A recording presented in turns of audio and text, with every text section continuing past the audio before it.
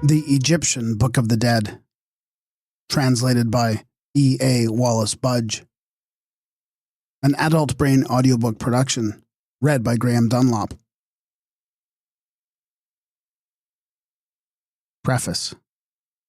The Papyrus of Ani, which was acquired by the trustees of the British Museum in the year 1888, is the largest, the most perfect, the best preserved, and the best illuminated of all the papyri which date from the second half of the 18th dynasty, about BC 1500 to 1400. Its rare vignettes and hymns and chapters, and its descriptive and introductory rubrics render it of unique importance for the study of the Book of the Dead, and it takes a high place among the authoritative text of the Theban version of that remarkable work. Although it contains less than one half of the chapters which are commonly assigned to that version, we may conclude that Ani's exalted official position as Chancellor of the ecclesiastical revenues and endowments of Abydos and Thebes would have ensured a selection of such chapters as would suffice for his spiritual welfare in the future life.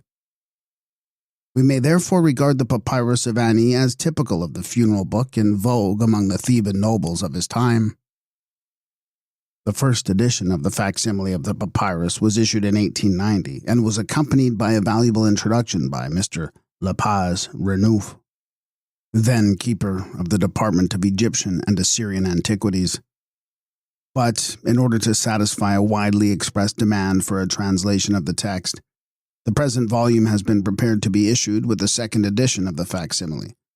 It contains the hieroglyphic text of the papyrus with interlinear transliteration and word-for-word translation, a full description of the vignettes, and a running translation. And in the introduction, an attempt has been made to illustrate from native Egyptian sources the religious views of the wonderful people who more than 5,000 years ago proclaimed the resurrection of a spiritual body and the immortality of the soul.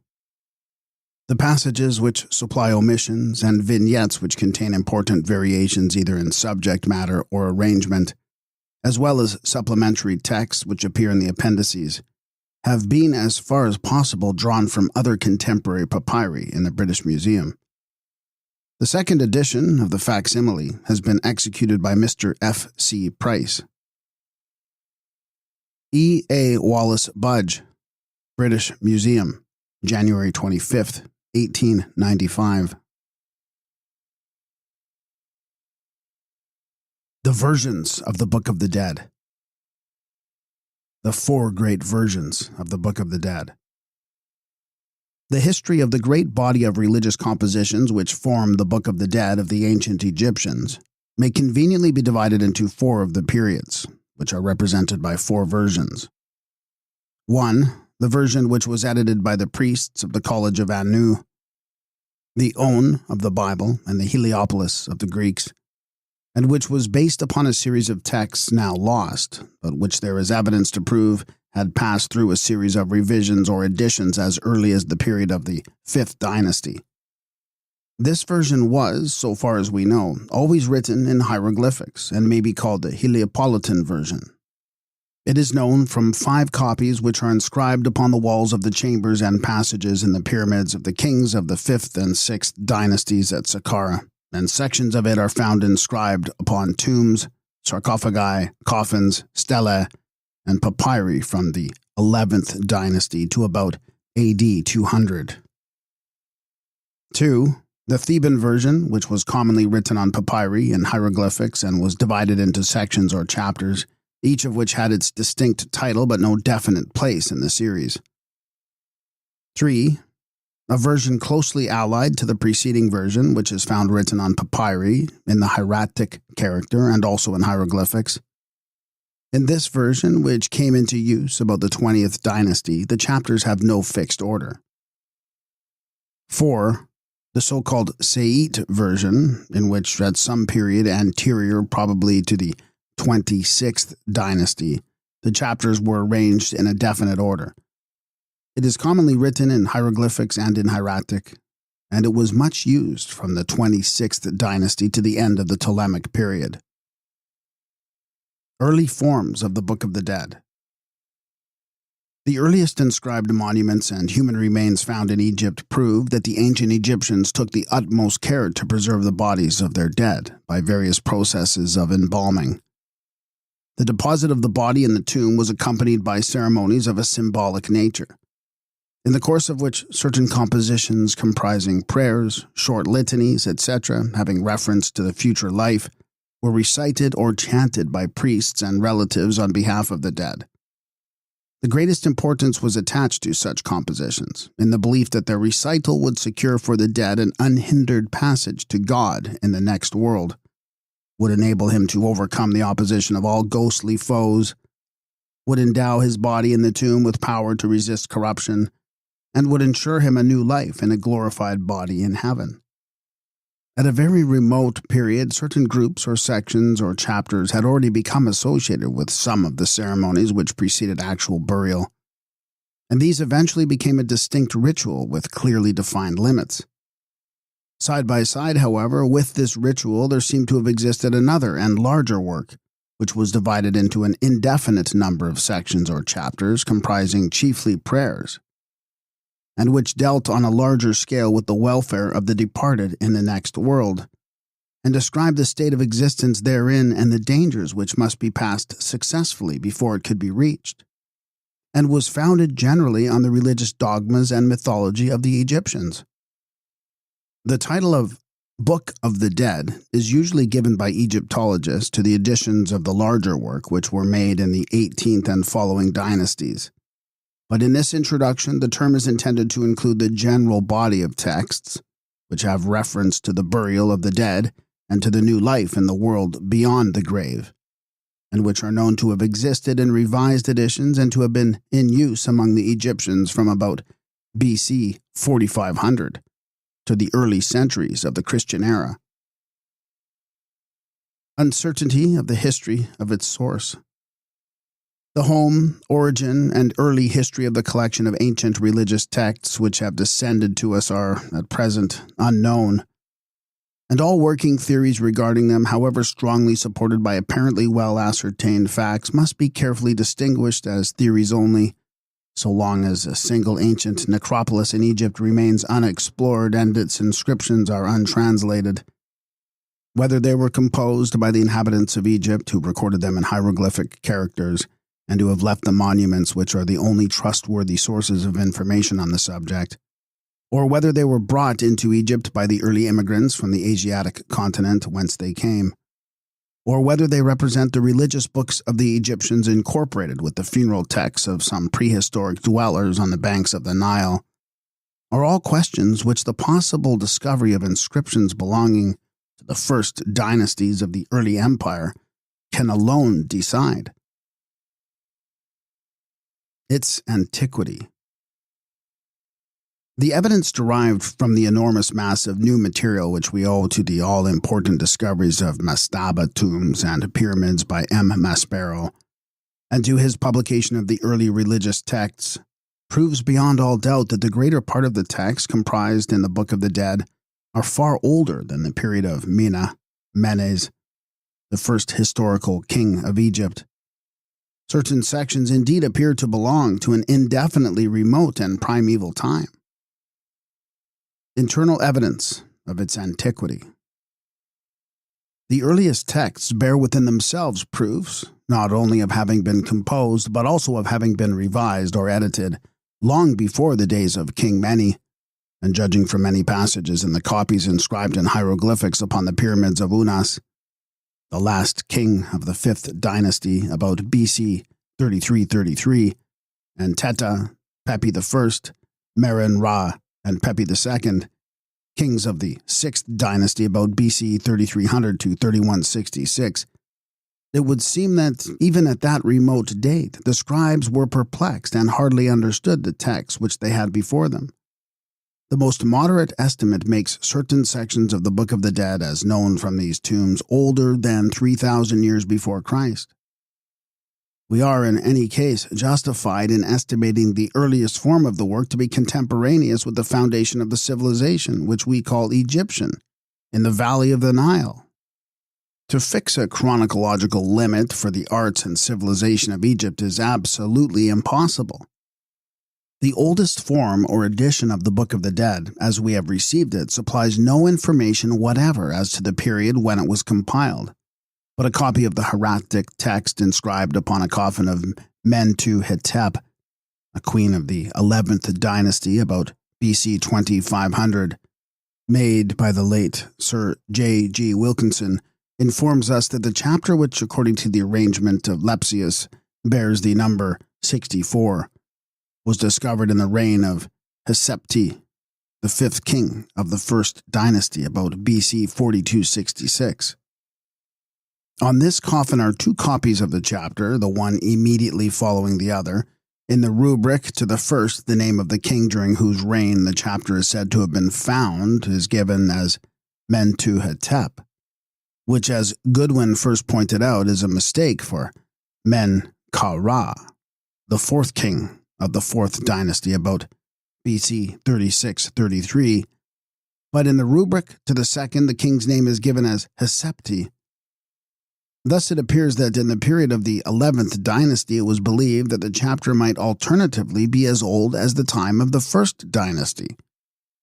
Further, it is given to Hesepti in papyri of the 21st dynasty, a period when particular attention was paid to the history of the Book of the Dead.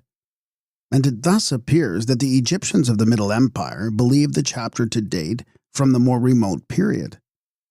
To quote the words of Shabbat, the chapter was regarded as being very ancient, very mysterious, and very difficult to understand. Already 14 centuries before our era. Antiquity of Chapter 64. The rubric on the coffin of Queen Mentu-Hetep, which ascribes the chapter to Hesepti, states that this chapter was found in the foundations beneath the Hanu boat by the foreman of the builders in the time of the king of the north and south, Hesepti Triumphant. The Nebseni papyrus says that this chapter was found in the city of Kemenu, Hermopolis, on a block of ironstone written in letters of lapis lazuli under the feet of the god. And the Turin papyrus, 26th dynasty or later, adds that the name of the finder was Heru-Tetaef, the son of Khufu or Cheops, the second king of the fourth dynasty, about BC 3733, who was at the time making a tour of inspection of the temples. Birch and Neville consider the chapter one of the oldest in the Book of the Dead, the former basing his opinion on the rubric and the latter upon the evidence derived from the contents and character of the text. But Maspero, while admitting the great age of the chapter, does not attach any very great importance to the rubric as fixing any exact date for its composition. Of Heru-Tetaef, the finder of the block of stone, we know from later texts that he was considered to be a learned man, and that his speech was only with difficulty to be understood, and we also know the prominent part which he took as a recognized man of letters in bringing to the court of his father Khufu the sage Teteta. It is then not improbable that Heru-Tetaef's character for learning may have suggested the connection of his name with the chapter, and possibly as its literary reviser. At all events, as early as the period of the Middle Empire, tradition associated him with it. The Book of the Dead in the Second Dynasty. Passing from the region of native Egyptian tradition, we touch firm ground with the evidence derived from the monuments of the Second Dynasty. A bas-relief preserved at Aix in province mentions Asen and Ankaf, two of the priests of Sent or Senta, the fifth king of the Second Dynasty about BC 4000, and a stele at Oxford and another in the Egyptian Museum at Giza record the name of a third priest, Shera or Sheri, a royal relative. On the stele at Oxford we have represented the deceased and his wife seated, one on each side of an altar, which is covered with funeral offerings of pious relatives.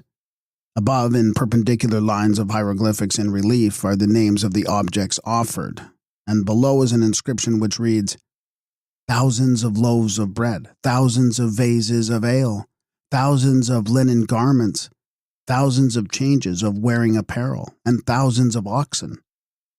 Now, from this monument it is evident that already in the Second Dynasty a priesthood existed in Egypt, which numbered among its members relatives of the royal family, and that a religious system which prescribed as a duty the providing of meat and drink offerings for the dead was also in active operation. The offering of specific objects goes far to prove the existence of a ritual or service wherein their signification would be indicated. The coincidence of these words and the prayer for thousands of loaves of bread, thousands of vases of ale, etc., with the promise, Anpu Kent Amenta, shall give thee thy thousands of loaves of bread, thy thousands of vases of ale, thy thousands of vessels of unguents, thy thousands of changes of apparel, thy thousands of oxen, and thy thousands of bullocks, enables us to recognize that ritual in the text inscribed upon the Pyramid of Teta in the 5th dynasty from which the above promise is taken. Thus, the traditional evidence of the text on the coffin of Mentu Hetep and the scene on the monument of Shera support one another, and together they prove beyond a doubt that a form of the Book of the Dead was in use at least in the period of the earliest dynasties, and that sepulchral ceremonies connected therewith were duly performed. The Book of the Dead in the 4th dynasty. With the 4th dynasty we have an increased number of monuments, chiefly sepulchral, which give details as to the Egyptian sacerdotal system and the funeral ceremonies which the priests performed. The inscriptions upon the earlier monuments prove that many of the priestly officials were still relatives of the royal family, and the tombs of feudal lords, scribes, and others record a number of their official titles, together with the names of several of their religious festivals.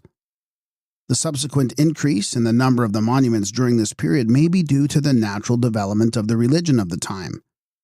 But it is very probable that the greater security of life and property which had been assured by the vigorous wars of Seneferu, the first king of this dynasty about BC 3766, encouraged men to incur greater expense, and to build larger and better abodes for the dead, and to celebrate the full ritual at the prescribed festivals.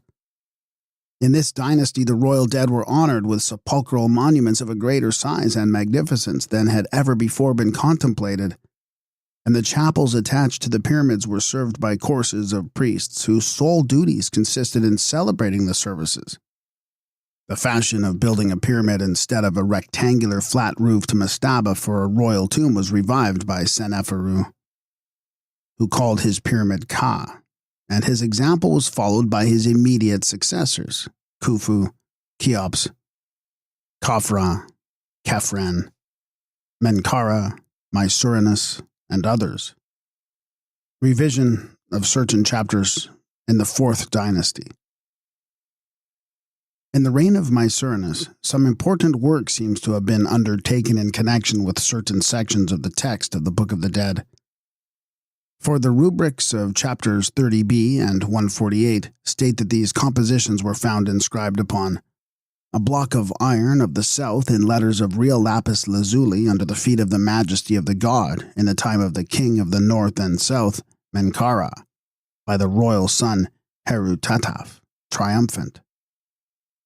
That a new impulse should be given to religious observances, and that the revision of existing religious texts should take place in the reign of Mycerinus, was only to be expected if Greek tradition may be believed, for both Herodotus and Diodorus Siculus represent him as a just king, and one who was anxious to efface from the minds of the people the memory of the alleged cruelty of his predecessor, by reopening the temples and by letting every man celebrate his own sacrifices and discharge his own religious duties. His pyramid is the one now known as the 3rd Pyramid of Giza, under which he was buried in a chamber vertically below the apex and 60 feet below the level of the ground. Whether the pyramid was finished or not, when the king died, his body was certainly laid in it, and notwithstanding all the attempts made by the Mohammedan rulers of Egypt to destroy it at the end of the 12th century of our era, it has survived to yield up important facts for the history of the Book of the Dead. Evidence of the inscription on the coffin of Mycerinus. In 1837, Colonel Howard Vyse succeeded in forcing the entrance, On the 29th of July, he commenced operations, and on the 1st of August, he made his way into the sepulchral chamber, where, however, nothing was found but a rectangular stone sarcophagus without the lid. The large stone slabs of the floor and the linings of the wall had been in many instances removed by thieves in search of treasure. In a lower chamber, connected by a passage with a sepulchral chamber, was found the greater part of the lid of the sarcophagus, together with portions of a wooden coffin, and part of the body of a man, consisting of ribs and vertebrae, and the bones of the legs and feet, enveloped in a coarse woolen cloth of a yellow color, to which a small quantity of resinous substance and gum adhered. It would therefore seem that, as the sarcophagus could not be removed, the wooden case alone containing the body had been brought into the large chamber for examination. Now, whether the human remains there found are those of Mycerinus or of someone else, as some have suggested, in no way affects the question of the ownership of the coffin, for we know by the hieroglyphic inscription upon it that it was made to hold the mummified body of the king. This inscription, which is arranged in 2 perpendicular lines down the front of the coffin, reads, King of the North and South, Menkara, living forever, born of heaven, conceived of Nut, heir of Seb, his beloved. Spreadeth she thy mother Nut over thee in her name of mystery of heaven. She granteth that thou mayest exist as a god without thy foes. O King of the North and South, Menkara, living forever. Now it is to be noted that the passage, Thy mother Nut spreadeth herself over thee in her name of mystery of heaven, she granteth that thou mayest be without enemies, occurs in the texts which are inscribed upon the pyramids built by the kings of the 6th dynasty, and thus we have evidence of the use of the same version of one religious text both in the 4th and in the 6th dynasties. Even if we were to admit that the coffin is a forgery of the 26th dynasty, and that the inscription upon it was taken from an edition of the text of the Book of the Dead, still the value of the monument as an evidence of the antiquity of the Book of the Dead is scarcely impaired. For those who added the inscription would certainly have chosen it from a text of the time of Mycerinus. The Book of the Dead in the 5th dynasty. In the 5th dynasty, we have, in an increased number of mastabas and other monuments, evidence of the extension of religious ceremonials, including the celebration of funeral rites. But a text forming the Book of the Dead as a whole does not occur until the reign of Unas, BC 3333, the last king of the dynasty, who, according to the Turin papyrus, reigned 30 years. This monarch built on the plain of Saqqara a stone pyramid about 62 feet high, each side measuring about 200 feet at the base. In the time of Paring and Vice, it was surrounded by heaps of broken stone and rubbish, the result of repeated attempts to open it, and with the casing stones, which consisted of compact limestone from the quarries of Tura. In February 1881, M. Maspero began to clear the pyramid, and soon after he succeeded in making an entrance into the innermost chambers, the walls of which were covered with hieroglyphic inscriptions arranged in perpendicular lines and painted in green. The condition of the interior showed that at the same time or other thieves had already succeeded in making an entrance, for the cover of the black basalt sarcophagus of Unas had been wrenched off and moved near the door of the sarcophagus chamber, and the paving stones had been pulled up in the vain attempt to find buried treasure. The mummy had been broken to pieces, and nothing remained of it except the right arm, a tibia, and some fragments of the skull and body. The inscriptions which covered certain walls and corridors in the tomb were afterwards published by M. Maspero. The appearance of the text of Unas marks an era in the history of the Book of the Dead, and its translation must be regarded as one of the greatest triumphs of Egyptological decipherment, for the want of determinatives in many places in the text, and the archaic spelling of many of the words and passages presented difficulties which were not easily overcome. Here, for the first time, it was shown that the Book of the Dead was no compilation of a comparatively late period in the history of Egyptian civilization, but a work belonging to a very remote antiquity. And it followed naturally that the texts which were then known and which were thought to be themselves original ancient texts proved to be only versions which had passed through 2 or more successive revisions. The Book of the Dead in the 6th dynasty, evidence of the text of the Pyramid of Teta. Continuing his excavations at Saqqara, M. Maspero opened the Pyramid of Teta, king of Egypt, about BC 3300, which Weiss thought had never been entered, and of which, in his day, the masonry on one side only could be seen. Here again it was found that thieves had already been at work and that they had smashed in pieces walls, floors, and many other parts of the chambers in their frantic search for treasure. As in the case of the Pyramid of Unas, certain chambers, etc., of this tomb were found covered with inscriptions in hieroglyphics, but of a smaller size. A brief examination of the text showed it to be formed of a series of extracts from the Book of the Dead, some of which were identical with those in the Pyramid of Unas. Thus was brought to light a Book of the Dead of the time of the first king of the 6th dynasty, and of the Pyramid of Pepi I, Meron Ra, and Pepi II. The Pyramid of Pepi I, king of Egypt about BC 32-33, was next opened. It is situated in the central group at Saqqara and is commonly known as the Pyramid of Sheikh Abu Mansur. Certain chambers and other parts of the tomb were found to be covered with hieroglyphic texts, which not only repeated in part those which had been found in the pyramids of Unas and Teta, but also contained a considerable number of additional sections of the Book of the Dead. In the same neighborhood, M. Maspero cleared out the Pyramid of Meron Ra, the 4th king of the 6th dynasty about BC 3200, and the Pyramid of Pepi II, the 5th king of the 6th dynasty about BC 3166. Summary of the monumental evidence. Thus we have before the close of the 6th dynasty 5 copies of a series of texts which formed the Book of the Dead of that period, and an extract from a well-known passage of that work on the wooden coffin of Mycerinus. We have also seen from a number of mastabas and stelae that the funeral ceremonies connected with the Book of the Dead were performed certainly in the 2nd, and with almost equal certainty in the 1st dynasty. It is easy to show that certain sections of the Book of the Dead of this period were copied and used in the following dynasties down to a period about AD 200. The Book of the Dead, a collection of separate works. The fact that not only in the pyramids of Unas and Teta, but also in those of Pepi I and his immediate successors, we find selected passages, suggest that the Book of the Dead was, even in those early times, so extensive that even a king was fain to make from it a selection only of the passages which suited his individual taste, or were considered sufficient to secure his welfare in the next world. In the pyramids of Teta, Pepi I, Meron Ra, and Pepi II, are found many texts which are identical with those employed by their predecessors, and an examination of the inscription of Pepi II will show that about 3/4 of the whole may be found in the monuments of his ancestors.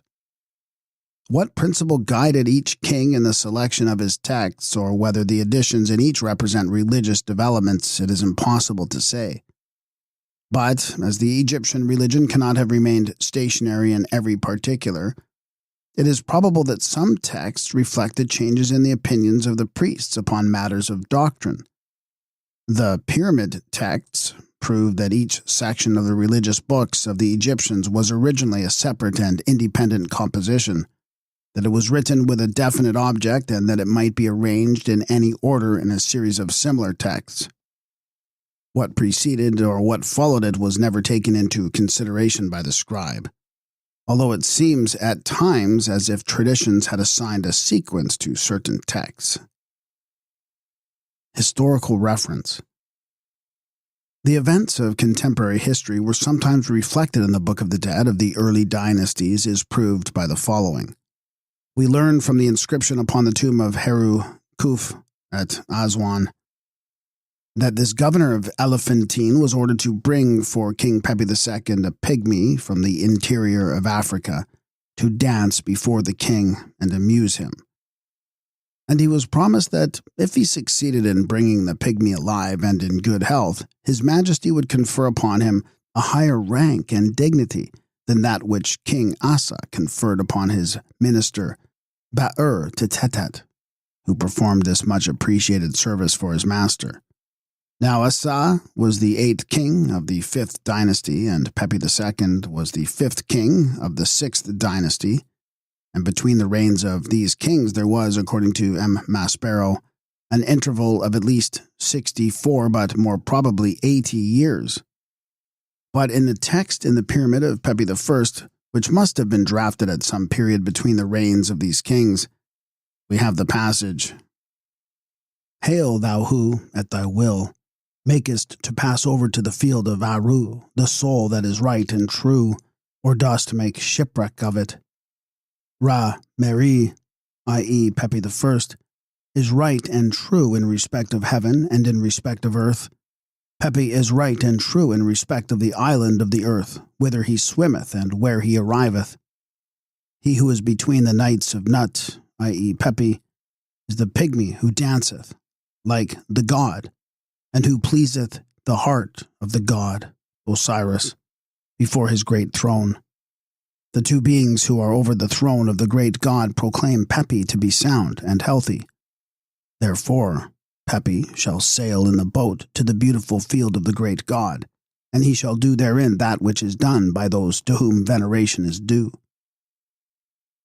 Here clearly we have a reference to the historical fact of the importation of a pygmy from the regions south of Nubia, and the idea which seems to have been uppermost in the mind of him that drafted the text was that as the pygmy pleased the king for whom he was brought in this world, even so might the dead Pepi please the god Osiris in the next world. As the pygmy was brought by boat to the king, so might Pepi be brought by boat to the island wherein the god dwelt. As the conditions made by the king were fulfilled by him that brought the pygmy, even so might the conditions made by Osiris concerning the dead be fulfilled by him that transported Pepi to his presence. The wording of the passage amply justifies the assumption that this addition was made to the text after the mission of Asa and during the 6th dynasty. Authorship of the Book of the Dead. Like other works of a similar nature, however, the pyramid texts afford us no information as to their authorship. In the later versions of the Book of the Dead, certain chapters are stated to be the work of the god Thoth. They certainly belong to that class of literature which the Greeks called Hermetic, and it is pretty certain that under some group they were included in the list of the 42 works which, according to Clement of Alexandria, constituted the sacred books of the Egyptians, as Thoth, whom the Greeks called Hermes, is in Egyptian texts styled Lord of Divine Books, Scribe of the Company of the Gods, and Lord of Divine Speech. This ascription is well founded. Influence of the priests of Anu on its compilation. The pyramid texts are versions of ancient religious compositions which the priests of the college or school of Anu succeeded in establishing as the authorized version of the Book of the Dead in the first 6 dynasties. Ra, the local form of the sun god, usurps the place occupied by the more ancient form Tmu, and it would seem that when a dogma had been promulgated by the College of Anu, it was accepted by the priesthood of all the great cities throughout Egypt. The great influence of the Anu school of priests, even in the time of Unas, is proved by the following passage from the text in his pyramid. O God, thy Anu is Unas. O God, thy Anu is Unas. O Ra, Anu is Unas. Thy Anu is Unas, O Ra. The mother of Unas is Anu. The father of Unas is Anu. Unas himself is Anu, and was born in Anu. Elsewhere we are told that Unas cometh to the great bull which cometh forth from Anu, and that he uttereth words of magical import in Anu. In Anu the god Tmu produced the gods Shu and Tefnut, and in Anu dwelt the great and oldest company of the gods, Tmu, Shu, Tefnut, Seb, Nut, Osiris, Isis, Set, and Nephthys. The abode of the blessed in heaven was called Anu, and it was asserted that the souls of the just were there united to their spiritual or glorified bodies, and that they lived there face to face with the deity for all eternity, judging from the fact that the texts in the tombs of Heru Hetep and Neferu, and those inscribed upon the sarcophagus of Taka, all of the 11th and 12th dynasties, differ in extent only and not in character or contents from those of the royal pyramids of Saqqara, of the 5th and 6th dynasties. It has been declared that the religion as well as the art of the First Theban Empire are nothing but a Slavish copy of those of northern Egypt. The Theban version. The Theban version, which was used in Upper Egypt from the 18th to the 20th dynasty, was commonly written on papyri in the hieroglyphic character. The text is written in black ink in perpendicular rows of hieroglyphics, which are separated from each other by black lines. The titles of the chapters or sections and certain parts of the chapters and the rubrics belonging thereto are written in red ink. A steady development in the illumination of the vignettes is observable in the papyri of this period. At the beginning of the 18th dynasty, the vignettes are in black outline, but we see from the papyrus of Hunefer, British Museum number 9901, who was an overseer of cattle of Seti I, king of Egypt, about BC 1370, that the vignettes are painted in reds, greens, yellows, white, and other colors, and that the whole of the text and vignettes are enclosed in a red and yellow border. Originally, the text was the most important part of the work, and both it and its vignettes were the work of the scribe. Gradually, however, the brilliantly illuminated vignettes were more and more cared for, and when the skill of the scribe failed, the artist was called in. In many fine papyri of the Theban period, it is altered that the whole plan of the vignettes of a papyrus was set out by artists, who often failed to leave sufficient space for the text to which they belonged. In consequence, many lines of the chapters are often omitted, and the last few lines of some texts are so much crowded as to be almost illegible. The frequent clerical errors also show that while an artist of the greatest skill might be employed on the vignettes, the execution of the text was left to an ignorant or careless scribe. Again, the artist at times arranged his vignettes in wrong order, and it is occasionally evident that neither artist nor scribe understood the matter upon which he was engaged. According to M. Maspero, the scribes of the 6th dynasty did not understand the text which they were drafting. And in the 11th dynasty, the scribe of a papyrus now preserved at Berlin knew or cared so little about the text he was copying that he transcribed the 77th chapter from the wrong end and apparently never discovered his error, although he concluded the chapter with its title. Originally, each copy of the Book of the Dead was written to order, but soon the custom obtained of preparing copies with blank spaces in which the name of the purchaser might be inserted. And many of the errors in spelling and most of the omissions of words are no doubt due to the haste with which such stock copies were written by the members of the priestly caste, whose profession it was to copy them. Theban Papyri. The papyri upon which copies of the Theban version were written vary in length from about 20 to 90 feet and in width from 14 to 18 inches. In the 18th dynasty, the layers of the papyrus are of a thicker texture and of a darker color than in the succeeding dynasties. The art of making great lengths of papyrus of light color and fine texture attained its highest perfection in the 19th dynasty.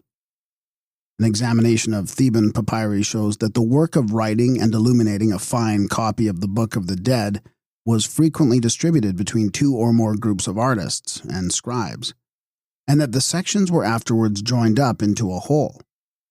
Occasionally, by error, two groups of men would transcribe the same chapter. Hence, in the Papyrus of Ani, chapter 18 occurs twice. Selection and arrangement of chapters. The sections or chapters of the Theban version are a series of separate and distinct compositions, which, like the sections of the pyramid texts, had no fixed order either on coffins or in papyri. Unlike these texts, however, with very few exceptions, each composition had a special title and vignette which indicate its purpose. The general selection of the chapters for papyrus seems to have been left to the individual fancy of the purchaser or scribe, but certain of them were no doubt absolutely necessary for the preservation of the body of the deceased in the tomb and for the welfare of his soul in its new state of existence. Traditional selections would probably be respected, and recent selections approved by any dominant school of religious thought in Egypt were without doubt accepted. Change in forms. While in the period of the pyramid texts, the various sections were said or sung by priests, probably assisted by some members of the family of the deceased, the welfare of his soul and body being proclaimed for him as an established fact in the Theban version, the hymns and prayers to the gods were put into the mouth of the deceased. As none but the great and wealthy could afford the ceremonies which were performed in the early dynasties, economy was probably the chief cause of this change, which had come about at Thebes as early as the 12th dynasty. Little by little, the ritual portions of the Book of the Dead disappeared, until finally, in the Theban version, the only chapters of this class which remain are the 22nd, 23rd, 105th, and 151st. Every chapter and prayer of this version was to be said in the next world, where the words properly uttered enabled the deceased to overcome every foe and to attain to the life of the perfected soul, which dwelt in a spiritual body in the abode of the blessed. Theban title of the Book of the Dead. The common name for the Book of the Dead in the Theban period, and probably also before this date, is Per-em-Ru, which words have been variously translated manifested in the light, coming forth from the day, coming forth by day, la manifestation au jour, la manifestation et la lumière, etc., etc.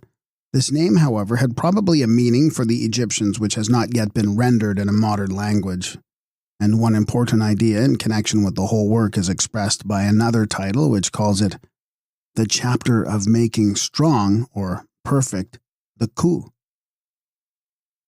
Continuity of doctrine. In the Theban version, the main principles of the Egyptian religion which were held in the times when the pyramid texts were written are maintained, and the views concerning the eternal existence of the soul remain unaltered. Many passages in the work, however, show that modifications and developments in details have taken place, and much that is not met with in the early dynasties appears, as far as we know, for the first time.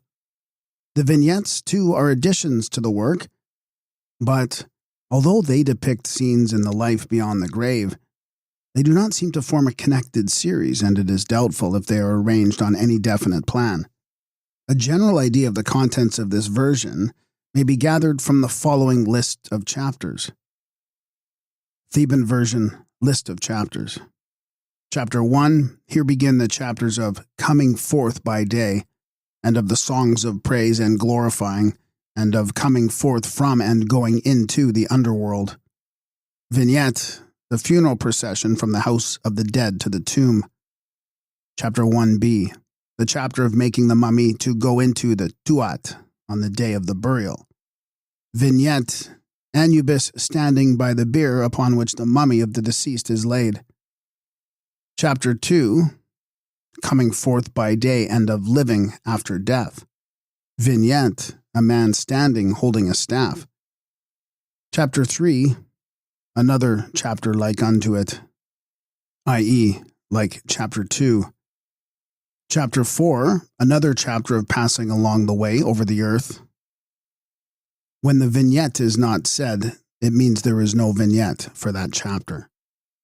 Chapter 5, the chapter of not allowing the deceased to do work in the underworld. Vignette, the deceased kneeling on one knee. Chapter 6, the chapter of making Ushabtiyu figures do work for a man in the underworld. Vignette, an Ushabti figure. Chapter 7, the chapter of passing over the back of Apep, the evil one. Vignette, the deceased spearing a serpent.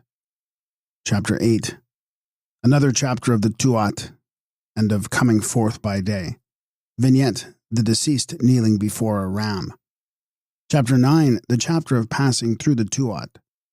Vignette, the deceased kneeling before a ram. Chapter 10, this chapter is now known as chapter 48. Chapter 11, this chapter of coming forth against his enemies in the underworld. Chapter 12, another chapter of going into and coming forth from the underworld. Chapter 13, the chapter of going into and of coming forth from Amentet. Chapter 14, the chapter of driving away shame from the heart of the deceased. Chapter 15, a hymn of praise to Ra when he riseth in the eastern horizon of heaven. Vignette, the deceased adoring Ra. Chapter 15b, 1, a hymn of praise to Ra when he setteth in the land of life. Vignette, the deceased adoring Ra. Chapter 15b, 2, a hymn of praise to Ra Harmakis when he setteth in the western horizon of heaven. Vignette, the deceased adoring Ra. Chapter 15b, 3, another hidden chapter of the Tuat, and of passing through the secret places of the underworld, and of seeing the disk when he setteth in Amentet. Vignette, the god or the deceased spearing a serpent.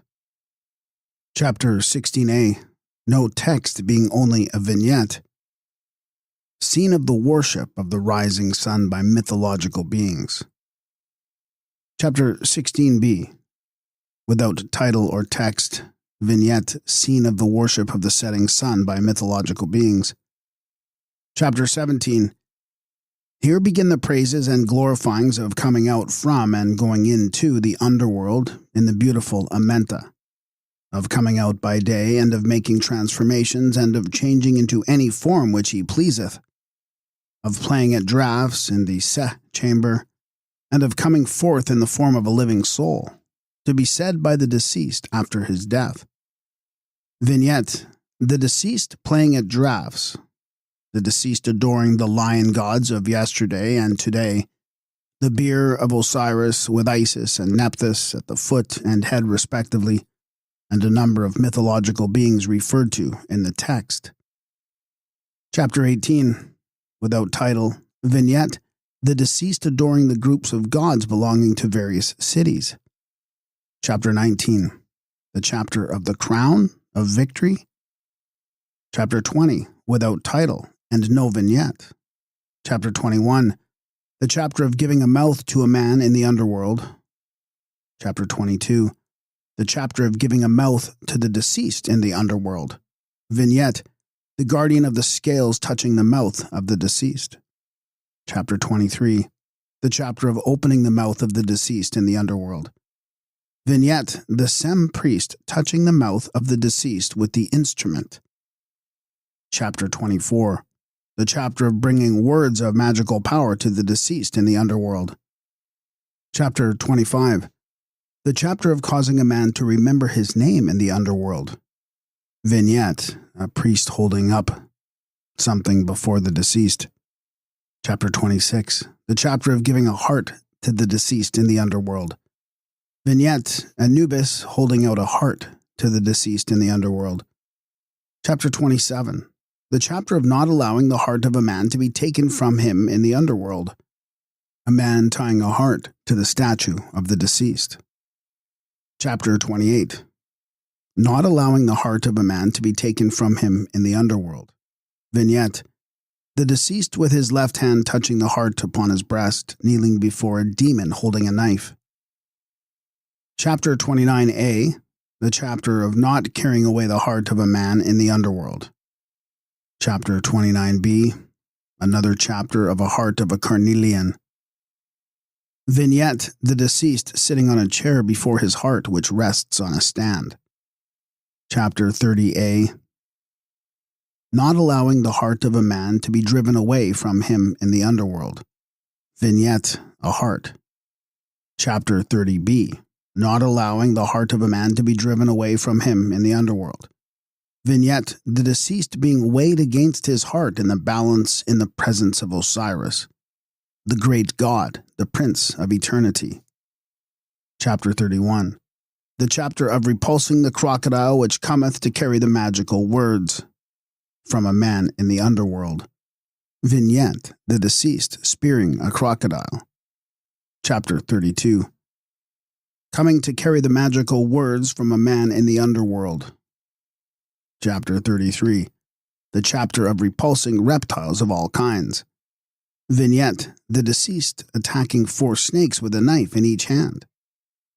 Chapter 34. A man not being bitten by a serpent in the hall of the tomb.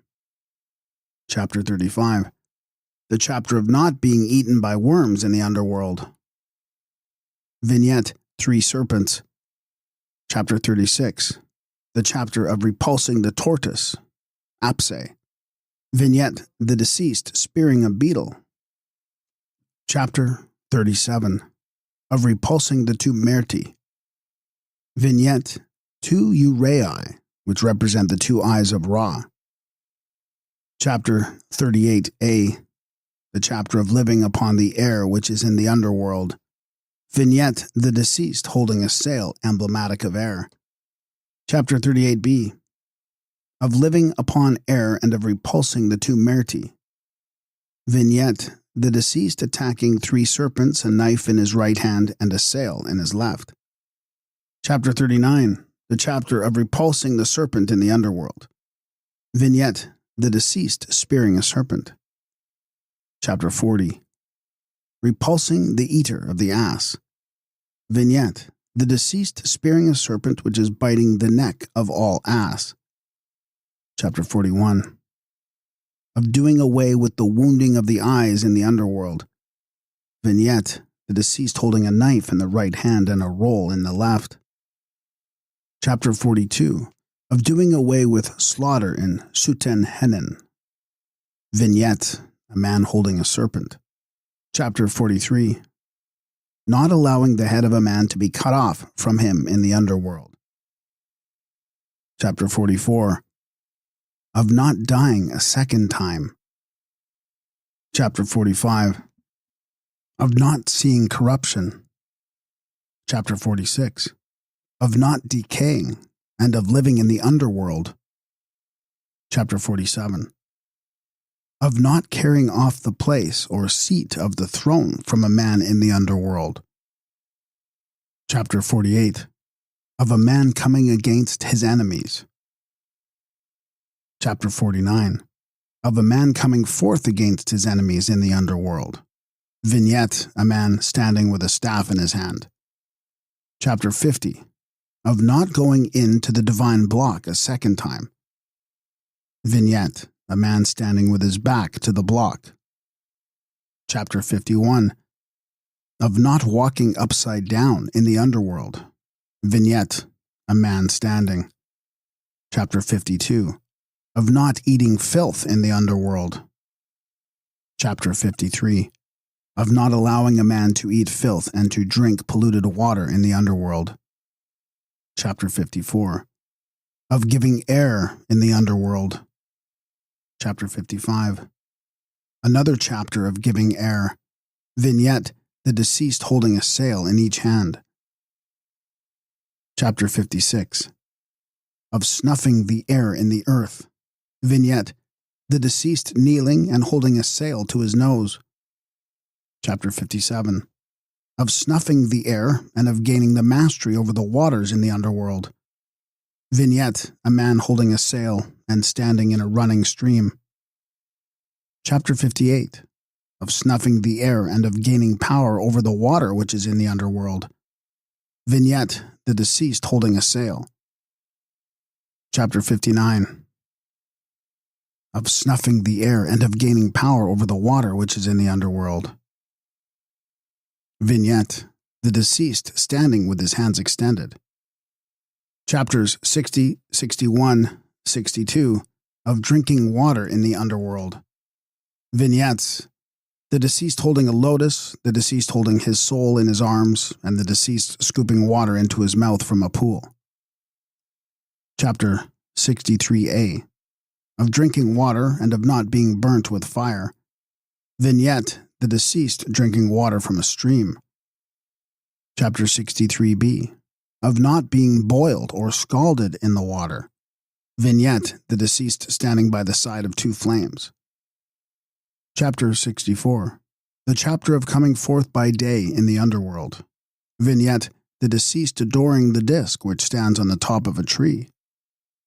Chapter 65, coming forth by day and of gaining the mastery over foes. Vignette, the deceased adoring Ra. Chapter 66, coming forth by day. Chapter 67, of opening the doors of the Tuat and of the coming forth by day. Chapter 68, of coming forth by day. Vignette, the deceased kneeling by the side of a tree before a goddess. Chapter 69, another chapter. Chapter 70, another chapter. Chapter 71, of coming forth by day. Vignette, the deceased with both hands raised in adoration kneeling before the goddess Merut. Chapter 72, of coming forth by day and of passing through the hall of the tomb. Vignette, the deceased adoring three gods. Chapter 73. This chapter is now known as Chapter 9. Chapter 74, of lifting up the legs and coming forth upon earth. Vignette, the deceased standing upright. Chapter 75, of traveling to Anu, on, and of receiving an abode there. Vignette, the deceased standing before the door of a tomb. Chapter 76, of a man changing into whatsoever form he pleaseth. Chapter 77, of changing into a golden hawk. The vignette, a golden hawk. Chapter 78, of changing into a divine hawk. Vignette, a hawk.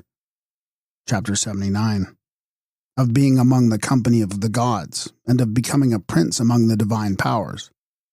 Vignette, the deceased adoring three gods. Chapter 80, of changing into a god and of sending forth light into darkness. Vignette, a god. Chapter 81a, of changing into a lily. Vignette, a lily. Chapter 81b, of changing into a lily. Vignette, the head of a deceased rising out of a lily. Chapter 82, of changing into Ta, of eating cakes, of drinking ale, of unloosening the body, and of living in Anu, on. Vignette, the god Ptah, in a shrine. Chapter 83, of changing into a phoenix. Vignette, a phoenix. Chapter 84, of changing into a heron. Vignette, a heron. Chapter 85, of changing into a soul, of not going into the place of punishment. Whosoever knoweth it will never perish. Chapter 86, the chapter of changing into a swallow. Vignette, a swallow. Chapter 87, of changing into a serpent, Sata. Vignette, a serpent. Chapter 88, of changing into a crocodile. Vignette, a crocodile. Chapter 89, of making the soul to be united to its body. Vignette, the soul visiting the body which lies on a bier. Chapter 90, of giving memory to a man. Vignette, a jackal. Chapter 91, of not allowing the soul of a man to be shut in. Vignette, a soul standing on a pedestal. Chapter 92, of opening the tomb to the soul and shadow of a man, so that he may come forth and may gain power over his legs. Vignette, the soul of the deceased flying through the door of the tomb. Chapter 93, of not sailing to the east in the underworld. Vignette, the hands of a buckle grasping the deceased by his arm. Chapter 94, of praying for an ink jar and palette. Vignette, the deceased sitting before a stand upon which are an ink jar and palette. Chapter 95, of being near Thoth. Vignette, the deceased standing before Thoth. Chapters 96, 97, the chapter of being near Thoth and of giving. Vignette, the deceased standing near Thoth. Chapter 98, the title of this chapter is incomplete. Chapter 99, of bringing a boat in the underworld. Vignette, a boat. Chapter 100, of making perfect the coup and of making it to enter into the boat of Ra together with his divine followers. Vignette, a boat containing a company of gods. Chapter 101, of protecting the boat of Ra. Vignette, the deceased in the boat with Ra. Chapter 102, of going into the boat of Ra. Vignette, the deceased in the boat with Ra. Chapter 103, of being in the following of Hathor. Vignette, the deceased standing behind Hathor. Chapter 104, of sitting among the great gods. Vignette, the deceased seating between two gods. Chapter 105, of satisfying the Ka. Vignette, the deceased burning incense before his Ka. Chapter 106, of causing joy each day to a man in Het Kapata, Memphis. Vignette, an altar with meat and drink offerings. Chapter 107, of going into and of coming forth from the gate of the gods of the west among the followers of the god and of knowing the souls of Amentet. Vignette, three deities, Ra, Sebek, and Hathor. Chapter 108, of knowing the souls of the west. Vignette, three deities, Tamu, Sebek, and Hathor. Chapter 109, of knowing the souls of the east. Vignette, the deceased making adoration before Ra Heru Kuti. Chapter 110, the beginning of the chapters of the fields of peace and of the chapters of coming forth by day and of going into and of coming forth from the underworld and of attaining unto the fields of reeds and of being in the fields of peace. Vignette, the fields of peace. Chapter 111. This chapter is now known as Chapter 108. Chapter 112. Of knowing the souls of P. Vignette, Horus, Mesti, and Hapi. Chapter 113. Of knowing the souls of Neken. Vignette, Horus, Tuamutef, and Kebsenef. Chapter 14. Of knowing the souls of Kemenu, Hermopolis. Vignette, three ibis-headed gods. Chapter 115, of coming forth to heaven, of passing through the hall of the tomb, and of knowing the souls of Anu. Vignette, the deceased adoring Thoth, Sau, and Tamu.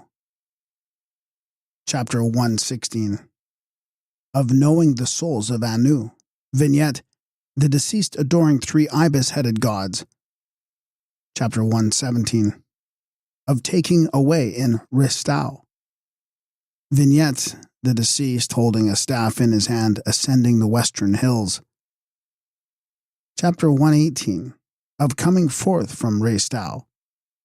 Vignette, the deceased holding a staff in his left hand. Chapter 119, of knowing the name of Osiris, and of going into and of coming forth from Restau. Vignette, the deceased adoring Osiris. Chapter 120. This chapter is now known as Chapter 12. Chapter 121. This chapter is now known as Chapter 13. Chapter 122. Of the deceased going in after coming forth from the underworld. Vignette, the deceased bowing before his tomb, which is on a hill. Chapter 123.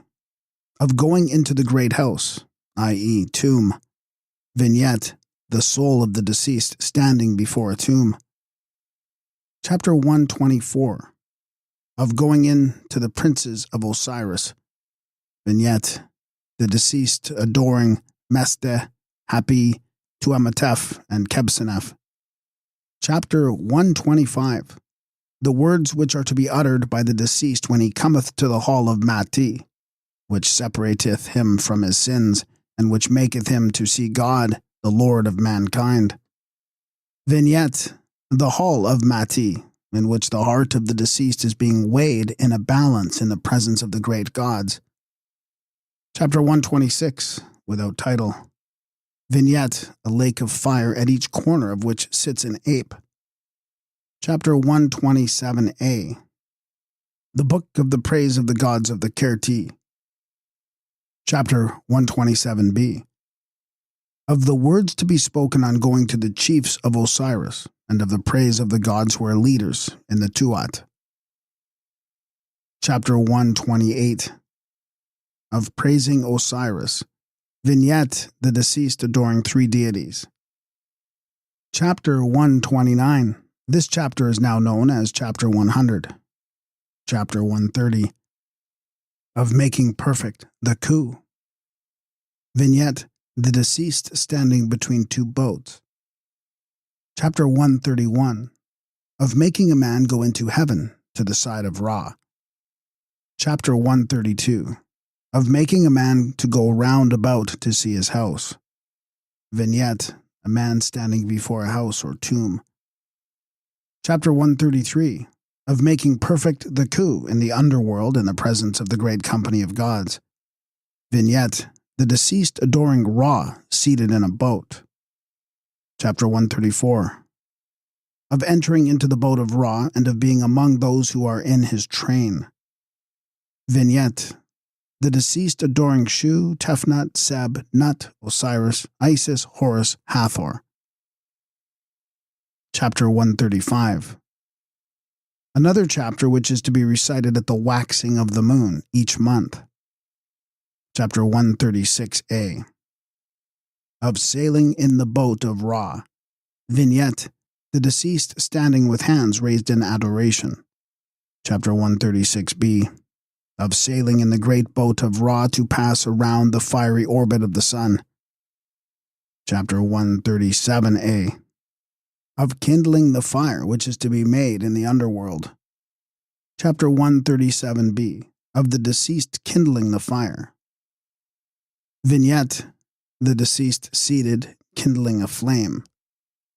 Chapter 138. Of making the deceased to enter into Abydos. Vignette: the deceased adoring the standard. Chapter 139. This chapter is now known as Chapter 123. Chapter 140. The book which is to be recited in the second month of Pert, when the Ut-Chat is full in the second month of Pert. Vignette: the deceased adoring Anpu, the Ut-Chat, and Ra. Chapters 141 to 143. The book which is to be recited by a man for his father and for his son at the festivals of Amentet. It will make him perfect before Ra and before the gods, and he shall dwell with them. It shall be recited on the 9th day of the festival. Vignette: the deceased making offerings before a god. Chapter 144. The chapter of going in. Vignette: 7 pylons. Chapter 150a. Without title. Chapter 150b.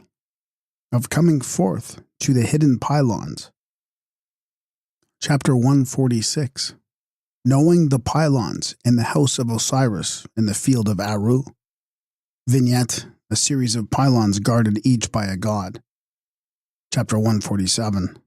To be recited by the deceased when he cometh to the first hall of Amendet. Vignette: a series of doors each guarded by a god. Chapter 148. Of nourishing the coup in the underworld, and of removing him from every evil thing. Chapter 149. Without title. Vignette: the divisions of the other world. Chapter 150. Without title. Vignette: certain divisions of the other world. Chapter 151. Without title. Vignette: scene of the mummy chamber. Chapter 151a. Of the hands of Anpu, the dweller in the sepulchral chamber, being upon the Lord of life, i.e. the mummy. Vignette: Anubis standing by the bier of the deceased. Chapter 151b. The chapter of the chief of hidden things. Vignette: a human head. Chapter 152. Of building a house in the earth. Vignette: the deceased standing by the foundations of his house. Chapter 153a. The chapter of coming forth from the net. Vignette: a net being drawn by a number of men. Chapter 153b. The chapter of coming forth from the fishing net. Vignette: 3 apes drawing a fishing net. Chapter 154. Of not allowing the body of a man to decay in the tomb. Chapter 155. Of a tête of gold to be placed on the neck of the cou. Vignette: a tête. Chapter 156. Of a buckle of amethyst to be placed on the neck of the cou. Vignette: a buckle. Chapter 157. Of a vulture of gold to be placed on the neck of the cou. Vignette: a vulture. Chapter 158. Of a collar of gold to be placed on the neck of the cou. Vignette: a collar. Chapter 159. Of a scepter of mother of emerald to be placed on the neck of the cou. Vignette: a scepter. Chapter 160. Of placing a plaque of mother of emerald. Vignette: a plaque. 161. Of the opening of the doors of heaven by Thoth, etc. Vignette: Thoth, opening 4 doors. Chapter 162. Of causing heat to exist under the head of the cou. Vignette: a cow. Chapter 163. Of not allowing the body of a man to decay in the underworld. Vignette: 2 utchats and a serpent on legs. Chapter 164. Another chapter. Vignette: a 3-headed goddess, winged, standing between 2 pygmies. Chapter 165. Of arriving in port, of not becoming unseen, and of making the body to germinate, and of satisfying it with the water of heaven. Vignette: the god Min, or Amsu, with beetle's body, etc. Chapter 166. Of the pillow. Vignette: a pillow. Chapter 167. Of bringing the utchat. Chapter 168. Without title. Vignette: the boats of the sun, etc. Chapter 168b. Without title. Vignette: men pouring libations, gods, etc. Chapter 169. Of setting up the offering chamber. Chapter 170. Of the roof of the offering chamber. Chapter 171. Of tying the abu. Chapter 172. Here begin the praises which are to be recited in the underworld. Chapter 173. Addresses by Horus to his father. Vignette: the deceased adoring Osiris. Chapter 174. Of causing the cou to come forth from the great gate of heaven. Vignette: the deceased coming forth from a door. Chapter 175. Of not dying a second time in the underworld. Vignette: the deceased adoring an ibis-headed god. Chapter 176. Of not dying a second time in the underworld. Chapter 177. Of raising up the cou, and of making the soul to live in the underworld. Chapter 178. Of raising up the body, of making the eyes to see, of making the ears to hear, of setting firm the head, and of giving it its powers. Chapter 179. Of coming forth from yesterday, of coming forth by day, and of praying with the hands. Chapter 180.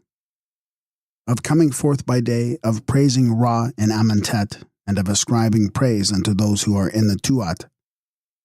Vignette: the deceased adoring Ra. Chapter 181. Of going into the divine chiefs of Osiris who are the leaders in the Tuat. Vignette: the deceased adoring Osiris, etc. Chapter 182. The book of stabilizing the backbone of Osiris, of giving breath to him whose heart is still, and of the repulse of the enemies of Osiris by Thoth. Vignette: the deceased lying on a bier in a funeral chest surrounded by various gods. Chapter 183. A hymn of praise to Osiris, ascribing to him glory, and to Un-Nefer adoration. Vignettes: the deceased with hands raised in adoration, and the god Thoth. Chapter 184. of being with Osiris. Vignette: the deceased standing by the side of Osiris. Chapter 185. The ascription of praise to Osiris and of adoration to the everlasting Lord. Vignette: the deceased making adoration to Osiris. Chapter 186. A hymn of praise to Hathor, mistress of Amentet, and to Me-urt. Vignette: the deceased approaching the mountain of the dead from which appears the goddess Hathor. The version akin to the Theban. Paleography. The version akin to was in vogue from the 20th to the 26th dynasty, i.e. about BC 1200 to 550, and was, like the Theban, usually written upon papyrus. The chapters have no fixed order and are written in lines in hieratic character. The rubrics, catchwords, and certain names, like that of Apep, are in red. The vignettes are roughly traced in black outline and are without ornament. But at the ends of the best papyri, well-painted scenes in which the deceased is depicted making adoration to Ra or Horus are frequently found. The names and titles of the deceased are written in perpendicular rows of hieroglyphics. The character of the handwriting changes in different periods. In the papyrus of the Princess Nessie Khonsu, about BC 1000, it is bold and clear, and much resembles the handsome style of that found in the Great Harris Papyrus. But within 100 years, apparently the fine flowing style disappears, and the writing becomes much smaller and is somewhat cramped. The process of reduction in size continues until the 26th dynasty, about BC 550. When the small and coarsely written characters are frequently difficult to decipher. The papyri upon which such texts are written vary in length from 3 to about 30 feet, and in width from 9 to 18 inches. As we approach the period of the 26th dynasty, the texture becomes coarser and the material is darker in color. The Theban papyri of this period are lighter in color than those found in the north of Egypt and are less brittle. They certainly suffer less in unrolling. The Sa'ite and Ptolemaic version, paleography. The Sa'ite and Ptolemaic version was in vogue from the period of the 26th dynasty, about BC 550, to probably the end of the rule of the Ptolemies over Egypt. The chapters have a fixed and definite order, and it seems that a careful revision of the whole work was carried out, and that several alterations of an important nature were made in it. A number of chapters which are not found in older papyri appear during this period, but these are not necessarily new inventions, for as the kings of the 26th dynasty are renowned for having revived the arts and sciences and literature of the earliest dynasties, it is quite possible that many or most of the additional chapters are nothing more than new editions of extracts from older works. Many copies of this version were written by scribes who did not understand what they were copying, and omissions of signs, words, and even whole passages are very common. In papyri of the Ptolemaic period, it is impossible to read many passages without the help of texts from earlier periods. The papyri of this period vary in color from a light to a dark brown and consist usually of layers composed of strips of the plant measuring about 2 inches in width and 14.5 to 16 inches in length. Fine examples of books of the dead of this version vary in length from about 24.5 feet. BM number 10,479, written for the Ut-Cheb Heru, the son of the Ut-Cheb Tekera, to 60 feet. Hieroglyphic texts are written in black in perpendicular rows between rules and hieratic texts in horizontal lines. Both the hieroglyphics and the hieratic characters lack the boldness of the writing of the Theban period and exhibit the characteristics of a conventional hand. The titles of the chapters, catchwords, the numbers which introduce a variant reading, etc., are sometimes written in red. The vignettes are usually traced in black outline and form a kind of continuous border above the text. In good papyri, however, the scene forming the 16th chapter, the scene of the Fields of Peace, chapter 110, the Judgment scene, chapter 125, the vignette of chapter 148, the scene forming chapter 151, the sepulchral chamber, and the vignette of chapter 161 fill the whole width of the inscribed portion of the papyrus and are painted in somewhat crude colors. In some papyri, the disc on the head of the hawk of Horus is covered with gold leaf instead of being painted red, as is usual in older papyri. In the Greco-Roman period, both texts and vignettes are very carelessly executed, and it is evident that they were written and drawn by ignorant workmen in the quickest and most careless way possible.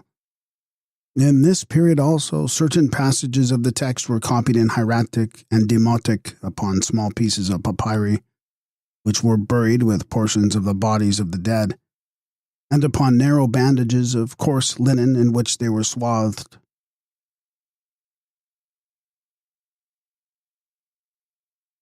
The legend of Osiris. The main features of the Egyptian religion constant. The chief features of the Egyptian religion remained unchanged from the 5th and 6th dynasties down to the period when the Egyptians embraced Christianity. After the preaching of St. Mark, the apostle in Alexandria, AD 69, so firmly had the early beliefs taken possession of the Egyptian mind.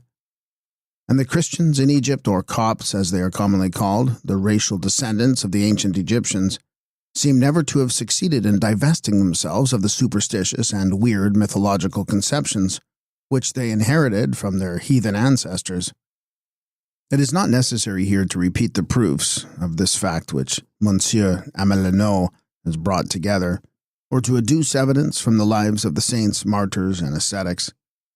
But it is of interest to note in passing that the translators of the New Testament into Coptic rendered the Greek Hades Amenti, the name which the ancient Egyptians gave to the abode of man after death, and that the Copts peopled it with beings whose prototypes are found on the ancient monuments. Persistence of the legend of Osiris and the belief in the resurrection. The chief gods mentioned in the pyramid texts are identical with those whose names are given on tomb, coffin, and papyrus in the latest dynasties. And if the names of the great cosmic gods, such as Ptah and Khnemu, are of rare occurrence, it should be remembered that the gods of the dead must naturally occupy the chief place in this literature which concerns the dead. Furthermore, we find that the doctrine of eternal life and of the resurrection of a glorified or transformed body, based upon the ancient story of the resurrection of Osiris, after a cruel death and horrible mutilation inflicted by the powers of evil, was the same in all periods, and that the legends of the most ancient times were accepted without material alteration or addition in the texts of the later dynasties. Plutarch's version of the legend. The story of Osiris is nowhere found in a connected form in Egyptian literature, but everywhere and in texts of all periods, the life, sufferings, death, and resurrection of Osiris are accepted as facts universally admitted. Greek writers have preserved in their works traditions concerning this god, and to Plutarch in particular we owe an important version of the legend as current in his day. It is clear that in some points he errs, but this was excusable in dealing with a series of traditions already some 4,000 years old. According to this writer, the goddess Rhea, Nut, the wife of Helios, Ra, was beloved by Kronos, Seb. When Helios discovered the intrigue, he cursed his wife and declared that she should not be delivered of her child in any month or in any year. Then the god Hermes, who also loved Rhea, played at tables with Selene and won from her the 70th part of each day of the year, which, added together, made 5 whole days. These he joined to the 360 days of which the year then consisted. Upon the first of these 5 days was Osiris brought forth, and at the moment of his birth a voice was heard to proclaim that the Lord of creation was born. In course of time he became king of Egypt and devoted himself to civilizing his subjects and to teaching them the craft of the husbandman. He established a code of laws and bade men worship the gods. Having made Egypt peaceful and flourishing, he set out to instruct the other nations of the world. During his absence, his wife Isis so well ruled the state that Typhon, Set, the evil one, could do no harm to the realm of Osiris. When Osiris came again, Typhon plotted with 72 comrades and with Aso, the queen of Ethiopia, to slay him, and secretly got the measure of the body of Osiris and made ready a fair chest, which was brought into his banqueting hall when Osiris was present together with other guests. By a ruse, Osiris was induced to lie down in the chest, which was immediately closed by Typhon and his fellow conspirators, who conveyed it to the Tainetic mouth of the Nile. These things happened on the 17th day of the month Hathor, when Osiris was in the 28th year either of his reign or of his age. The first to know of what had happened were the Pans and Satyrs, who dwelt hard by Panopolis, and finally the news was brought to Isis at Coptos, whereupon she cut off a lock of hair and put on mourning apparel. She then set out in deep grief to find her husband's body, and in the course of her wanderings she discovered that Osiris had been united with her sister Nephthys, and that Anubis, the offering of the union, had been exposed by his mother as soon as born. Isis tracked him by the help of dogs and bred him up to be her guard and attendant. Soon after she learned that the chest had been carried by the sea to Byblos, where it had been gently laid by the waves among the branches of a tamarisk tree, which in a very short time had grown to a magnificent size, and had enclosed the chest within its trunk. The king of the country, admiring the tree, cut it down and made a pillar for the roof of his house, of that part which contained the body of Osiris. When Isis heard of this, she went to Byblos, and gaining admittance to the palace through the report of the royal maidens, she was made nurse to one of the king's sons. Instead of nursing the child in the ordinary way, Isis gave him her finger to suck, and each night she put him in the fire to consume his mortal parts, changing herself the while into a swallow and bemoaning her fate. But the queen once happened to see her son in flames and cried out, and thus deprived him of immortality. Then Isis told the queen her story and begged for the pillar which supported the roof. This she cut open and took out the chest and her husband's body, and her lamentations were so terrible that one of the royal children died of fright. She then brought the chest by ship to Egypt, where she opened it and embraced the body of her husband, weeping bitterly. Then she sought her son Horus in Buto in Lower Egypt, first having hidden the chest in a secret place. But Typhon, one night hunting by the light of the moon, found the chest, and recognizing the body, tore it into 14 pieces, which he scattered up and down throughout the land. When Isis heard of this, she took a boat made of papyrus, a plant abhorred by crocodiles, and sailing about she gathered the fragments of Osiris's body. Wherever she found one, there she built a tomb. But now Horus had grown up, and being encouraged to the use of arms by Osiris, who returned from the other world, he went out to do battle with Typhon, the murderer of his father. The fight lasted many days, and Typhon was made captive. But Isis, to whom the care of the prisoner was given, so far from aiding her son Horus, set Typhon at liberty. Horus, in his rage, tore from her head the royal diadem, but Thoth gave her a helmet in the shape of a cow's head. In 2 other battles fought between Horus and Typhon, Horus was the victor. This is the story of the sufferings and death of Osiris as told by Plutarch. Osiris was the god through whose sufferings and death the Egyptian hoped that his body might rise again in some transformed or glorified shape. And to him who had conquered death and had become the king of the other world, the Egyptian appealed in prayer for eternal life through his victory and power. In every funeral inscription known to us, from the pyramid texts down to the roughly written prayers upon coffins of the Roman period, what is done for Osiris is done also for the deceased. The state and condition of Osiris are the state and condition of the deceased. In a word, the deceased is identified with Osiris. If Osiris liveth forever, the deceased will live forever. If Osiris dieth, then will the deceased perish. Hymn to Osiris.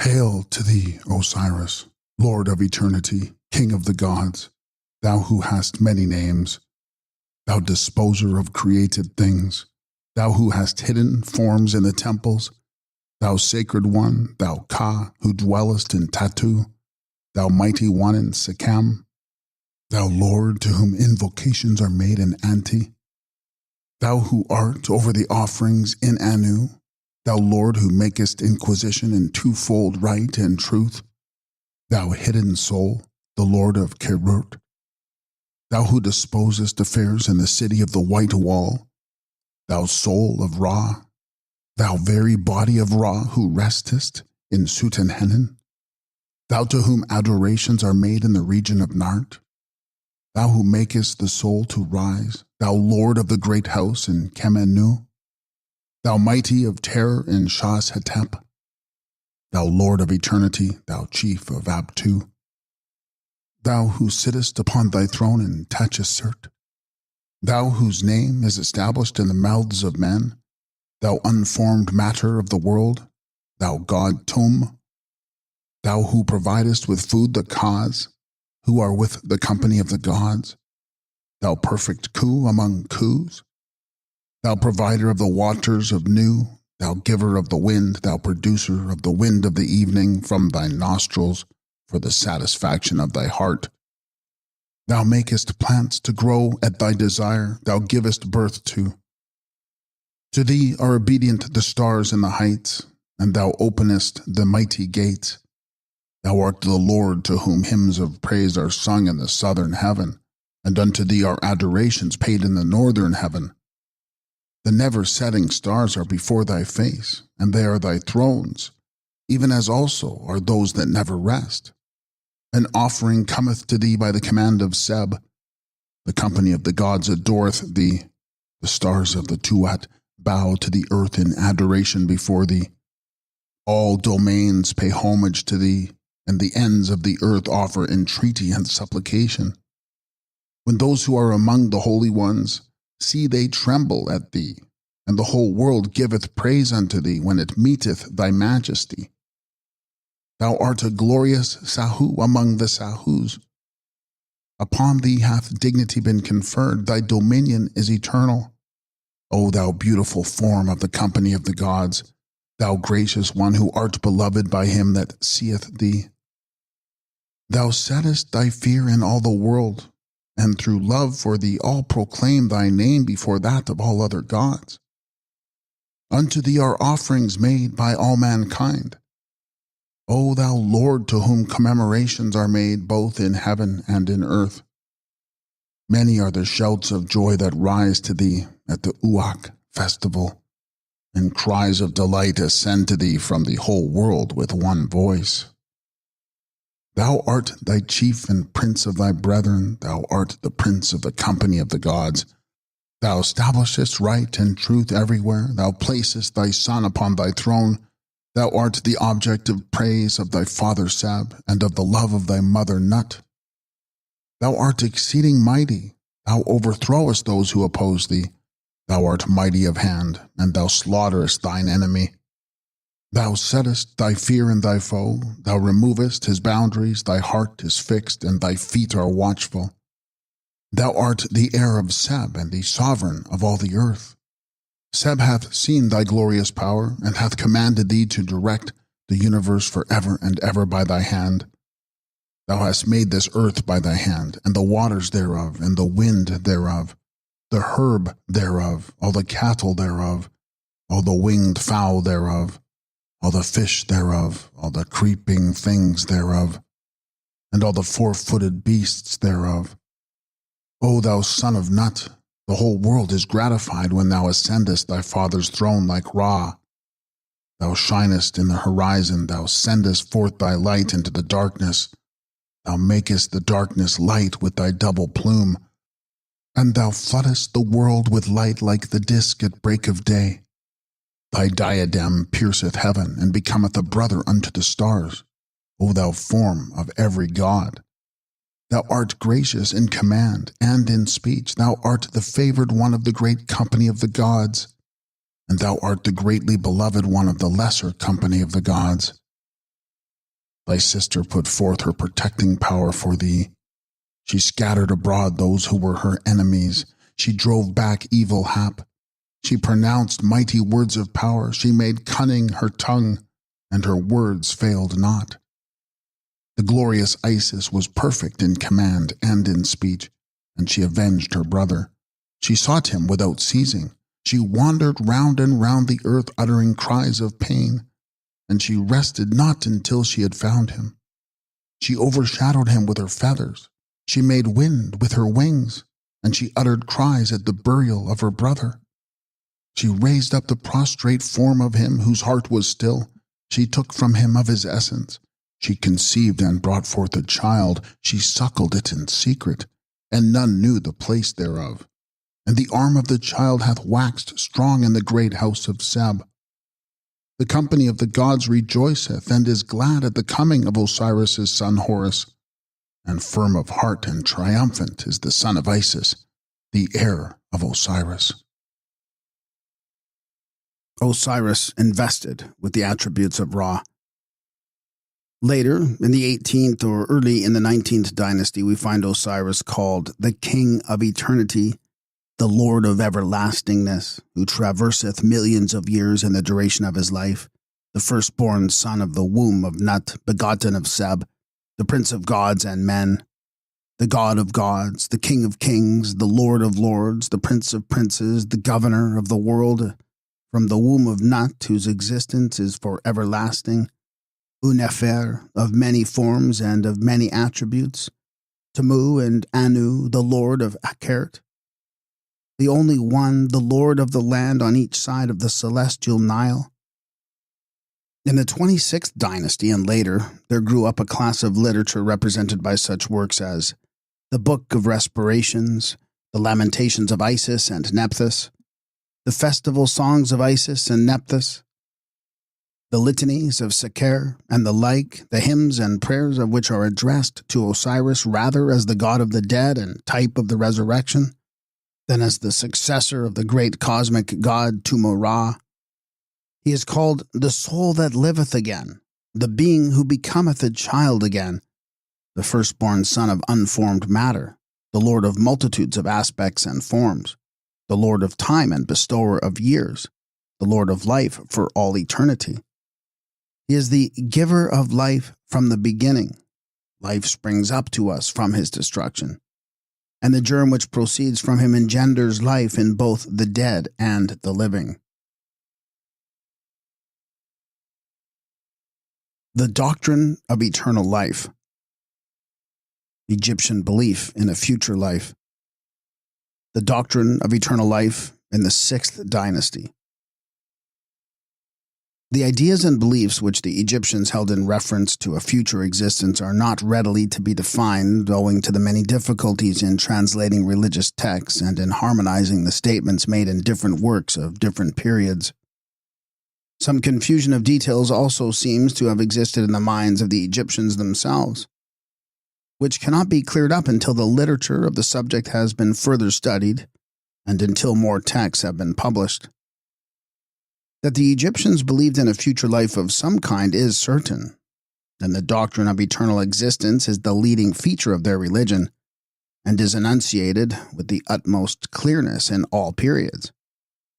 Whether this belief had its origin at Anu, the chief city of the worship of the sun god, is not certain, but is very probable. For already in the pyramid text we find the idea of everlasting life associated with the sun's existence. And Pepi I is said to be the giver of life, stability, power, health, and all joy of heart, like the sun, living forever. The sun rose each day in renewed strength and vigor, and the renewal of youth in a future life was the aim and object of every Egyptian believer. To this end, all the religious literature of Egypt was composed. Let us take the following extracts from texts of the 6th dynasty as illustrations. Hail Unas! Not hast thou gone, behold, as one dead, thou hast gone as one living, to sit upon the throne of Osiris. O Ra-Tum, cometh to see thy son, cometh to the Unas. Thy son is this of thy body forever. O Tum, this son is this Osiris. Thou hast given his sustenance, and he liveth. He liveth and liveth Unas this, not dieth he, not dieth Unas this. setteth unas in life in amenta. He hath eaten the knowledge of God every. His existence is for all eternity and to everlasting in his saw this. What he willeth he doeth, what he hateth, not doth he do.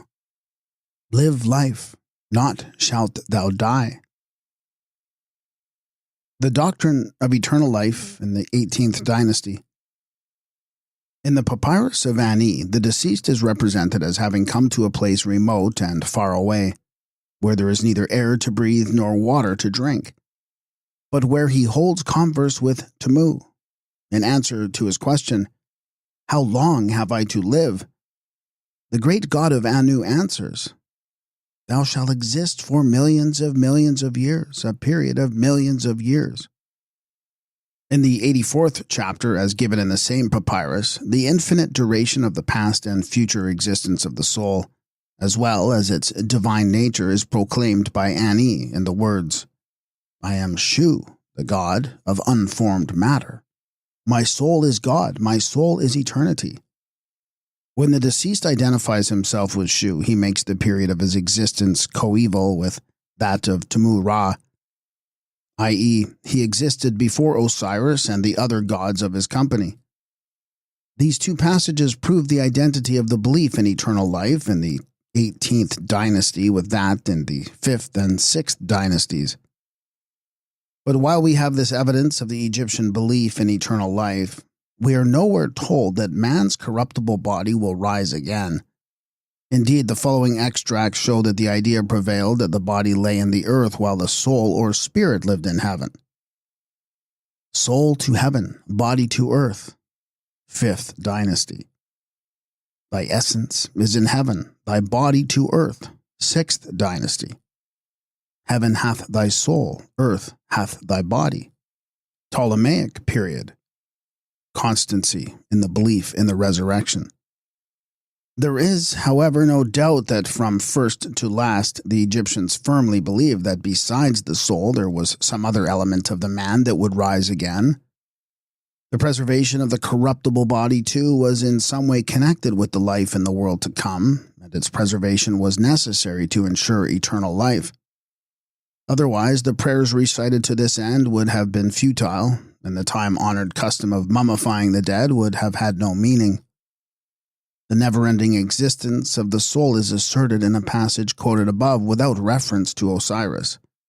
But the frequent mention of the uniting of his bones and of the gathering together of his members, and the doing away with all corruption from his body, seems to show that the pious Egyptian connected these things with the resurrection of his own body in some form. And he argued that what had been done for him who was proclaimed to be giver and source of life must be necessary for mortal man. The cat, or physical body. The physical body of man, considered as a whole, was called cat, a word which seemed to be connected with the idea of something which is liable to decay.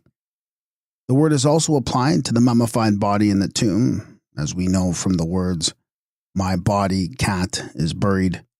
Such a body was attributed to the god Osiris. In the 162nd chapter of the Book of the Dead, his great divine body rested in Anu.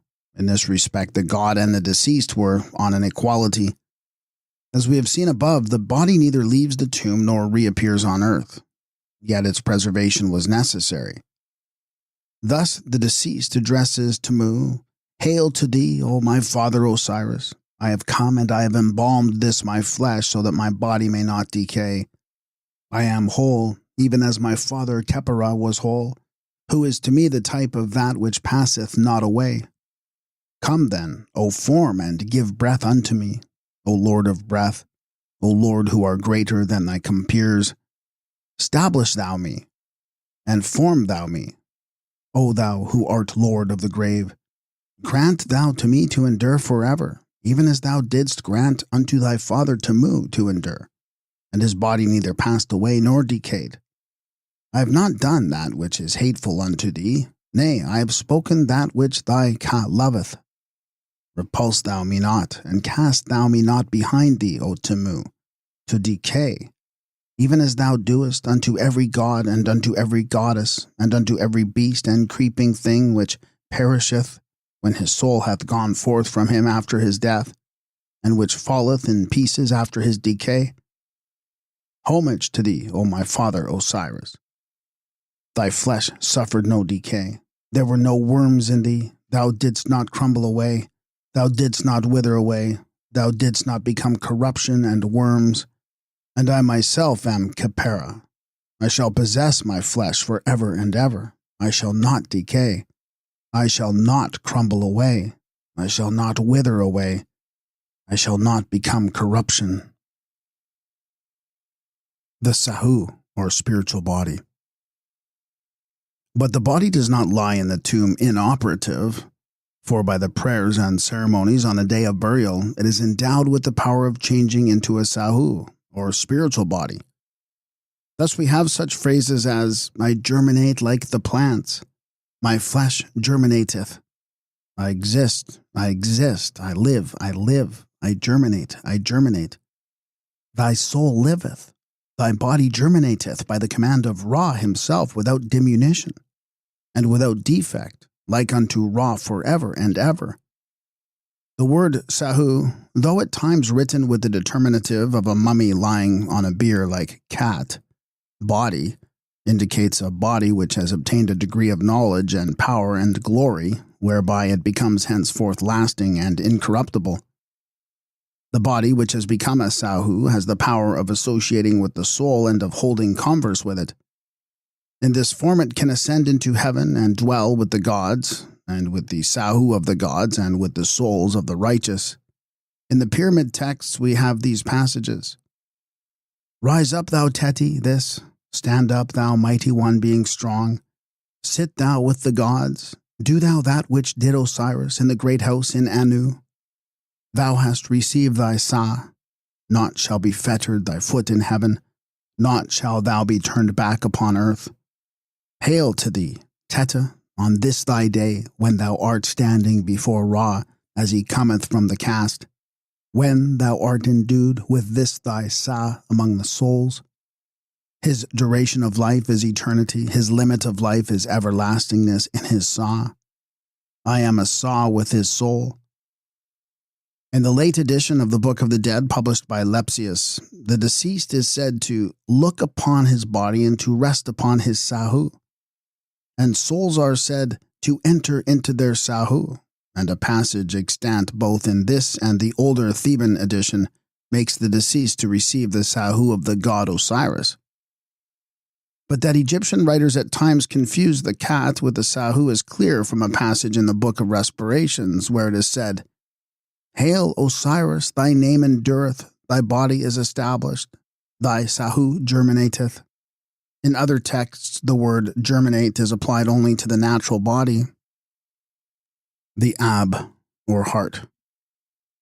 In close connection with the natural and spiritual bodies stood the heart, or rather that part of it which was the seat of the power of life and the fountain of good and evil thoughts. And in addition to the natural and spiritual bodies, man also had an abstract individuality or personality endowed with all his characteristic attributes. This abstract personality had an absolutely independent existence. It could move freely from place to place, separating itself from, or uniting itself to, the body at will, and also enjoying life with the gods in heaven. This was the Ka, a word which at times conveys the meaning of its Coptic equivalent, and of Greek eidolon, image, genius, double, character, disposition, and mental attributes. The funeral offerings of meat, cakes, ale, wine, unguents, etc. were intended for the Ka. The scent of the burnt incense was grateful to it. The Ka dwelt in the man's statue, just as the Ka of a god inhabited the statue of the god. In this respect, the Ka seems to be identical with the Sekhem, or image. In the remotest times, the tombs had special chambers wherein the Ka was worshipped and received offerings. The priesthood numbered among its body an order of men who bore the name of priests of the Ka and who performed services in honor of the Ka in the Ka chapel. In the text of Unas, the deceased is said to be happy with his Ka in the next world, and his Ka is joined unto his body in the great dwelling. His body having been buried in the lowest chamber, his Ka cometh forth to him. Of Pepi the first it is said, Washed is thy Ka, sitteth thy Ka, and it eateth bread with thee unceasingly forever. Thou art pure, thy Ka is pure, thy soul is pure, thy form is pure. The Ka, as we have seen, could eat food, and it was necessary to provide food for it. In the 12th dynasty and in later periods, the gods are entreated to grant meat and drink to the Ka of the deceased. And it seems as if the Egyptians thought that the future welfare of the spiritual body depended upon the maintenance of a constant supply of sepulchral offerings. When circumstances rendered it impossible to continue the material supply of food, the Ka fed upon the offerings painted on the walls of the tomb, which were transformed into suitable nourishment by means of the prayers of the living. When there were neither material offerings nor painted similitudes to feed upon, it seems as if the Ka must have perished, but the texts are not definite on this point. A prayer of the Ka. The following is a specimen of the Ka's petition for food written in the 13th dynasty. May the gods grant that I go into and come forth from my tomb. May the majesty refresh its shade. May I drink water from my cistern every day. May all my limbs grow. May happy give me unto my bread and flowers of all kinds in their season. May I pass over my estate every day without ceasing. May my soul alight upon the branches of the groves which I have planted. May I make myself cool beneath my sycamores. May I eat the bread which they provide. May I have my mouth that I may speak therewith like the followers of Horus. May I come forth to heaven. May I descend to earth. May I never be shut out upon the road. May there never be done unto me that which my soul abhorreth. Let not my soul be imprisoned, but may I be among the venerable and favored ones. May I plow my lands in the field of Aru. May I arrive at the field of peace. May one come out with me with vessels of ale and cakes and bread of the lords of eternity. May I receive meat from the altars of the great, I, the Ka of the prophet Amsu. The Ba, or soul. To that part of man which beyond all doubt was believed to enjoy an eternal existence in heaven in a state of glory, the Egyptians gave the name Ba, a word which means something like sublime, noble, and which has always hitherto been translated by soul. The Ba is not incorporeal, for although it dwells in the Ka and is in some respects like the heart, the principle of life in man still it possesses both substance and form. In form it is depicted as a human-headed hawk, and in nature and substance it is stated to be exceedingly refined or ethereal. It revisited the body in the tomb and reanimated it, and conversed with it. It could take upon itself any shape that it pleased, and it had the power of passing into heaven and of dwelling with the perfected souls there. It was eternal. As the Ba was closely associated with the Ka, it partook of the funeral offerings, and in one aspect of its existence at least it was liable to decay if not properly and sufficiently nourished. In the pyramid text, the permanent dwelling place of the Ba, or soul, is heaven with the gods, whose life it shares. Behold, Unas come forth on day, this in the form exact of a soul living. Their soul is in Unas, standing thy soul among the gods. Hail, Pepi, this. Cometh to thee thy eye of Horus, it speaketh with thee. Cometh to thee thy soul which is among the gods. Pure is thy soul among the gods. As liveth Osiris, and as liveth the soul in Netat, so liveth Pepi this. It placeth thy soul, Pepi, this among the greater and lesser cycles of the gods in the form of the Uraei, which are on thy brow. Behold, Pepi, this. Thy soul is the soul of Anu. Behold, thy soul is the soul of Neken. Behold, thy soul is the soul of Pi. Behold, thy soul is a star living. Behold, among its brethren. The Kibit, or shadow. In connection with the Ka and Ba must be mentioned the kibit, or shadow of the man, which the Egyptians regarded as a part of the human economy. It may be compared with the Greek skia and umbra of the Greeks and Romans. It was supposed to have an entirely independent existence and to be able to separate itself from the body. It was free to move wherever it pleased, and like the Ka and Ba, it partook of the funeral offerings in the tomb, which it visited at will. The mention of the shade, whether of a god or man, in the pyramid texts is unfrequent, and it is not easy to ascertain what views were held concerning it. But from the passage in the text of Unas, where it is mentioned together with the souls and spirits and bones of the gods, it is evident that already at the early rate its position in relation to man was well defined. From the collection of illustrations which Dr. Birch appended to his paper on the shade or shadow of the dead, it is quite clear that in later times at least the shadow was always associated with the soul and was believed to be always near it. And this view is supported by a passage in the 92nd chapter of the Book of the Dead where it is said, "Let not be shut in my soul, let not be fettered my shadow. Let be opened the way for my soul and for my shadow. May it see the great God." And again, in the 39th chapter, the deceased says, "May I look upon my soul and my shadow." The Khu, or intelligence. Another important and apparently eternal part of man was the Khu, which, judging from the meaning of the word, may be defined as a shining or translucent, intangible casing or covering of the body, which is frequently depicted in the form of a mummy. For want of a better word, Khu has often been translated shining one, glorious, intelligence, and the like, but in certain cases it may be tolerably well rendered by spirit. The pyramid texts show us that the Khus of the gods lived in heaven, and thither wended the Khu of a man, as soon as ever the prayers said over the dead body enabled it to do so. Thus it is said, Unas standeth with the Khus, and one of the gods is asked to give him his scepter among the Khus. When the souls of the gods enter into Unas, their Khus are with and round about him. To King Teta it is said, "He hath plucked his eye from himself, he hath given it unto thee to strengthen thee therewith, that thou mayest prevail with it among the Khus." And again, when the god Kent Menutef has transported the king to heaven, the god Seb, who rejoices to meet him, is said to give him both hands and welcome him as a brother, and to nurse him and to place him among the imperishable Khus.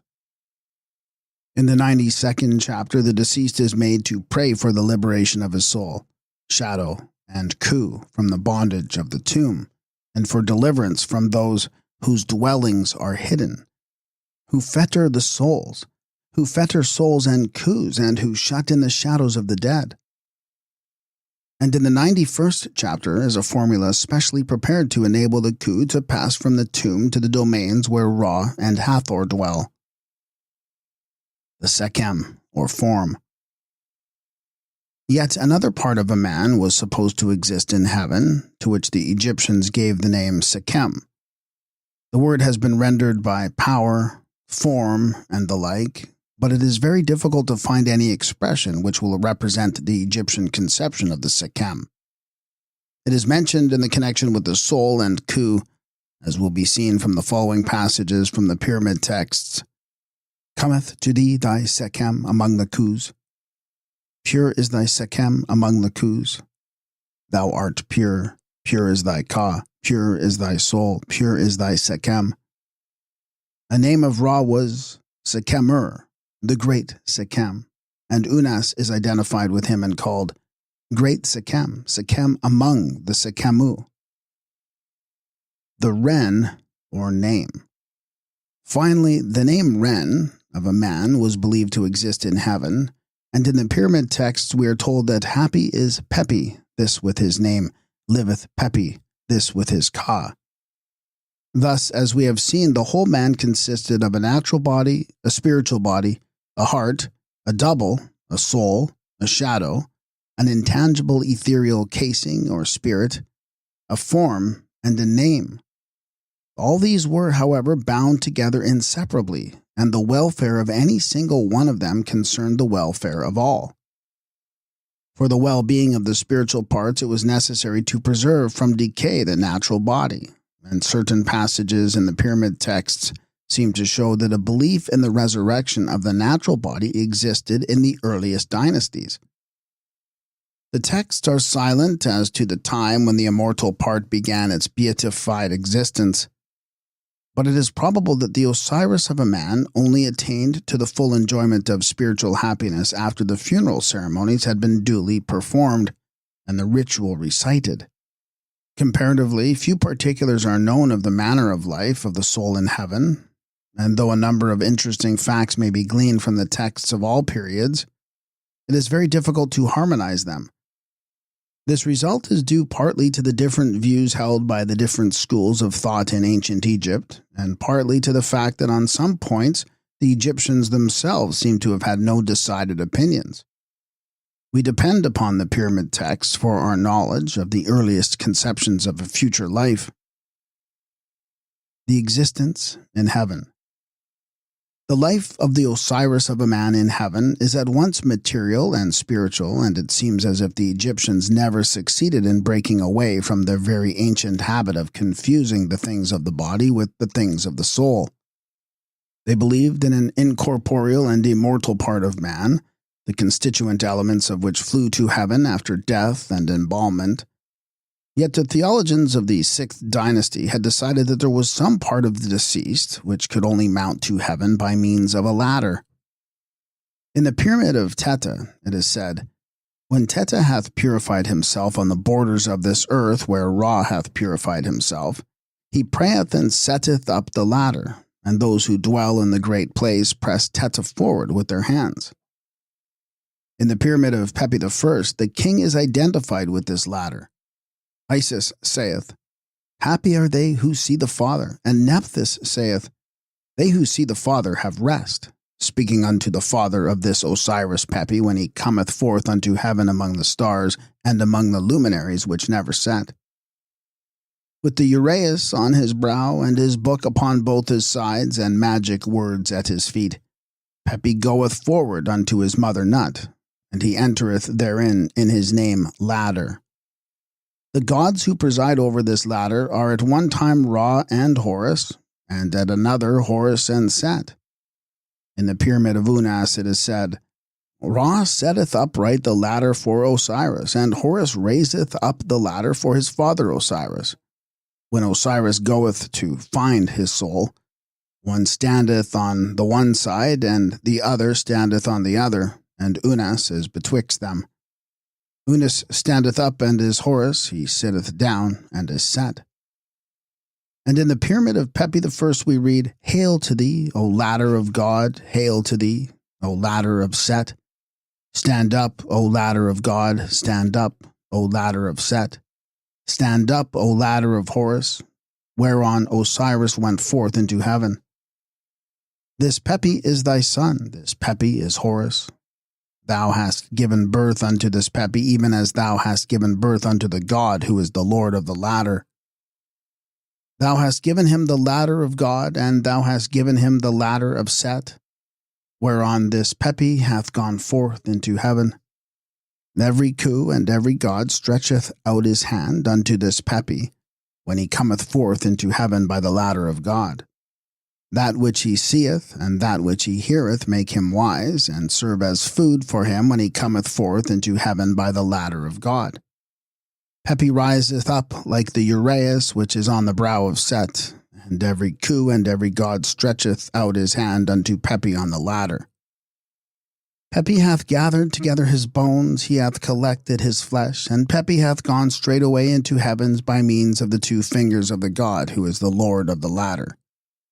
Elsewhere, we are told that Khonsu and Set carry the ladder of Pepi, and they set it up.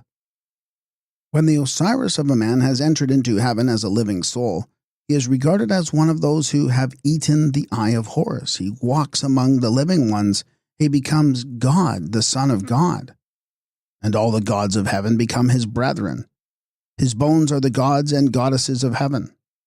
His right side belongs to Horus and his left side to Set. The goddess Nut makes him to rise up as a god without an enemy in his name, God. And God calls him by his name. His face is the face of Ap-Uat. His eyes are the great ones among the souls of Anu. His nose is Thoth. His mouth is the great lake. His tongue belongs to the boat of right and truth. His teeth are the spirits of Anu. His chin is Ker-Kent Sekhem. His backbone is Sema. His shoulders are Set. His breast is Biba, etc. Every one of his members is identified with a god. Moreover, his body as a whole is identified with the God of heaven. For example, it is said concerning Unas, "Thy body is the body of Unas this, thy flesh is the flesh of Unas this, thy bones are the bones of Unas this, thy passage is the passage of Unas this, the passage of Unas, this is thy passage." Further, this identification of the deceased with the God of heaven places him in the position of supreme ruler. For example, we have the prayer that Unas may rule the 9 gods and complete the company of the 9 gods. And Pepi I, in his progress through heaven, comes upon the double company of the gods, who stretch out their hands, entreating him to come and sit down among them. Identification with Horus.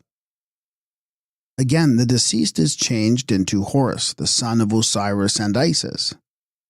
It is said of Pepi I, "Behold, it is not Pepi who entreateth to see thee in the form in which thou art, O Osiris, who entreateth to see thee in the form in which thou art, O Osiris.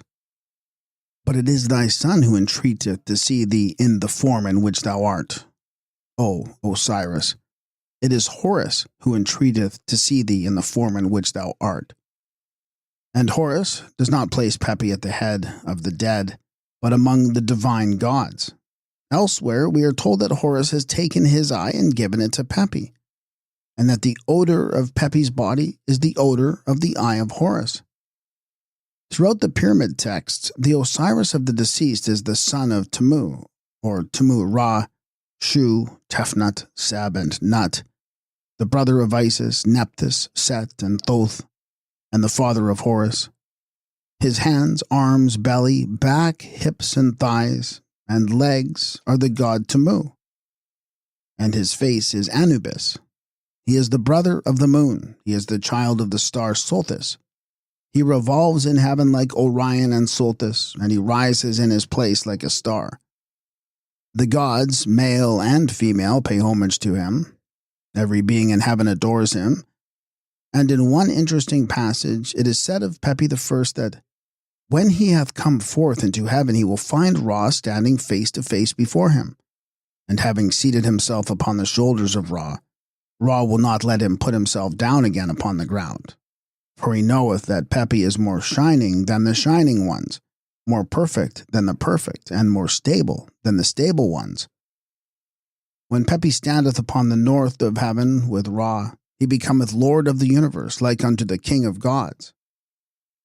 To the deceased, Horus gives his own Ka, and also drives away the Kas of the enemies of the deceased from him, and hamstrings his foes. By the divine power thus given to the deceased, he brings into subjection the Kas of the gods and other Kas, and he lays his yoke upon the Kas of the triple company of the gods. He also becomes Thoth, the intelligence of the gods, and he judges hearts. And the hearts of those who would take away his food and the breath from his nostrils become the prey of his hands. The heavenly life of the blessed. The place of the deceased in heaven is by the side of God, in the most holy place, and he becomes God and an angel of God. He himself is triumphant, and his Ka is triumphant. He sits on a great throne by the side of God. The throne is of iron, ornamented with lions' faces and having the hoofs of bulls. He is clothed in the finest raiment, like upon the raiment of those who sit on the throne of living right and truth. He receives his Ureret crown from the gods and from the great company of the gods of Anu. He thirsts not, nor hungers, nor is sad. He eats the bread of Ra and drinks what he drinks daily. and his bread also is that which is spoken by Seb, and that which comes forth from the mouth of the gods. He eats what the gods eat, he drinks what they drink, he lives as they live, and he dwells where they dwell. All the gods give him their food that he may not die. Not only does he eat and drink of their food, but he wears the apparel which they wear, the white linen and sandals. He is clothed in white. And he goeth to the great lake in the midst of the field of peace, whereon the great gods sit. And these great and never-failing gods give unto him to eat of the tree of life, of which they themselves do eat, that he likewise may live. The bread which he eats never decays, and his beer never grows stale. He eats of the bread of eternity, and drinks of the beer of everlastingness, which the gods eat and drink. And he nourishes himself upon that bread which the eye of Horus has shed upon the branches of the olive tree.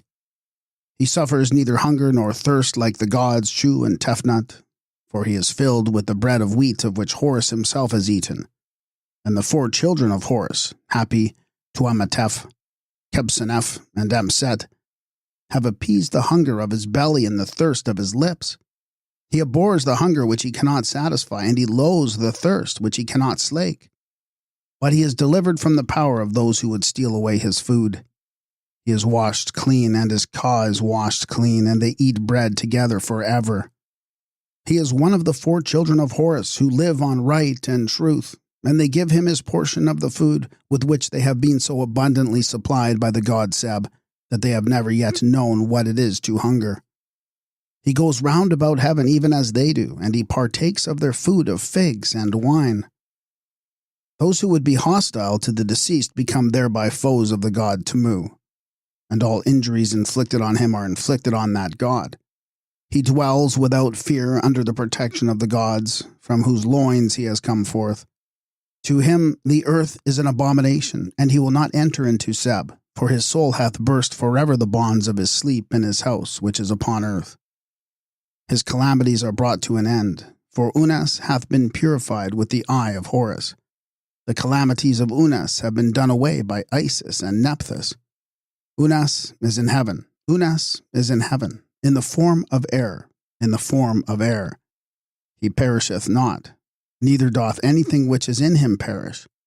He is firmly established in heaven, and he taketh his pure seat in the boughs of the bark of Ra. Those who row Ra up into the heavens row him also, and those who row Ra beneath the horizon row him also. The life which the deceased leads is said to be generally that of him who entereth into the west of the sky, and who cometh forth from the east thereof. In brief, the condition of the blessed is summed up in the following extract from the pyramid of Pepi I. Hail, Pepi! Thou hast come, thou art glorious, and thou hast gotten might like the god who is seated upon his throne, that is Osiris. Thy soul is with thee in thy body, thy form of strength is behind thee, thy crown is upon thy head, thy headdress is upon thy shoulders, thy face is before thee, and those who sing songs of joy are upon both sides of thee. Those who follow in the train of God are behind thee, and the divine forms who make God to come are upon each side of thee. God cometh, and Pepi hath come upon the throne of Osiris, the shining one who dwelleth in Netat. The divine form that dwelleth in Teni hath come. Isis speaketh unto thee, Nephthys holdeth converse with thee, and the shining ones come unto thee, bowing down even to the ground in adoration at thy feet, by reason of the writing which thou hast, O Pepi, in the region of Sa. Thou comest forth to thy mother Nut, and she strengtheneth thy arm, and she maketh a way for thee through the sky to the palace where Ra abideth. Thou hast opened the gates of the sky, thou hast opened the doors of the celestial deep. Thou hast found Ra, and he watcheth over thee. He hath taken thee by thy hand. He hath led thee into the 2 regions of heaven, and he hath placed thee on the throne of Osiris. Then hail, O Pepi, for the eye of Horus come to hold converse with thee. Thy soul which was among the gods came unto thee. Thy form of power which was dwelling among the shining ones came unto thee. As a son fighteth for his father, and as Horus avenged Osiris, even so doth Horus defend Pepi against his enemies. And thou standest avenged, endowed with all things like unto a god, and equipped with all the forms of Osiris upon the throne of Kent-Nementa. Thou doest that which he doeth among the immortal shining ones. Thy soul sitteth upon its throne, being provided with thy form. And it doeth that which thou doest in the presence of him that liveth among the living by the command of Ra, the great God. It reapeth the wheat, it cutteth the barley, and it giveth it unto thee. Now, therefore, O Pepi, he that hath given unto thee life, and all the power, and eternity, and the power of speech, and thy body is Ra. Thou hast endued thyself with the forms of God, and thou hast become magnified thereby before the souls who dwell in the lake. Hail, Pepi, thy soul standeth among the gods and among the shining ones, and the fear of thee striketh into their hearts. Hail, Pepi, thou placest thyself upon the throne of him that dwelleth among the living, and he is the writing which thou hast, that striketh terror into their hearts. Thy name shall live upon earth, thy name shall flourish upon earth. Thou shalt neither perish nor be destroyed for ever and for ever. Corporeal pleasures. Side by side, however, with the passages which speak of the material and spiritual enjoyments of the deceased, we have others which seem to imply that the Egyptians believed in a corporeal existence, or at least in the capacity for corporeal enjoyment in the future state. This belief may have rested upon the view that the life in the next world was but a continuation of the life upon earth, which it resembled closely, or it may have been due to the survival of semi-savage gross ideas incorporated into the religious texts of the Egyptians. However this may be, it is quite certain that in the 5th dynasty the deceased king Unas eats with his mouth and exercises other natural functions of the body and gratifies his passions. But the most remarkable passage in this connection is one in the Pyramid of Unas. Here all creation is represented as being in terror when they see the deceased king rise up as a soul in the form of a god who devours his fathers and mothers. He feeds upon men and also upon gods. He hunts the gods in the fields and snares them. And when they are tied up for slaughter, he cuts their throats and disembowels them. He roasts and eats the best of them, but the old gods and goddesses are used for fuel. By eating them, he imbibes both their magical powers and their coups. He becomes the great form, the form among forms, and the god of all the great gods who exist in visible forms. And he is at the head of all the Sahu, or spiritual bodies in heaven. He carries off the hearts of the gods and devours the wisdom of every god. Therefore the duration of his life is everlasting as he lives to all eternity, for the souls of the gods and their coups are in him. The whole passage reads, The heavens drop water, the stars throb, the archers go round about, the bones of Akaru tremble, and those who are in bondage to them take to flight when they see Unas rise up as a soul, in the form of the god who liveth upon his fathers, and who maketh food of his mothers. Unas is the Lord of wisdom, and his mother knoweth not his name. The gifts of Unas are in heaven, and he hath become mighty in the horizon, like unto Tamu, the father that gave him birth. And Tamu gave him birth. Unas became stronger than his father. The cause of Unas are behind him. The sole of his foot is beneath his feet. His gods are over him. His Ur-Ai are seated upon his brow. The serpent guides of Unas are in front of him, and the spirit of the flame looketh upon his soul. The powers of Unas protect him. Unas is a bull in heaven. He directeth his steps where he will. He liveth upon the form which each god taketh upon himself, and beateth the flesh of those who come to fill their bellies with the magical charms, ill the lake of fire. Unas is equipped with power against the shining spirits thereof, and he riseth up in the form of the mighty one, the Lord of those who dwell in power. Unas has taken his seat with his side turned toward Seb. Unas hath weighed his words with a hidden god, who hath no name, on the day of hacking in pieces the firstborn. Unas is the Lord of offerings, the untire of the knot, and he himself maketh abundant the offerings of meat and drink. Unas devoureth men and liveth upon the gods. He is the Lord to whom offerings are brought, and he counteth the lists thereof. He that cutteth off hairy scalps and dwelleth in the fields hath netted the gods in a snare. He that arrangeth his head hath considered them good for Unas, and hath driven them unto him. And the cordmaster hath bound them for slaughter. Khonsu, the slayer of his lords, hath cut their throats, and drawn out their inward parts. For it was he whom Unas sent to drive them in. And Shesem hath cut them in pieces, and boiled their members in his blazing cauldrons.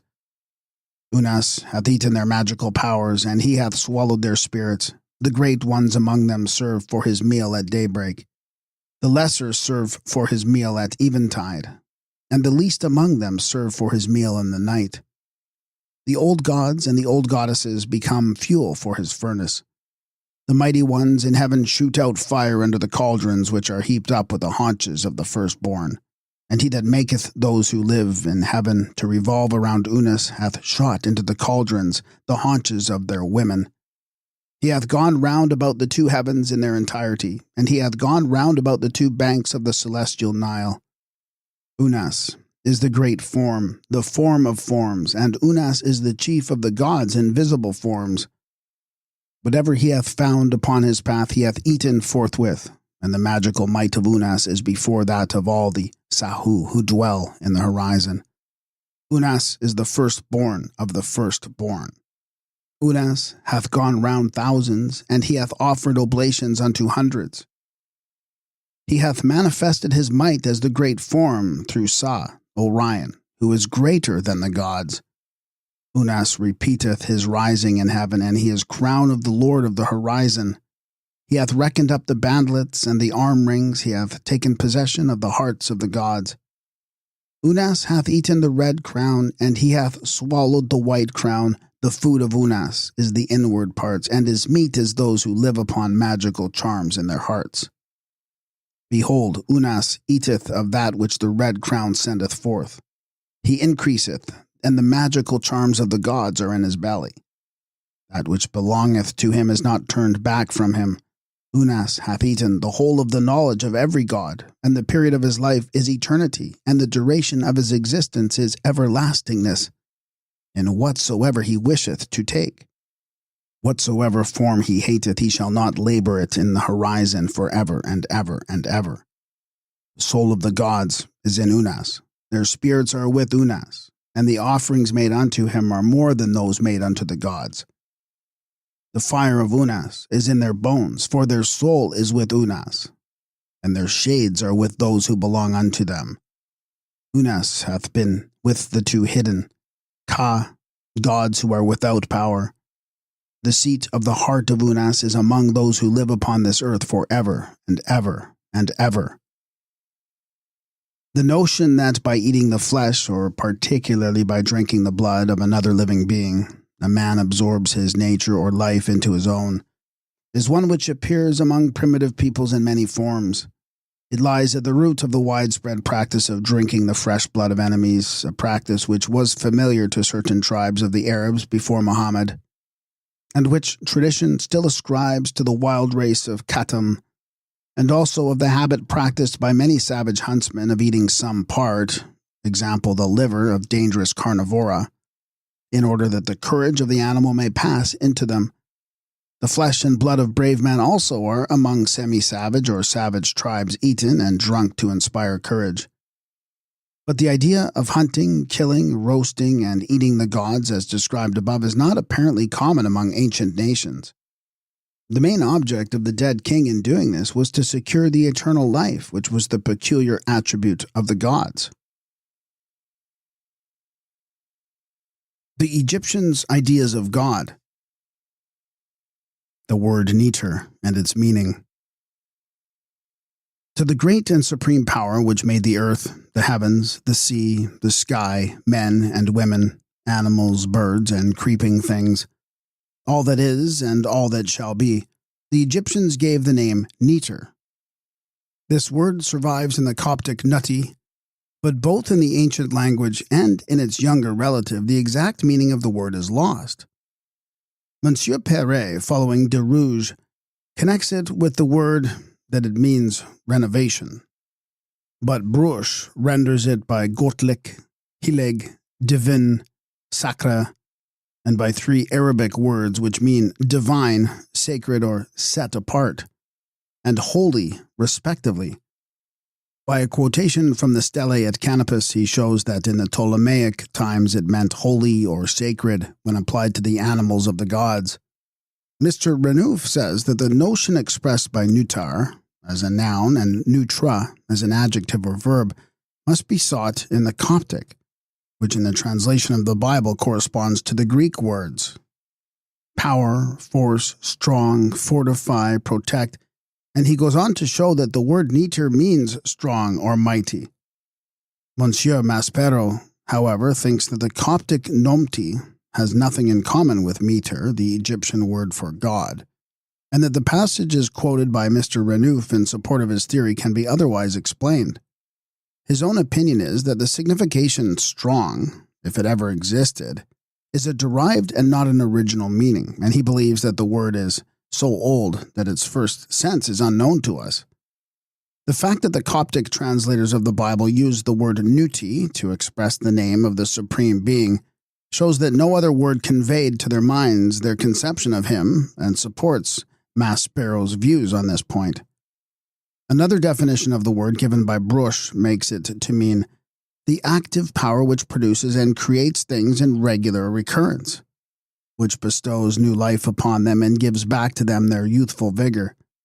And he adds that the innate conception of the word completely covers the original meaning of the Greek, phusis, and the Latin natura. Neteru, the gods. But side by side with neter, whatever it may mean, we have mentioned in texts of all ages a number of beings called neteru, which Egyptologists universally translate by the word gods. Among these must be included the great cosmic powers and the beings who, although held to be supernatural, were yet finite and mortal, and were endowed by the Egyptians with love, hatred, and passions of every sort and kind. The difference between the conceptions of Neter, the one supreme god, and the Neteru is best shown by an appeal to Egyptian texts. In the Pyramid of Unas, it is said to the deceased, "Thou existest at the side of God." In the Pyramid of Teta, it is said of the deceased, "He weigheth words, and behold, God hearkeneth unto the words. God hath called Teta in his name," etc. In the Pyramid of Pepi I, an address to the deceased king says, "Thou hast received the form of God. Thou hast become great therewith before the gods. Hath placed thy mother Nut thee to be as God to thine enemy in thy name of God. Adoreth this Pepi God. Pepi this is then God, the Son of God." All these extracts are from the text of the 5th and 6th dynasties. It may be urged that we might as well translate Neter by a god or the god. But other evidence of the conception of Neter at that early date is afforded by the following passages from the Pris Papyrus, which, although belonging at the earliest to the 11th dynasty, contains copies of the precepts of Kakema, written in the reign of Seneferu, a king of the 4th dynasty, and the precepts of Ptah Hetep, written during the reign of Asa, a king of the 5th dynasty. Not known are the things which will do God. Thou shalt not cause terror in men and women, for is opposed God thereto. The eating of bread is according to the plan of God. If thou art a farmer, labor in the field which hath given God to thee. If thou wouldst be like a wise man, make thou thy son to be pleasing unto God. Satisfy those who depend on thee, so far as it may be done by thee. It should be done by those favored of God. Views held in the first 6 dynasties. If, having been of no account, thou hast become great, and if, having been poor, thou hast become rich, when thou art governor of the city, be not hard-hearted on account of thy advancement, because thou hast become the guardian of the provisions of God. What is loved of God is obedience. Disobedience hateth God. Verily, a good son is of the gifts of God. Passing from the Pris Papyrus, our next source of information is the famous papyrus containing the Maxims of Ani. which are well known through the labors of Derouge, Maspero, Chabas, and Amelinu. We should speak of them, however, more correctly as the maxims of Khonso-Hetep, views held in the 18th dynasty. The papyrus was probably copied about the 22nd dynasty, but the work itself may date from the 18th. The following are examples of the use of Neter. The God is for magnifying his name. The house of God, what it hates is much speaking. Pray thou with a loving heart, the petitions of which are all in secret. He will do thy business, he will hear that which thou sayest, and will accept thine offerings. Giveth thy God existence. The God will judge the right. In offering to thy God, guard thou against the things which he abominateth. Views held in the 18th dynasty. O behold with thine eye his plans. Devote thyself to adore his name. It is he who giveth souls to millions of forms, and he magnifieth whosoever magnifieth him. Now the God of this earth is the sun, who is the ruler of the horizon, and his similitudes are upon earth is given incense with their food offerings to these daily. If she, i.e. thy mother, raiseth her hands to God, he will hear her prayers and rebuke thee. Give thyself to God. Keep thou thyself daily for God, and let tomorrow be as today. God and the Gods. The passages from the Pyramid of Pepi show at once the difference between Neter as God and the gods Neteru. The other passages, which might be multiplied almost indefinitely, prove that the being spoken of is God. The Neteru, or gods, whom Yunus hunted, and snared, and killed, and roasted, and ate, are beings who could die. To them were attributed bodies, souls, kas, spiritual bodies, etc. In a remarkable passage from the 154th chapter of the Book of the Dead, the deceased king, Thotmes III, prays, Preserve me behind thee, O Temu, from decay such as that which thou workest for God every, and goddess every, for animals all, for reptiles all, for each passeth away. When hath gone forth his soul after his death, he perisheth after he hath passed away. The gods mortal.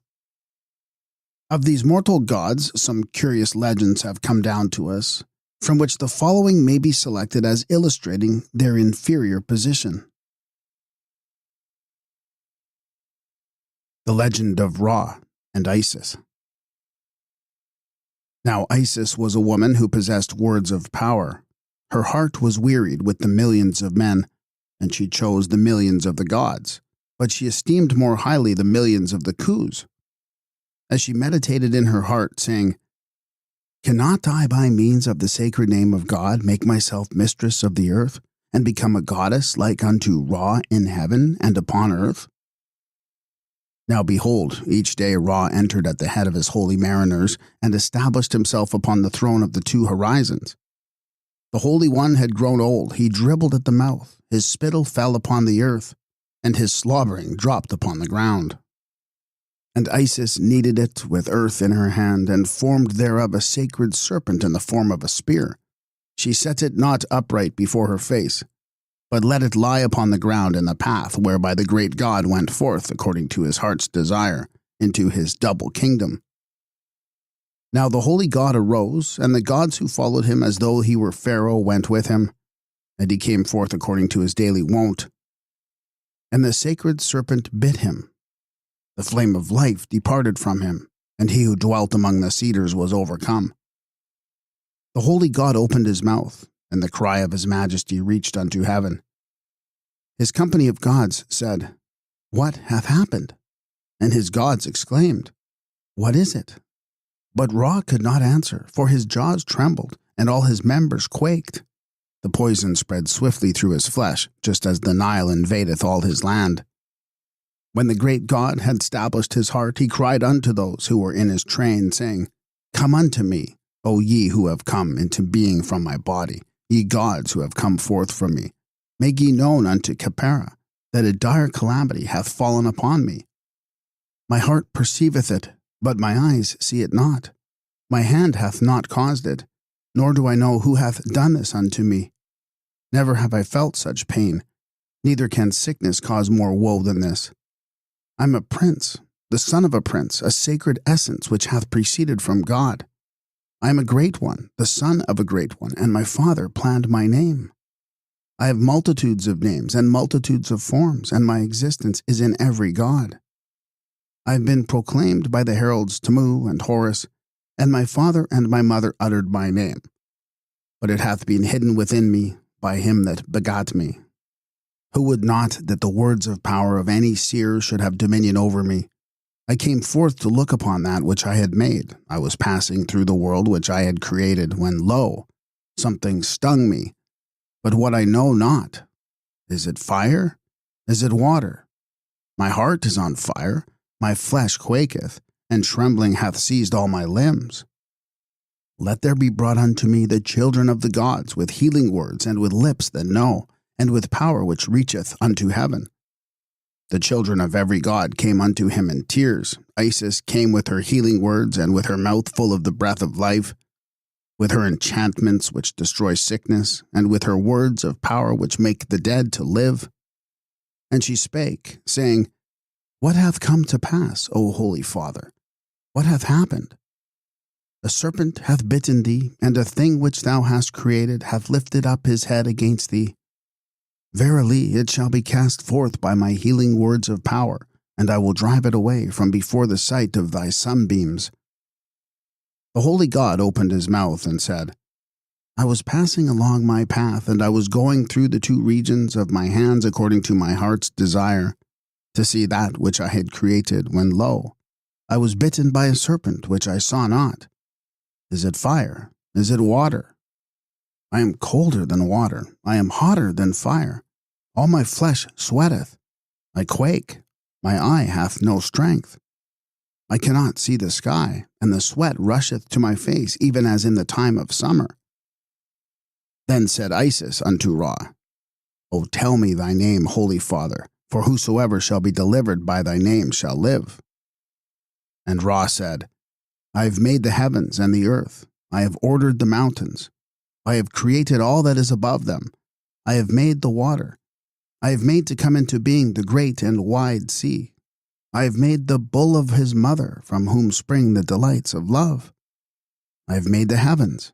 I have stretched out the two horizons like a curtain, and I have placed the soul of the gods within them. I am he who, if he openeth his eyes, doth make the light, and if he closeth them, darkness cometh into being. At his command the Nile riseth, and the gods know not his name.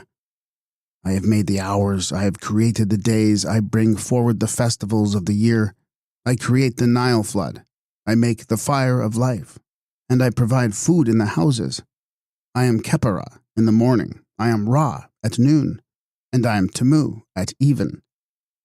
Meanwhile the poison was not taken away from his body, but it pierced deeper, and the great god could no longer walk. Then said Isis unto Ra, What thou hast said is not thy name. O tell it unto me, and the poison shall depart, for he shall live whose name shall be revealed. Now the poison burned like fire, and it was fiercer than the flame and the furnace. And the majesty of the god said, I consent that Isis shall search into me, and that my name shall pass from me into her. Then the god hid himself from the gods, and his place in the boat of millions of years was empty. And when the time arrived for the heart of Ra to come forth, Isis spake unto her son Horus, saying, The god hath bound himself by an oath to deliver up his two eyes, i.e., the sun and moon. Thus was the name of the great god taken from him, and Isis, the lady of enchantments, said, Depart, poison, go forth from Ra. O eye of Horus, go forth from the god and shine outside his mouth. It is I who work, it is I who make to fall down upon the earth the vanquished poison. For the name of the great god hath been taken away from him. May Ra live, and may the poison die.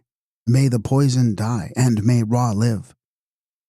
These are the words of Isis, the great goddess, the queen of the gods, who knew Ra by his own name. Thus we see that even to the great god Ra were attributed all the weakness and frailty of mortal man. and that gods and goddesses were classed with beasts and reptiles which could die and perish. As a result, it seems that the word God should be reserved to express the name of the creator of the universe, and that Nitaru, usually rendered gods, should be translated by some other word. But what that word should be, it is almost impossible to say. The belief in one God. From the attributes of God set forth in Egyptian texts of all periods, Dr. Bruce de Rouge and other eminent Egyptologists have come to the opinion that the dwellers in the Nile Valley, from the earliest times, knew and worshipped one God, nameless, incomprehensible, and eternal. In 1860, de Rouge wrote, "The unity of a supreme and self-existent being, his eternity, his almightiness, and external reproduction thereby as God, the attributing of the creation of the world and of all living beings to this supreme God, the immortality of the soul, completed by the dogma of punishments and rewards, such is the sublime and persistent base which, notwithstanding all deviations and all mythological embellishments, must secure for the beliefs of the ancient Egyptians a most honorable place among the religions of antiquity." 9 years later, he developed this view and discussed the difficulty of reconciling the belief in the unity of God with the polytheism which existed in Egypt from the earliest times, and he repeated his conviction that the Egyptians believed in a self-existent God who was one being, who had created man, and who had endowed him with an immortal soul. In fact, de Rouge amplifies what Champollion Figeac, relying upon his brother's information, wrote in 1839. The Egyptian religion is a pure monotheism, which manifested itself externally by a symbolic polytheism. Monsieur Perret adopts the view that the texts show us that the Egyptians believed in one infinite and eternal God, who was without a second, and he repeats Champollion's dictum. But the most recent supporter of the monotheistic theory is Dr. Budge, who has collected a number of striking passages from the texts. From these passages we may select the following. God is one and alone, and none other existeth with him. God is the one who hath made all things. God is a spirit, a hidden spirit, the spirit of spirits, the great spirit of the Egyptians, the divine spirit. God is from the beginning, and he hath been from the beginning, and he hath existed from old, and was when nothing else had being. He existed when nothing else existed, and what existeth he created after he had come into being. He is the Father of beginnings. God is the Eternal One. He is eternal and infinite, and endureth forever and aye. God is hidden, and no man knoweth his form. No man hath been able to seek out his likeness. He is hidden to gods and men, and he is a mystery unto his creatures. No man knoweth how to know him. His name remaineth hidden. His name is a mystery unto his children. His names are innumerable. They are manifold, and none knoweth their number. God is truth, and he liveth by truth, and he feedeth thereon. He is the King of truth, and he hath established the earth thereupon. God is life, and through him only man liveth. He giveth life to man. He breatheth the breath of life into his nostrils. God is father and mother, the father of fathers and the mother of mothers. He begetteth, but was never begotten. He produceth, but was never produced. He begat himself and produced himself. He createth, but was never created. He is the maker of his own form, and the fashioner of his own body. God himself is existence. He endureth without increase or diminution. He multiplieth himself millions of times, and he is manifold in forms and in members. God hath made the universe, and he hath created all that therein is. He is the creator of what is in this world, and of what was, of what is, and of what shall be. He is the creator of the heavens, and of the earth, and of the deep, and of the water, and of the mountains. God hath stretched out the heavens and founded the earth. What his heart conceived straightway came to pass. And when he hath spoken, it cometh to pass, and endureth forever. God is the Father of the gods. He fashioned men and formed the gods. God is merciful unto those who reverence him, and he heareth him that calleth upon him. God knoweth him that acknowledgeth him. He rewardeth him that serveth him, and he protecteth him that followeth him. Monotheism and polytheism coexistent.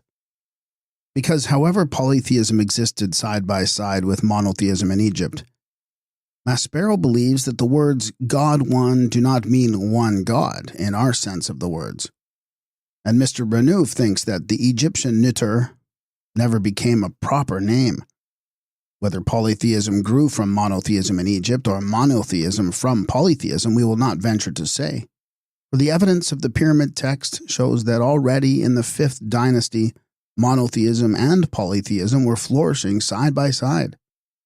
The opinion of Thiel is that the religion of Egypt was from the beginning polytheistic, but that it developed in two opposite directions. In the one direction, gods were multiplied by the addition of local gods, and in the other, the Egyptians drew nearer and nearer to monotheism. The sun, the emblem of God. From a number of passages drawn from texts of all periods, it is clear that the form in which God made himself manifest to man upon earth was the sun, which the Egyptians called Ra, and that all other gods and goddesses were forms of him. The principal authorities for epithets applied to God and to his visible emblem, the sun, are the hymns and litanies which are found inscribed upon the walls of the tombs, stelae, and papyri of the 18th dynasty. And these prove that the Egyptians ascribed the attributes of the Creator to the creature. Confusion of gods. The religious ideas which we find in these writings in the 18th dynasty are no doubt the outcome of the religion of earlier times. For all the evidence now available shows that the Egyptians of the later periods invented comparatively little in the way of religious literature. Where, how, and in what way they succeeded in preserving their most ancient texts are matters about which little, unfortunately, is known. In course of time, we find that the attributes of a certain god in one period are applied to other gods in another. A new god is formed by the fusion of two or more gods. Local gods, through the favorable help of political circumstances or the fortune of war, become almost national gods. And the gods who are the companions of Osiris are endowed by the pious with all the attributes of the great cosmic gods, Ra, Ptah, Khnemu, Khepera, and the like. Thus, the attributes of Ra are bestowed upon Khnemu and Khepera.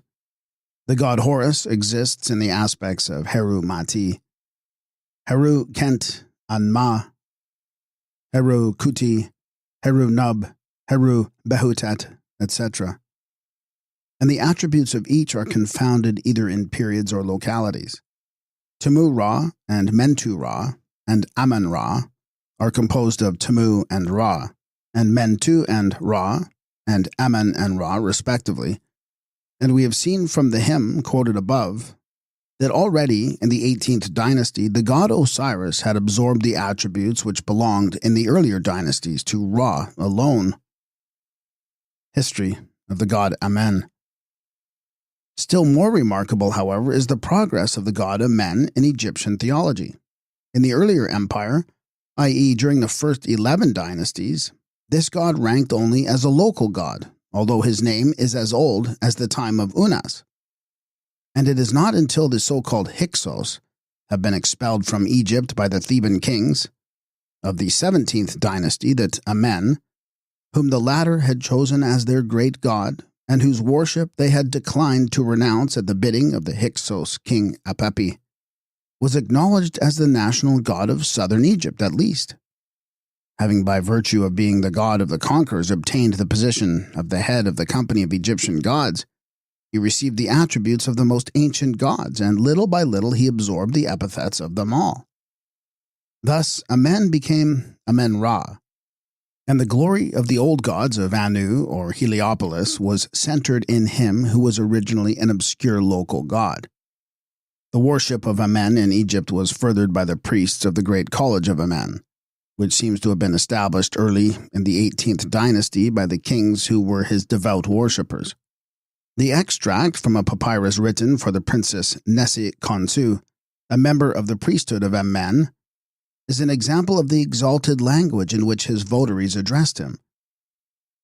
This is the sacred God, the Lord of all the gods, Amen-Ra, the Lord of the throne of the world, the Prince of Apt, the sacred soul who came into being in the beginning, the great God who liveth by right and truth, the first Ennead which gave birth unto the other two Enneads, the being in whom every God existeth, the one of one, the creator of the things which came into being when the earth took form in the beginning, whose births are hidden, whose forms are manifold, and whose growth cannot be known. The sacred form, beloved, terrible, and mighty in his two risings, the Lord of space, the mighty one of the form of Khepera, who came into existence through Khepera, the Lord of the form of Khepera. When he came into being, nothing existed except himself. He shone upon the earth from primeval time, in the form of the disk, the Prince of light and radiance. He giveth light and radiance. He giveth light unto all peoples. He saileth over heaven and never resteth. And on the morrow his vigor is established as before. Having become old today, he become young again tomorrow. He mastereth the bounds of eternity. He goeth round about heaven, and entereth into the Tuat to illumine the two lands which he hath created. When the divine, or mighty, God molded himself, the heavens and the earth were made by his conception. He is the Prince of princes, the mightiest of the mighty. He is greater than the gods. He is the young bull with sharp-pointed horns, and he protecteth the world in his great name. Eternity cometh with its power, and bringing therewith the bounds of everlastingness. He is the firstborn God, the God who existed from the beginning, the governor of the world by reason of his strength, the terrible one of the two lion gods, the aged one, the form of Khepera, which existeth in all the gods, the lion of fearsome glance, the governor terrible by reason of his two eyes, the Lord who shooteth forth flame therefrom against his enemies. He is the primeval water which floweth forth in its season to make to live all that cometh forth upon his potter's wheel. He is the disk of the moon, the beauties whereof pervade heaven and earth, the untiring and beneficent king, whose will germinateth from rising to setting, from whose divine eyes men and women come forth, and from whose mouth the gods do come, and by whom food and meat and drink are made and provided, and by whom the things which exist are created. He is the Lord of time, and he traverseth eternity. He is the aged one who reneweth his youth. He hath multitudes of eyes and myriads of ears. His rays are the guides of millions of men. He is the Lord of life, and giveth unto those who love him the whole earth, and they are under the protection of his face. When he goeth forth, he worketh unopposed, and no man can make of none effect than that which he hath done.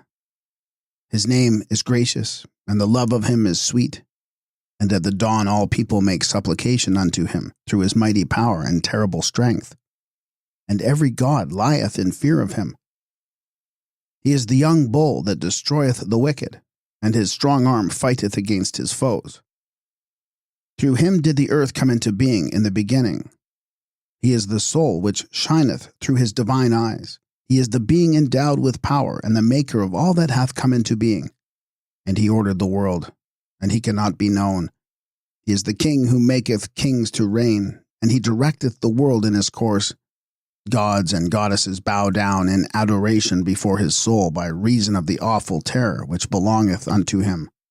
He hath gone before, and hath established all that cometh after him, and he made the universe in the beginning by his secret counsels. He is the being who cannot be known, and he is more hidden than all the gods. He maketh the disk to be his vicar, and he himself cannot be known, and he hideth himself from that which cometh forth from him. He is a bright flame of fire, mighty in splendors. He can be seen only in the form in which he showeth himself, and he can be gazed upon only when he manifesteth himself, and that which is in him cannot be understood. At break of day all peoples make supplication unto him, and when he riseth with hues of orange and saffron among the company of the gods, he becometh the greatly desired one of every god. The God Nu appeareth with the breath of the north wind, in this hidden God who maketh for untold millions of men the decrees which abide forever. His decrees are gracious and well-doing, and they fall not to the ground until they have fulfilled their purpose. He giveth long life, and multiplieth the years of those who are favored by him. He is the gracious protector of him whom he setteth in his heart, and he is the fashioner of eternity and everlastingness. He is the king of the north and of the south, Amen-Ra, king of the gods, the Lord of heaven, and of earth, and of the waters, and of the mountains, with whose coming into being the earth began its existence, the mighty one, more princely than all the gods of the first company thereof. Theories of the origin of the gods. With reference to the origin of the gods of the Egyptians, much useful information may be derived from the pyramid texts. From them, it would seem that in the earliest times, the Egyptians had tried to think out and explain to themselves the origin of their gods and of their groupings. According to Maspero, they reduced everything to one kind of primeval matter which they believed contained everything in embryo. This matter was water, Nu, which they deified, and everything which arose therefrom was a god. The priests of Anu, at a very early period, grouped together the 9 greatest gods of Egypt, forming what is called the Paut Neteru, or Company of the Gods, or, as it is written in the pyramid texts, Paut At, the Great Company of Gods. The texts also show that there was a second group of 9 gods called Paut Neteset, or Lesser Company of the Gods, and a third group of 9 gods is also known. The great cycle of the gods in Anu was composed of the gods Tamu, Shu, Tefnut, Seb, Nut, Osiris, Isis, Set, and Nephthys.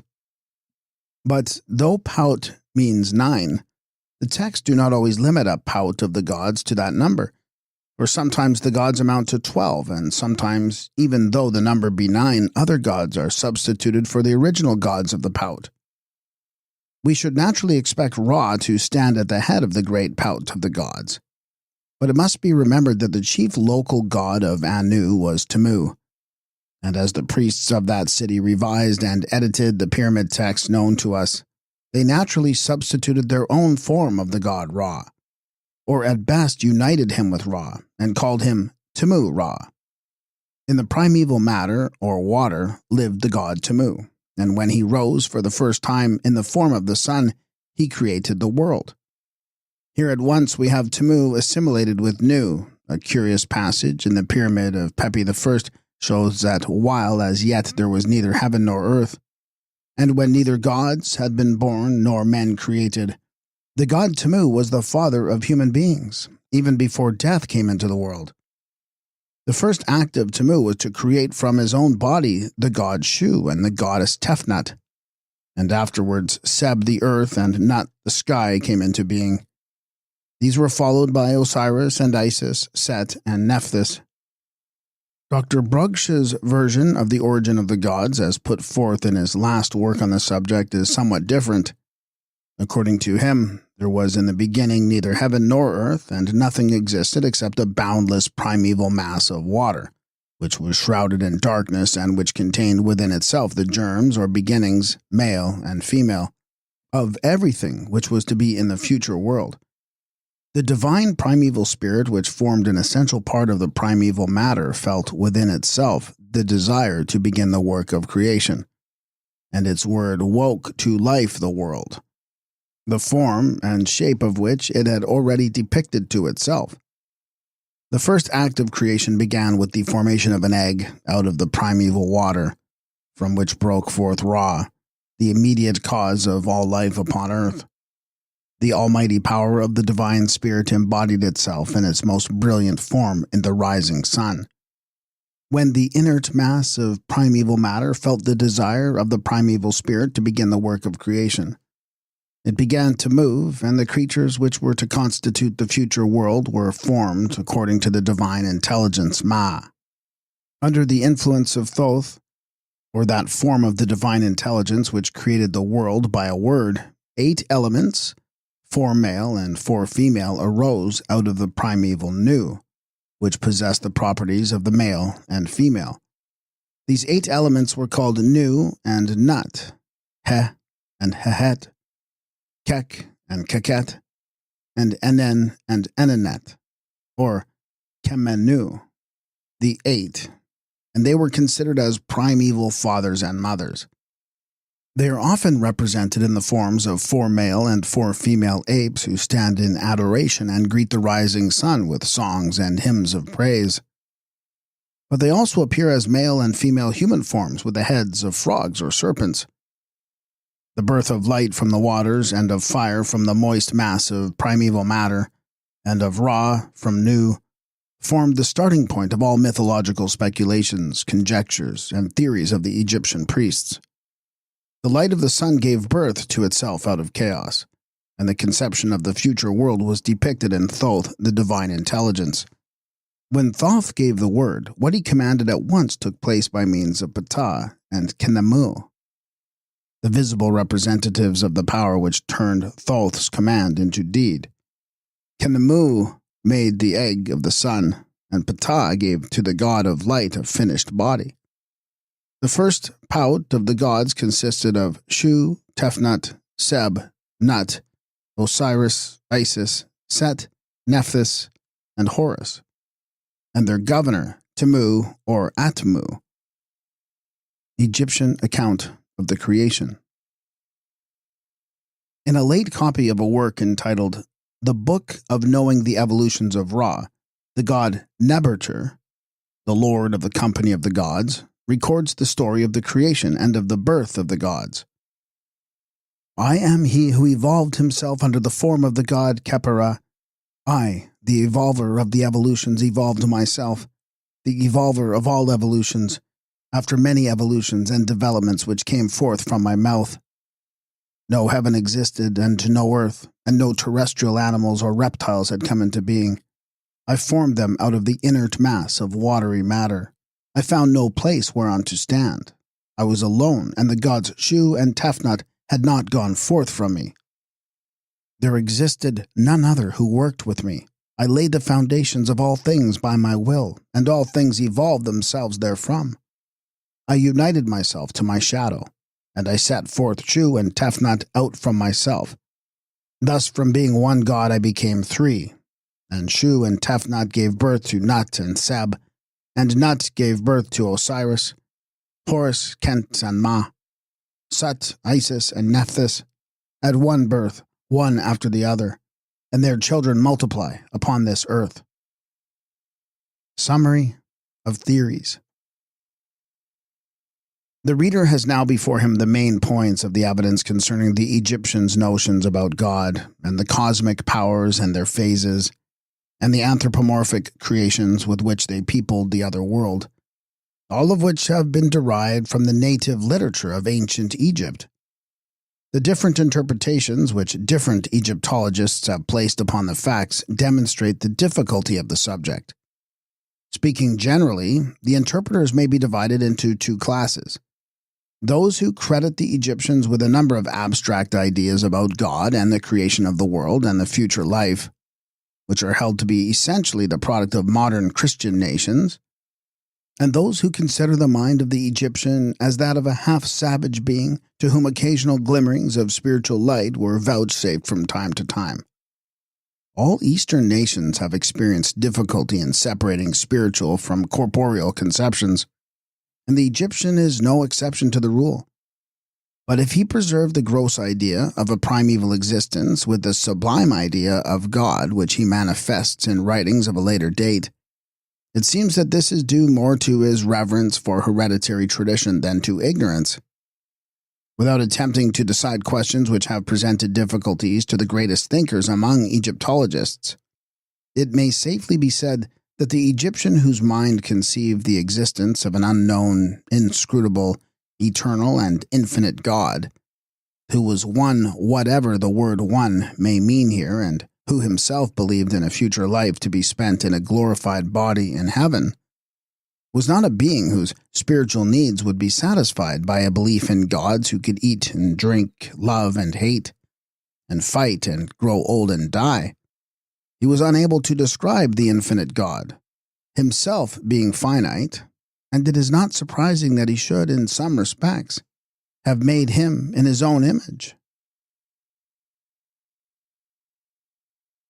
The abode of the blessed. The Egyptian heaven. The gods of the Egyptians dwelt in a heaven with their Kas and Kus and shadows, and there they received the blessed dead to dwell with them. This heaven was situated in the sky, which the Egyptians believed to be like an iron ceiling, either flat or vaulted, and to correspond in extent and shape with the earth beneath it. The ceiling was rectangular and was supported at each corner by a pillar. In this idea we have, as Maspero has observed, a survival of the root tree of very primitive nations. At a very early date, the four pillars were identified with the four ancient Kus who dwell in the hair of Horus, who are also said to be the four gods who stand by the pillar scepters of heaven. These four gods are children of Horus, and their names are Amset, Hapi, Tuamatef, and Kebsenef. They were supposed to preside over the four quarters of the world and subsequently were acknowledged to be the gods of the cardinal points. The Egyptians named the sky or heaven Pet. A less primitive view made the heavens in the form of the goddess Nut, who was represented as a woman with bowed body whose hands and feet rests on the earth. In this case, the two arms and the two legs form the four pillars upon which the heavens are supported.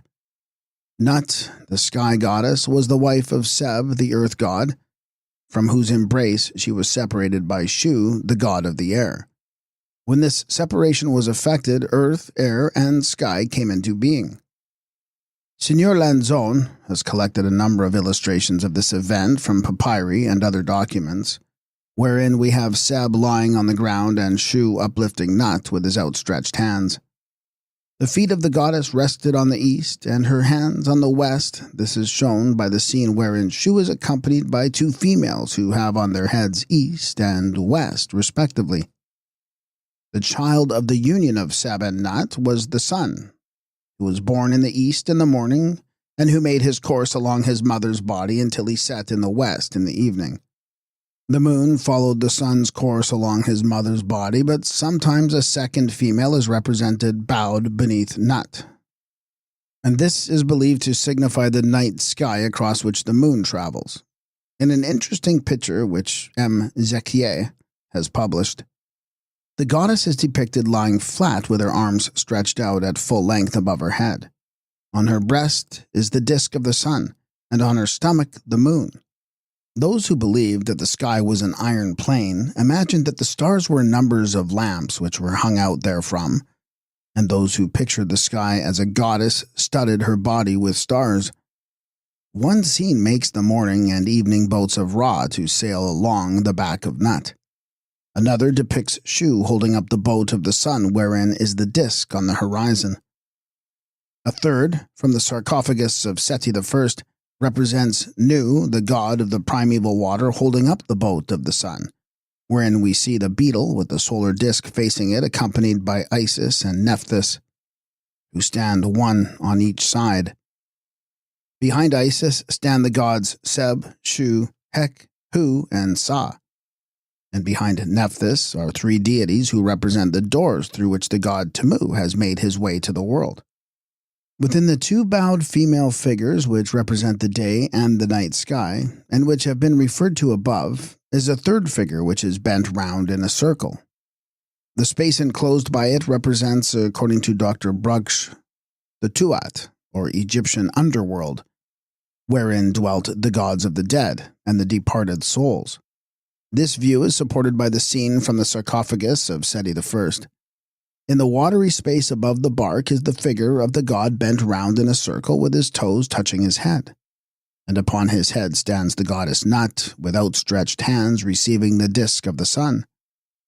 In the space enclosed by the body of the god is the legend, "This is Osiris, his circuit is the Tuat."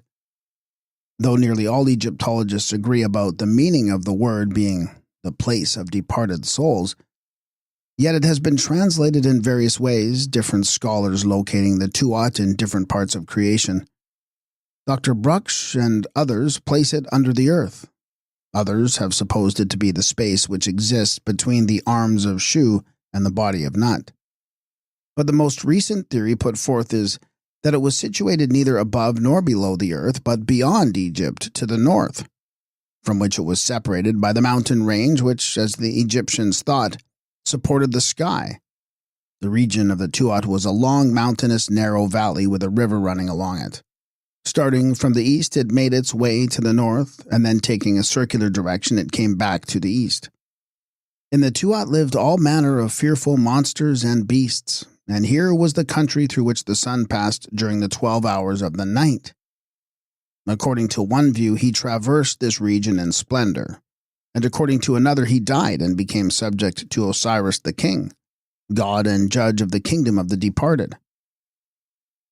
The fields of Aru and Hetep. The souls of the dead made their way to their abode in the other world by a ladder, according to a very ancient view, or through a gap in the mountains of Abydos called Pika, according to another.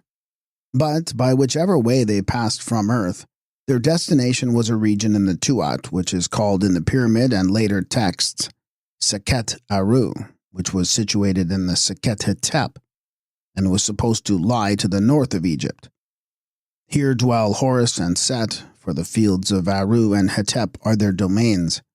And here enters the deceased with 2 of the children of Horus on one side of him, and 2 on the other.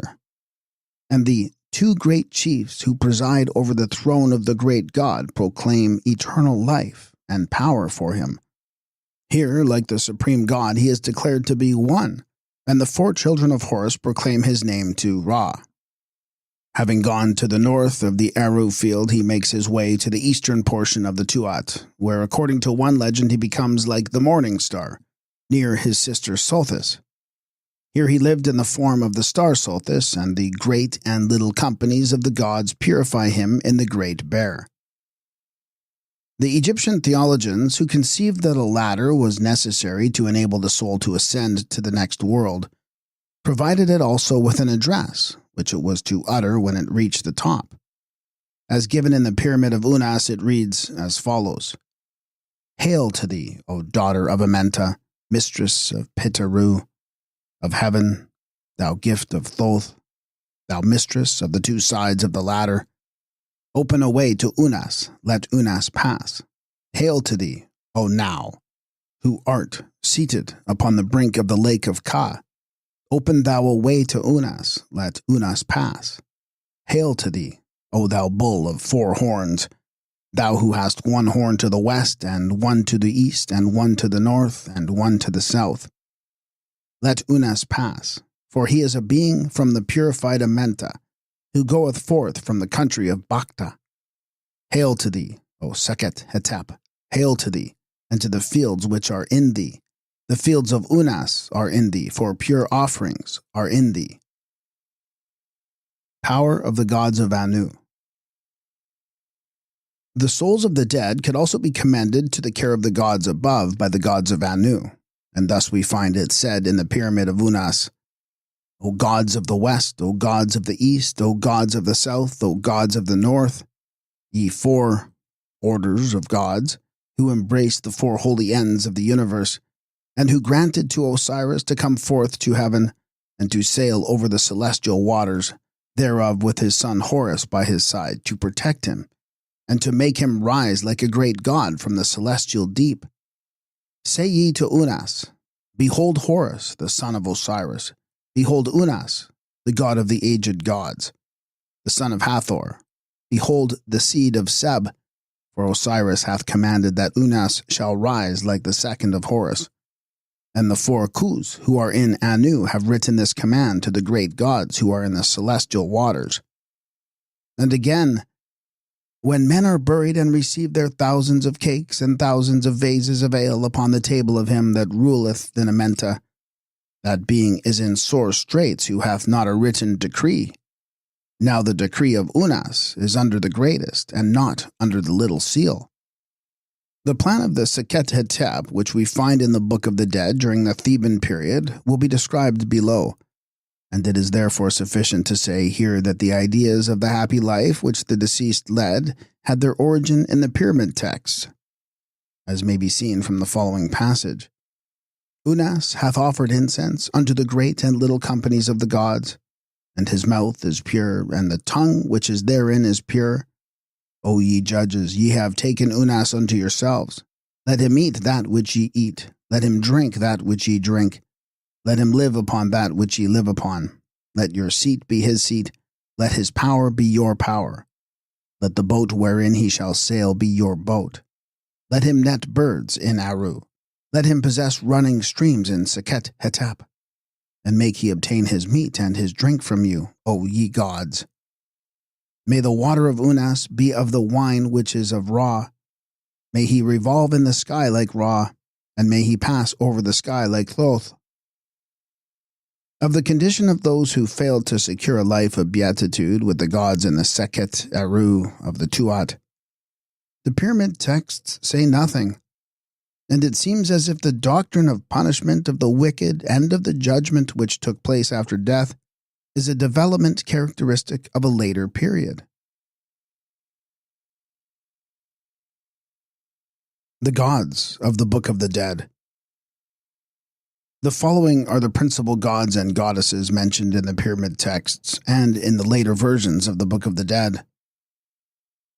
Nu represents the primeval watery mass from which all the gods were evolved, and upon which floats the bark of millions of years containing the sun. This god's chief titles are Father of the Gods and Begetter of the Great Company of the Gods. He is depicted in the form of a seated deity, having upon his head disk and plumes. Nut, the female principle of Nu, she is depicted with the head of a snake surmounted by a disk or with the head of a cat. Ptah was associated with the god Khnemu in carrying out the creation, the mandates of Thoth, the divine intelligence. His name means the opener, and he was identified by the Greeks with Hephaestus and by the Latins with Vulcan. He was worshipped at a very early date in Memphis, which is called in Egyptian texts the house of the Ka of Ptah. And according to Herodotus, his temple there was founded by Mena or Menes. He is called the exceedingly great God, the beginning of being, the Father of fathers and power of powers, and he created his form and gave birth to his body and established unending and unvarying right and truth upon the earth. As a solar god he is called Ptah, the disk of heaven, who illumineth the world by the fire of his eyes.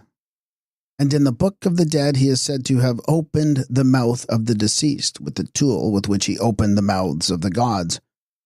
He is depicted in the form of a mummy standing upon mat, and in his hands he holds a scepter on the top of which are the emblems of power, life, and stability.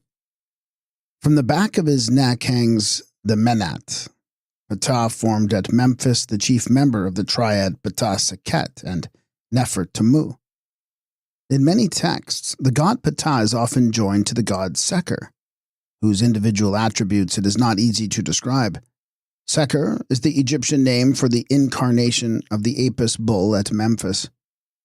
That Seker was a solar god is quite clear, but whether he closed the day or the night is not certain. Originally, his festival was celebrated in the evening, wherefrom it appears that he represented some form of the night sun.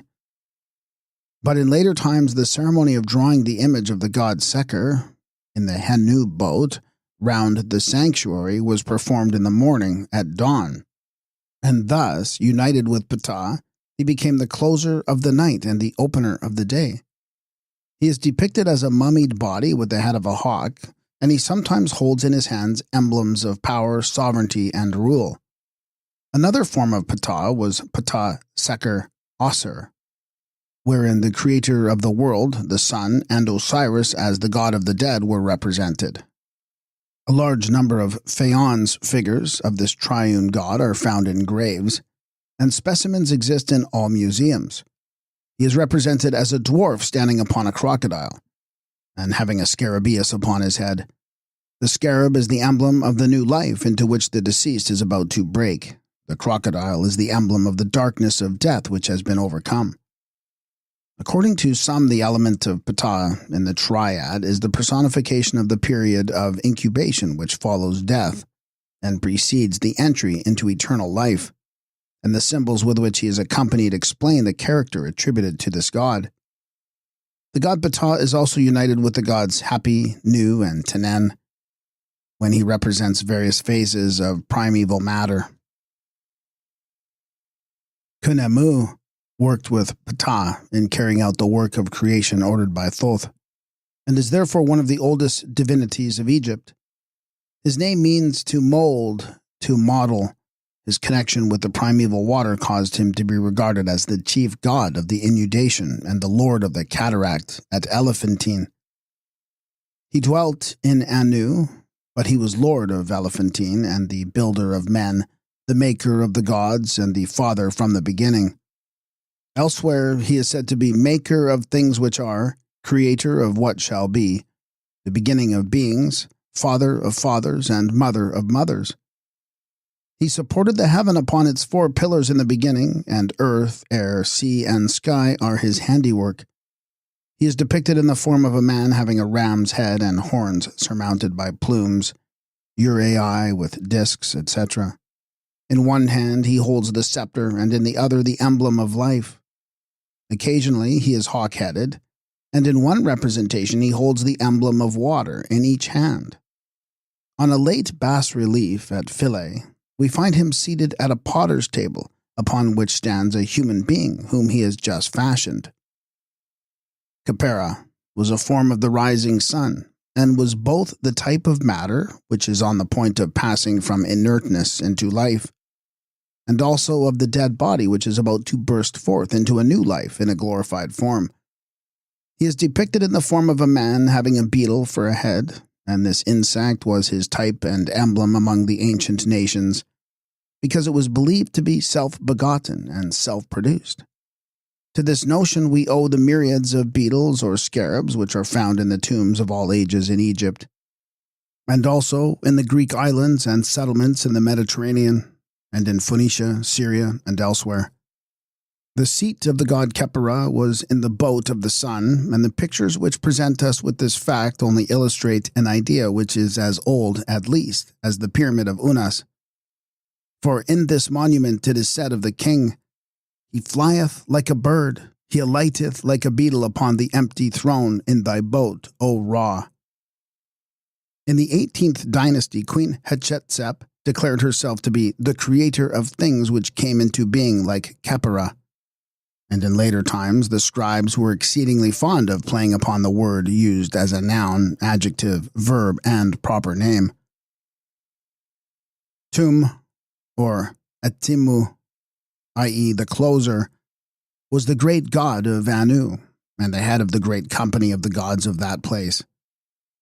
It would seem that he usurped the position of Ra in Egyptian mythology, or at any rate, that the priests of Anu succeeded in causing their local god, either separately or joined with Ra, to be accepted as the leader of the divine group.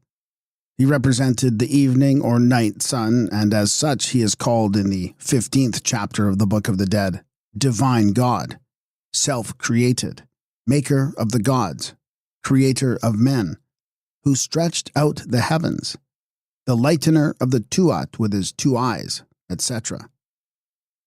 The cool breezes of the north wind, for which every dead man prayed, were supposed to proceed from him. He is, as Lefebvre has pointed out, always depicted in the form of a man. He wears the crowns and holds both the scepter and emblem of life. On a mummy case at Turin, he is depicted in the boat of the sun, in company with the god Khepera. Between them are the beetle and the sun's disk. In later times, the Egyptians called the feminine form of Temu, Temet. Ra was the name given to the sun by the Egyptians in a remote antiquity, but the meaning of the word or the attribute which they ascribed to the sun by it is unknown. Ra was the invisible emblem of God and was regarded as the god of this earth, to whom offerings and sacrifices were made daily. And when he appeared above the horizon at the creation, time began. In the pyramid texts, the soul of the deceased makes its way to where Ra is in heaven, and Ra is entreated to give it a place in the bark of millions of years, wherein he sails over the sky. The Egyptians attributed to the sun a morning and an evening boat, and in these the god sat accompanied by Khepera and Tmu, his own forms in the morning and evening respectively. In his daily course he vanquished night and darkness, and mist and cloud disappeared from before his rays. Subsequently, the Egyptians invented the moral conception of the sun, representing the victory of right over wrong and of truth over falsehood. From a natural point of view, the sun was synonymous with movement and hence typified the life of man, and the setting of the one typified the death of the other. Usually Ra is depicted in human form, sometimes with the head of a hawk and sometimes without. As early as the time of the pyramid texts, we find Ra united with Tmu to form the chief god of Anu, and at the same period a female counterpart, Rat, was assigned to him. Shu, the second member of the company of the gods of Anu, was the firstborn son of Ra, Ra-Tmu, or Tum, by the goddess Hathor, the sky, and was the twin brother of Tefnut. He typified the light. He lifted up the sky, Nut, from the earth, Seb, and placed it upon the steps, which were in Kamenu. He is usually depicted in the form of a man who wears upon his head a feather or feathers and holds in his hand the scepter. At other times he appears in the form of a man with upraised arms. On his head he has the emblem, the feather, and he is often accompanied by the four pillars of heaven, i.e. the cardinal points. Among the many faience amulets which are found in tombs are two which have reference to Shu. The little models of steps typify the steps upon which Shu rested the sky in Kenemu, and the crouching figure of a god supporting the sun's disks symbolizes his act of raising the sun's disk into the space between sky and earth at the time when he separated Nut from Seb. Tefnut, the third member of the company of the gods of Anu, was the daughter of Ra, Ra-Tmu, or Tmu, and twin sister of Shu. She represented in one form moisture, and in another aspect she seems to personify the power of sunlight. She is depicted in the form of a woman, usually with the head of a lioness surmounted by a disc or uraeus, or both. In faience, however, the twin brother and sister each have a lion's head. In the pyramid texts, they play a curious part, Shu being supposed to carry away hunger from the deceased, and Tefnut his thirst. Seb, or Keb, the fourth member of the company of the gods of Anu, was the son of Shu, husband of Nut, and by her father of Osiris, Isis, Set, and Nephthys. Originally, he was the god of the earth and is called both the father of the gods and the Urpa, i.e. the tribal hereditary head of the gods. He is depicted in human form, sometimes with a crown upon his head and scepter in his right hand, and sometimes he has upon his head a goose, which bird was sacred to him. In many places he is called the Great Cackler, and he was supposed to have laid the egg from which the world sprang. Already in the pyramid text, he has become a god of the dead by virtue of representing the earth wherein the deceased was laid. Osir, or Osiris, the sixth member of the company of the gods of Anu, was the son of Seb and Nut, and the husband of his sister Isis, the father of Horus, the son of Isis, and the brother of Set and Nephthys. The version of his sufferings and death by Plutarch has been already described. Whatever may have been the foundation of the legend, it is pretty certain that his character as a god of the dead was well defined long before the versions of the pyramid texts known to us were written. And the only important change which took place in the views of the Egyptians concerning him in later days was the ascription to him of the attributes which in the early dynasties were regarded as belonging only to Ra or to Ra-Tmu. Originally, Osiris was a form of the sun god, and speaking generally, he may be said to have represented the sun after he had set. and as such was the emblem of the motionless dead. Later texts identify him with the moon.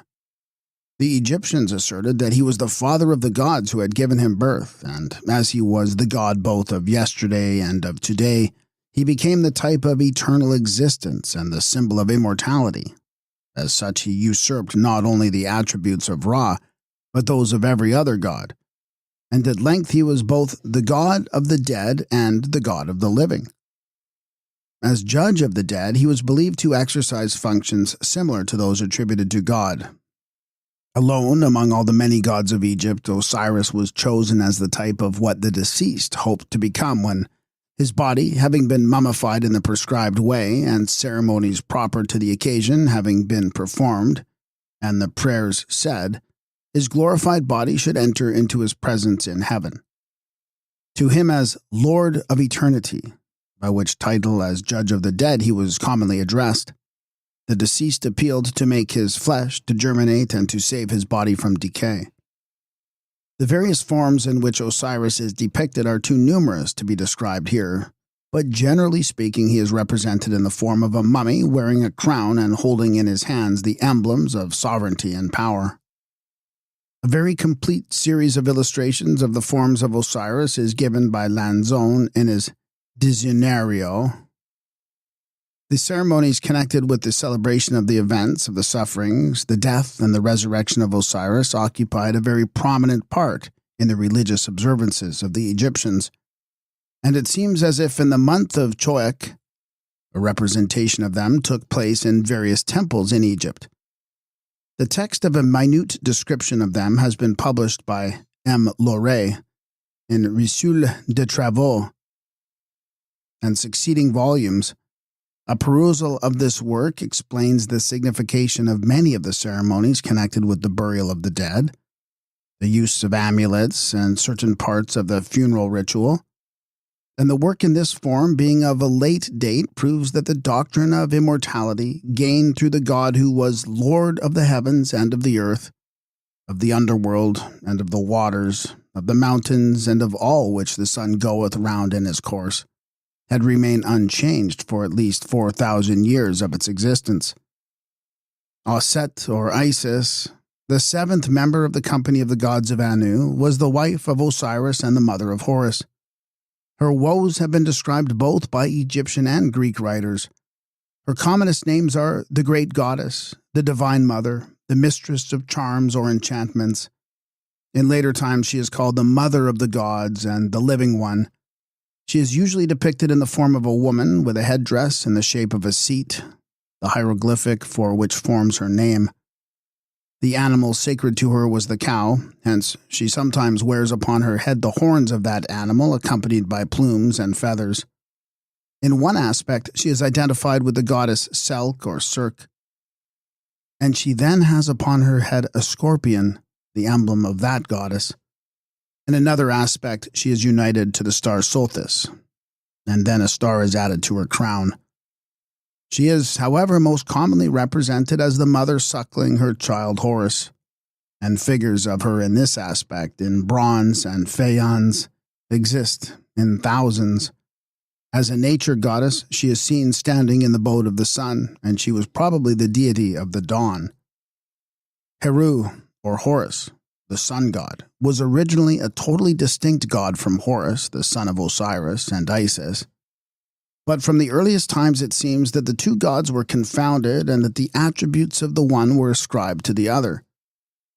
The fight which Horus, the sun god, waged against night and darkness was also at a very early period identified with the combat between Horus, the son of Isis, and his brother Set. The visible emblem of the sun god was at a very early date the hawk, which was probably the first living thing worshipped by the early Egyptians. Already in the pyramid texts, the hawk on a standard is used indiscriminately with a symbol to represent the word God. The principal form of Horus, the sun god, which probably represent the sun at various periods of the day and night, are Heru-ur, Greek, Ierorides, Horus the Great, Heru-merti, Horus of the two eyes, i.e. of the sun and moon, Heru-nub, the golden Horus, Heru Kent Kat, Heru Kent Anma, Horus dwelling in blindness, Heru Kuti, Horus of the two horizons, the type of which on earth was the Sphinx, Heru Sam Taui, Horus the uniter of the north and south, Heru Hekenu, Horus of Heken, and Heru Behutet, Horus of Behutet. The Sipi of Horus, which became so common at a late period in Egypt, seemed to unite the idea of the physical and moral conceptions of Horus the sun god and of Horus the son of Osiris and Isis. Horus, the son of Osiris and Isis, appears in Egyptian texts usually as Heru Pika-urt. Horus, the child, who afterwards became the avenger of his father Osiris, and occupied his throne as we are told in many places in the Book of the Dead. In the pyramid texts, the deceased is identified with Heru Pika-urt, and a reference is made to the fact that the god is always represented with a finger in his mouth. The curious legend which Plutarch relates concerning Harpocrates and the cause of his lameness is probably based on the passage in the history of Osiris and Isis given in a hymn to Osiris of the 18th dynasty. Set, or Sutek, is the 8th member of a company of the gods of Anu, was the son of Seb and Nut, and the husband of his sister Nephthys. The worship of this god is exceedingly old, and in the pyramid text we find that it is often mentioned with Horus and the other gods of the Heliopolitan company in terms of reverence. He was also believed to perform friendly offices for the deceased, and to be a god of the Sekhet Aru, or abode of the blessed dead. He is usually depicted in human form with the head of an animal which has not yet been identified. In later times, the head of the ass was confounded with it, but the figures of the god in bronze, which are preserved in the British Museum and elsewhere, prove beyond a doubt that the head of Set is that of an animal unknown to us. In the early dynasties, he was a beneficent god and one whose favor was sought after by the living and by the dead, and so late as the 19th dynasty, kings delighted to call themselves beloved of Set. About the 22nd dynasty, however, it became the fashion to regard the god as the origin of all evil, and his statues and images were so effectually destroyed that only a few which escaped by accident have come down to us. Originally Set, or Sut, represented the natural night and was the opposite of Horus. That Horus and Set were opposite aspects or forms of the same god is proved by the figure given by Lanzon, where we see the head of Set and the head of Horus upon one body. The natural opposition of the day and night was at an early period confounded with the battle which took place between Horus, the son of Isis, and Set, wherein Isis intervened, and it seems that the moral idea of the battle of right against wrong became attached to the latter combat, which was undertaken by Horus to avenge his father's murder by Set. Nebtet, or Nephthys, the last member of the company of the gods of Anu, was the daughter of Seb and Nut, the sister of Osiris and Isis, and the sister and wife of Set. When the sun rose at the creation out of the primeval waters, Nephthys occupied a place in his boat with Isis and the other deities. As a nature goddess, she either represents the day before sunrise or after sunset, but no portion of the night. She is depicted in the form of a woman having upon her head the hieroglyphics which form her name, Lady of the House. A legend preserved by Plutarch makes her the mother of Anpu, or Anubis by Osiris. In Egyptian texts, Anpu is the son of Ra. In religious texts, Nephthys is made to be the companion of Isis in all her troubles, and her grief for her brother's death is as great as that of his wife. Anpu, or Anubis, the son of Osiris or Ra, sometimes by Isis and sometimes by Nephthys, seems to represent as a nature god either the darkest part of the twilight or the earliest dawn.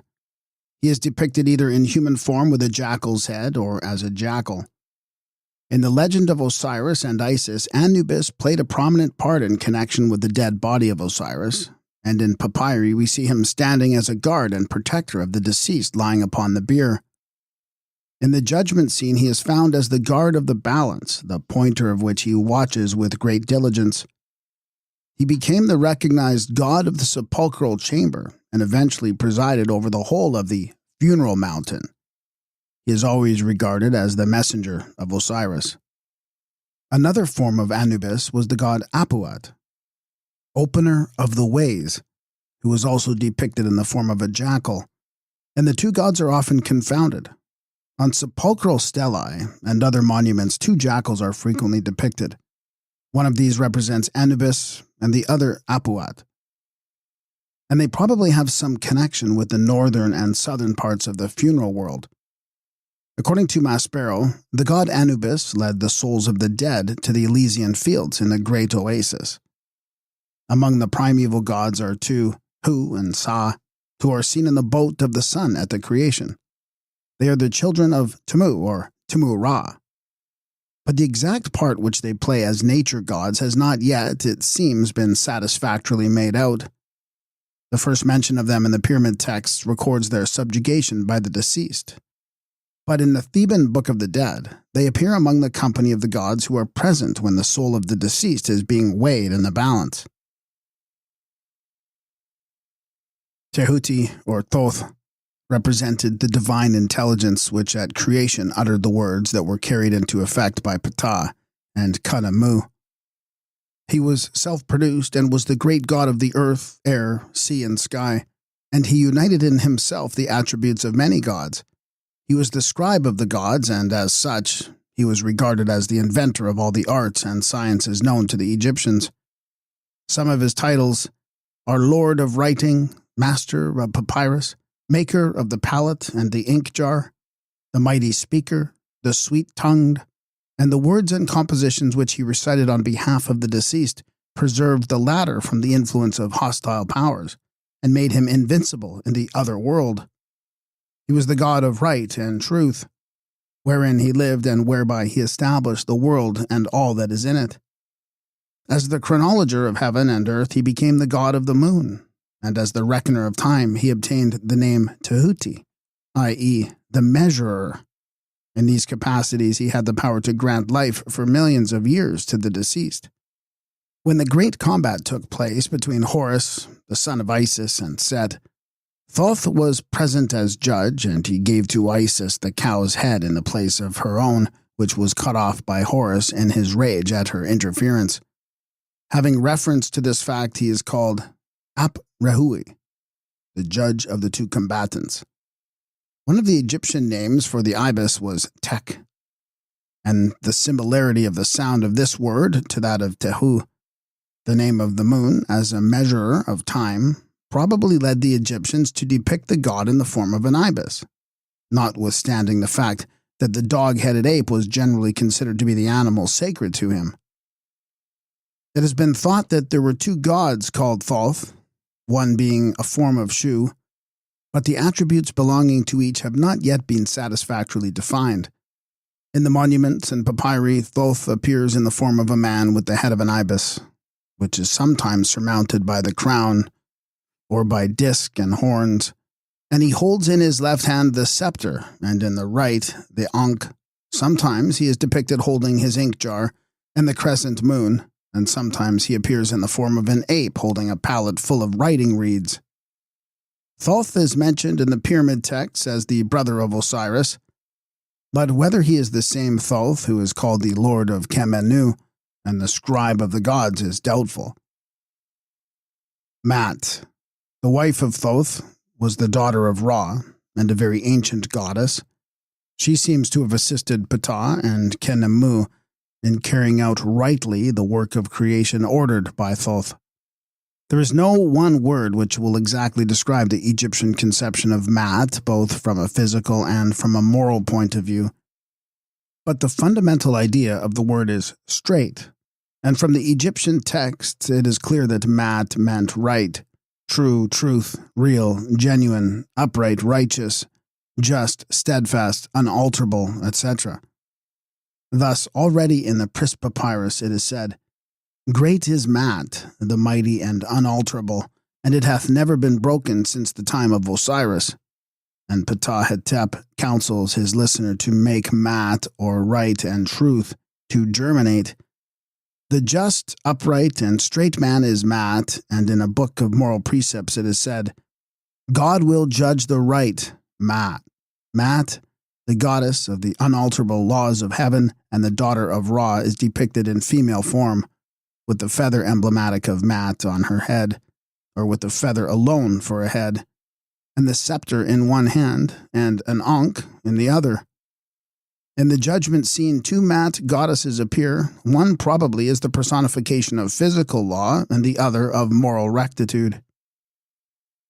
Heru, or Hathor, the house of Horus, was the goddess of the sky, wherein Horus, the sun god, rose and set.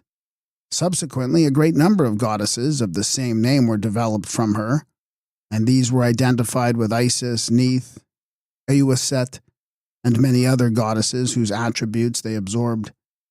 A group of 7 Hathors is also mentioned, and these appear to have partaken of the nature of good fairies. In one form, Hathor was the goddess of love, beauty, happiness, and the Greeks identified her with their own Aphrodite. She is often depicted in the form of a woman having disc and horns upon her head, and at times she has the head of a lion surmounted by a uraeus.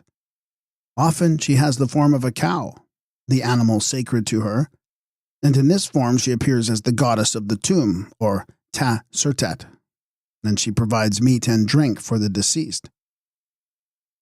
Metort is the personification of that part of the sky wherein the sun rises, and also of that part of it which he takes his daily course.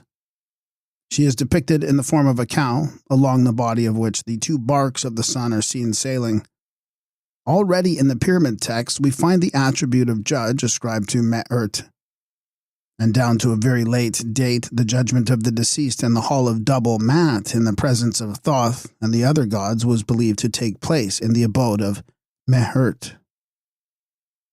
Net, or Neith, the Divine Mother, the Lady of Heaven, the Mistress of the Gods, was one of the most ancient deities of Egypt, and in the pyramid texts she appears as the mother of Sebek. Like Me'ert, she personifies the place in the sky where the sun rises. In one form she was the goddess of the loom and shuttle, and also of the chase. In this aspect she was identified by the Greeks with Athena. She is depicted in the form of a woman having upon her head the shuttle or arrows, or she wears the crown and holds arrows, a bow, and a scepter in her left hand. She also appears in the form of a cow. Sekhet was in Memphis the wife of Ptah, and the mother of Nefer-Temu, and of Iam-Hetep. She was the personification of the burning heat of the sun, and as such was the destroyer of the enemies of Ra and Osiris. When Ra determined to punish mankind with death, because they scoffed at him, he sent Sekhet his eye to perform the work of vengeance. Illustrative of this aspect of her is a figure wherein she is depicted with the sun's eye for a head.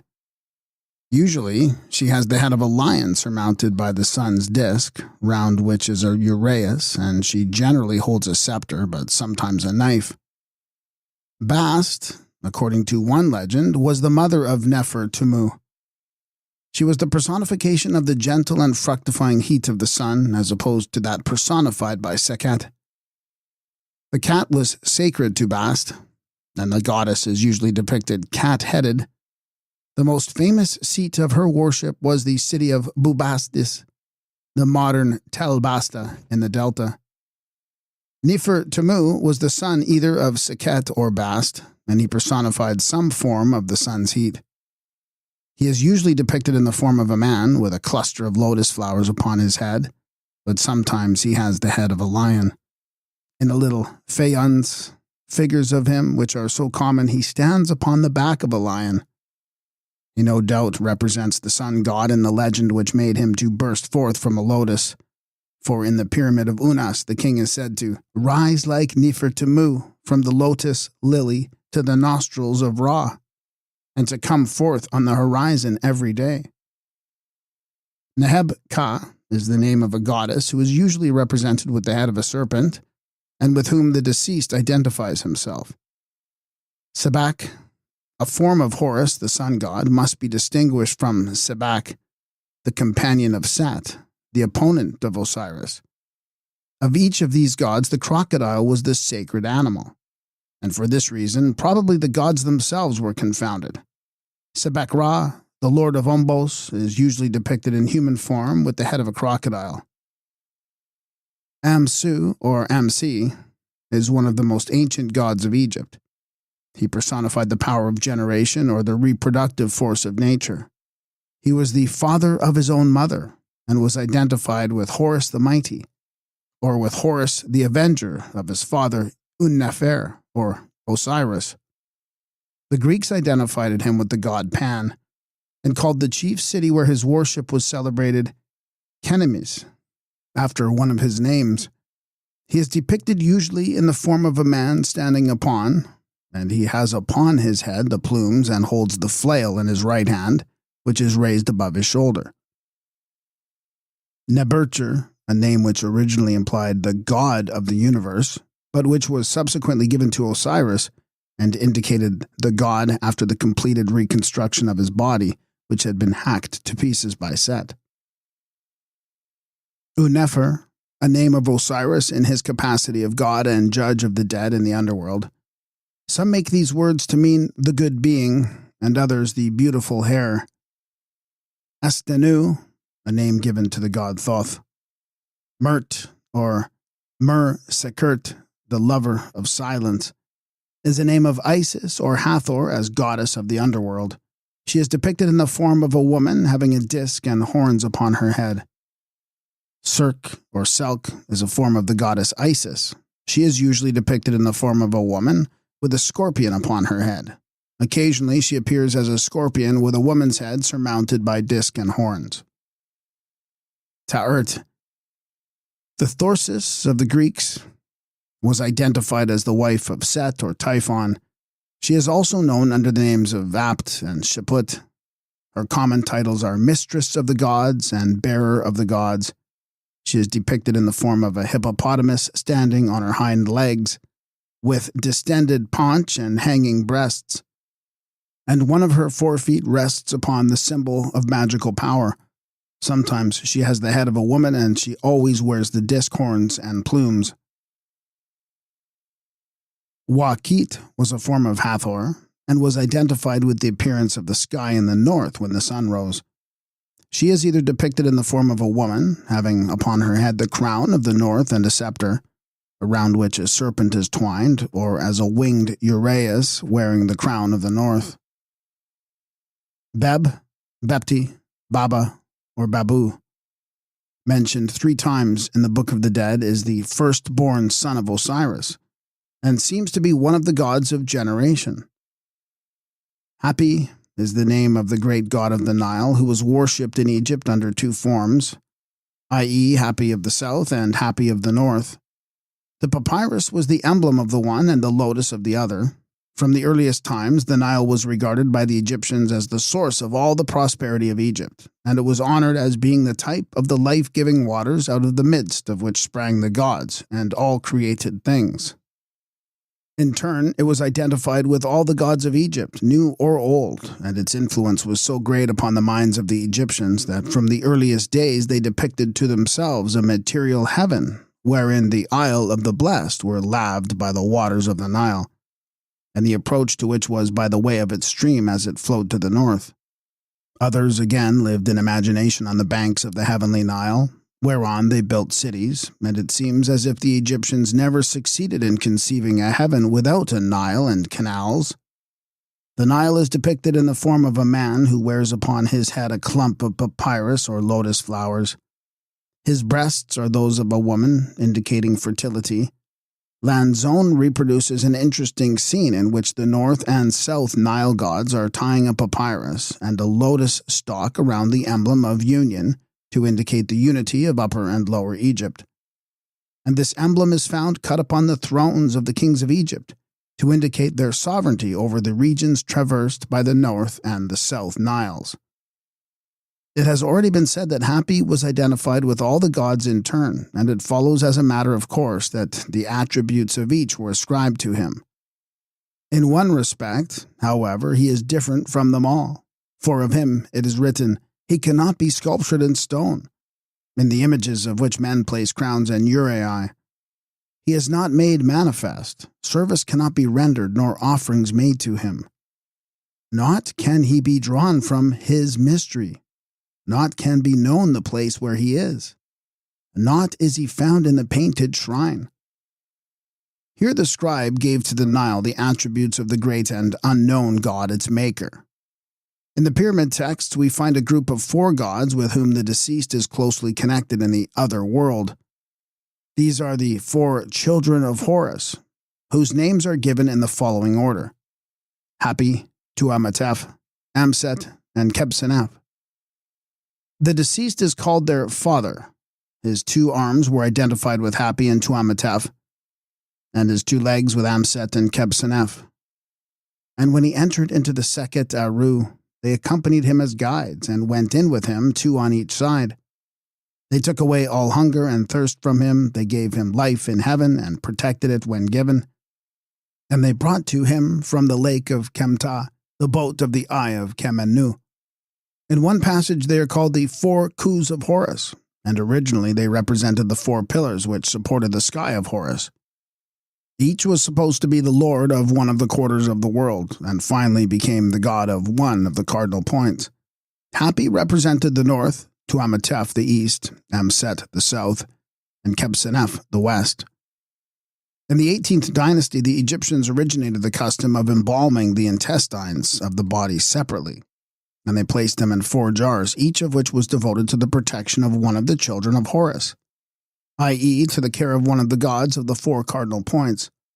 The god of the north protected the small viscera, the god of the east the heart and lungs, the god of the south the stomach and large intestines, and the god of the west the liver and gallbladder. With these 4 gods, 4 goddesses were associated, viz. Nephthys, Neith, Isis, and Selk or Serk. Connected with the god Horus are a number of mythological beings called Heru, Shesu, or Shemsu as some read it, who appear already in the pyramid of Unas in connection with Horus and Set in the ceremony of purifying and opening the mouth. And in the pyramid of Pepi I, it is they who wash the king and who recite for him the chapter of those who come forth and the chapter of those who ascend. In the judgment scene in the Book of the Dead, grouped round the pan of the balance which contains the heart of the deceased, are 3 beings in human form who bear the names Shai, Renenet, and Meskenet. Shai is the personification of destiny, and Renenet, fortune. These names are usually found coupled. Shai and Renenet are said to be in the hands of Thoth, the divine intelligence of the gods. And Ramses II boasts that he himself is lord of Shai and creator of Renenet.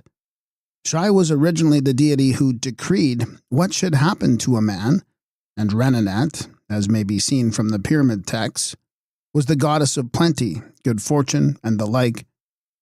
Subsequently, no distinction was made between these deities and the abstract ideas which they represented. In the Papyrus of Ani, Shai stands by himself near the pillar of the balance, and Renenet is accompanied by Meskenet, who appears to be the personification of all the conceptions underlying Shai and Renenet, and something else besides. In the story of the children of Ra, as related in the Westcar Papyrus, we find the goddess Meskenet, mentioned with Isis, Nephthys, Heket, and the god Kenemu as assisting at the birth of children. Disguised in female forms, the 4 goddesses go to the house of Ra-Usur, and professing to have a knowledge of the art of midwifery, they are admitted to the chamber where the child is about to be born. Isis stands before the woman, Nephthys behind her, and Heket accelerates the birth. When the child is born, Meskenet comes and looking upon him says, "A king, he shall rule throughout this land. May Kemenu give health and strength to his body." The word Meskenet is as old as the pyramid times and seems then to have had the meaning of luck, destiny, etc. The god Amen, his wife Mut, and their associate Khonsu have nothing whatever to do with the Book of the Dead. But Amen, the first member of this great Theban triad, must be mentioned with the other gods, because he was usually identified with one or more of them. The name Amen means the hidden one, and the founding of the first shrine of the god recorded in history took place at Thebes during the 12th dynasty. From that time until the close of the 17th dynasty, Amen was the chief god of Thebes, and nothing more. When, however, the last kings of the 17th dynasty had succeeded in expelling the so-called Hyksos and had delivered the country from the yoke of the foreigner, their god assumed an importance hitherto unknown, and his priests endeavored to make his worship the first in the land. But Amen was never regarded throughout the entire country as its chief god. Although his votaries called him the king of the gods, the conception which the Thebans had of their god as a god of the underworld was modified when they identified him with Ra and called him Amen-Ra. And, speaking generally, in the time of the 18th dynasty and onwards, the god became the personification of the mysterious creating and sustaining power of the universe, which in a material form was typified by the sun.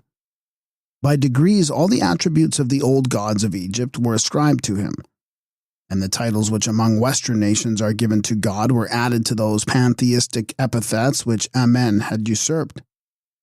The following extracts from a fine hymn will set forth the views of the priesthood of Amen-Ra concerning their god. Adoration to thee, O Amen-Ra, the bull in Anu, the ruler of all the gods, the beautiful and beloved God who givest life by means of every kind of food and fine cattle. Hail to thee, O Amen-Ra, Lord of the world's throne, thou dweller in Thebes, thou bull of thy mother that livest in thy field, that extendest thy journeys in the land of the south, thou Lord of those who dwell in the west, thou governor of Punt, thou King of heaven and sovereign of the earth, thou Lord of things that exist, thou stablisher of creation, thou supporter of the universe. Thou art one in thine attributes among the gods, thou beautiful bull of the company of the gods, thou chief of all the gods, Lord of Mat, Father of the gods, creator of men, maker of beasts and cattle, Lord of all that existeth, maker of the staff of life, creator of the herbs which give life to beasts and cattle. Thou art the creator of things celestial and terrestrial, thou illuminest the universe. The gods cast themselves at thy feet when they perceive thee. Hymns of praise to thee, O Father of the gods, who hast spread out the heavens and laid down the earth. Thou Master of eternity and of everlastingness. Hail to thee, O Ra, Lord of Mat, thou who art hidden in thy shrine, Lord of the gods. Thou art Khepera in thy bark, and when thou sendest forth the word, the gods come into being. Thou art Temu, the maker of beings which have reason, and however many be their forms, thou givest them life, and thou dost distinguish the shape and stature of each from his neighbor. Thou hearest the prayer of the afflicted, and thou art gracious unto him that crieth unto thee. Thou deliverest the feeble one from the oppressor, and thou judgest between the strong and the weak. The Nile riseth at thy will. Thou only form, the maker of all that is, one only, the creator of all that shall be. Mankind hath come forth from thine eyes. The gods have come into being at thy word. Thou makest the herbs for the use of beasts and cattle, and the staff of life for the need of man. Thou givest life to the fish of the stream and to the fowl of the air, and breath unto the germ and the egg. Thou givest life unto the grasshopper, and thou makest to live the wild fowl, and things that creep, and things that fly, and everything that belongeth thereunto. Thou providest food for the rats in the holes, and for the birds that sit among the branches. Thou one, thou only one, whose arms are many. All men and all creatures adore thee, and praises come unto thee from the height of heaven, from earth's widest space, and from the deepest depths of the sea. Thou one, thou only one, who hast no second, whose names are manifold and innumerable. We have seen above that among other titles, the god Amen was called the Only One. But the addition of the words, who hast no second, is remarkable as showing that the Egyptians had already conceived the existence of a god who had no like or equal. which they hesitated not to proclaim side by side with their descriptions of his manifestations. Looking at the Egyptian words and their simple meaning, it is pretty certain that when the Egyptians declared that their God was one and that he had no second, they had the same ideas as the Jews and Mohammedans when they proclaimed their God to be one and alone. It has been urged that the Egyptians never advanced to pure monotheism because they never succeeded in freeing themselves from the belief in their existence of other gods. But when they say that a god has no second, even though they mention other gods, it is quite evident that, like the Jews, they conceived him to be an entirely different being from the existences which, for the want of a better word, or because these possessed superhuman attributes, they named gods. The powers of darkness or evil. The gods above enumerated represent the powers who were the guides and protectors and givers of life and happiness to the deceased in the new life. But from the earliest times it is clear that the Egyptians imagined the existence of other powers who offered opposition to the dead, and who are called in many places his enemies. Like so many of the ancient gods, these powers were originally certain forces of nature, which were believed to be opposed to those which were regarded as beneficent to man. As for example, darkness to light and night to day. With darkness and night were also associated the powers which contributed in any way to obscure the light of the sun or to prevent his shining. But since the deceased was identified with Horus or Ra, and his accompanying gods, the enemies of the one became the enemies of the other, and the welfare of the one was the welfare of the other. When the Egyptians personified the beneficent powers of nature, that is to say, their gods, they usually gave to them human forms and conceived them in their own images. But when they personified the opposing powers, they gave to them the shapes of noxious animals and reptiles, such as snakes and scorpions. As time went on, the moral ideas of good and right were attributed to the former, and evil and wickedness to the latter. The first personifications of light and darkness were Horus and Set. And in the combat, the prototype of the subsequent legends of Marduk and Tiamat, Bel and the dragon, St. George and the dragon, and many others, which took place between them, the former was always the victor. But though the deceased was identified with Horus or Ra, the victory which the god gained over Set only benefited the spiritual body which dwelt in heaven, and did not preserve the natural body which lay in the tomb. The principal enemy of the natural body was the worm, and from the earliest times it seems that a huge worm or serpent was chosen by the Egyptians as the type of the powers which were hostile to the dead, and also of the foe against whom the sun god fought. Already in the Pyramid of Unas, a long section of the text contains nothing but formula, the recital of which was intended to protect the deceased from various kinds of snakes and worms. These are exceedingly ancient indeed. They may safely be said to form one of the oldest parts of the funeral literature of the Egyptians, and we find from the later editions of the Book of the Dead and certain Coptic works that the dread of the serpent as the emblem of physical and moral evil existed among the Egyptians in all generations, and that, as will be seen later, the belief in a limbo filled with snakes swayed their minds long after they had been converted to Christianity. The charms against serpents in the pyramid texts of the 5th and 6th dynasties have their equivalents in the 31st and 33rd chapters of the Book of the Dead, which are found on coffins of the 11th and 12th dynasties. And in the 13th dynasty we find vignettes in which the deceased is depicted in the art of spearing a crocodile and of slaughtering serpents. In the Theban and Saite versions are several small chapters, the recital of which drove away reptiles, and of these the most important is the 39th chapter, which preserved the deceased from the attack of the great serpent Apep or Apep, who is depicted with knives stuck in his folds. In the period of the later dynasties, a service was performed daily in the temple of Amun-Ra at Thebes to deliver the sun god from the assault of this fiend, and on each occasion it was accompanied by a ceremony in which a waxen figure of Apep was burnt in the fire. As the wax melted, so the power of Apep was destroyed.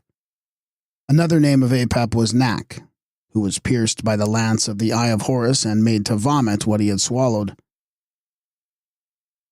The Devourer of the Dead. The judgment scene in the Theban edition of the Book of the Dead reveal the belief in the existence of a tri-formed monster, part crocodile, part lion, and part hippopotamus, whom the Egyptians called Amit, i.e., the Eater of the Dead, and who lived in Amenta. Her place is by the side of the scales wherein the heart is weighed, and it is clear that such hearts as failed to balance the feather of Mat were devoured by her. In one papyrus, she is depicted crouching by the side of a lake. Other types of evil were the insect Apshai, confounded in later times with tortoise, which dies as Ra lives, the crocodile Sebek, who afterwards became identified with Ra, the hippopotamus, the ass, etc. The devils of the underworld. The pyramid texts afford scanty information about the fiends and devils with which the later Egyptians peopled certain parts of the Tuat, wherein the night sun pursued his course and where the souls of the dead dwelt. For this we must turn to the composition entitled Book of What is in the Tuat, several copies of which have come down to us inscribed upon tombs, coffins, and papyri of the 18th and following dynasties. The Tuat was divided into 12 parts corresponding to the 12 hours of the night, and this book professed to afford to the deceased the means whereby he might pass through them successfully. In one of these divisions, which was under the rule of the god Seker, the entrance was guarded by a serpent on 4 legs with a human head, and within were a serpent with 3 heads, scorpions, vipers, and winged monsters of terrifying aspect. A vast desert place was their abode, and seemingly the darkness was so thick that there it might be felt. In other divisions we find serpents spitting fire, lions, crocodile-headed gods, a serpent that devours the dead, a huge crocodile, and many other reptiles of diverse shapes and forms. From the descriptions which accompany the scenes, it is evident that the Tuat was regarded by the Egyptians of the 18th dynasty from a moral as well as from a physical point of view. Apep, the emblem of evil, was here punished and overcome, and here dwelt the souls of the wicked and the righteous, who received their punishments or rewards meted out to them by the decree of Ra and his company of gods. The chief instruments of punishment employed by the gods were fire and beasts which devoured the souls and bodies of the enemies of Ra. Traditions about hell preserved in Coptic times. And we may see from the literature of the Copts, or Egyptians who had embraced Christianity, how long the belief in a hell of fire and torturing fiends survived. Thus, in the life of Abba Shanuti, a man is told that the executioners of Amenti will not show compassion upon thy wretched soul. And in the history of Picentios, a bishop of Coptos in the 7th century of our era, we have a series of details which reflect the Tuat of the ancient Egyptians in a remarkable manner.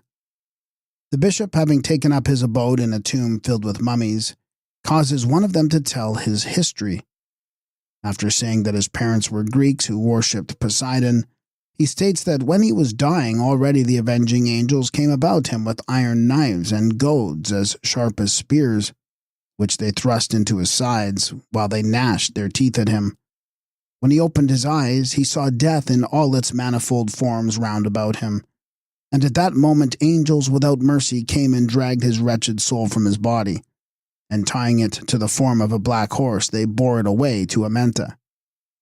Next, he was delivered over to merciless tormentors who tortured him in a place where there were multitudes of savage beasts. And when he had been cast into the place of outer darkness, he saw a ditch more than 200 feet deep filled with reptiles, each of which had 7 heads, and all their bodies were covered as it were with scorpions. Here also were serpents, the very sight of which terrified the beholder, and to one of them which had teeth like iron stakes was the wretched man given to be devoured. For 5 days in each week the serpent crushed him with his teeth, but on the Saturday and Sunday there was respite. Another picture of the torments of Hades is given in the martyrdom of Macarius of Antioch, wherein the saint, having restored to life a man who had been dead 6 hours, learned that when he was about to die, he was surrounded by fiends, some of whom had the faces of dragons, others of lions, others of crocodiles, and others of bears.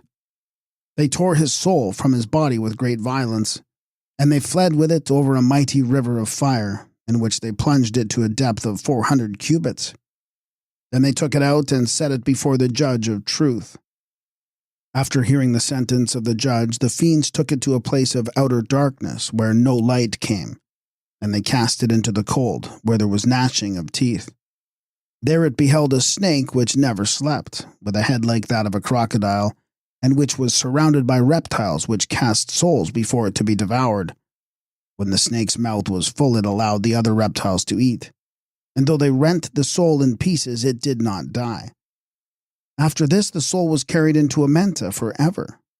The martyr Macarius suffered in the reign of Diocletian, and the MS from which the above extract is taken was copied in the year of the martyrs 634 AD 918. Thus, the old heathen ideas of the Egyptian Tuat were applied to the construction of the Coptic hell.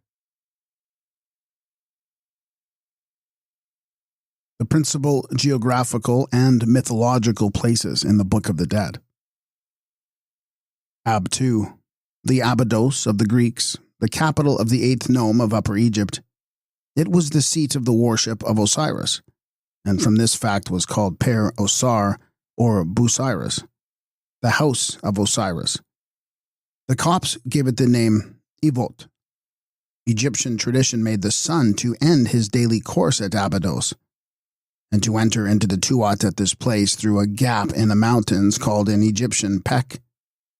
These mountains lay near to the town, and in the 12th dynasty it was believed that the souls of the dead made their way into the other world by the valley which led through them to the great oasis, where some placed the Elysian fields. Amenta, or Amentet, or was originally the place where the sun set, but subsequently the name was applied to the cemeteries and tombs which were usually built or hewn in the stony plateaus and mountains on the western bank of the Nile. Some believe that Amenta was at first the name of a small district, without either funereal or mythological signification. The Christian Egyptians or Copts used the word amend to translate the Greek word Hades, to which they attributed all the ideas which their heathen ancestors had associated with the Amenta of the Book of the Dead. Anu, the Heliopolis of the Greeks, and the capital of the 13th nome of Lower Egypt. The Hebrews called it On, Aven, and Beth Shemesh. This last name is an exact translation of the Egyptian Perah, house of the sun, which was also a designation of Anu. The Copts have preserved the oldest name of the city under the form Op. A Coptic bishop of this place was present at the Council of Ephesus. The city of Anu seems to have become associated with the worship of the sun in prehistoric times. Already in the 5th dynasty, its priesthood had succeeded in gaining supremacy for the religious views and beliefs throughout Egypt, and from the first to last it maintained its position as the chief seat of theological learning in Egypt. The body of the Aged One, a name of Osiris, reposed in Anu, and there dwelt the eye of Osiris. The deceased made his way to Anu, where souls were joined unto bodies in thousands, and where the blessed dead lived on celestial food forever.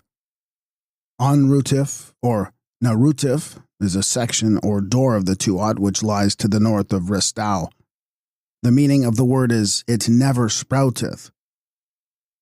Ontes, an unknown locality where a light tower was adored. Apu, the Panopolis of the Greeks, the metropolis of the 9th nome of Upper Egypt, and the seat of the worship of the god, whose name is variously read Amsu, Kem, and Min. In ancient days, it was famous as the center for stone cutting and linen weaving, and the latter industry still survives among the modern Coptic population, who, following their ancestors, call their city, which the Arabs have rendered by Akmim, Akert, a common name for the abode of the dead, Bast, more fully Pabast or Perbast, the Bubastis of the Greek writers, the metropolis of the 18th nome of Lower Egypt and the seat of the worship of Bast, a goddess who was identified with the soul of Isis, Ba'an Aset. The city is mentioned in the Bible in Ezekiel 30:17. Pibeseth, which the Copts have preserved in their name for the city, Puabati. The Arabs called the place Tel Basta. Het Benbent, the name given to many sun shrines in Egypt and also to one of the places in the other world where the deceased dwelt. Het Ptaka, the sacred name of the city of Memphis, the metropolis of the first nome of Lower Egypt. It means the house of the Ka of Ptah, and was probably in use in the period of the First Dynasty. Other names for Memphis were Aneb Hetet, the city of the White Wall, Men Nefer, and Ka Nefert. Kemer, a name given to the district of the 4th and 5th nomes of Upper Egypt. Kemenu, i.e. the city of the 8 great cosmic gods, the Hermopolis of the Greek writers, and the metropolis of the 15th nome of Upper Egypt.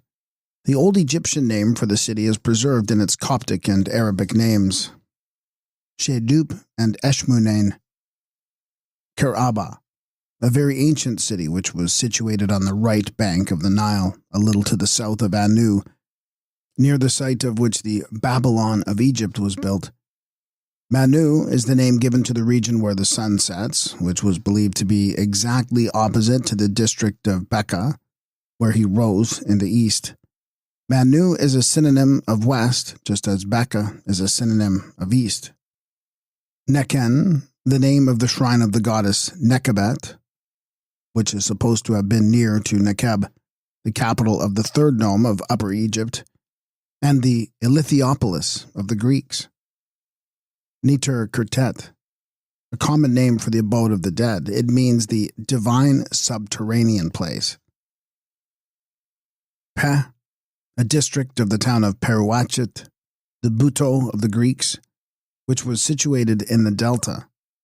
Punt, the tropical district which lay to the south and east of Egypt, and which included probably a part of the Arabian Peninsula and the eastern coast of Africa along and south of Somaliland. Restau, or a name given to the passages in the tomb which lead from this to the other world. Originally, it designated the cemetery of Abydos only, and its god was Osiris. Sa, the Sais of the Greeks, the metropolis of the 5th nome of Lower Egypt, and the seat of the worship of the goddess Neith. Sekhem, the Letopolis of the Greeks, and the capital of the Letopolits nome. It was the seat of the worship of Heru-Ur, Horus the Elder, and one of the most important religious centers in Egypt. Sekhet Anru, the field of the Anru plant, was a name originally given to the islands in the delta where the souls of the dead were supposed to live. Here was the abode of the god Osiris, who bestowed estates in it upon those who had been his followers, and here the beatified dead led a new existence and regaled themselves upon food of every kind, which was given to them in abundance. According to the vignette of the 110th chapter of the Book of the Dead, the Sekhet Anru is the 3rd division of the Sekhet Hetepu, or Fields of Peace, which have been compared with the Elysian Fields of the Greeks. Set Amentet, the mountain of the underworld, a common name of the cemetery, which was usually situated in the mountains or desert on the western bank of the Nile. Suten Henen, more correctly Henen Su, the metropolis of the 20th nome of Upper Egypt, called by the Greeks Heracleopolis Magna. The Hebrews mention the city Hanes as the representative of Upper Egypt, and in Coptic times it was still of considerable size and importance. The Copts and Arabs have preserved the ancient name of the city under the forms Hepes and Anas. Tananet, a district sacred to the gods Osiris and Ptah. It was probably situated near Memphis. Tassert, or Tache Sertet, a common name for the tomb. Tep, a district of the town Per-Wetchet, the Buto of the Greeks, which was situated in the delta. Tetet, a name given both to the metropolis of the 9th nome and to the chief city of the 16th nome of Lower Egypt. Tuat, a common name for the abode of the departed. Funeral ceremonies. An illustration of the ceremonies which accompanied the burial of the dead, the reader will find extracts from different texts printed in the appendix on page 264. To these may be added an extract from the curious ritual which was in vogue in the 5th and 6th dynasties, and which commemorated the ceremonies which were performed for the god Osiris. It is to be noticed how closely the deceased is identified with Osiris, the type of incorruptibility. Osiris takes upon himself all that is hateful in the dead. That is, he adopts the burden of his sins, and the dead is purified by the typical sprinkling of water. While the gods are only accompanied by their cause, the deceased, in right of his identification with a higher power, is accompanied by his Tet, also, that is, by his Osiris. Throughout the ceremony, the Eye of Horus, which is represented by various substances, plays a prominent part, for it is that which gives vigor to the heart of the dead and leads him to the god.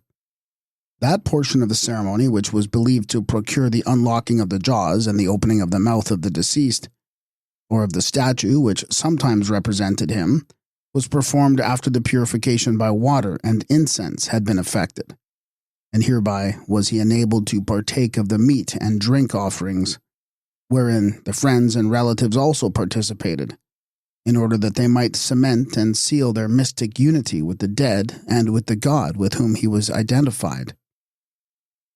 Certain formulae were directed to be repeated 4 times, a direction which takes us back to the time when the Egyptians first divided the world into 4 parts, each corresponding to one of the 4 pillars which held up the sky, that is to say, to one of the 4 cardinal points, east, south, west, and north, presided over by a special god. The deceased sought to obtain the assistance of each of the 4 gods of the cardinal points, and to have the right to roam about in his district. Hence, the formula was repeated 4 times. Originally, 4 animals or 4 geese were sacrificed, 1 to each god, but subsequently, east and north and west and south were paired, and 2 bulls or birds only were sacrificed, one of which was called the bull of the north, and the other the bull of the south. The custom of 4-fold repetition continued to the Ptolemaic times and even later. The priest whose official title was Kerheb recited the prayers, and the Sem or Setem priest presented the prescribed offerings. The rubrical directions are given on the margin for the sake of clearness. O Osiris, all that is hateful in Unas has been brought unto thee, and all the evil words which have been spoken in his name. Come, O Thoth, and take them unto Osiris. Bring all the evil words which have been spoken, and place them in the hollow of thy hand. Thou shalt not escape therefrom. Thou shalt not escape therefrom. Whosoever marcheth, marcheth with his Ka. Horus marcheth with his Ka. Set marcheth with his Ka. Thoth marcheth with his Ka. Sep marcheth with his Ka. Osiris marcheth with his Ka.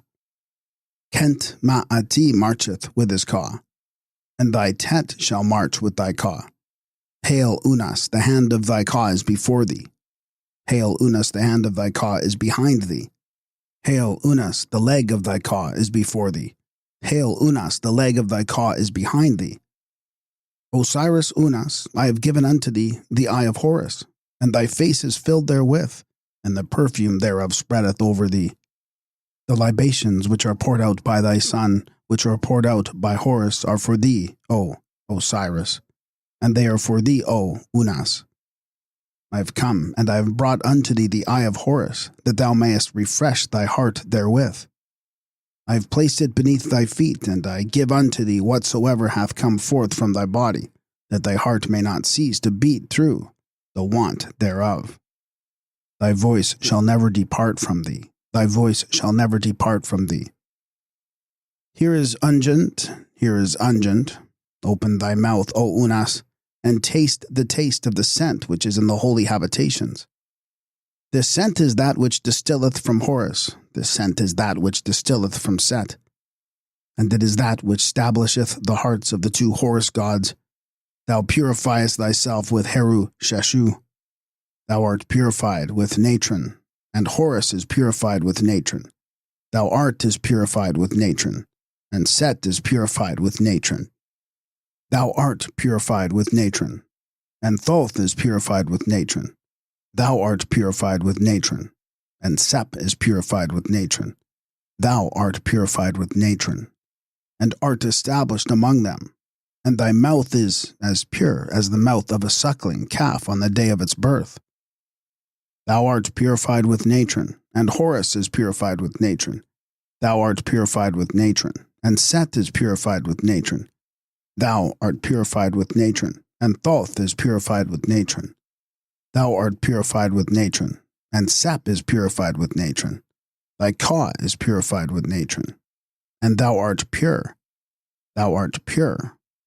Thou art pure. Thou art pure. Thou art stablished among the gods thy brethren. Thy head is purified for thee with Natron. Thy bones are washed clean with water, and thou thyself art made perfect with all that belongeth unto thee. O Osiris, I have given unto thee the eye of Horus. Thy face is filled therewith, and the perfume thereof spreadeth over thee. Hail, Unas, thy two jaws are unlocked. Hail, Unas, the two gods have opened thy mouth. O Unas, the eye of Horus hath been given unto thee, and Horus cometh thereunto. It is brought unto thee and placed in thy mouth. Hail, Unas, the nipples of the bosom of Horus have been given unto thee, and thou hast taken in thy mouth the breast of thy sister Isis, and the milk which floweth from thy mother is poured into thy mouth. Thou hast gotten possession of the two eyes of Horus, the white and the black. Thou hast taken them unto thyself, and they illumine thy face. The day hath made me an offering unto thee in heaven, and the east and the west are at peace with thee. The night hath made an offering unto thee, and the north and the south are at peace with thee. These are the offerings which are brought unto thee, the offerings which thou seest, the offerings which thou hearest, the offerings which are before thee, the offerings which are behind thee, the offerings which are with thee. O Osiris, Unas, the white teeth of Horus are given unto thee, that thou mayest fill thy mouth therewith. A royal offering to the Ka of Unas. O Osiris, Unas, the eye of Horus hath been given unto thee, and thou livest, and that thou art. Osiris, Unas, the eye of Horus which strove with Set hath been given unto thee, and thou hast lifted it to thy lips, and thy mouth is opened thereby. O Osiris, Unas, thy mouth is opened by that which thou art filled. O Osiris, Unas, that which hath distilled from thee hath been given unto thee. O Ra, may all the praise which thou receivest in heaven be in praise of Unas, and may all that belongeth unto thy body belong unto the Ka of Unas, and may all that belongeth unto his body belong unto thee. O Unas, the eye of Horus hath been given unto thee, that thou mayest be able to taste, and that thou mayest illumine the night. O Unas, the eye of Horus hath been given to thee, that it may embrace thee. O Unas, the eye of Horus, which strove with Set, hath been given unto thee, in order that the opening of thy mouth may be caused thereby.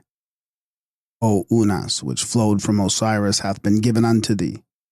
O Unas, the eye of Horus hath been given unto thee, in order that without the help of iron thy mouth may be set free. O Unas, the eye of Horus hath been given unto thee, in order that thy face may be adorned therewith. O Osiris, Unas, the eye of Horus hath sprinkled oil upon thee. O Osiris, Unas, that which hath been pressed out of thy face hath been given unto thee. O Osiris, Unas, the eye of Horus hath been given unto thee, in order that it may shave thee. O Osiris, Unas, the eye of Horus hath been given unto thee, in order that it may anoint thee. O Osiris, Unas, the eye of Horus hath been given unto thee, in order that it may lead thee unto the gods. O all ye unguents, be ye laid out before your Horus, and make ye him strong. Cause him to gain the mastery over his body, and make his eyes to be opened. May all the shining beings see him. May they hear his name.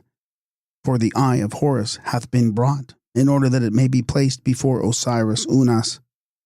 O Osiris Unas, the two eyes of Horus have been laid like paint upon thy face. O clothe thyself in peace, put thou on thy apparel in peace. May Tetet put on apparel in peace. Hail, eye of Horus, in Tep, in peace. Hail, eye of Horus, in the houses of Neat, in peace. Receive thou white apparel. O grant that the two lands which rejoice to do homage unto Horus may do homage unto Set. And grant that the two lands which stood in awe of Set may stand in awe of Unas. Dwell thou with Unas as his god. Open thou a path for him among the shining ones, and establish thou him among them. The Papyrus of Ani. General description. The Papyrus of Ani was found at Thebes and was purchased by the trustees of the British Museum in 1888. It measures 78 feet by 1 foot 3 inches and is the longest known papyrus of the Theban period. It is made up of 6 distinct lengths of papyrus, which vary in length from 26 feet 9 inches to 5 feet 7 inches. The material is composed of 3 layers of papyrus supplied by plants which measured in the stalks about 41 inches in diameter. The several lengths have been joined together with great neatness, and the repairs and insertion of new pieces have been dexterously made. When first found, the papyrus was of a light color, similar to that of the papyrus of Hunefer. But it became darker after it had been unrolled, and certain sections of it have shrunk somewhat. It contains a number of chapters of the Book of the Dead, nearly all of which are accompanied by vignettes. And at top and bottom is a border of 2 colors, red and yellow. At the beginning and end of the papyrus, spaces of 6 and 11 inches respectively have been left blank. The inscribed portion is complete, and the loss of a few characters which were damaged in unrolling does not interrupt the text. It was written by 3 or more scribes, but the uniformity of the execution of the vignettes suggests that fewer artists were employed on the illustrations. The titles of the chapters, rubrics, catchwords, etc., are in red. In some instances, the artist has occupied so much space that the scribe has been obliged to crowd the text, and at times he has written it on the border. This proves that the vignettes were drawn before the text was written. All the different sections of the papyrus were not originally written for Ani, for his name has been added in several places by a later hand. As, however, such additions do not occur in the first section, which measures 16 feet 4 inches in length, it must be concluded that that section was written expressly for him, and that the others were some of those ready-written copies in which blank spaces were left for the insertion of the names of the deceased persons for whom they were purchased. The scribe who filled in Ani's name in these spaces wrote hurriedly, for in chapter 30b, line 2, he left himself no space to write the word Osiris in the phrase Ani victorious before Osiris. In chapter 43, lines 1-2, he has written it twice. In chapter 9, 1-1, he has omitted the determinative in chapter 25, line 2. He meant to write Ani victorious in peace, but wrote Ani in triumph in chapter 125, line 18. The word is written twice, probably, however, with the view of filling up the line. In chapter 151, the name is written crookedly, and the determinative is omitted. And in chapters 18 and 134, the scribe has in 2 places omitted to write the name. It seems tolerably certain that all the sections of the papyrus were written about the same time, and that they are the work of scribes of the same school. The variations in the depth of the space occupied by the text and the difference in the colors of the border only show that even the best scribes did not tie themselves to any one plan or method in preparing a copy of the Book of the Dead. The text has many serious errors. By some extraordinary oversight, it includes 2 copies of the 18th chapter. one with an unusual introduction and the other without introduction, and a large section of the 17th chapter, one of the most important in the whole work, has been entirely omitted. Such mistakes and omissions, however, occur in papyri older than that of Ani, for in the papyrus of Nebseni, which was written at Memphis early in the 18th dynasty of chapters 50, 56, 64, and 180, 2 copies each of chapters 100 and 106, 3 copies, and of chapter 17. 2 extracts are given in different parts of the papyrus. Ani's rank. The papyrus of Ani is undated, and no facts are given in it concerning the life of Ani, whereby it would be possible to fix its exact place in the series of the illustrated papyri of the Theban period to which it belongs. His full titles are Royal Scribe Veritable, Scribe and Accountant of the Divine Offerings, i.e. revenues, of all the gods, the Governor of the Granary of the Lords of Abydos, Scribe of the Divine Offerings, i.e. revenues, of the Lords of Thebes, and he is said to be beloved of the Lord of the North and South, and to love him. The name of the king thus referred to cannot be stated. That Ani's rank of royal scribe was not titular only is shown by the addition of the word veritable, and his office of scribe and accountant of all the gods was probably one of the highest which a scribe could hold. His other offices of governor of the granary of the lords of Abydos and scribe of the sacred property of the lords of Thebes further prove his rank and importance. For Abydos and Thebes were the most ancient and sacred cities of Egypt. Ani's wife, Tutu, is described as the lady of the house, the Kemetet of Amen.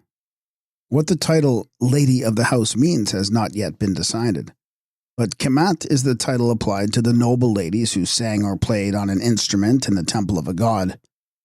The lady Tutu belonged to the number of the priestesses of the god Amun-Ra at Thebes, and she always carries in her hands the sistrum and the instrument Manat, the emblems of her office. Thus, Ani and his wife were high ecclesiastical dignitaries connected with the famous confraternity of the priests of Amen. Copies of the Book of the Dead in the Theban period. Age of the papyrus. An examination of the papyri of the Theban period preserved in the British Museum shows that 2 distinct classes of Book of the Dead papyri existed in the 18th dynasty. In the first, both text and vignettes are traced in black outline, the rubrics, catchwords, etc., alone being in red color. In the second, the text only is black, the rubrics, etc., being red, and the vignettes beautifully painted in a number of bright colors. To the latter class, the papyrus of Ani belongs, but if the text and vignettes be compared with those found in any other early Theban papyri, it will be seen that it occupies an independent position in all respects. Though agreeing in the main with the papyri of the 18th dynasty in respect of textual readings, the papyrus of Ani has peculiarities in spelling, etc., which are not found in any of them. The handwriting of the first section at least suggests the best period of the 18th dynasty, but as the scribe forms some of the characters in a way peculiarly his own, the paleographic evidence on this point is not decisive. That the papyrus belongs to a period which produced such documents as the papyrus of Nebket and the papyrus of Kenna, i.e. to some period of the 18th dynasty, is tolerably certain, and we may assume that it is older than the papyrus of Hunefer, which was written during the reign of Seti I. For though belonging to the same class of highly decorated papyri, the execution of the vignettes is finer and more careful, and the free, bold forms of the hieroglyphics in the better written sections more closely resemble those of the texts inscribed in stone under the greatest kings under the 18th dynasty. The Lord of the Two Hands, i.e. of Upper and Lower Egypt, or North and South, mentioned is probably one of the Thotmes or Amenhotep kings, and accordingly we may place the period of our papyrus between 1500 and 1400 years BC. The text. The text may be divided into two parts. The first part contains unusual versions of two hymns to Ra and Osiris, the vignette of the sunrise, and the judgment scene accompanied by texts, some of which occur in no other papyrus.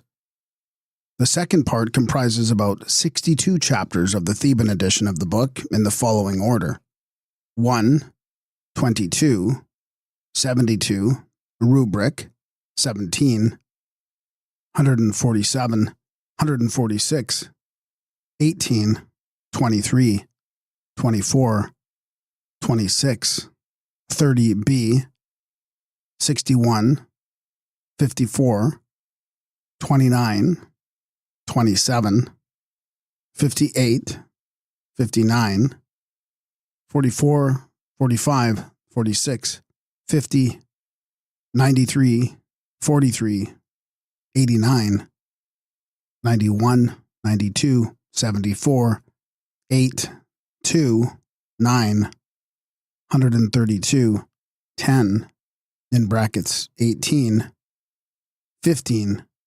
133, 134, 18, 124, 86, 77, 78, 87, 88, 82, 85, 83, 84, 81a, 80, 175, 125, Introduction and Negative Confession, 42, 125, Rubric, 155, 156, 29b, 166, 151, 6, 110, 148, 185, and 186. The titles of these chapters arranged according to the numeration introduced by Lepsius are as follows.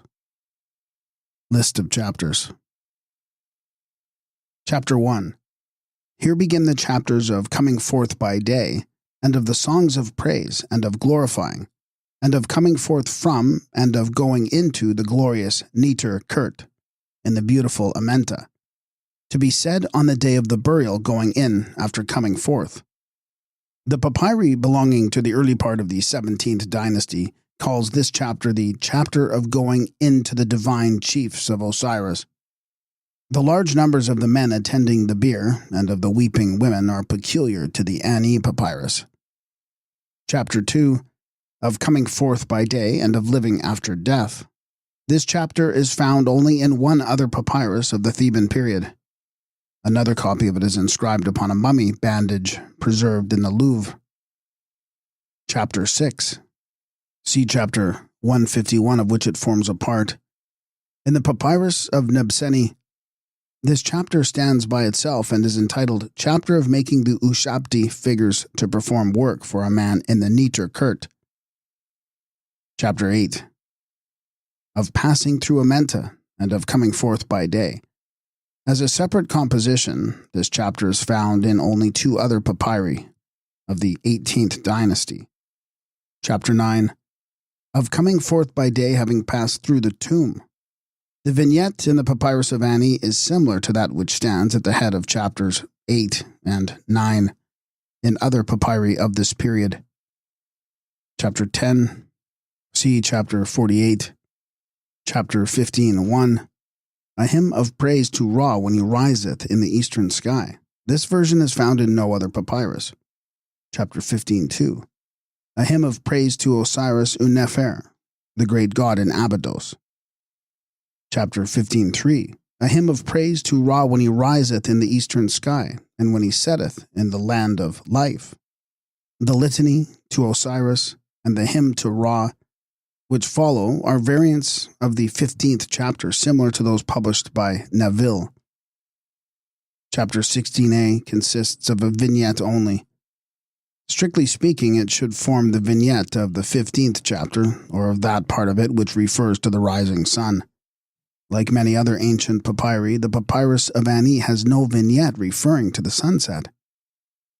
Chapter 17.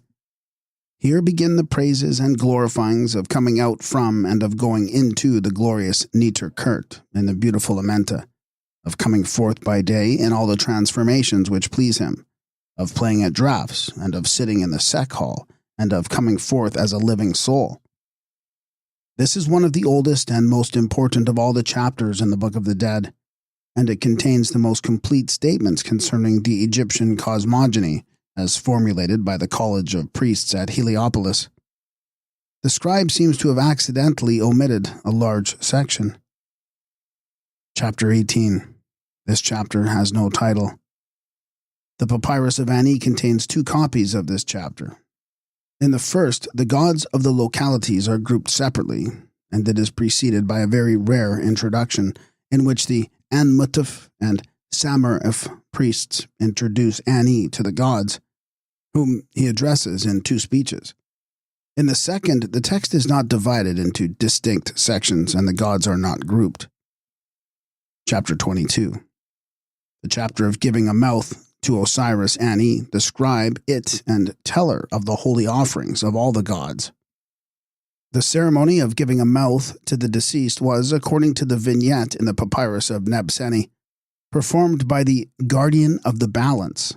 In the Papyrus of Ani there is no vignette, and it is remarkable that this chapter follows immediately after chapter 1.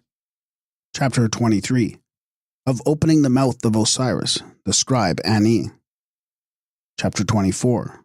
Of bringing charms into Osiris Ani in Niter Kurt.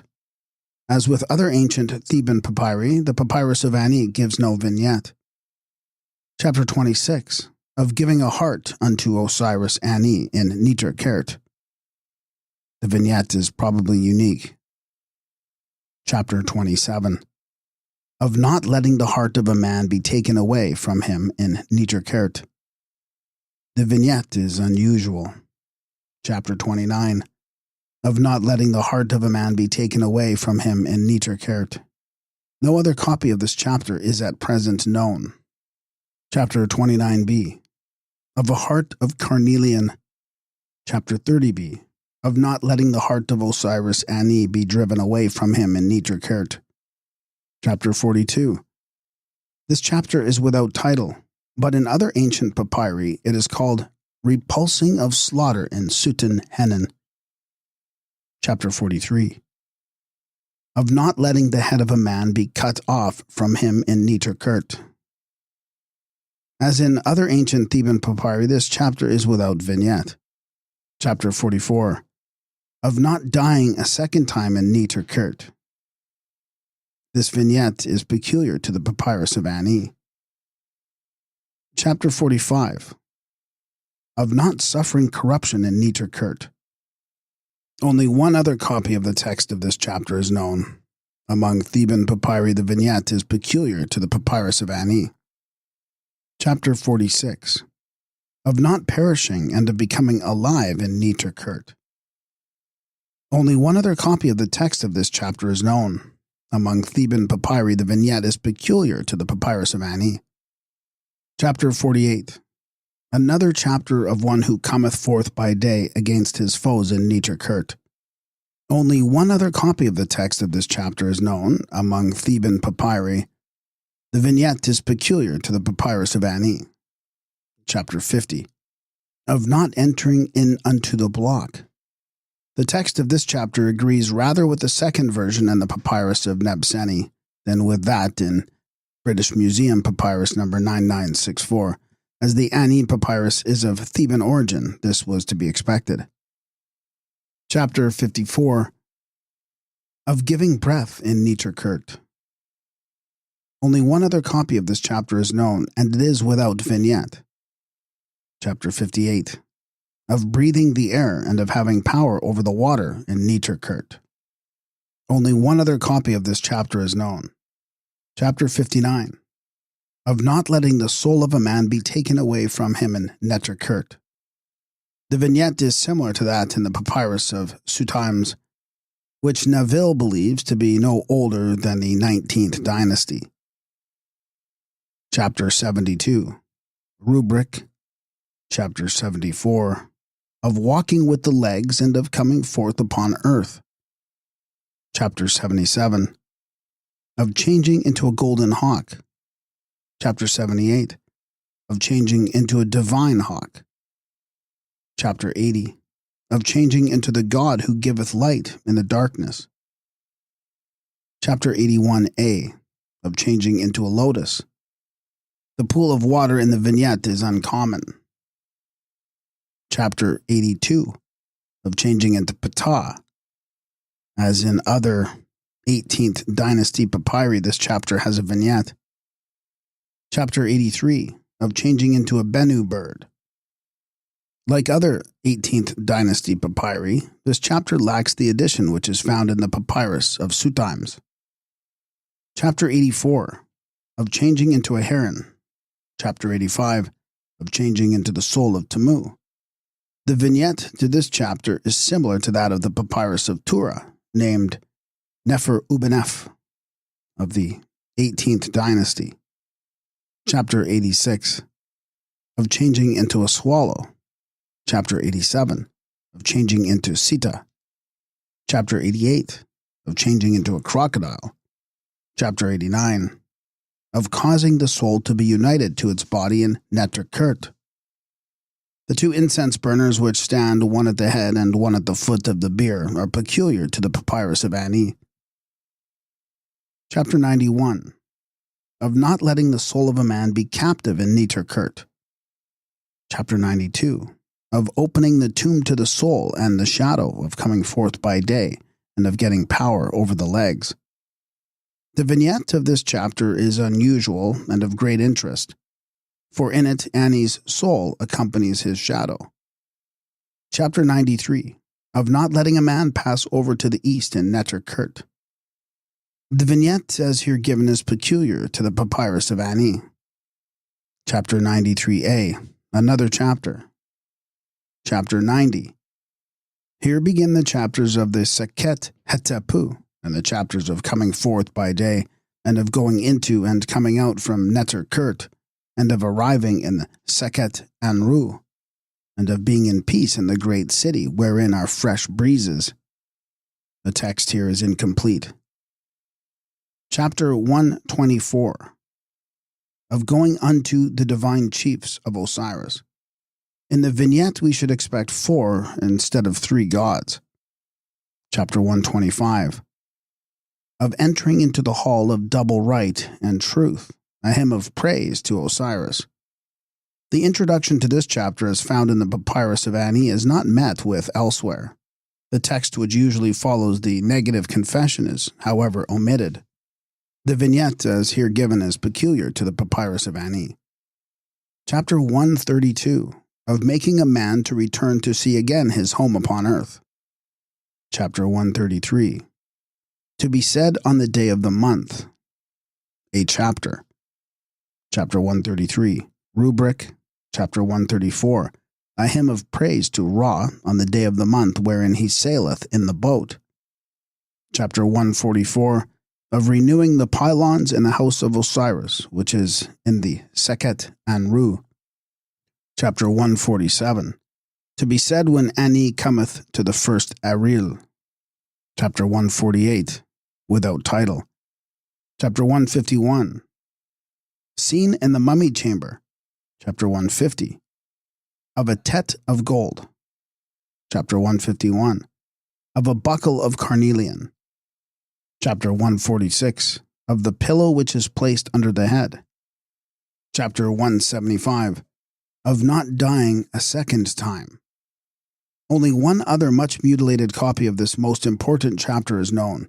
In it is declared that neither men nor gods can conceive what great glory has been laid up for Ani in his existence in the next world, and that his life therein shall be for millions of years.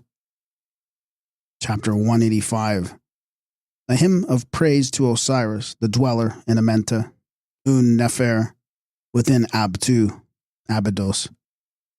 Chapter 186, a hymn of praise to Hathor. Translation. Plate 1.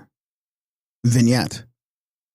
The scribe Ani, standing with his hands raised in adoration before a table of offerings, consisting of haunches of beef, loaves of bread and cake, vases of wine and oil, fruits, lotus, and other flowers.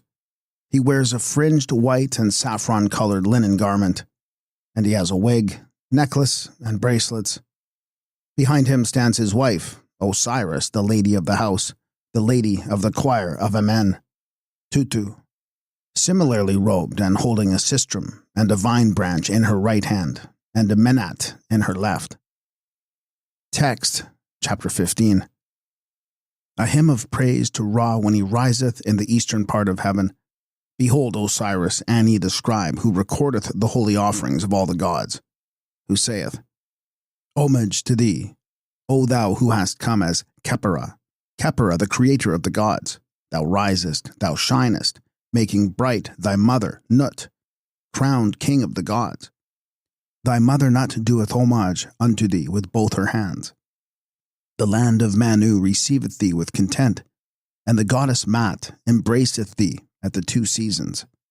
May he give splendor and power and triumph, and a coming forth, i.e., resurrection, as a living soul to see Horus of the 2 horizons, to the Ka of Osiris, the scribe Ani triumphant before Osiris, who saith, Hail all ye gods of the temple of the soul, who weigh heaven and earth in the balance, and who provide food and abundance of meat. Hail, Tatunen, one, creator of mankind, and of the substance of the gods of the south and of the north, of the west and of the east. Ascribe ye praise unto Ra, the Lord of heaven, the Prince, life, health, and strength, the creator of the gods, and adore ye him in his beautiful presence, as he riseth in the Atet boat. They who dwell in the heights and they who dwell in the depths worship thee. Thoth and Mat are thy recorders. Thine enemy is given to the fire. The evil one hath fallen. His arms are bound, and his legs hath Ra taken from him. The children of impotent revolt shall never rise up again. The house of the prince keepeth festival, and the sound of those who rejoice is in the mighty dwelling. The gods are glad when they see Ra in his rising. His beams flood the world with light. The majesty of the god who is to be feared setteth forth and cometh unto the land of Manu. He maketh bright the earth at his birth each day. He cometh unto the place where he was yesterday. O mayest thou be at peace with me. May I behold thy beauties. May I advance upon the earth. May I smite the ass. May I crush the evil one. May I destroy Apap in his hour. May I see the Abtu fish at the time of his creation, and the ant fish in his creation, and the ant boat in its lake. May I see Horus in charge of the rudder, with Thoth and Mat beside him. May I grasp the bows of the Sekhet boat and the stern of the Atet boat. May he grant unto the Ka of Osiris Ani to behold the disk of the sun, and to see the moon god without ceasing every day. And may my soul come forth and walk hither and thither, and whithersoever it pleaseth. May my name be proclaimed when it is found upon the board of the table of offerings. May offerings be made unto me in my presence, even as they are made unto the followers of Horus. May there be prepared for me a seat in the boat of the sun on the day of the going forth of the god, and may I be received into the presence of Osiris in the land of triumph. Appendix. The following versions of this chapter are taken from 1. Neville, Totenbuch, BD 1, Plate 14, 2. Neville Totenbuch, BD 1, Plate 15, 3. British Museum Papyrus, number 9901, and 4. British Museum Papyrus, number 10,471. 1. A hymn of praise to Ra when he riseth in the eastern part of heaven. Behold Osiris, Kenna the merchant, who saith, Homage to thee, in thy rising thou Tamu, in thy crowns of beauty. Thou risest, thou Ra shinest. Thou shinest at dawn of day.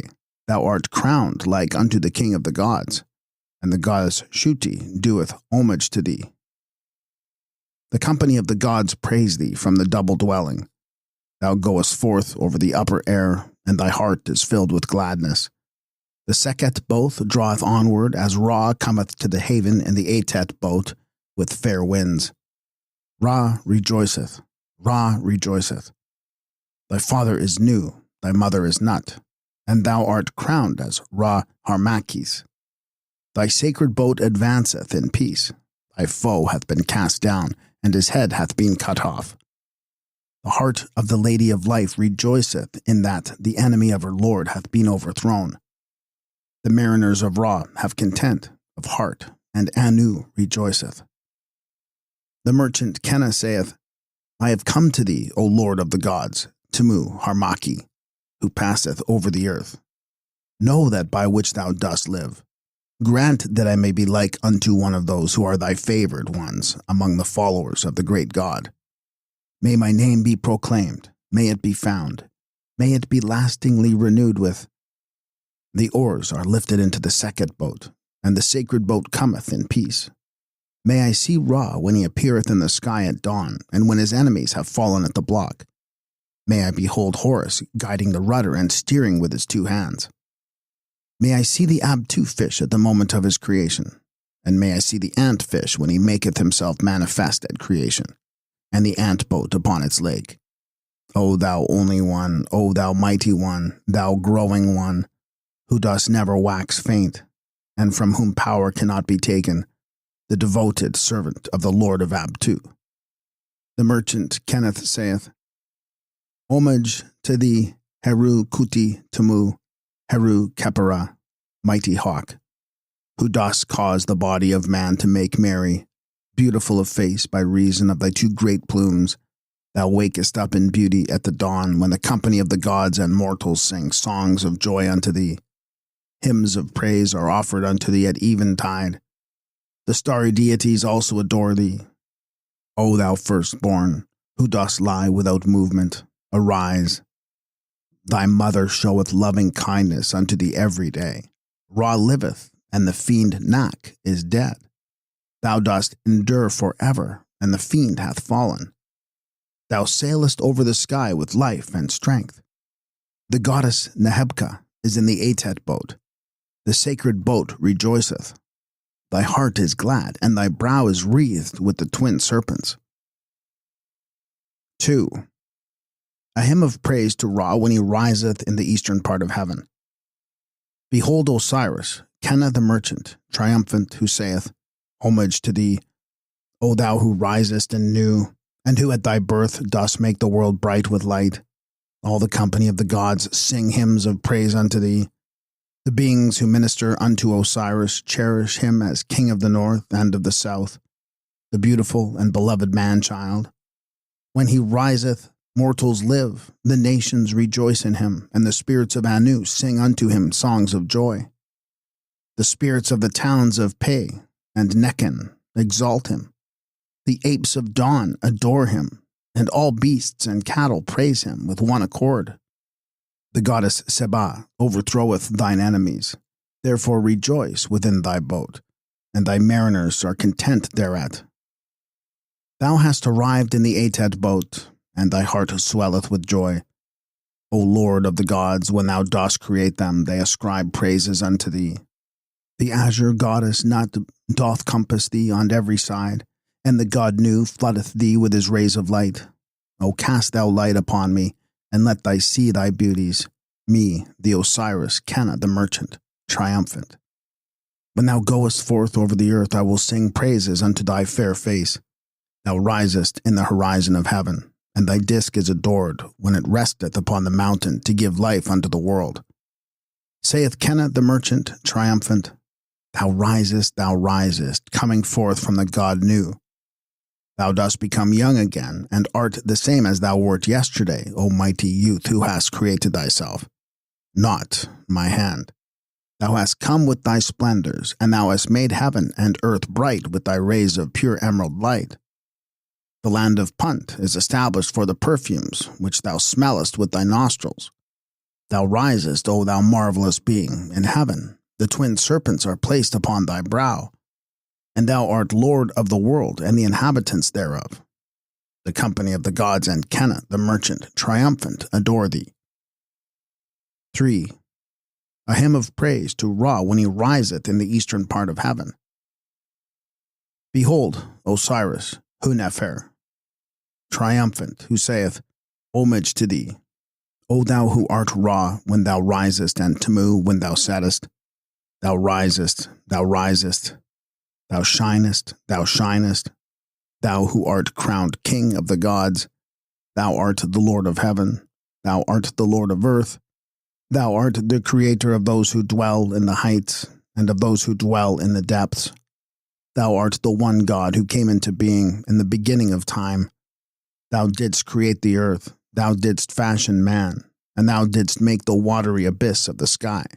Thou didst from Happy the Nile, and thou art the maker of streams and of the great deep, and thou givest life to all that is therein. Thou hast knit together the mountains, thou hast made mankind and the beasts of the field, thou hast created the heavens and the earth. Worshipped be thou, whom the goddess Mat embraceth at morn and at eve. Thou dost travel across the sky with heart swelling with joy. The lake of Testes is at peace. The fiend Nak hath fallen, and his 2 arms are cut off.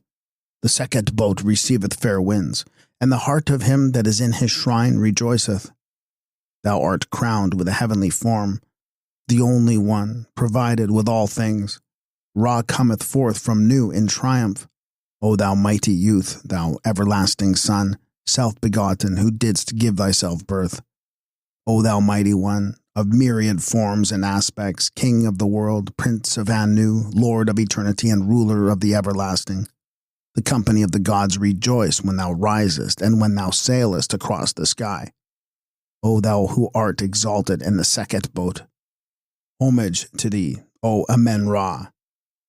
Thou who dost rest upon Mat, thou who passest over the heaven, and every face seeth thee. Thou dost wax great as thy majesty doth advance, and thy rays are upon all faces. Thou art unknown and canst be searched out, his fellow except thyself.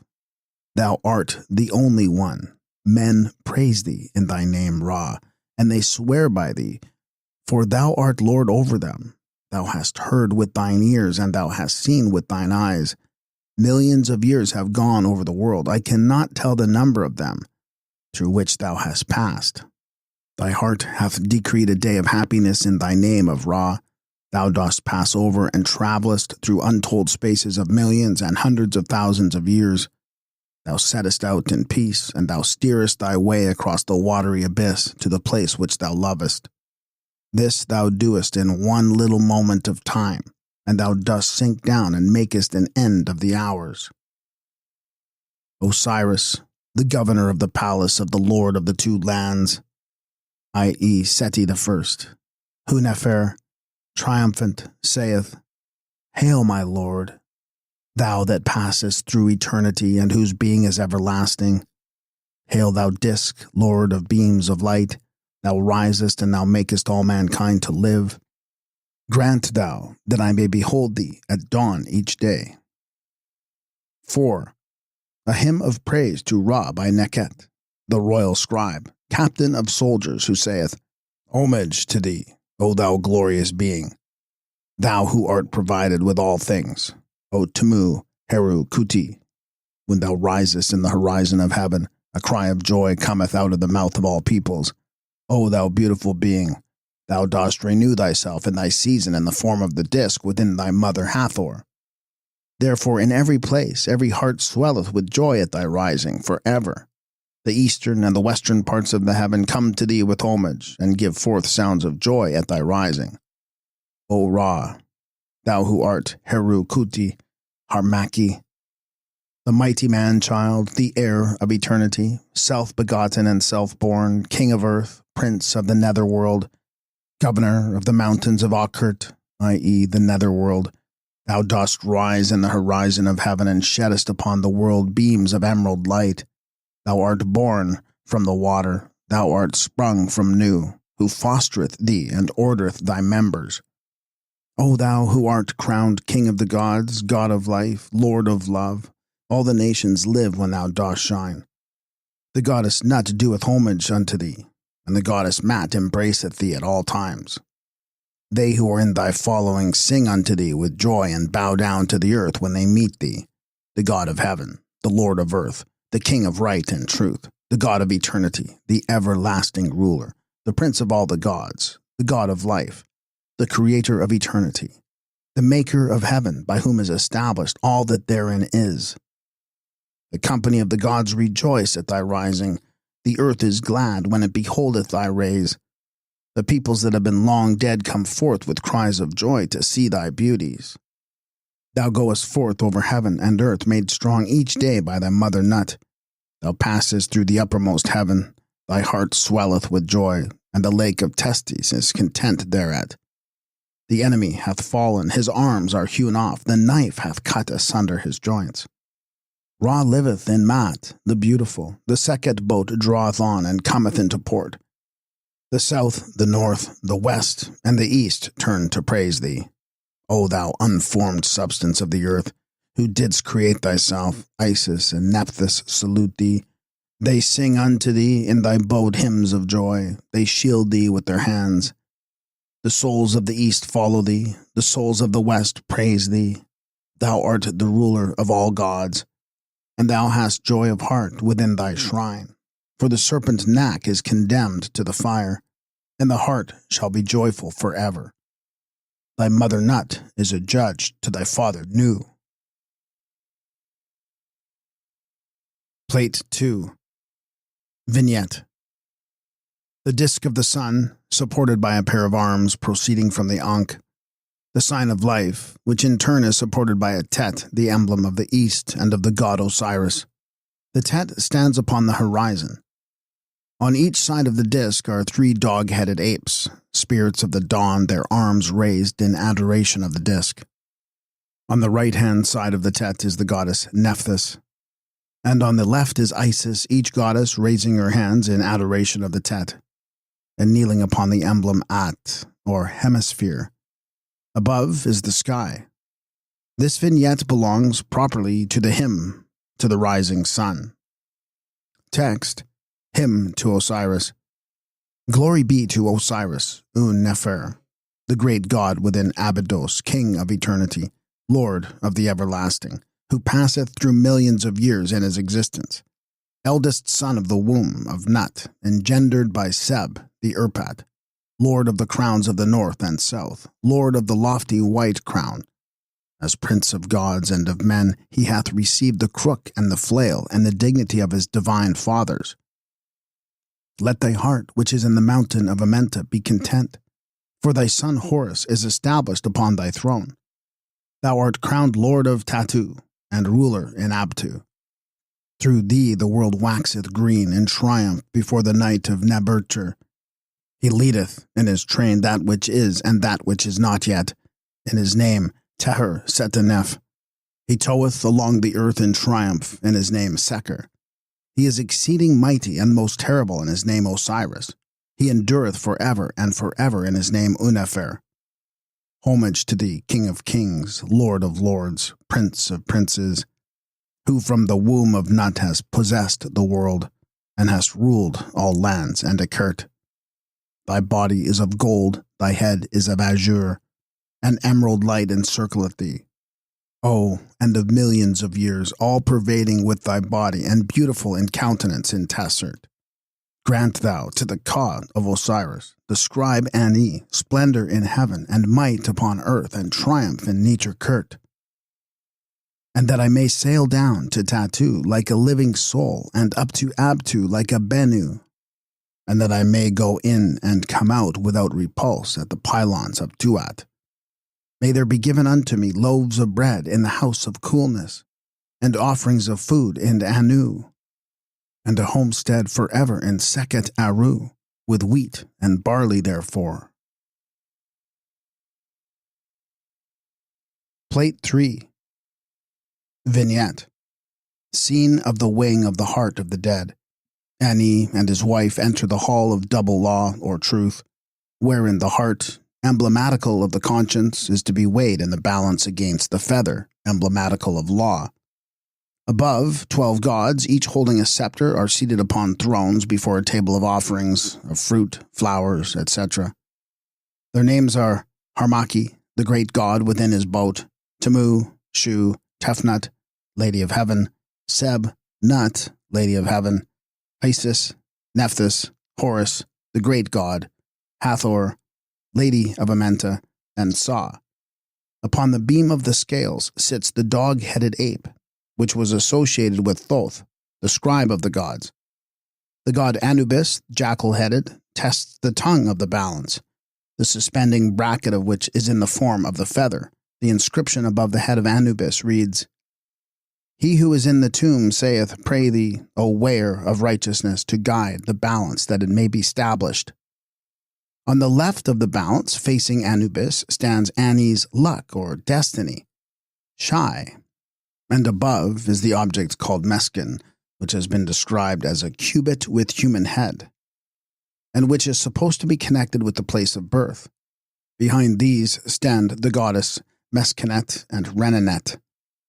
Meskenet presiding over the birth chamber, and Renenet probably superintending the rearing of children. Behind the Meshken is the soul of Ani in the form of a human-headed bird standing on a pylon. On the right of the balance, behind Anubis, stands Thoth, the scribe of the gods, with his reed pen and palette, containing black and red ink with which to record the result of the trial. Behind Thoth stands the female monster Amam, the devourer, or Amit, the eater of the dead. Text, chapter 30b.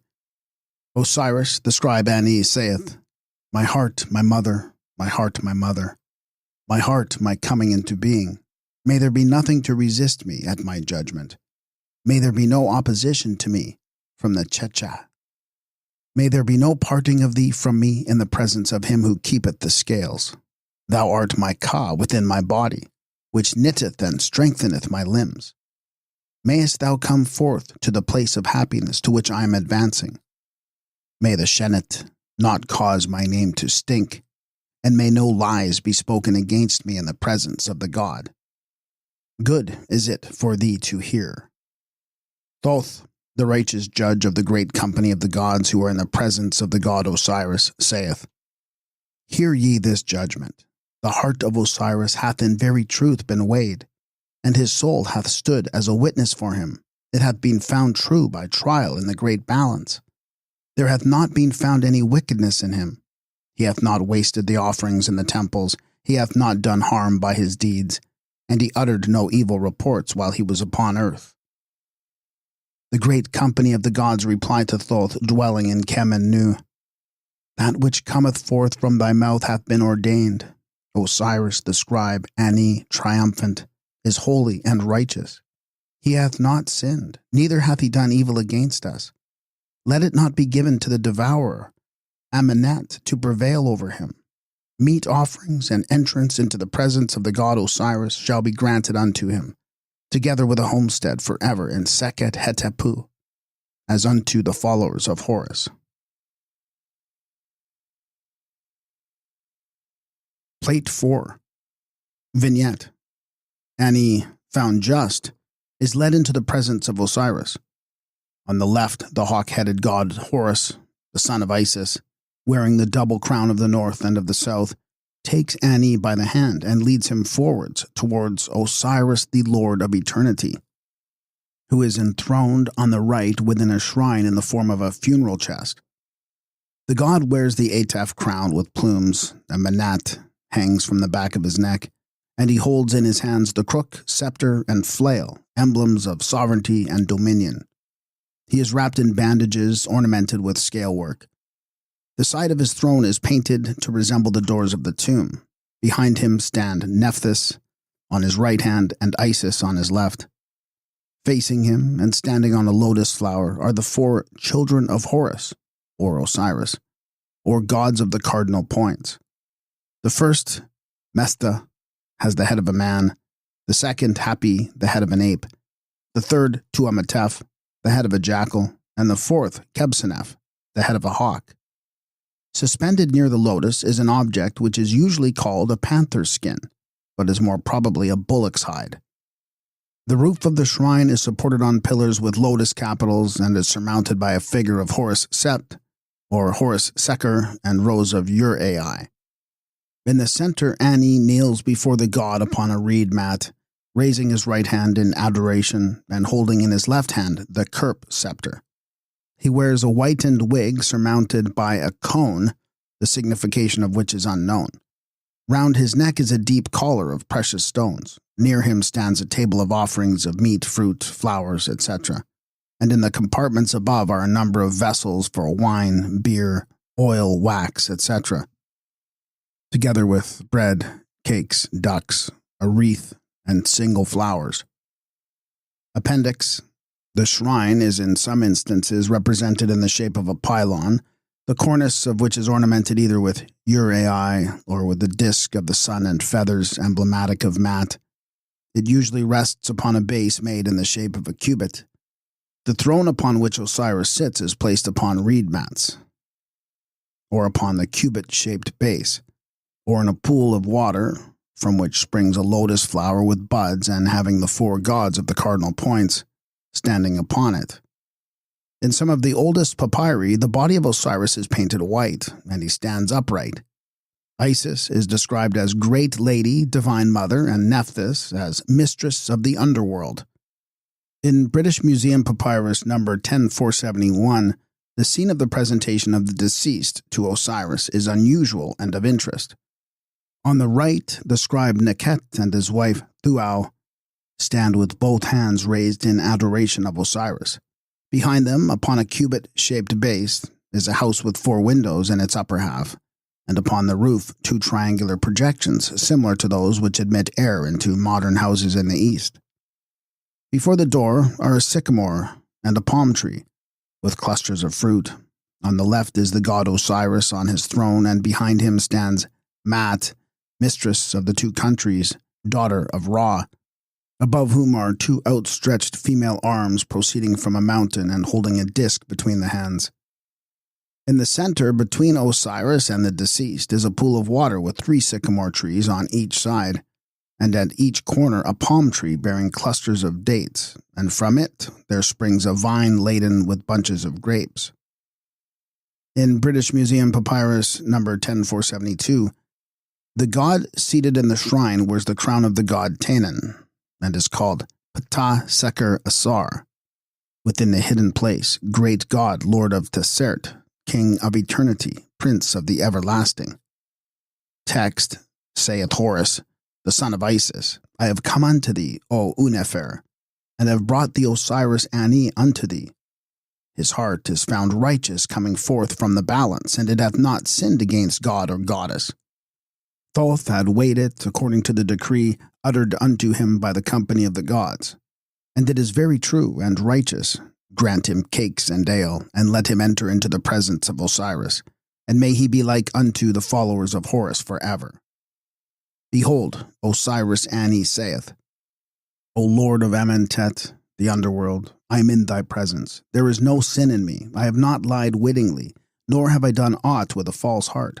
Grant that I may be like unto these favored ones who are round about thee, and that I may be an Osiris greatly favored of the beautiful God and beloved of the Lord of the world, the royal scribe indeed, who loveth him Ani, triumphant before the god Osiris. Appendix: the usual title of this chapter, 30b, is Chapter of Not Allowing the Heart of the Deceased to be Driven Away from Him in the Underworld. It is an address by the deceased to his own heart, which he calls his ka, or double, within his body. It should be accompanied by a vignette of the trial of the heart, in which the heart is weighed against the dead man himself, as in the ancient Nebsini papyrus. In the Ani papyrus, however, it will be observed that the heart is being weighed against the feather of the law, Mat, a scene which often accompanies chapter 125. Interesting variants on the vignettes of Chapter 30b are given by Neville, Toltenbuch, BD1, BL 43, where we find that deceased addressing either his heart placed on a stand or a beetle, or a heart to which are attached the antenna of a beetle, In certain papyri, this chapter is followed by a rubric. This chapter is to be said over a scarab of green stone encircled with smooth metal, and having a ring of silver, which is to be placed upon the neck of the dead. This chapter was found in Kemenu, written upon a slab of steel of the south, in the writing of the god himself, under the feet of the majesty of the god, in the time of the majesty of Men-Kara, the king of the north and of the south, triumphant by the royal son Heru-Tataef, who found it while he was journeying to inspect the temples. The scarabs, which are found in the mummeries, or lying upon the breast just above the position of the heart, form an interesting section of every large Egyptian collection. In the British Museum series, every important type of the funereal scarab is represented. They are made of green basalt, green granite, white limestone, light green marble, black stone, blue paste, blue glass, and purple, blue, or green glazed faience. They vary in size from 5 inches to 2 inches in length. On the hard stone examples, the text of the chapter of the heart, more or less complete, is usually cut on the base in outline, but it is sometimes traced in red ink, or in gold. Incuse hieroglyphics are sometimes filled with gold. The name of the person with whom the scarab was buried usually precedes the text of the chapter of the heart. But in many instances, blank spaces are found left without insertion of the name. A proof that, 1, these amulets were bought ready-made. The base, however, is often quite plain, or figures of Osiris, Isis, and Nephthys occupy the place of the usual inscription. The backs of scarabs are generally quite plain, but we find examples inscribed with figures of the boat of the sun Osiris with flail and crook, the Bennu bird and the Utat, Ra and Osiris, and the Bennu bird with the inscription Neteri, Ab, and Ra, the mighty heart of Ra. A fine, hard, green stone scarab of the Greek or Roman period has upon the back the figures of 4 Greek deities. In rare instances, the beetles have a human face or head. Carefully made scarabs have usually a band of gold across and down the back where the wings join. An example of the late period has the whole of the back gilded. The scarab was set in a gold oval ring, at one end of which was a smaller ring for suspension from the neck or for attachment to the bandages of the mummy. The green glazed faience scarab of Thutmose III was suspended by a gold chain from a bronze torque. A thick gold wire to fit the neck is attached to number 24401. The base of the scarab is sometimes in the form of a heart. A remarkable example of this variety is number 7925, in which are the emblems of life, stability, and protection engraved on the upper part of the base. A highly polished, fine green basalt scarab with human face is set in a gold base, upon the face and edges of which are cut part of the chapter of the heart. At a period subsequent to the 22nd dynasty, inscribed funereal scarabs in marble, paste, etc., were set in pylon-shaped pectorals made of Egyptian porcelain, glazed blue, green, or yellow, which were sewed to the mummy bandages over the heart. On such pectorals, the boat of the sun is either traced in colors or worked in relief, and the scarab is placed so as to appear to be carried in the boat. On the left stands Isis, and on the right Nephthys. Plates 5 and 6. Vignettes. The funereal procession to the tomb, running the length of the 2 plates.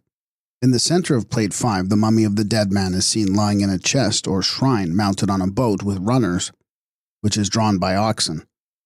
In the boat, at the head and foot of the mummy, are 2 small models of Nephthys and Isis. By the side kneels Annie's wife, Tutu, lamenting. In front of the boat is the Sem priest burning incense in a censer and pouring out a libation from a vase. He wears his characteristic dress, a panther's skin. 8 mourners follow, one of whom has his hair whitened. In the rear, a sepulchral ark or chest surmounted by a figure of Anubis and ornamented with emblems of protection and stability is drawn on a sledge by 4 attendants and is followed by 2 others. By their side walk other attendants carrying Annie's pallet, boxes, chair, couch, staff, etc.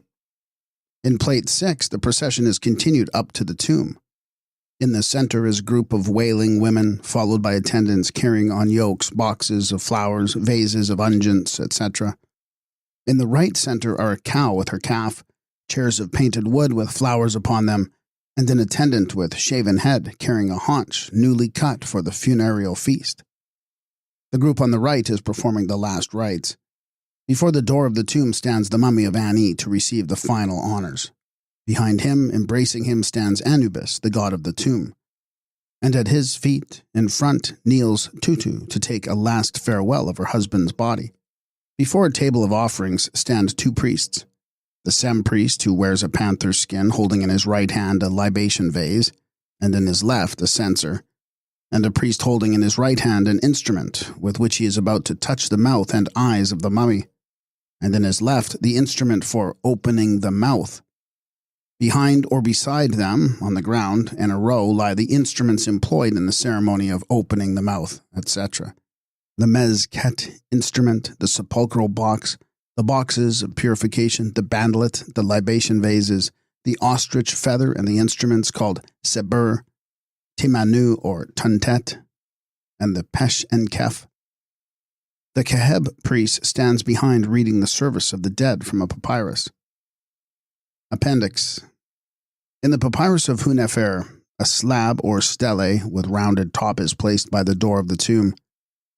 In the upper part of it, the deceased is shown adoring Osiris, and below is the legend, "Hail, Osiris, the chief of Amenta, the Lord of eternity, spreading out in everlastingness, Lord of adorations, chief of the company of his gods. And hail, Anubis, dweller in the tomb, great God, chief of the holy dwelling. May they grant that I may go into and come out from the underworld, that I may follow Osiris in all his festivals at the beginning of the year, that I may receive cakes, and that I may go forth into the presence of Osiris, I, the double Ka of Osiris, the greatly favored of his god, Hunefer." In the upper register of this section of the papyrus is the text of the chapter of opening the mouth of the statue of Osiris. The complete scene, including the stele and vignette, appears in the tomb of Peta Amen Apt.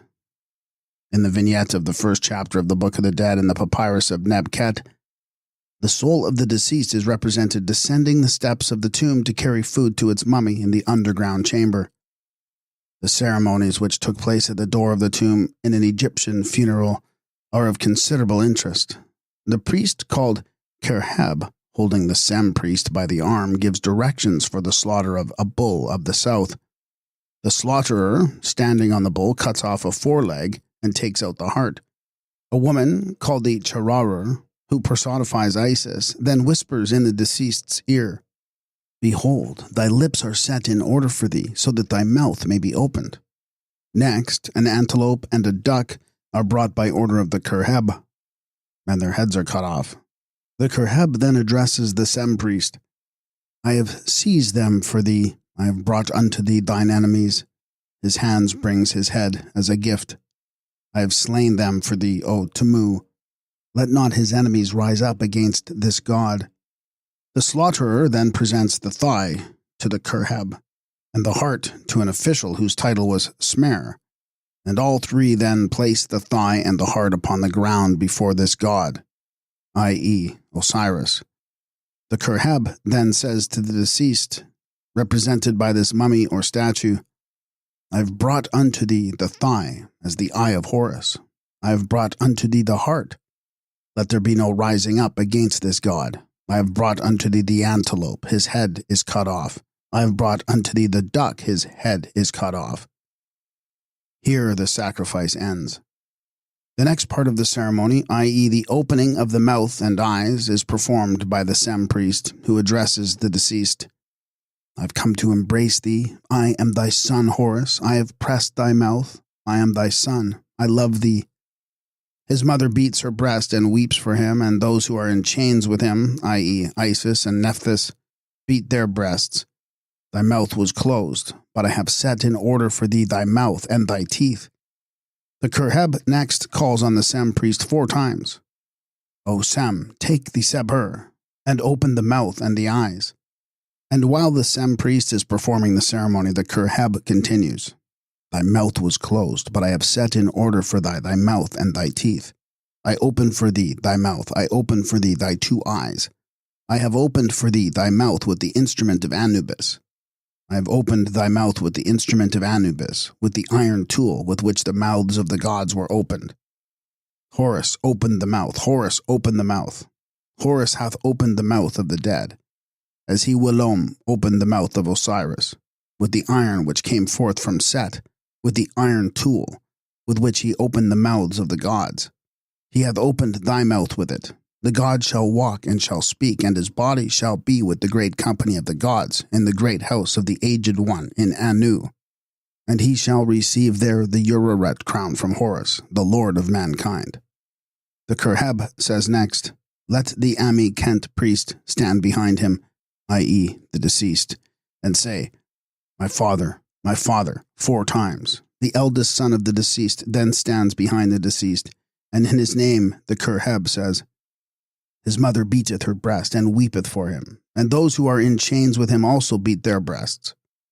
Another priest, called Am-Kent Heru, takes up the same position and says, Isis goeth unto Horus, who embraceth his father. A priestly official belonging to the Mesenti class then goes behind the deceased, and the Sem, Smur, and Kerheb priests stand in front, and the Sem priest and the Kerheb, personifying Horus and Sut, respectively cry, I am Horus, I am Sut, I will not let thee illumine the head of my father. The Sem priest then leaves the Ka chapel and returns, leading in the Sem Meraf, the son who loveth him, whereupon the Kerheb says, O Sem, let the Sem Meraf come into the tomb in order that he may see the god. The Sem priest, holding him by the arm, leads forward the Sem Meraf, who addressed the deceased, I have come, I have brought unto thee thy son who loveth thee. He shall open for thee thy mouth and thine eyes. A tomb official, Amas, then takes up his position behind the deceased, and the Sem Meraf and the Kerheb stand in front. The Kerheb repeating 4 times, The Sem Meraf openeth the mouth and the 2 eyes of the deceased, first with the needle of iron, then with the rod of smu metal. The Amas addressing the deceased, Behold the Sem Meraf, and the Kerheb saying in the name of the Sem Meraf, I have pressed for thee thy mouth, even as thy father pressed it in the name of Seker. Hail, Horus hath pressed thy mouth for thee. He hath opened thine eyes for thee. Horus hath opened thy mouth for thee. He hath opened for thee thine eyes. They are firmly established. Thy mouth was closed. I have ordered thy mouth and thy teeth for thee in their true order. Thou hast again opened thy mouth. Horus hath opened thy mouth. I have established thy mouth firmly. Horus hath opened for thee thy mouth. Horus hath opened for thee thy 2 eyes. The Kerheb then speaks on behalf of the Sem priest. Thy mouth was closed up. I have ordered aright for thee thy mouth and thy teeth. Thy mouth is firmly established. Thy mouth was tightly closed. His mouth is firmly established, and his 2 eyes are firmly established. The Sem priest next presents to the deceased a cone-shaped offering, and at the same time the Kerheb says, Open the mouth and the 2 eyes. Open the mouth and the 2 eyes. Thou hadst tightly closed thy mouth. Thou hast again opened thy 2 eyes. Then the Kerheb says on behalf of the Shmer priest who stands behind the deceased, One cometh unto thee for thy purification. Next, the Sem Meraf comes forward with 4 boxes in his hands, and the Kerheb says, O Sem Meraf, take the 4 boxes of purification, press the mouth and the 2 eyes, and open the mouth and the 2 eyes with each of them 4 times, and say, Thy mouth and thy 2 eyes are firmly established, and they are restored aright. And say also, I have firmly pressed thy mouth, I have opened thy mouth, I have opened thy 2 eyes by means of the 4 boxes of purification. The Sem priest then approaches the deceased with the instrument, and the Kerheb at the same time says, O Sem priest, lay the Pesh en Kef upon his mouth and say, I have established for thee thy 2 jawbones in thy face, which was divided into 2 parts. The Sem priest next makes an offering of grapes, the Kerheb saying, O Sem priest, place the grapes upon his mouth and say, He bringeth to thee the eye of Horus, he graspeth it. Do thou also grasp it. After an ostrich feather has been offered by the Sem priest, and a number of the ceremonies described above have been repeated, and other animals slaughtered, the Kerheb addresses the Sem priest and says, "Take the instrument Tuntet thrice, and open the mouth and thine eyes 4 times. He then continues, O Sem priest, take the iron instrument of Anubis, Tuntet thrice, open the mouth and the 2 eyes 4 times, and say, I open for thee thy mouth with the iron instrument of Anubis, with which he opened the mouths of the gods. Horus openeth the mouth, Horus openeth the mouth, Horus openeth the mouth with the iron which cometh forth from Set, wherewith he hath opened the mouth of Osiris. With the iron tool Meshket, wherewith he opened the mouths of the gods, doth he open the mouth. He, the deceased, shall go in, and he shall speak again, and his body shall dwell with the company of the great gods in Anu, wherein he hath received the Uraret crown from Horus, Lord of men. Hail, Horus, open thy mouth and thy 2 eyes with the instrument of Seber, or Timan, with the instrument of Tuntet, of the opener of the roads, i.e., Anubis, wherewith he opened the mouth of all the gods of the north. Horus the great cometh to embrace thee. I, thy son who loveth thee, have opened thy mouth and thy 2 eyes. His mother beateth her breast in grief while she embraceth him, and the 2 sisters, i.e., Isis and Nephthys, who are one, strike themselves in grief. All the gods open thy mouth according to the book of the service. The Kerheb next instructs the Sem priest to clothe the mummy or statue of the deceased with the Nemes band or fillet and say, Lo, the Nemes fillet, which cometh as the light, which cometh as the light.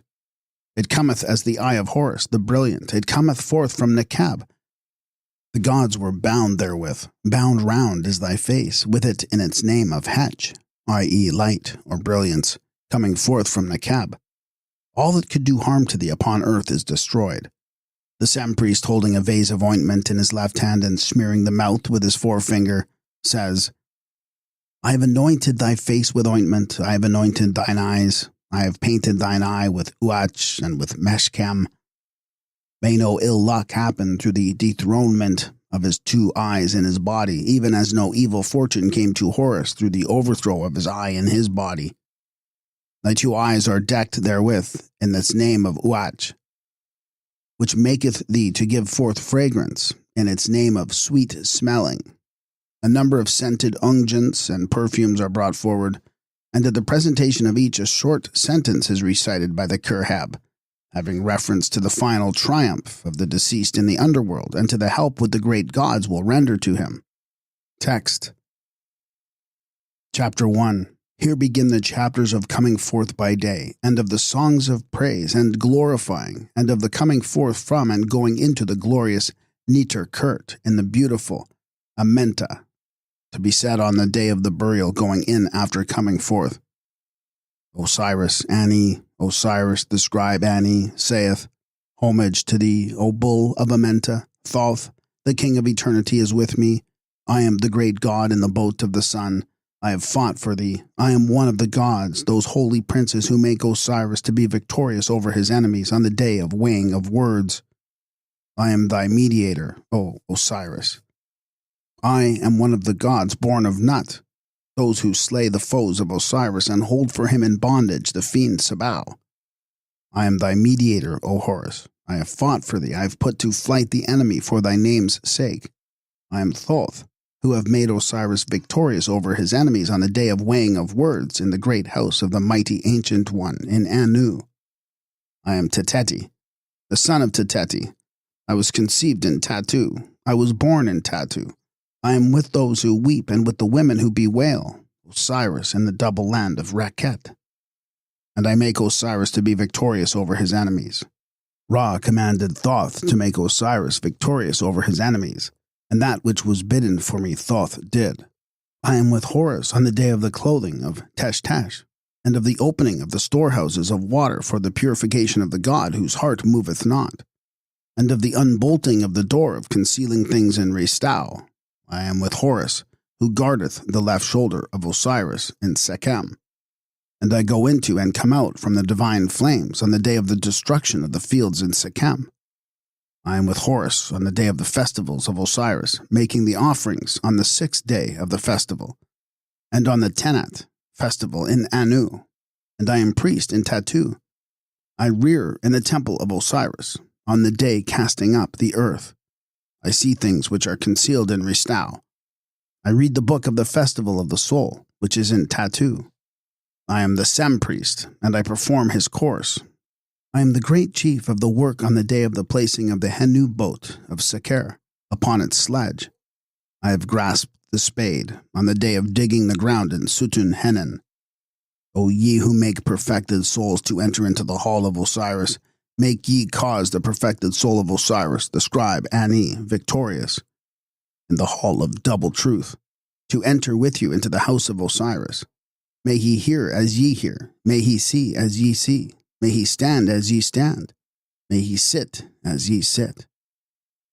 O ye who have given bread and ale to perfected souls in the hall of Osiris, give ye bread and ale at the 2 seasons to the soul of Osiris Ani, who is victorious before all the gods of Ab-tu, and who is victorious with you. O ye who opened the way to lay open the path to perfected souls in the hall of Osiris, open ye the way and lay open the path to the soul of Osiris, the scribe and steward of all the divine offerings. Ani, who is triumphant with you, may he enter in with a bold heart, and may he come forth in peace from the house of Osiris. May he not be rejected, may he not be turned back. May he enter in as he pleaseth, may he come forth as he desireth, and may he be victorious. May his bidding be done in the house of Osiris. May he walk, and may he speak with you, and may he be glorified soul along with you. He hath not been found wanting there, and the balance is rid of his trial. Appendix. After the first chapter, Neville has printed in his Totenboek the text of a composition which also refers to the funeral, in which he has designated Chapter 1b. It is entitled Chapter of Making the Mummy to Go into the Underworld on the Day of the Funeral. The text is, however, mutilated in places, and the following version has been made by the help of the 2 copies of the text published by Pleat and by Birch. Chapter 1b. Homage to thee, O thou who livest in Set Surt of Omenta. Osiris the scribe Neket Amen, triumphant, knoweth thy name. Deliver thou him from the worms which are in Ristau, and which feed upon the bodies of men and drink their blood. Osiris, the favored one of his divine city, the royal scribe Neket Amen, triumphant is known unto you, ye worms, and ye knoweth your names. This is the first bidding of Osiris, the Lord of all, who hath completed all his hidden works. Give thou breath unto them, whose fear those who are in the bite of the stream of Amenta. He hath ordered the plans of. His throne is placed within the darkness, and there is given unto him the glory of Ristau. O God of light, come thou down unto me, and swallow up the worms which are in Amenta. The great God who dwelleth within Tatu, whom he seeth not, heareth his prayers. They who are in affliction fear him, the God who cometh forth with the sentence at the sacred block. Osiris, the royal scribe, Neket Amen, cometh with the decree of the Lord of all, and Horus hath taken possession of his throne for him. He cometh with tidings. May he enter in according to his word, and may he see Anu. The nobles have stood up on the ground before him, and the scribes magnify him. The princes bind his swathings, and make festivals for him in Anu. For him hath heaven been led captive. He hath seized the inheritance of the earth in his grasp. Neither heaven nor earth can be taken away from him, for behold, he is Ra, the firstborn of the gods. His mother suckleth him, she giveth her breast from the sky. Rubric. The words of this chapter are to be said after the deceased is laid to rest in Amenta, etc. Text, chapter 22. Chapter of giving a mouth to Osiris Ani, the scribe and teller of the holy offerings of all the gods. May he be victorious in Neter-Ket. I rise out of the egg in the hidden land. May my mouth be given unto me, that I may speak with it before the great God, the Lord of the underworld. May my hand and my arm be not forced back by the holy ministers of any god.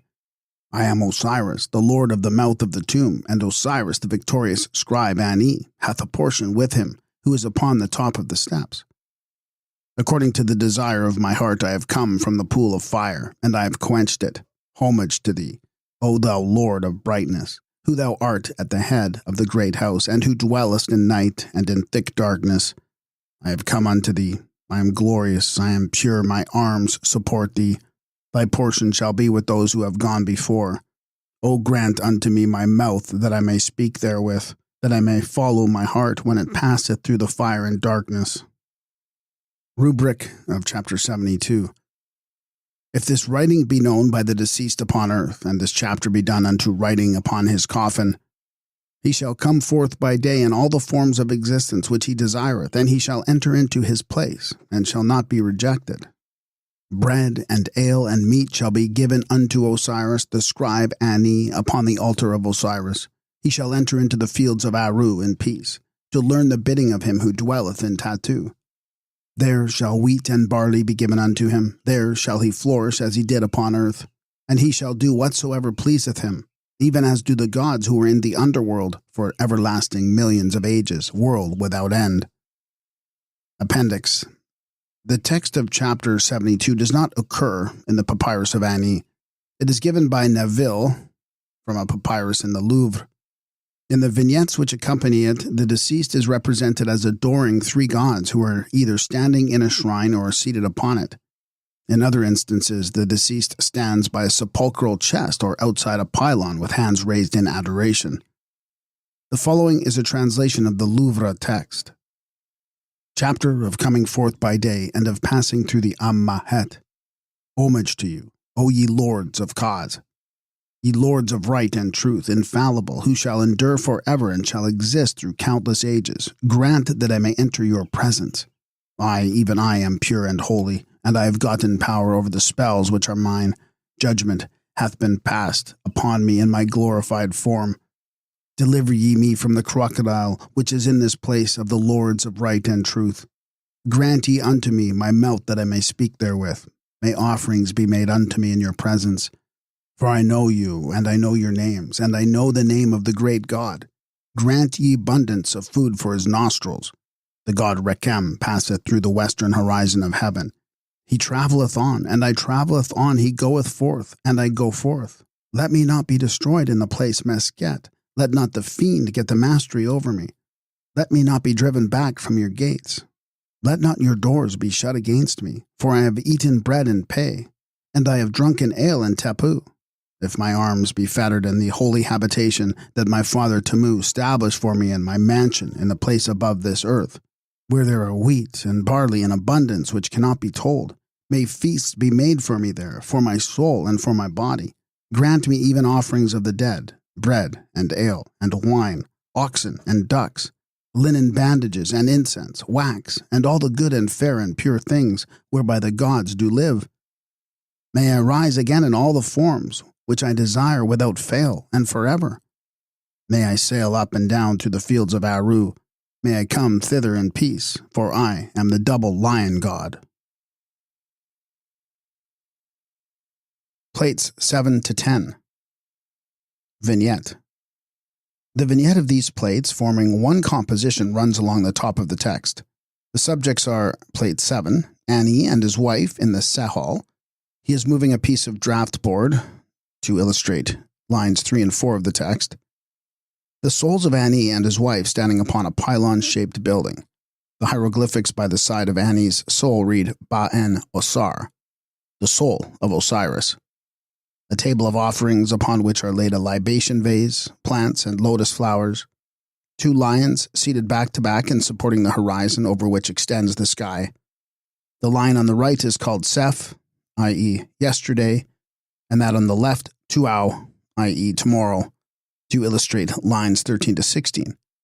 The Bennu bird at a table of offerings to illustrate lines 26 to 30. The mummy of Ani lying on a bier within a funereal shrine. The head and foot are Nephthys and Isis in the form of hawks. Beneath the bier are vases painted to imitate variegated marble or glass. A funereal box, Ani's pallet, etc. Plate 8. The god He, millions of years, wearing the emblem of years upon his head and holding a similar object in his right hand. He is kneeling and extends his left hand over a pool in which is an eye, to illustrate line 46. The god Uach-Ura, great green water, with each hand extended over a pool, that under his right hand is called Chi-en-Hesman, pool of natron, and that under his left hand Chi-en-Mat, pool of nitre, or salt, to illustrate lines 47 to 50. A pylon with doors called Ristau, gate of the funereal passages, to illustrate lines 56-58. The Uchat facing to the left above a pylon, to illustrate line 73. The cow, Mehert Mat Ra, Mehert, the eye of Ra, with a flail and having on her head a disc and horns, and round her neck the collar and menat, to illustrate lines 75-79. A funereal chest from which emerged the head of Ra, and his two arms and hands, each holding the emblem of life. The chest, which is called At-Abtu, the district of Abydos, or the burial place of the east, has upon its side figures of the 4 children of Horus who protect the intestines of Osiris or the deceased. On the right stand Tuamatef and Kebsenef, and on the left Mesta and Hapi, to illustrate lines 82 and 83. Plate 9. Figures of 3 gods who, together with Mesta, Hapi, Tuamatef, and Kebsenef, are the 7 shining ones referred to in line 99. Their names are Ma-Atefef, Keri-Bek-Ef, and Heru-Kent-Mati. The god Ampu, Anubis, jackal-headed. Figures of 7 gods whose names are Necha-Necha, Aa-Ketket, Kenti-He-Ef, Ami-Unat-Ef, Tesherma, Besma-Emker, and Enhemru. The soul of Ra, and the soul of Osiris in the form of a human-headed bird wearing the crown, conversing in tattoo, a scene of very rare occurrence, and illustrating lines 111 and 112. Plate 10. The cat, i.e. the sun, which dwelleth by the Persea tree in Heliopolis, cutting off the head of the serpent, Apepi, emblematic of his enemies. 3 seated deities holding knives. They are probably Sau, Horus, and Sekhem, and Nefer-Tumu. Ani and his wife Tutu, who holds a sistrum, kneeling in adoration before the god Khepera, beetle-headed, who is seated in the boat of the rising sun. To illustrate lines 116 FF. 2 apes, emblematic of Isis and Nephthys, to illustrate lines 124, 125. The god Tamu, seated with the sun disk in the boat of the setting sun, facing a table of offerings. The god Rehu, in the form of a lion, to illustrate 133. The serpent Uachet, the lady of flame, a symbol of the eye of Ra, coiled round a lotus flower. Above is the emblem of fire. Text, chapter 17. Here begin the praises and glorifyings of coming out from and going into the glorious Niter Kurt in the beautiful Amenta, of coming out by day in all the forms of existence, which compare the following variant from a papyrus in Dublin. In the papyrus of Hunefer, before the scene of the cat cutting off a Pepi's head, is one in which the deceased is represented kneeling in adoration before 5 ram-headed gods, whose names are Ra, Shu, Tefnut, Seb, and Ba-Neb, Tatu. Pierre renders Resurrection Damanes. Some copies read, to be with the followers of Osiris and to feed upon the food of Un-Nefer, to come forth by day. And others, may I drink water at the sources of the streams, and be among the followers of Un-Nefer. May I see the disk every morning. For the text, see Neville Totenbach. Please him, i.e. the deceased, of playing at draughts and sitting in the Seh hall, and of coming forth as a living soul. Behold, Osiris, the scribe Ani, after he hath come to his haven of rest, that which hath been done upon earth by Ani, being blessed, all the words of the god Tamu come to pass. I am the god Tamu in my rising. I am the only one. I came into existence in Nu. I am Ra who rose in the beginning. He hath ruled that which he made. Who then is this? It is Ra who rose for the first time in the city of Sutten-Henin, crowned as a king in his rising. The pillars of Shu were not as yet created. when he was upon the high place of him who is in Kenemu. I am the great God who gave birth to himself, even Nu created his name, Pat Nitaru, as God. Who then is this? It is Ra, the creator of the names of his limbs, which came into being in the form of the gods in the train of Ra. I am he who is not driven back among the gods. Who then is this? It is Tamu in his disk, or as others say, it is Ra in his rising in the eastern horizon of heaven. I am yesterday. I know tomorrow. Who then is this? Yesterday is Osiris and tomorrow is Ra, on the day when he shall destroy the enemies of Nebuchadnezzar, and when he shall establish as prince and ruler his son Horus, or as others say, on the day when we commemorate the festival of the meeting of the dead Osiris with his father Ra, and when the battle of the gods was fought in which Osiris, lord of Amentet, was the leader. What then is this? It is Amentet, that is to say, the creation of the souls of the gods when Osiris was leader in Set Amentet, or, as others say, Amentet is that which Ra hath given unto me. When any god cometh, he doth arise, and doeth battle for it. I know the God who dwelleth therein. Who then is this? It is Osiris, or, as others say, Ra is his name, even Ra the self-created. I am the Bennu bird, which is in Anu, and I am the keeper of the volume of the book of things which are, and of the things which shall be. Who then is this? It is Osiris, or, as others say, it is his dead body, or, as others say, it is his filth. The things which are, and the things which shall be, are his dead body, or, as others say, they are eternity and everlastingness. Eternity is the day, and everlastingness is the night. I am the god Amsu in his coming forth. May his two plumes be set upon my head. Who then is this? Amsu is Horus, the avenger of his father, and his coming forth is his birth. The plumes upon his head are Isis and Nephthys, when they go forth to set themselves there, even as his protectors, and they provide that which his head lacketh, or, as others say, they are the two exceeding great uraei, which are upon the head of their father Tamu, or, as others say, his two eyes are the two plumes. Osiris, Ani, the scribe of all the holy offerings, riseth up in his place in triumph, he cometh into his city. What then is this? It is the horizon of his father Tamu. I have made an end of my shortcomings, and I have put away my faults. What then is this? It is the cutting off of the corruptible in the body of Osiris, the scribe Ani, triumphant before all the gods, and all his faults are driven out. What then is this? It is the purification of Osiris on the day of his birth. I am purified in my exceeding great double nest, which is in Suten-Henan, on the day of the offerings of the followers of the great God who is therein. What then is this? Millions of years is the name of the one nest, Green Lake is the name of the other. A pool of natron and a pool of nitre, or, as others say, the traverser of millions of years is the name of the one, Great Green Lake is the name of the other, or, as others say, the begetter of millions of years is the name of the one, Green Lake is the name of the other. Now as concerning the great God who is in it, it is Ra himself. I pass over the way. I know the head of the pool of Mata. What then is this? It is Ristau. That is to say, it is the underworld on the south of Nerutef, and it is the northern door of the tomb. Now, as concerning Shemat, it is Abtu, or as others say, it is the road by which his father Tamu travelleth when he goeth to Seket Aru, which bringeth forth the food and nourishment of the gods behind the shrine. Now the gate of Surt is the gate of the pillars of Shu, the northern gate of the underworld, or as others say, it is the two leaves of the door through which the god Tamu passeth when he goeth forth in the eastern horizon of heaven.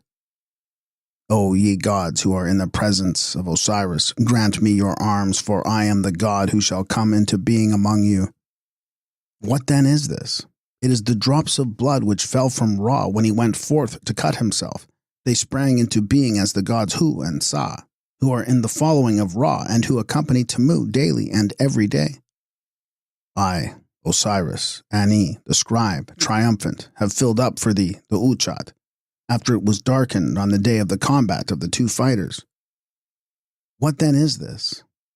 It is the day on which Horus fought with Set, who cast filth in the face of Horus, and when Horus destroyed the powers of Set, Thoth did this with his own hand. I lift the hair, cloud, when there are storms in the sky. What then is this? It is the right eye of Ra, which raged against Set when he set it forth. Thoth raiseth up the hair, cloud, and bringeth the eye, alive and whole and sound and without defect to its Lord, or, as others say, it is the eye of Ra, when it is sick and when it weepeth for its fellow eye. Then Thoth standeth up to cleanse it. I behold Ra, who was born yesterday from the buttocks of the cow Mehert. His strength is my strength, and my strength is his strength. What then is this? It is the water of heaven, or, as others say, it is the image of the eye of Ra in the morning of his daily birth. Mehert is the eye of Ra. Therefore Osiris, the scribe Ani, triumphant, is a great one among the gods, who are in the train of Horus. The words are spoken for him that loveth his Lord. What then is this? I.e., who are these gods? Mesta, Hapi, Tuamatef, and Kebsenef. Homage to you, O ye lords of right and truth, and ye holy ones who stand behind Osiris, who utterly do away with sins and crime, and ye who are in the following of the goddess Hetep-Sekus. Grant that I may come unto you. Destroy ye all the faults which are within me, even as ye did for the 7 shining ones, who are among the followers of their lord Sipa.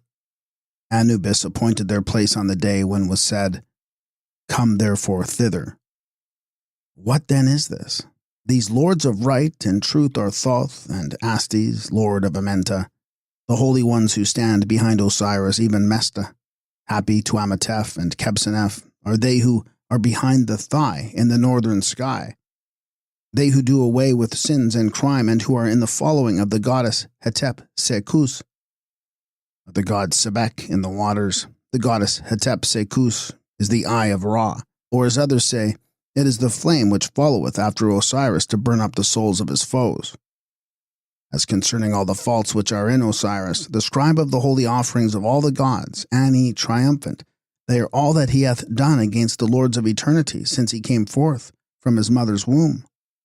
As concerning the 7 shining ones, even Mesta, Hapi, Tuamatef, Kebsenef, Ma, Atefef, Keri, Bekkef, and Horus Kenti Ma, Anubis appointed them protectors of the body of Osiris, or, as others say, set them behind the place of purification of Osiris, or, as others say, those 7 glorious ones are Necha, Necha, Aket, Ket, and Nurta, Nefbes, Efkenti, Hef, Akur, Unut F, Tesher, Ma, Ami, Hetanis, Ubez, Ra, Peram, Ketket, and Ma-em, Kur, Anef, Emru.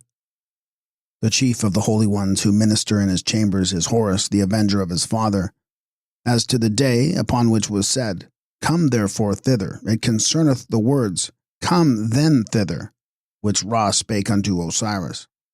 Lo, may this be decreed for me in Amentet. I am the soul which dwelleth in the 2 chaff. What then is this? It is Osiris when he goeth into Tatu, and findeth there the soul of Ra. There the one God embraceth the other, and souls spring into being with the 2 chaffi. I am the cat which fought by the Persea tree hard by in Anu, on the night when the foes of Nebercher were destroyed. What then is this? The male cat is Ra himself, and he is called Mahu, by reason of the speech of the god Sa, who said concerning him, He is like Mahu, unto that which he hath made, and his name became Mahu. Or, as others say, it is Shu, who maketh over the possessions of Seb to Osiris. As to the fight by the Persea tree hard by in Anu, it concerneth the children of impotent revolt, when justice is wrought on them for what they have done. As to the words that night of the battle, they concern the inroad of the children of impotent revolt into the eastern part of heaven, whereupon there arose a battle in heaven and in all the earth. O thou who art in the egg, i.e. Ra, who shinest from thy disk and risest in thy horizon, and dost shine like gold above the sky, like unto whom there is none among the gods, who sailest over the pillars of Shu, i.e. the ether, who givest blasts of fire from thy mouth, who makest the two lands bright with thy radiance, deliver the faithful worshippers from the God whose forms are hidden, whose eyebrows are like unto the two arms of the balance of the night of the reckoning of destruction. Who then is this? It is Anaef, the God who bringeth his arm. As concerning the words, that night of the reckoning of destruction is the night of the burning of the damned, and of the overthrow of the wicked at the sacred block, and of the slaughter of souls. Who then is this? It is Nemu, the headsman of Osiris, or as others say, it is Apep when he riseth up with one head bearing Maat, i.e. right and truth, upon it. Or as others say, it is Horus when he riseth up with two heads, whereof the one beareth Maat, and the other wickedness. He bestoweth wickedness on him that worketh wickedness, and Maat on him that followeth after righteousness and truth. Or, as others say, it is the great Horus who dwelleth in Sekhem. Or, as others say, it is Thoth. Or, as others say, it is Nefer-Temu, or Sept, who doth thwart the course of the foes, Nebertur. Deliver me from the watchers who bear slaughtering knives, who have cruel fingers, and who slay those who are in the following of Osiris. May they never overcome me, may I never fall under their knives. What then is this? It is Anubis, and it is Horus in the form of Kent and Ma, or as others say, it is the divine rulers who thwart the works of their weapons. It is the chiefs of the Shenu chamber. May their knives never get the mastery over me. May I never fall under their instruments of cruelty. For I know their names, and I know the being Matchet, who is among them in the house of Osiris, shooting rays of light from his eye. But he himself is unseen. He goeth round about heaven robed in the flame of his mouth, commanding happy, but remaining himself unseen. May I be strong upon earth before Ra. May I come happily into haven in the presence of Osiris. Let not your offerings be hurtful to me, O ye who preside over your altars, for I am among those who follow after Nebertur, according to the writings of Khepera.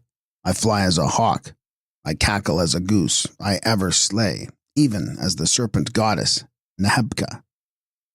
What then is this? They who preside at the altars are the similitude of the eye of Ra and the similitude of the eye of Horus. O Ra-Temu, Lord of the great house, Prince, life, strength, and health of all the gods, deliver thou me from the God whose face is like unto that of a dog, whose brows are as those of a man, and who feedeth upon the dead, who watcheth at the bite of the fiery lake, and who devoureth the bodies of the dead, and swalloweth hearts, and who shooteth forth filth, but he himself remaineth unseen. Who then is this? Devourer for millions of years is his name, and he dwelleth in the lake of Unt. As concerning the fiery lake, it is that which is in Anrotef, hard by the Shenet chamber.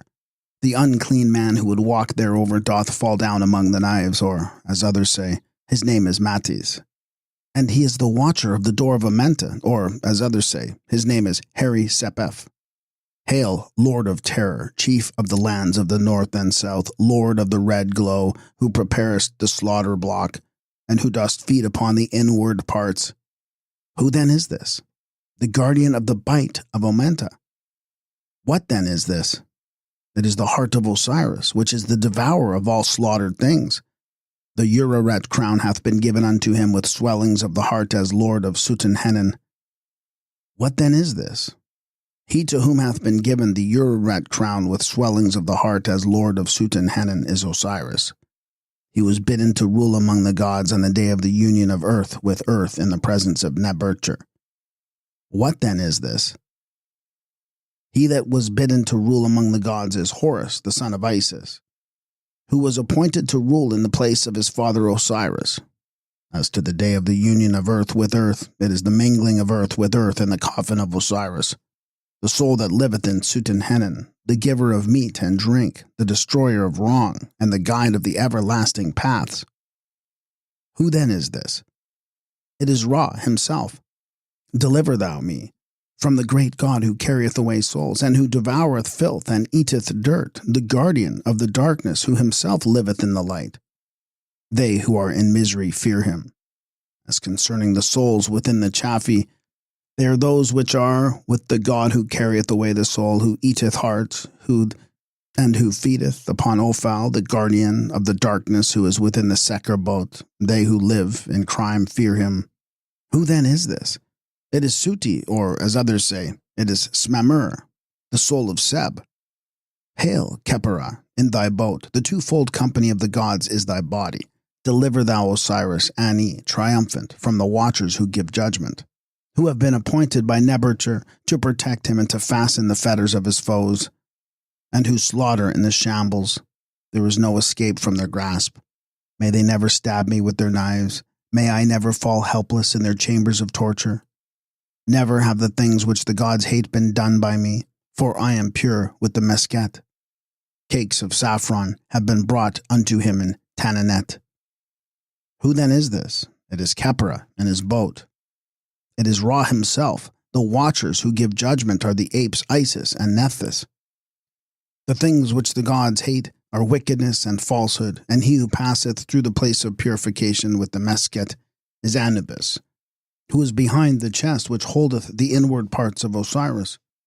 He to whom saffron cakes have been brought in, Tananet, is Osiris, or as others say, the saffron cakes in Tananet are heaven and earth, or as others say, they are Shu, strengthener of the two lands in Sutun Henan.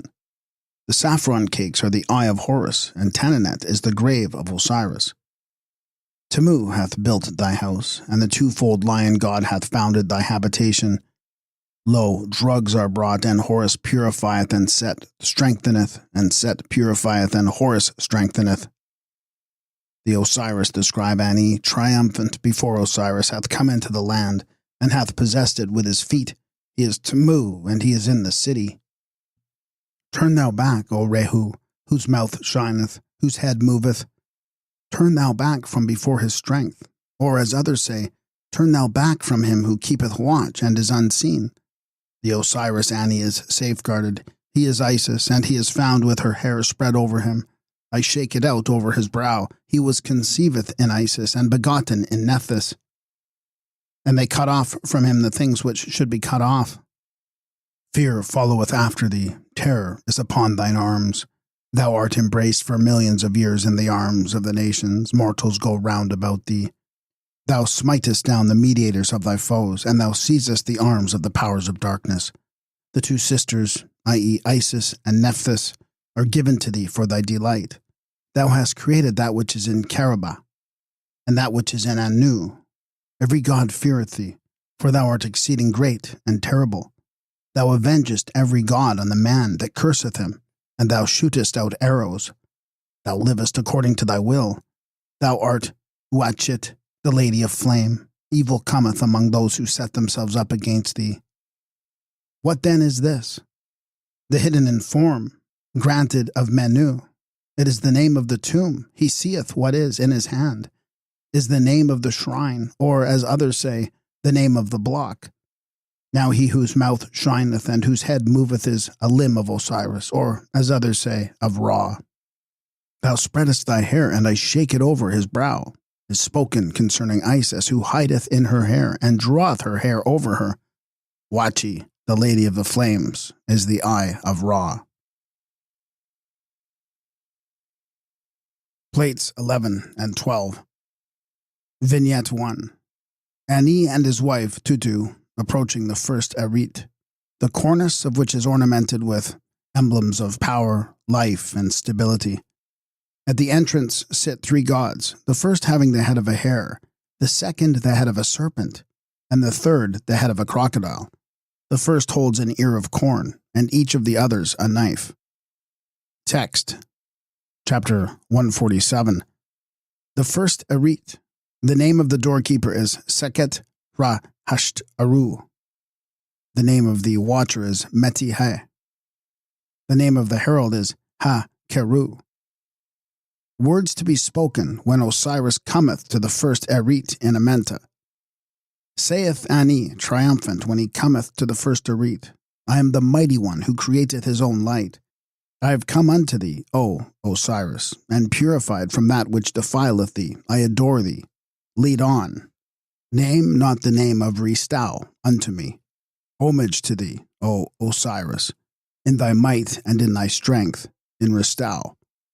Rise up and conquer, O Osiris, in Ab-2. Thou goest round about heaven, thou sailest in the presence of Ra, thou seest all the beings who have knowledge. Hail, Ra, who circlest in the sky. Verily, I say unto thee, O Osiris, I am a godlike ruler. Let me not be driven hence, nor from the wall of burning coals. I have opened the way in Restau. I have eased the pain of Osiris. I have embraced that which the balance I hath weighed. I have made a path for him in the great valley. It and he maketh a path. Osiris shineth. Vignette 2. The second Arit, guarded by 3 gods, the first of whom has the head of a lion, the second the head of a man, and the third the head of a dog. Each one holds a knife. Text. The second Arit, the name of the doorkeeper is Unhat. The name of the watcher is Sekhet-Ra. The name of the herald is Uset. Saith Osiris Ani, when he cometh unto this Arit, he sitteth to do his heart's desire, and he weigheth words as the second of Thoth. The strength of Thoth humbleth the hidden Mata gods, who feed upon Mat through the years of their lives. I make offerings at the moment when he passeth on his way. I pass on and enter on the way. Grant thou that I may pass through, and that I may gain sight of Ra together with those who make offerings. Vignette 3. The third Arit, guarded by 3 gods, the first with the head of a jackal, the second the head of a dog, and the third the head of a serpent. The first holds an ear of corn, and each of the others a knife. Text. The third Arit. The name of the doorkeeper is Kek Hau Ent Pewi. The name of the watcher is Serez Ra. The name of the herald is Ah. Saith Osiris Ani, when he cometh to this Arit, I am hidden in the great deep. I am the judge of the Rehui. I have come, and I have done away with the offenses of Osiris. I am building up the standing place which cometh forth from his Urarit, crown. I have done his business in Ab-2. I have opened the way in Restau. I have eased the pain which was in Osiris. I have made straight his standing place, and I have made his path. He shineth in Restau. Vignette 4. The fourth Arit, guarded by 3 gods, the first with the head of a man, the second the head of a hawk, and the third the head of a lion. The first holds an ear of corn, and each of the others a knife. Text. The fourth Arit. The name of the doorkeeper is Kesef Ra Asht. Keru. The name of the watcher is Seres Tepu. The name of the herald is Kesef At. Saith Osiris the scribe Ani, triumphant, when he cometh to this Arit, I am the mighty bull, the son of the ancestress of Osiris. O grant ye that his father, the lord of his godlike companions, may bear witness for him. Here the guilty are weighed in judgment. I have brought unto his nostrils eternal life. I am the son of Osiris. I have made the way. I have passed thereover into Neter-Kert. Plate 12, Vignette 5. The fifth Arit, guarded by 3 gods, the first with the head of a hawk, the second with the head of a man, and the third the head of a snake. Each holds a knife. Text. The fifth Arit. The name of the doorkeeper is Ankh, Fm Fent. The name of the watcher is Shabu. The name of the herald is Tab Ra Keft. Saith Osiris the scribe Ani, triumphant, when he cometh to this Arit, I have brought unto thee the bones of thy jaws in Restau. I have brought thee my backbone in Anu, gathering together all thy members there. I have driven back Apep for thee. I have poured water upon the wounds. I have made a path among you. I am the ancient one among the gods. I have made the offering of Osiris, who hath triumphed with victory, gathering his bones and bringing together all his limbs. Vignette 6.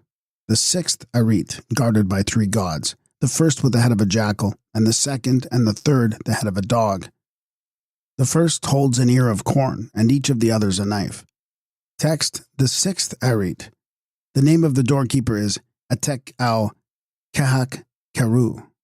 The name of the watcher is An-Ri. The name of the herald is Ates-Ra. Saith Osiris the scribe Ani, when he cometh to this Arit, I have come daily, I have come daily. I have made the way. I have passed along that which was created by Anubis. I am the lord of the Uririt crown. Magical words. I, the avenger of right and truth, have avenged his eye. I have swathed the eye of Osiris. I have made the way. Osiris Ani hath passed along with you. Vignette 7. The seventh Arit, guarded by three gods, the first with the head of a hare, the second the head of a lion, and the third the head of a man. The first and second hold a knife, and the third an ear of corn. Text. The seventh Arit, the name of the doorkeeper is Sekem Metenu Sen. The name of the watcher is Ma Karu, and the name of the herald is Kesef Kemi. Saith Osiris, the scribe Ani, when he cometh to this Arit, I have come unto thee, O Osiris, who art cleansed of thine impurities. Thou goest round about heaven, thou seest Ra, thou seest the beings who have knowledge. Hail, only one. Behold, thou art in the Sekhet boat. He goeth round the horizon of heaven. I speak what I will unto his body. It waxeth strong, and it cometh to life as he spake. Thou turnest back his face. Prosper thou for me all the ways which lead unto thee. Vignette 1. Ani and his wife Tutu, with hands raised in adoration, approaching the first Sabket, or pylon, which is guarded by a bird-headed deity wearing a disc on his head and sitting in a shrine, the cornice of which is decorated with kekaru ornaments. Text. Chapter 146. The first pylon. Words to be spoken when Ani cometh unto the first pylon. Saith Osiris Ani, triumphant. Lo, the lady of terrors, with lofty walls, the sovereign lady, the mistress of destruction, who uttereth the words which drive back the destroyers, who delivereth from destruction him that travelleth along the way. The name of the doorkeeper is Nerut. Vignette 2. The second pylon, which is guarded by a lion-headed deity seated in a shrine, upon the top of which is a serpent. Text. Words to be spoken when Ani cometh unto the second pylon. Saith Osiris, the scribe Ani triumphant. Lo, the lady of heaven, the mistress of the world, who devoureth with fire, the lady of mortals. How much greater is she than all men? The name of the doorkeeper is Mespatah. Vignette 3. The third pylon, which is guarded by a man-headed deity seated in a shrine, the upper part of which is ornamented with the two ukjats, and the emblems of the orbit of the sun and of water. Text. Words to be spoken when Ani cometh unto the third pylon of the house of Osiris. Saith the scribe Ani, triumphant. Lo, the lady of the altar, the mighty one to whom offerings are made, the beloved of every god, who saileth up to Abtu. The name of the doorkeeper is Sabak. Vignette 4. The fourth pylon, which is guarded by a cow-headed deity seated in a shrine, the cornice of which is ornamented with uraei, wearing discs. Text. Words to be spoken when Ani cometh unto the fourth pylon. Saith Osiris, the scribe Ani, triumphant. Lo, she who prevaileth with knives, mistress of the world, destroyer of the foes of the still heart. She who decreeth the escape of the needy from evil hap. The name of the doorkeeper is Nekau. Vignette 5. The fifth pylon, which is guarded by the hippopotamus deity, with her 4 feet resting upon the buckle, the emblem of protection, seated in a shrine, the cornice of which is ornamented with emblematic of flames of fire. Text. Words to be spoken when Ani cometh unto the fifth pylon. Saith Osiris, the scribe Ani, triumphant. Lo, the flame, the lady of breath for the nostrils, one may not advance to entreat her, shall not come into her presence. The name of the doorkeeper is Hentet Arki. Vignette 6. The sixth pylon, which is guarded by a deity in the form of a man holding a knife and a bosom and seated in a shrine, above which is a serpent. Text. Words to be spoken when Ani cometh unto the sixth pylon. Saith Osiris, the scribe Ani, triumphant. Lo, the lady of light, the mighty one, to whom men cry aloud. Man knoweth neither her breadth nor her height. There was never found her like from the beginning. There is a serpent thereover whose size is not known. It was born in the presence of the still heart. The name of the doorkeeper is Samati. Vignette 7. The seventh pylon, which is guarded by a ram-headed deity holding a besom and seated in a shrine, the cornice of which is decorated with kakaru ornaments. Text. Words to be spoken when Ani cometh unto the seventh pylon. Saith Osiris, the scribe Ani, triumphant, Lo, the robe which doth clothe the feeble one, i.e. the deceased, weeping for what it loveth and shroudeth. The name of the doorkeeper is Sakitef. Vignette 8. The eighth pylon, which is guarded by a hawk wearing the crowns of the north and south, seated on a sepulchral chest with closed doors. Before him is a besom, and behind him is the Uchat. Above the shrine are two human-headed hawks, emblems of the souls of Ra and Osiris, and two emblems of life. Text. Words to be spoken when Ani cometh unto the eighth pylon. Saith Osiris, the scribe Ani triumphant, Lo, the blazing fire, the flame whereof cannot be quenched, with tongues of flame which reach afar, the slaughtering one, the irresistible, through which one may not pass by reason of the hurt which it doeth. The name of the doorkeeper is Ku Checha F. Vignette 9. The ninth pylon, which is guarded by a lion-headed deity wearing a disc and holding a besom, seated in a shrine, the cornice of which is ornamented with uraei, wearing discs.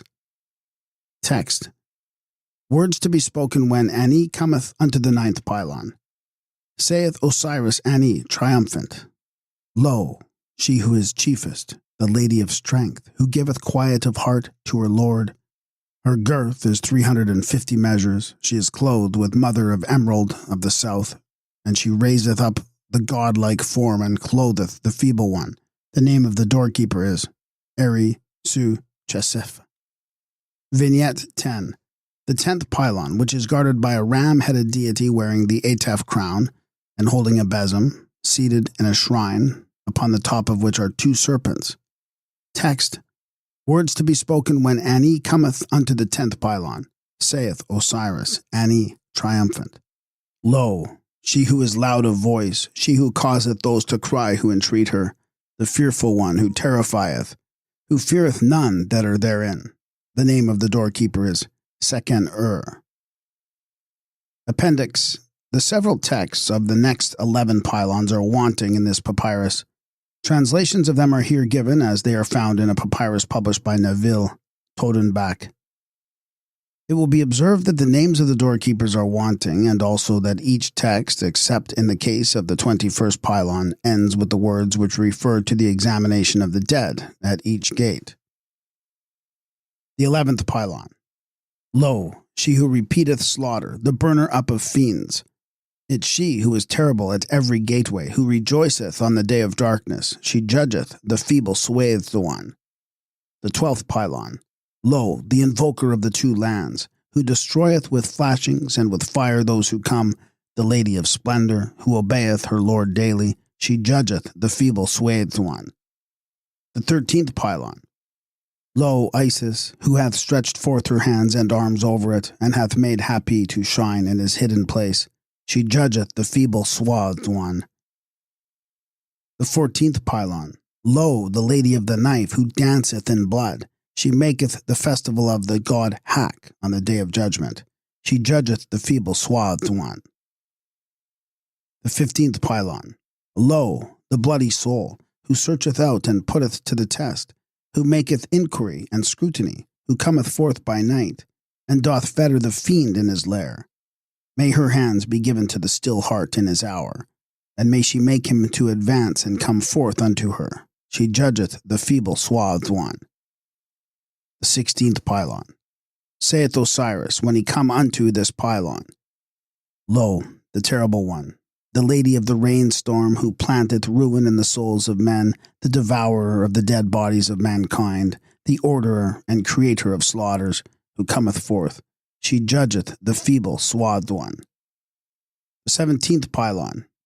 Lo, the hewer in pieces in blood, the lady of flame. She judgeth the feeble swathed one.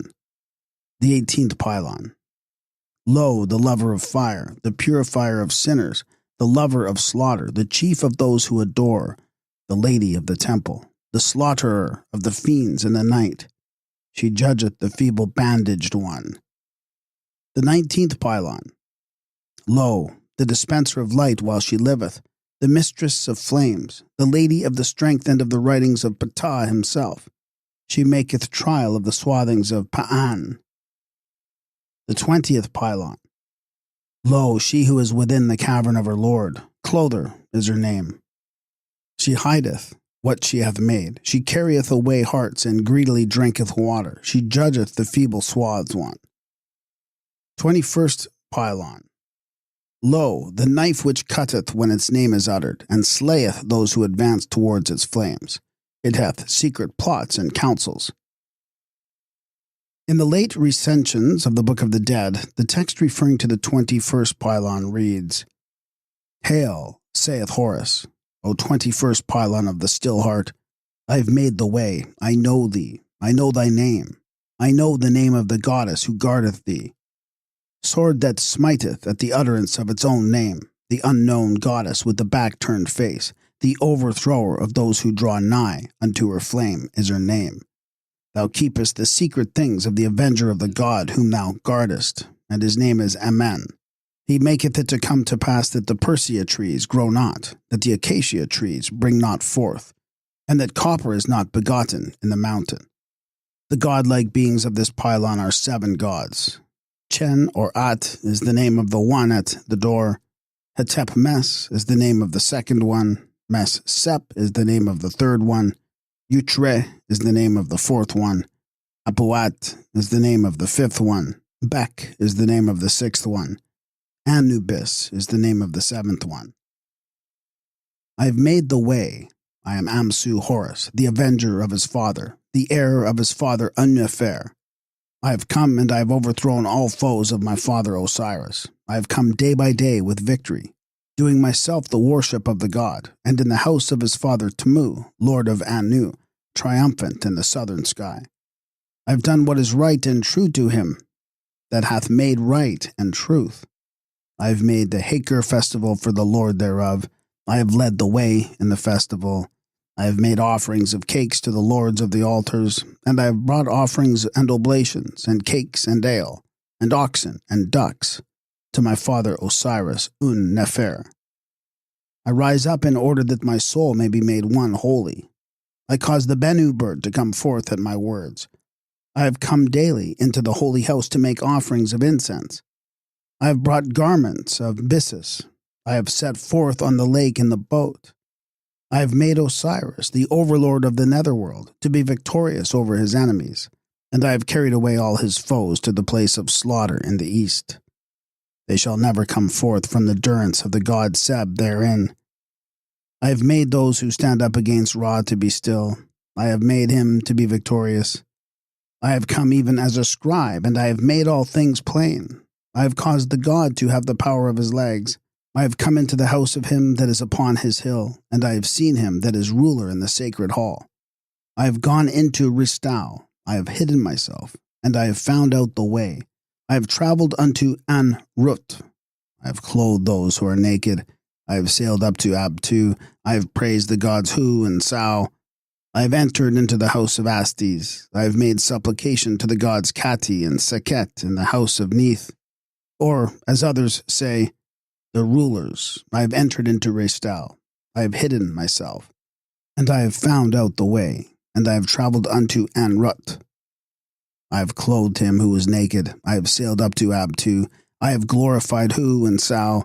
I have received my crown at my rising, and I have power to sit upon my throne, upon the throne of my father and of the great company of the gods. I have adored the Meshkin of Tassert. My mouth uttereth words with right and with truth. I have drowned the serpent Akek. I have come into the great hall which giveth strength unto the limbs, and it hath been granted to me to sail along in the boat of Hai. The fragrance of anti-ungent arises from the hair of him who hath knowledge. I have entered into the house of Astes, and I have made supplication to the gods Kati and Seket within the house of the prince. I have arrived as a favored one in Tatu. Vignette: Chapter 18, Introduction. Upper Register. The priest An-Matuf, who has the right side of his head the lock of Heru-Pa-Krat, or Horus the child, and who wears a leopard skin, introducing Ani and his wife to the gods whose names are given in plates 8 and 9. Text, An-Matf saith, I have come unto you, O mighty and godlike rulers who are in heaven and in earth and under the earth, and I have brought unto you Osiris Ani. He hath not sinned against any of the gods. Grant ye that he may be with you for all time.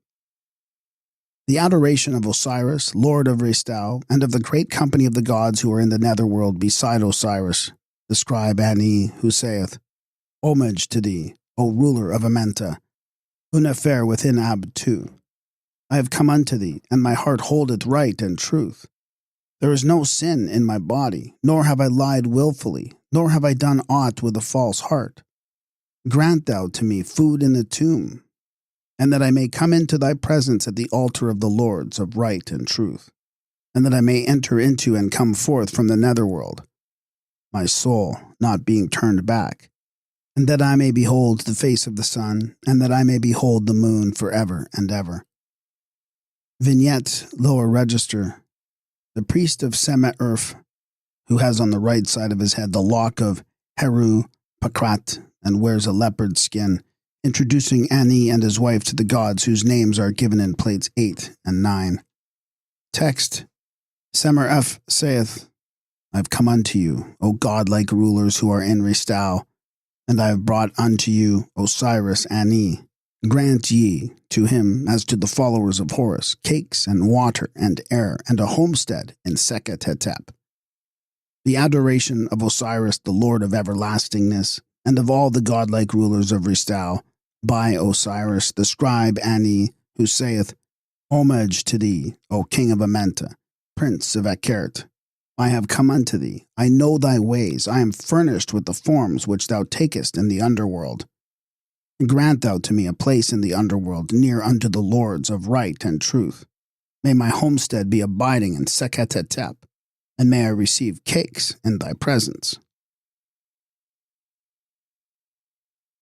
Plate 13. Vignettes. Upper register. A pylon or gateway surmounted by the feathers of Mat and Uriah, wearing discs. Lower register. A pylon surmounted by Anubis and a Uchat.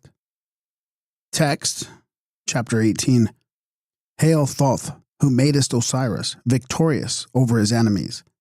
Make thou Osiris, the scribe Ani, to be victorious over his enemies, as thou didst make Osiris victorious over his enemies in the presence of the godlike rulers who are with Ra and Osiris in Anu, on the night of the things for the night, and on the night of battle, and on the shackling of the fiends, and on the day of the destruction of Neberter.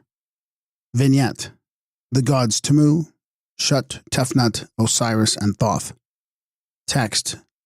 The great godlike rulers in Anu are Tamu, Shu, Tefnut, Osiris, and Thoth, and the shackling of the Sabau signifieth the destruction of the fiends of Set, when he worketh evil a second time. Hail, Thoth, who madest Osiris victorious over his enemies. Make thou the Osiris Ani to be victorious over his enemies in the presence of the great divine beings who are in Tatu, on the night of making the Tat to stand up in Tatu. A and B vignette. The gods Osiris, Isis, Nephthys, and Horus. Text. The great godlike rulers in Tatu are Osiris, Isis, Nephthys, and Horus, the avenger of his father. Now the night of making the Tat to stand up in Tatu signifieth the lifting up of the arm and shoulder of Osiris, lord of Sekhem. And these gods stand behind Osiris to protect him, even as the swathings which clothe him. Hail, Thoth, who madest Osiris victorious over his enemies. Make thou the Osiris Ani triumphant over his enemies, in the presence of the great godlike rulers who are in Sekhem, on the night of the things of the night, festival in Sekhem. A and C vignette. The gods Osiris and Horus, the two Uchats, upon pylons, and the god Thoth. Text. The great godlike rulers who are in Sekhem are Horus, who is without sight, and Thoth, who is with the godlike rulers in Nerarutef. Now the night of the things of the night festival in Sikhem signifieth the light of the rising sun on the coffin of Osiris. Hail, Thoth, who madest Osiris victorious over his enemies. Make thou the Osiris Ani triumphant over his enemies in the presence of the great godlike rulers in Pe and Tep, on the night of the setting up the columns of Horus, and of making him to be established the heir of the things which belong to his father. A and D vignette. The gods Horus, Isis, Mesta, and Hapi. Text. The great divine rulers who are in Pe and Tep are Horus, Isis, Meta, and Hapi. Now setting up the columns of Horus signifieth the command given by Set unto his followers. Set up columns upon it. Hail, Thoth, who madest Osiris victorious over his enemies. Make thou the Osiris Ani triumphant over his enemies in the presence of the great godlike, it rulers in Reket. On the night when Isis lay down to keep watch in it, order to make lamentation for her brother Osiris. A and E vignette. The god Isis, Horus, Anubis, Metsi, and Thoth. Text. The great godlike rulers who are in Reket are Isis, Horus, and Meta. Hail, Thoth, who has madest Osiris victorious over his enemies.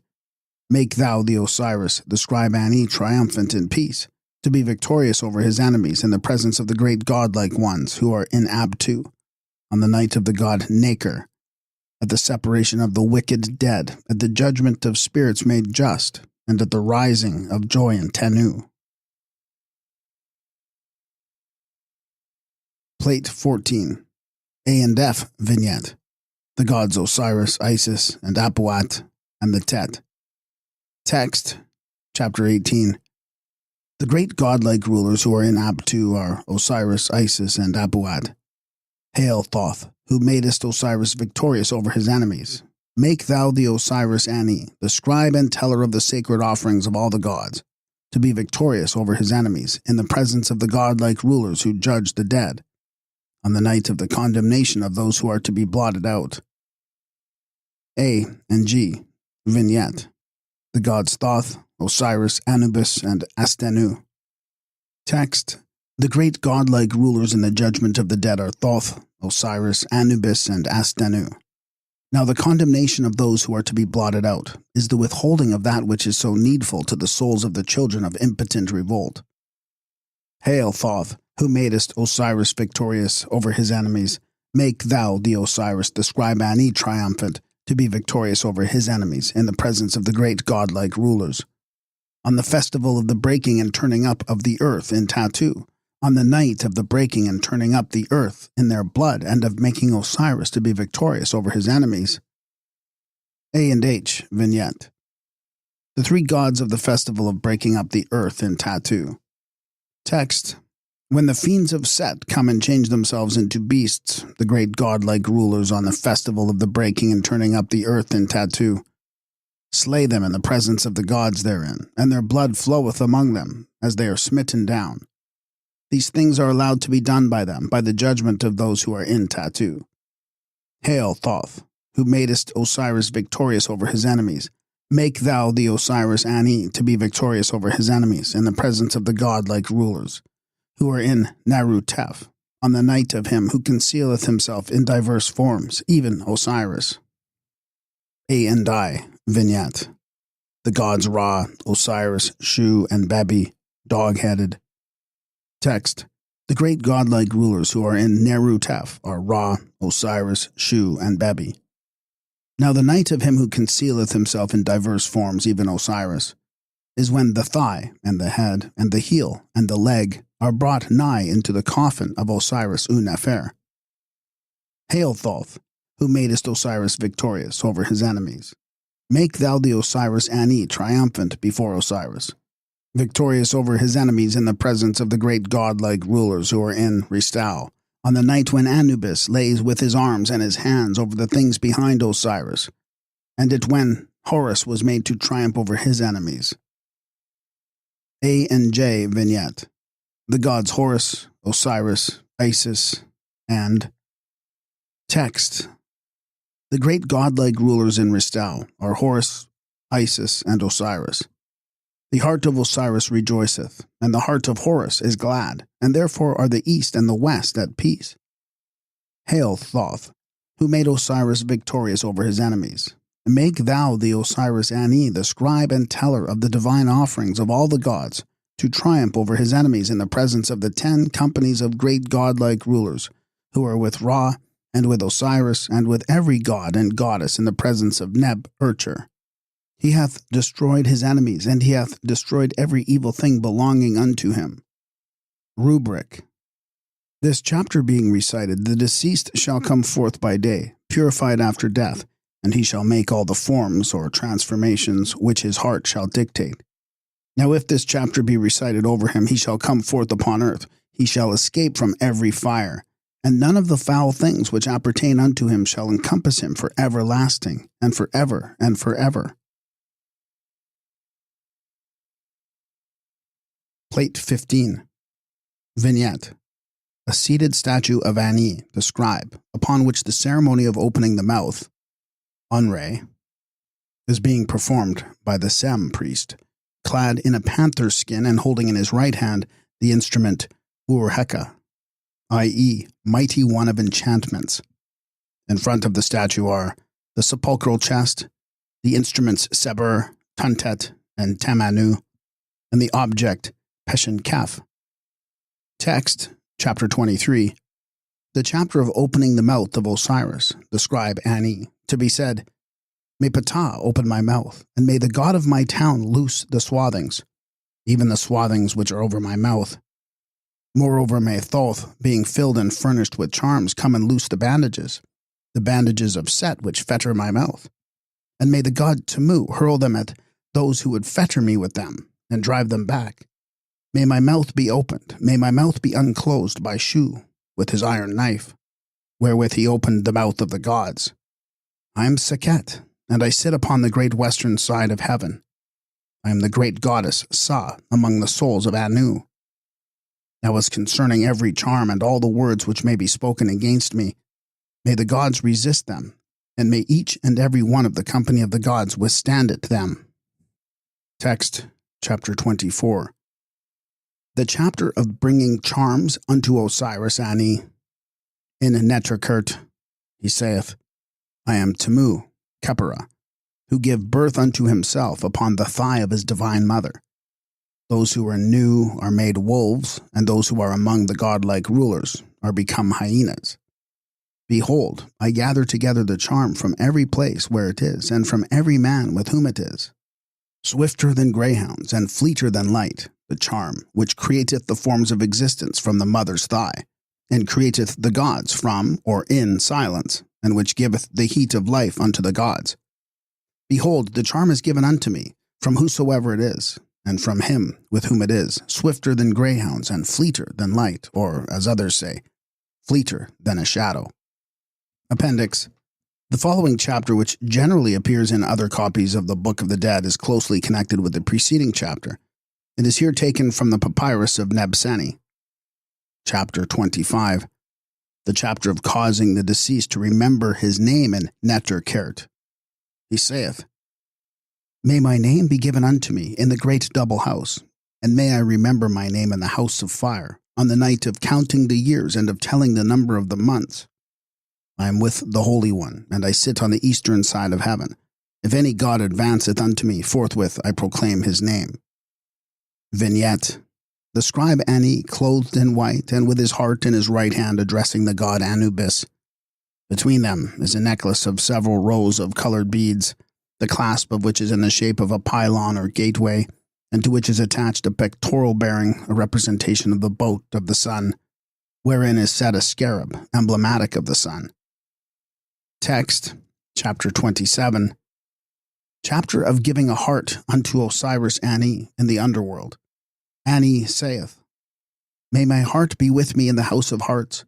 May my heart be with me, and may it rest in me, or I shall not eat of the cakes of Osiris on the eastern side of the lake of flowers. Neither shall I have a boat wherein to go down the Nile, and another wherein to go up, nor shall I go forward in the boat with thee. May my mouth be given unto me, that I may speak with it, and my 2 feet to it walk withal, and my 2 hands and arms to overthrow my foe. May the doors of heaven be opened unto me. May Seb, the prince of the gods, open wide his 2 jaws unto me. May he open my 2 eyes, which are blinded. May he cause me to stretch out my feet, which are bound together. And may Anubis make my legs firm, that I may stand upon them. May the goddess Sekhet make me to rise, so that I may ascend unto heaven, and there may be that done which I commanded in the house of the Ka of Ptah. I know my heart. I have gotten the mastery over my heart. I have gotten the mastery over my 2 hands and arms. I have gotten the mastery over my feet, and I have gained the power to do whatsoever my Ka pleaseth. My soul shall not be shut off from my body at the gates of the underworld, but I shall enter in peace, and I shall come forth in peace. Text, chapter 30b. The chapter of not letting the heart of Osiris, the scribe of the sacred offerings of all the gods, Ani, triumphant, be driven from him in the underworld. Ani saith, My heart, my mother, my heart, my mother, my heart, whereby I come into being. May there be nothing to withstand me at my judgment. May there be no resistance against me by the Chacha. May there be no parting of thee from me in thy presence of him who keepeth the scales. Thou art my Ka within my body, which knitteth and strengtheneth my limbs. May thou come forth in the place of happiness to which I advance. May the Shenet, who make men to stand fast, not cause my name to stink. Vignette. Ani holding his soul in the form of a human-headed bird. Text, chapter 61. Chapter of not letting the soul of a man be taken away from him in the underworld. Osiris the scribe Ani saith, I, even I, am he who came forth from the water flood, which I make to overflow and which becometh mighty as the river Nile. Appendix. In many earlier papyri, the text of chapter 61 forms part of a longer composition which Neville calls chapters 61, 60, and 62, and which reads, Chapter of drinking water in the underworld. He saith, I, even I, am he who cometh forth from Seb. The flood hath been given unto him, and he hath gotten power over it as happy. I, even I, open the 2 doors of heaven, and the 2 doors of the watery abyss have been opened unto me by Thoth and by Happy, the divine twin sons of heaven, who are mighty in splendors, or grant ye that I may gain power over the water, even as Set overcame his foes on the day when he terrified the world. I have passed by the great ones shoulder against shoulder, even as they have passed by that great and splendid God who is provided with all things, and whose name is unknown. I have passed by the mighty one of the shoulder. The flood of Osiris hath been passed through by me, and Thoth, happy Tamu, the Lord of the horizon, hath opened unto me the flood in his name. Thoth, the cleaver of the earth, I have gained power over the water, even as Set gained power over his foes. I have sailed over heaven.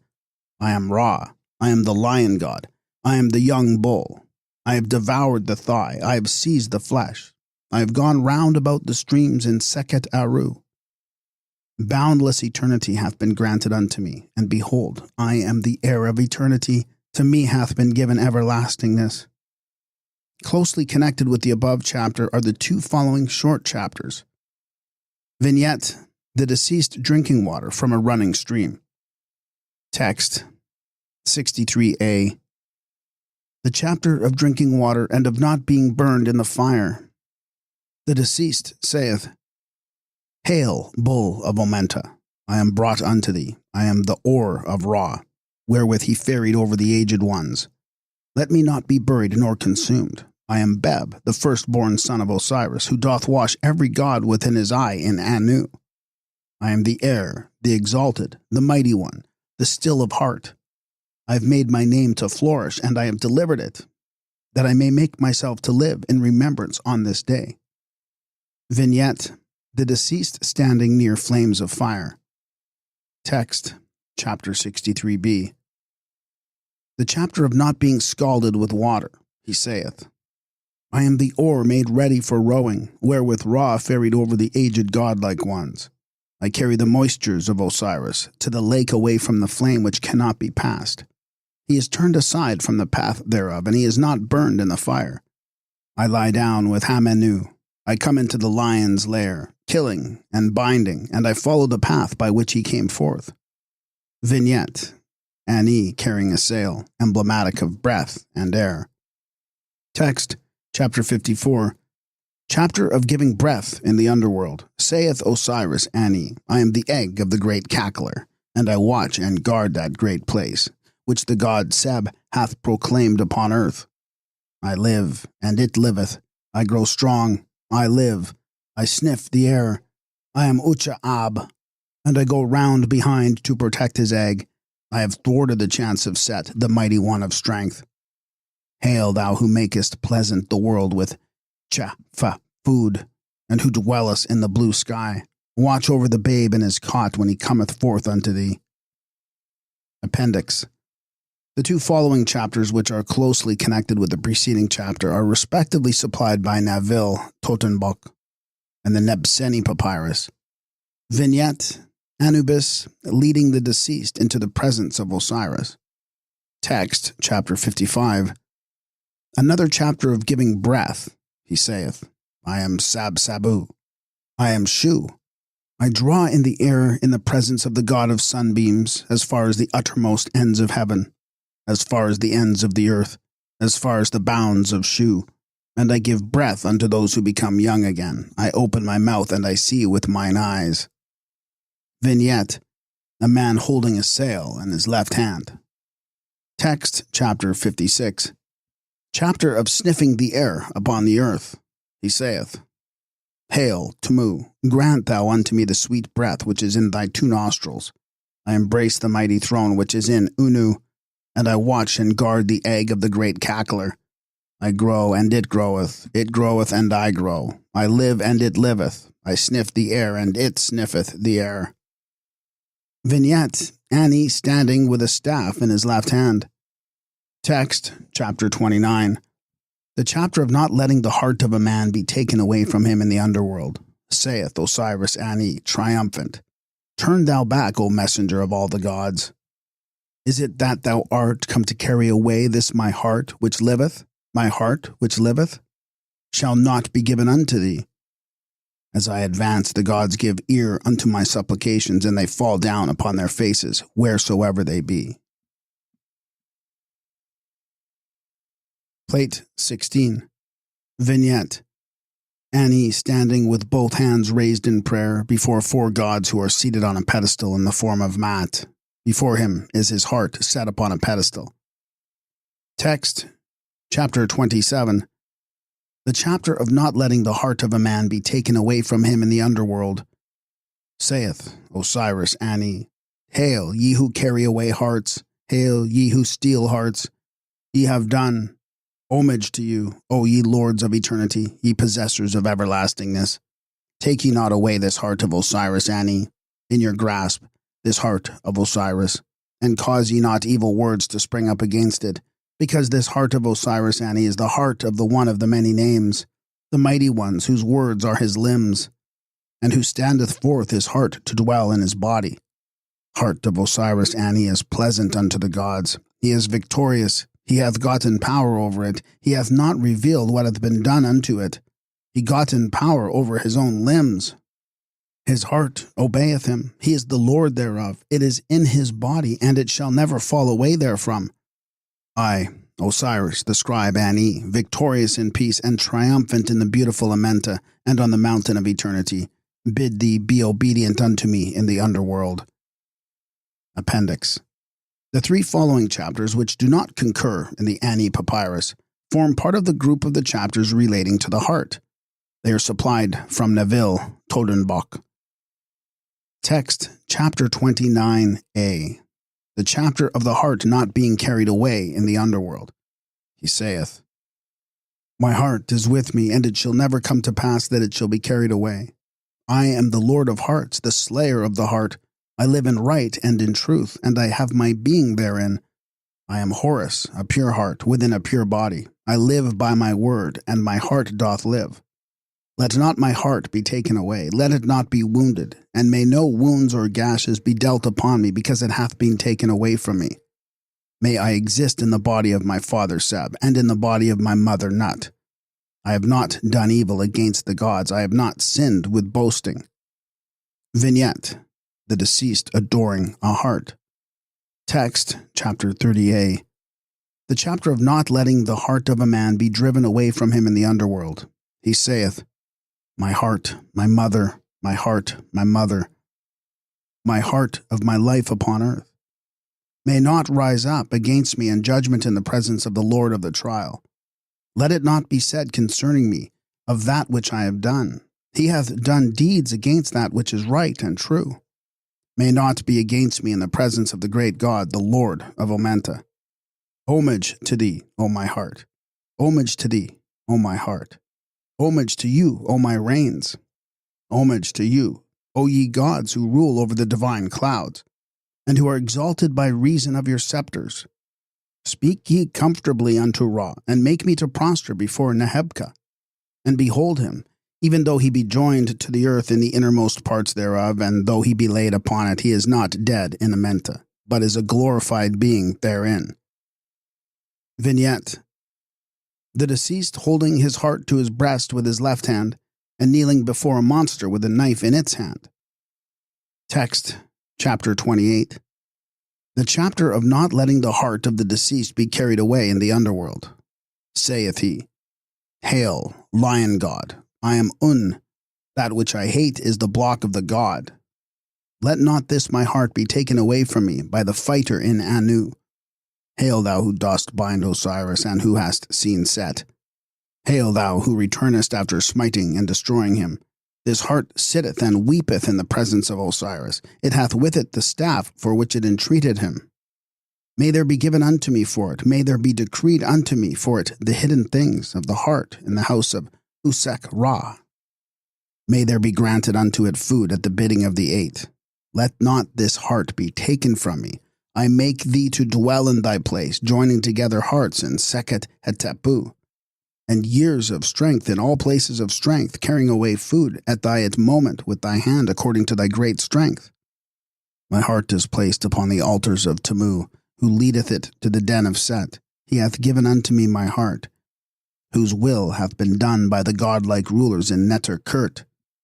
When they find the leg and the swathings, they bury them. Vignette: Ani and his wife Tutu, each holding the emblem of air in the left hand and drinking water with the right from a pool, on the borders of which are palm trees laden with fruit. Text, chapter 58. The chapter of breathing the air and of having power over the water in the underworld. Saith Osiris Ani, Open to me. Who art thou then, and whither dost thou fare? I am one of you. Who is it with thee? Is it Merti, separate thou from him, each from each, when thou enterest the Meskin? He letteth me sail to the temple of the divine beings who have found their faces. The name of the boat is the Assembler of Souls. The name of the oars is Making the Hair to Stand on End. The name of the hold is Good, and the name of the rudder is Making Straight for the Middle. Grant ye to me vessels of milk together with cakes, loaves of bread, cups of drink, and flesh in the temple of Anubis. Rubric: if this chapter be known by Ani, he shall go in after having come forth from the underworld. Vignette: Ani kneeling beside a pool of water where grows a sycamore tree. In the tree appears the goddess Nut pouring water into Ani's hands from a vessel. Text, chapter 59. The chapter of sniffing the air and of getting power over the waters in the underworld. Saith Osiris Ani, Hail, sycamore tree of the goddess Nut, grant thou to me of the water and the air which are in thee. I embrace thy throne which is in Unu, and I watch and guard the egg of the great cackler. It groweth, I grow, it liveth, I live, it sniffeth the air, I sniff the air, I, the Osiris Ani, in triumph. Vignette: Ani seated upon a chair before a table of offerings. In his right hand he holds the Kerp scepter, and in his left a staff. Text, chapter 44. The chapter of not dying a second time in the underworld. Saith Osiris Ani, My place of hiding is opened, my place of hiding is revealed. Light hath shone in the darkness.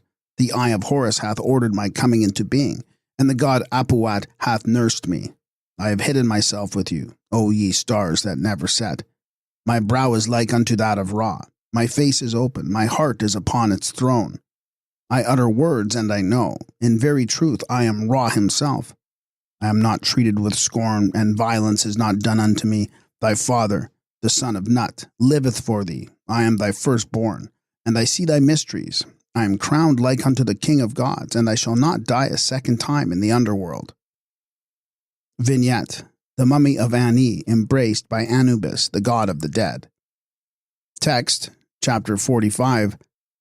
The chapter of not corrupting in the underworld.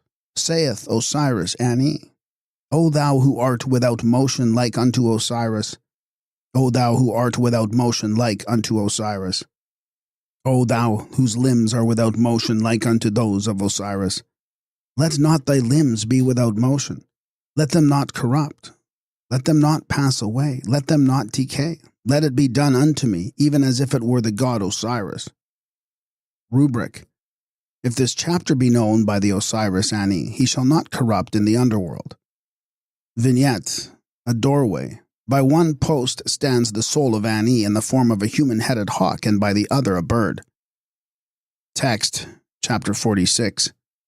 The chapter of not perishing and of becoming alive in the underworld. Saith Osiris Ani, Hail, children of Shu! Hail, children of Shu! Children of the place of the dawn, who as the children of light have gained possession of his crown. May I rise up, and may I fare forth like Osiris. Vignette: Ani the scribe standing with his back to a block and knife. Text: chapter 40. The chapter of not entering in unto the block. Saith Osiris Ani, the four bones of my neck and of my back are joined together for me in heaven by Ra, the guardian of the earth. This was granted on the day when my rising up out of weakness upon my 2 feet was ordered, on the day when the hair was cut off. The bones of my neck and of my back have been joined together by Set and by the company of the gods, even as they were in the time that is past. May nothing happen to break them apart. Make ye me strong against my father's murderer. I have gotten power over the 2 earths. Nut hath joined together my bones, and I behold them as they were in the time that is past, and I see them even in the same order as they were, when the gods had not come into being in visible forms.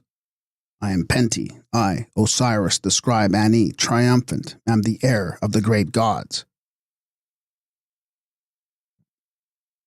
Plate 17. Vignette: Ani standing in adoration before 3 gods, each of whom holds a scepter in his left hand, and the symbol of life in his right.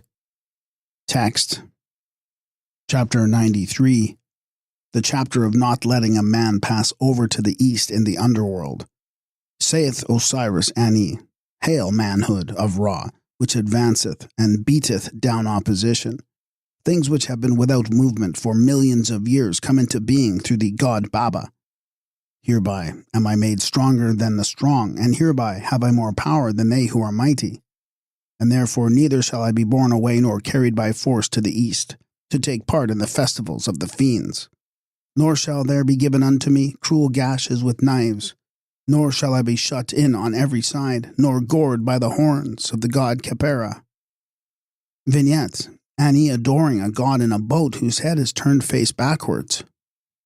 Text: chapter 93a. Another chapter.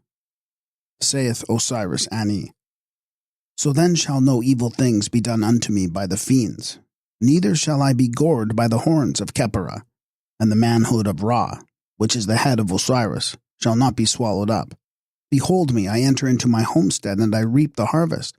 The gods speak with me. Gore thou, not them, O Ra Khepera. In very truth, sickness shall not arise in the eye of Tamu, nor shall it be destroyed. Let me be brought to an end. May I not be carried into the east to take part in the festivals of the fiends who are my enemies. May no cruel gashes be made in me. I, Osiris, the scribe Ani, the teller of the divine offerings of all the gods, triumphant with happy victory, the Lord to be revered, am not carried away into the east. Text: 43. The chapter of not letting the head of a man be cut off from him in the underworld. Saith Osiris Ani, I am the Great One, son of the Great One. I am Fire, the son of Fire, to whom was given his head after it had been cut off. The head of Osiris was not carried away from him. Let not the head of Osiris Ani be carried away from him. I have knit together my bones. I have made myself whole and sound. I have become young once more. I am Osiris, the Lord of eternity. Vignette. The mummy of Ani lying on a bier. Above is his soul in the form of a human-headed bird, holding Shen, the emblem of eternity, in its claws. At the head and foot stands an incense burner with fire in it. Text. Chapter 89. The chapter of causing the soul to be united to its body in the underworld. Saith Osiris Ani. Hail, thou god Ani-Tu. Hail, O runner, dwelling in thy hall. O thou great God, grant thou that my soul may come unto me from wheresoever it may be. If it would tarry, then bring thou unto me my soul from whosoever it may be. If thou findest me, O eye of Horus, make thou me to stand up like those beings who are like unto Osiris, and who never lie down in death. Let not Osiris Ani triumphant, lie down in the death in Anu, the land wherein souls are joined unto their bodies, even in thousands. My soul doth bear away with it my victorious spirit, whithersoever it goeth. If it would tarry, grant thou that my soul may look upon my body. If thou findest me, O eye of Horus, make thou me to stand up like unto those. Hail, ye gods, who row in the boat of the Lord of millions of years, who tow it above the underworld, who make it to pass over the ways of Nu, who make souls to enter into their glorified bodies, whose hands are filled with righteousness, and whose fingers grasp your scepters, destroy ye the foe. The boat of the sun rejoiceth, and the great God advanceth in peace.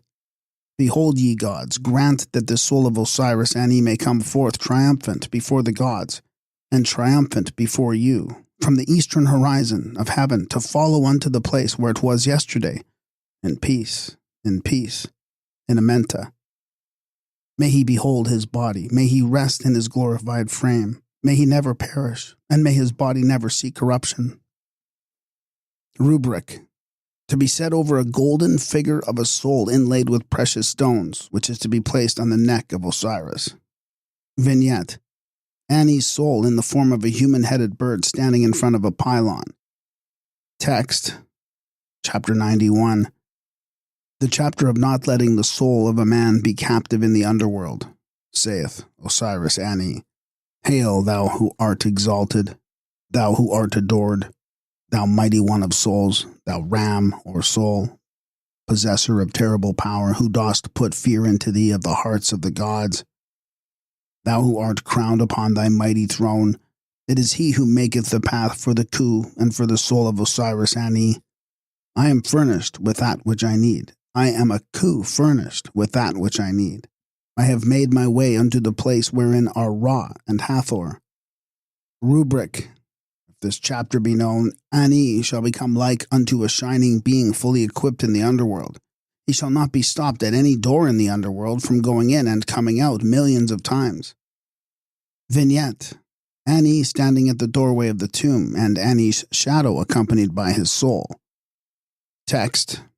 Chapter 92. The chapter of opening the tomb to the soul of the shadow, of coming forth by day, and of getting power over the legs. Saith Osiris, the scribe Ani triumphant. The place of bondage is opened, that which was shut is opened, and the place of bondage is opened unto my soul, according to the bidding of the eye of Horus. I have bound and established glories upon the brow of Ra. My steps are made long, my thighs are lifted up. I have passed along the great path, and my limbs are strong. I am Horus, the avenger of his father, and I bring the Ureret crown to rest upon its place. The path of souls is opened to my soul. Plate 18. My soul seeth the great God within the boat of Ra on the day of souls. My soul is in the front among those who tell the years. Come, the eye of Horus, which establisheth glories upon the brow of Ra, and rays of light upon the faces of those who are with the limbs of Osiris, hath delivered my soul. O shut ye not in my soul, fetter ye not my shade, may it behold the great God. within the shrine on the day of judgment of souls. May it repeat the words of Osiris. May those beings whose dwelling places are hidden, who fetter the limbs of Osiris, who fetter the souls of the Khu, who shut in the shades of the dead, and can do evil unto me, may they do no evil unto me. May they turn away their path from me. Thy heart is with thee. May my soul and my Khu be prepared against their attack. May I sit down among the great rulers who dwell in their abodes. May my soul not be set in bondage by those who fetter the limbs of Osiris, and who fetter souls, and who shut in the shades of the dead. The place which thou possessest, is it not heaven? Rubric: if this chapter be known, he shall come forth by day, and his soul shall not be shut in. Vignette: Ani kneeling, with both hands raised in adoration, by the side of the Seker boat, placed upon its sledge. Text: Chapter 74. The chapter of walking with the two legs, and of coming forth upon earth. Saith Osiris Ani, Thou hast done all thy work, O Seker, thou hast done all thy work, O Seker, in thy dwelling place with my legs in the underworld. I shine above the leg of the sky. I come forth from heaven. I recline with the glorified spirits. Alas, I am weak and feeble. Alas, I am weak and feeble. I am weak and feeble in the presence of those who gnash with the teeth in the underworld. I, Osiris, the scribe Ani, triumphant in peace. Vignette: the emblem of Amenta and Ani standing with a staff in his left hand. Text: Chapter 8. The chapter of passing through Amenta and of coming forth by day. Saith Osiris Ani, The hour openeth. The head of Thoth is sealed up. Perfect is the eye of Horus. I have delivered the eye of Horus, which shineth with splendors on the forehead of Ra, the father of the gods. I am the same Osiris, dwelling in Amenta. Osiris knoweth his day, and that he shall not live therein, nor shall I live therein. I am the moon among the gods. I shall not come to an end. Stand up, therefore, O Horus. Osiris hath counted thee among the gods. Text, Chapter 2. The chapter of coming forth by day and of living after death.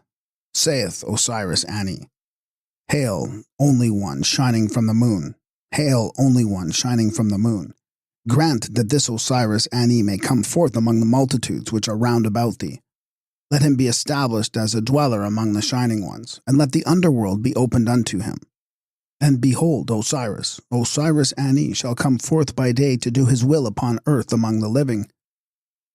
Vignette: Ani standing with both hands raised in adoration before a ram crowned with plumes and disk. In front of the ram is a table upon which are a libation vase and a lotus flower. Text, Chapter 9. The chapter of coming forth by day, having passed through the tomb, saith Osiris Ani, Hail, soul, thou mighty one of strength. Verily, I am here. I have come. I behold thee. I have passed through the underworld, and I have seen my father Osiris. I have scattered the gloom of night. I am his beloved one. I have come. I behold my father Osiris. I have stabbed Set to the heart. I have done the things needed by my father Osiris.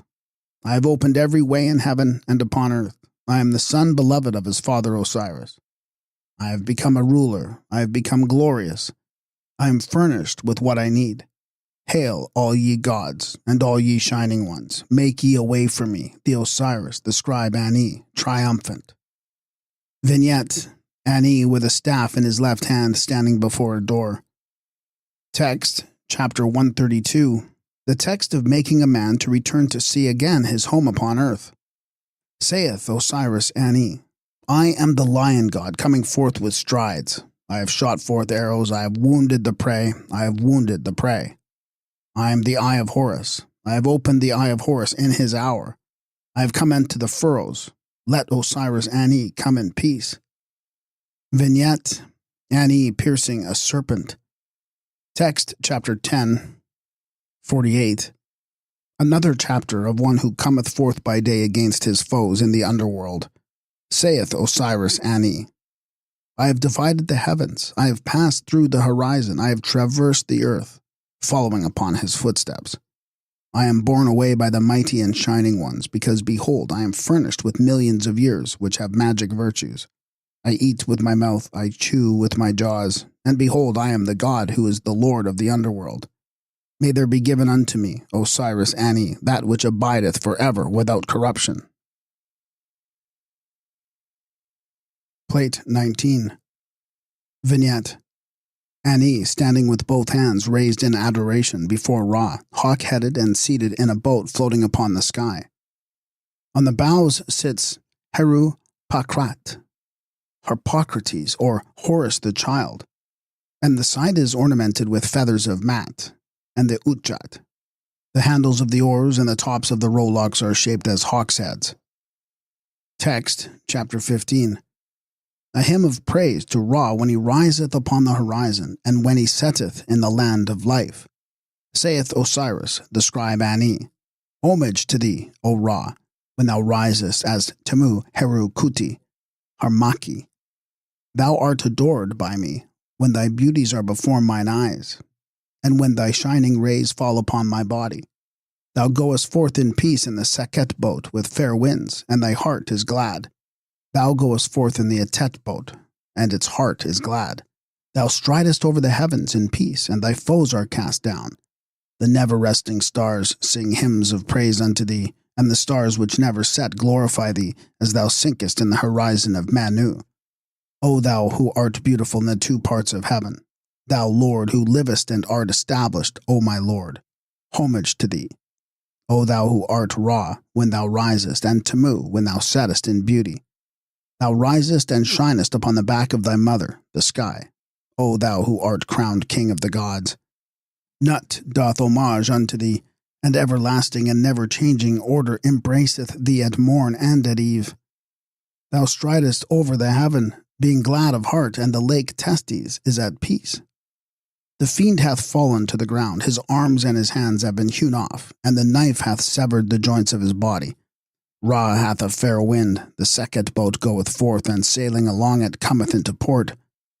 The gods of the south and of the north, of the west and of the east, praise thee, from whom all forms of life came into being.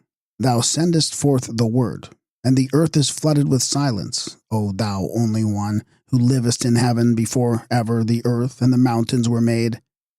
O runner, Lord, only one, thou maker of things which are, thou hast moulded the tongue of the company of the gods.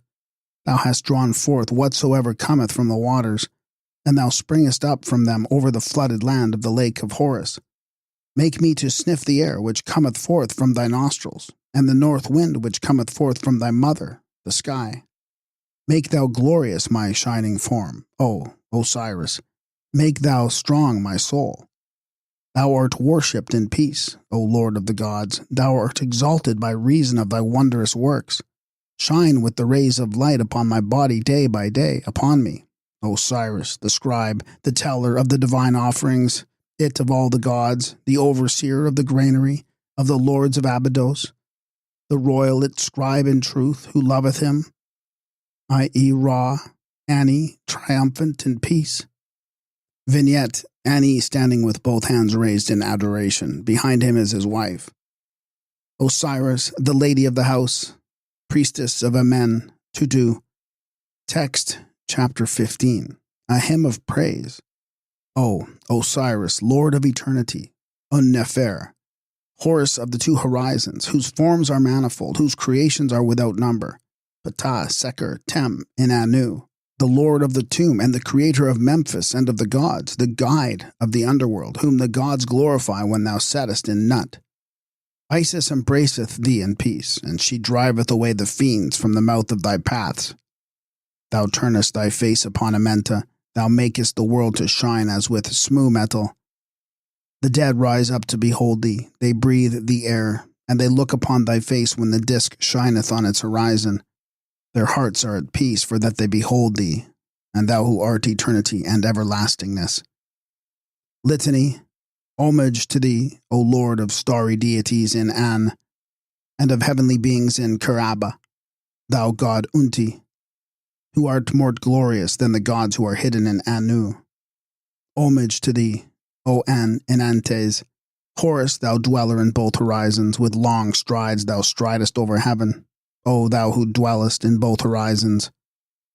Homage to thee, O soul of everlastingness, thou soul who dwellest in Tatu, O Nefer, son of Nut, thou art lord of Akert. Homage to thee in thy dominion over Tatu. The Uraret crown is established upon thy head. Thou art the one whose strength is in himself, and thou who dwellest in peace in Tatu. Homage to thee, O Lord of the acacia tree. The Sekher boat is set upon its sledge. Thou turnest back the fiend, the worker of evil, and thou castest the Uchat to rest upon its seat. Homage to thee, O thou who art mighty in thine hour, thou great and mighty God, dweller in Anrutef. Lord of eternity and creator of everlastingness, thou art the Lord of Sutun Henan.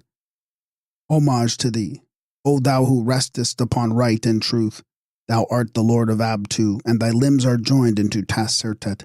Thou art he to whom fraud and guile are hateful. Homage to thee, O thou who art within thy boat, thou bringest happy, i.e. the Nile, forth from his source. The light shineth upon thy body, and thou art the dweller in Neken. Homage to thee, O creator of the gods, thou king of the north and of the south. O Osiris, victorious, ruler of the world in thy gracious seasons. Thou art the Lord of the world. O grant thou unto me a path whereon I may pass in peace, for I am just and true. I have not spoken less wittingly, nor have I done aught with deceit. Plate 20. Vignette, Osiris and Isis in a sepulchral shrine. Text, chapter 15. A hymn of praise to Ra when he riseth in the eastern part of the heaven. They who are in his train rejoice, and lo, Osiris Ani in triumph saith, Hail, thou disk, thou Lord of rays, who risest in the horizon day by day. Shine thou with thy beams of light upon the face of Osiris Ani, who is victorious. For he singeth hymns of praise unto thee at dawn, and he maketh thee to set at eventide with words of adoration. May the soul of Osiris Ani, the triumphant one, come forth with thee from heaven. May he go forth in the Metet boat. May he come into port in the Seket boat. May he cleave his path among the never-resting stars in the heavens. Osiris Ani, being at peace and in triumph, adoreth his Lord, the Lord of eternity, saying, Homage to thee, O Horus of the two horizons, who art Khepera, the self-created. When thou risest on the horizon and sheddest thy beams of light upon the lands of the north and the south, thou art beautiful. Yea, beautiful, and all the gods rejoice when they behold thee, the King of heaven. The goddess Nept Unet is established upon thy head. Her portions of the south and of the north are upon thy brow. She taketh her place before thee. The god Thoth is established in the bows of thy boat to destroy utterly all thy foes. Those who dwell in the underworld come forth to meet thee, bowing in homage as they come towards thee, and to behold thy beautiful image. And I have come before thee, that I may be with thee to behold thy disk every day. May I not be shut in the tomb, may I not be turned back. May the limbs of my body be made new again, when I view thy beauties, even as do all thy favored ones, because I am one of those who worship thee whilst they lived on earth. May I come in unto the land of eternity, may I come even into the everlasting land, for behold, O my Lord, this hast thou ordained for me. And lo, Osiris Ani, triumphant in peace, the triumphant one, saith homage to thee. O thou who risest in thy horizon as Ra, thou art established by a law which changeth not, nor can it be altered. Thou passest over the sky, and every face watcheth thee and thy course, for thou hast been hidden from their gaze. Thou dost show thyself at dawn and at eventide day by day. The Seket boat, wherein is thy majesty, goeth forth with might. Thy beams shine upon all faces. The number of thy yellow rays cannot be known, nor can thy bright beams be told. The lands of the gods and the colors of the eastern lands of Punt must be seen, ere that which is hidden in thee may be measured by man. Alone and by thyself thou dost manifest thyself. When thou comest into being above new, may Ani advance, even as thou dost advance. May he never cease to go forward, even as thy majesty ceaseth not to go forward, even though it be for a moment. For with strides dost thou in one little moment pass over the spaces which would need hundreds of thousands and millions of years. for man to pass over. This thou doest, and then dost thou sink down. Thou puttest an end to the hours of the night, and thou dost number them, even thou. Thou endest them in thine own appointed season, and the earth becometh light. Thou settest thyself before thy handiwork in the likeness of Ra. Thou risest in the horizon.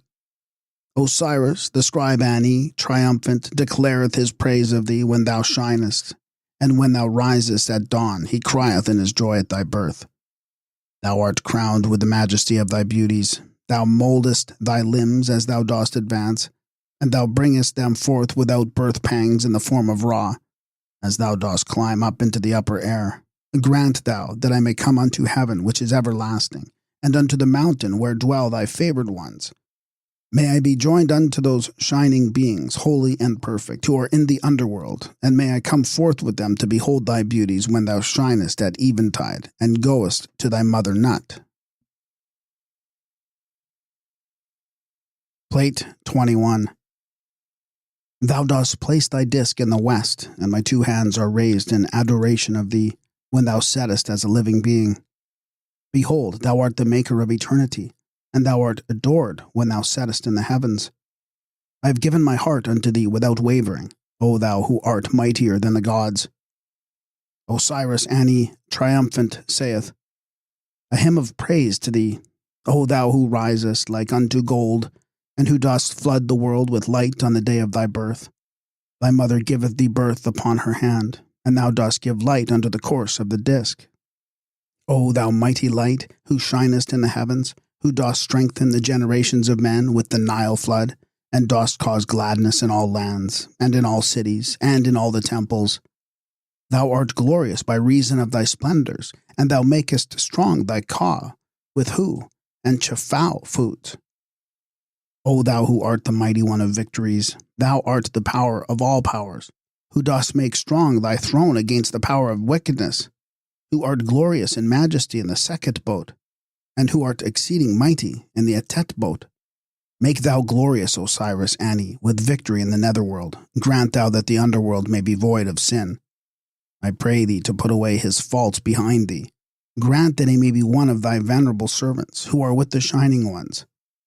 May be he joined unto the souls which are in Tessertet, and may he journey into the Sekhet Eru by a prosperous and happy path, he, the Osiris, the scribe Ani, triumphant.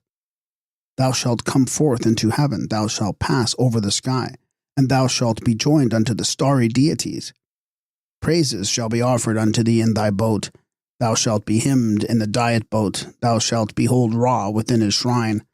Thou shalt set together with his disk day by day. Thou shalt see the ant-fish when it springeth into being in the waters of turquoise, and thou shalt see the abtu-fish in his hour. May it come to pass that the evil one shall fall when he layeth a snare to destroy me, and may the joints of his neck and of his back be cut in sunder. Ra saileth with a fair wind, and the Sekhet boat draweth on, and cometh into port. The mariners of Ra rejoice, and the heart of Nebt-Ankh is glad, for the enemy of her lord hath fallen to the ground.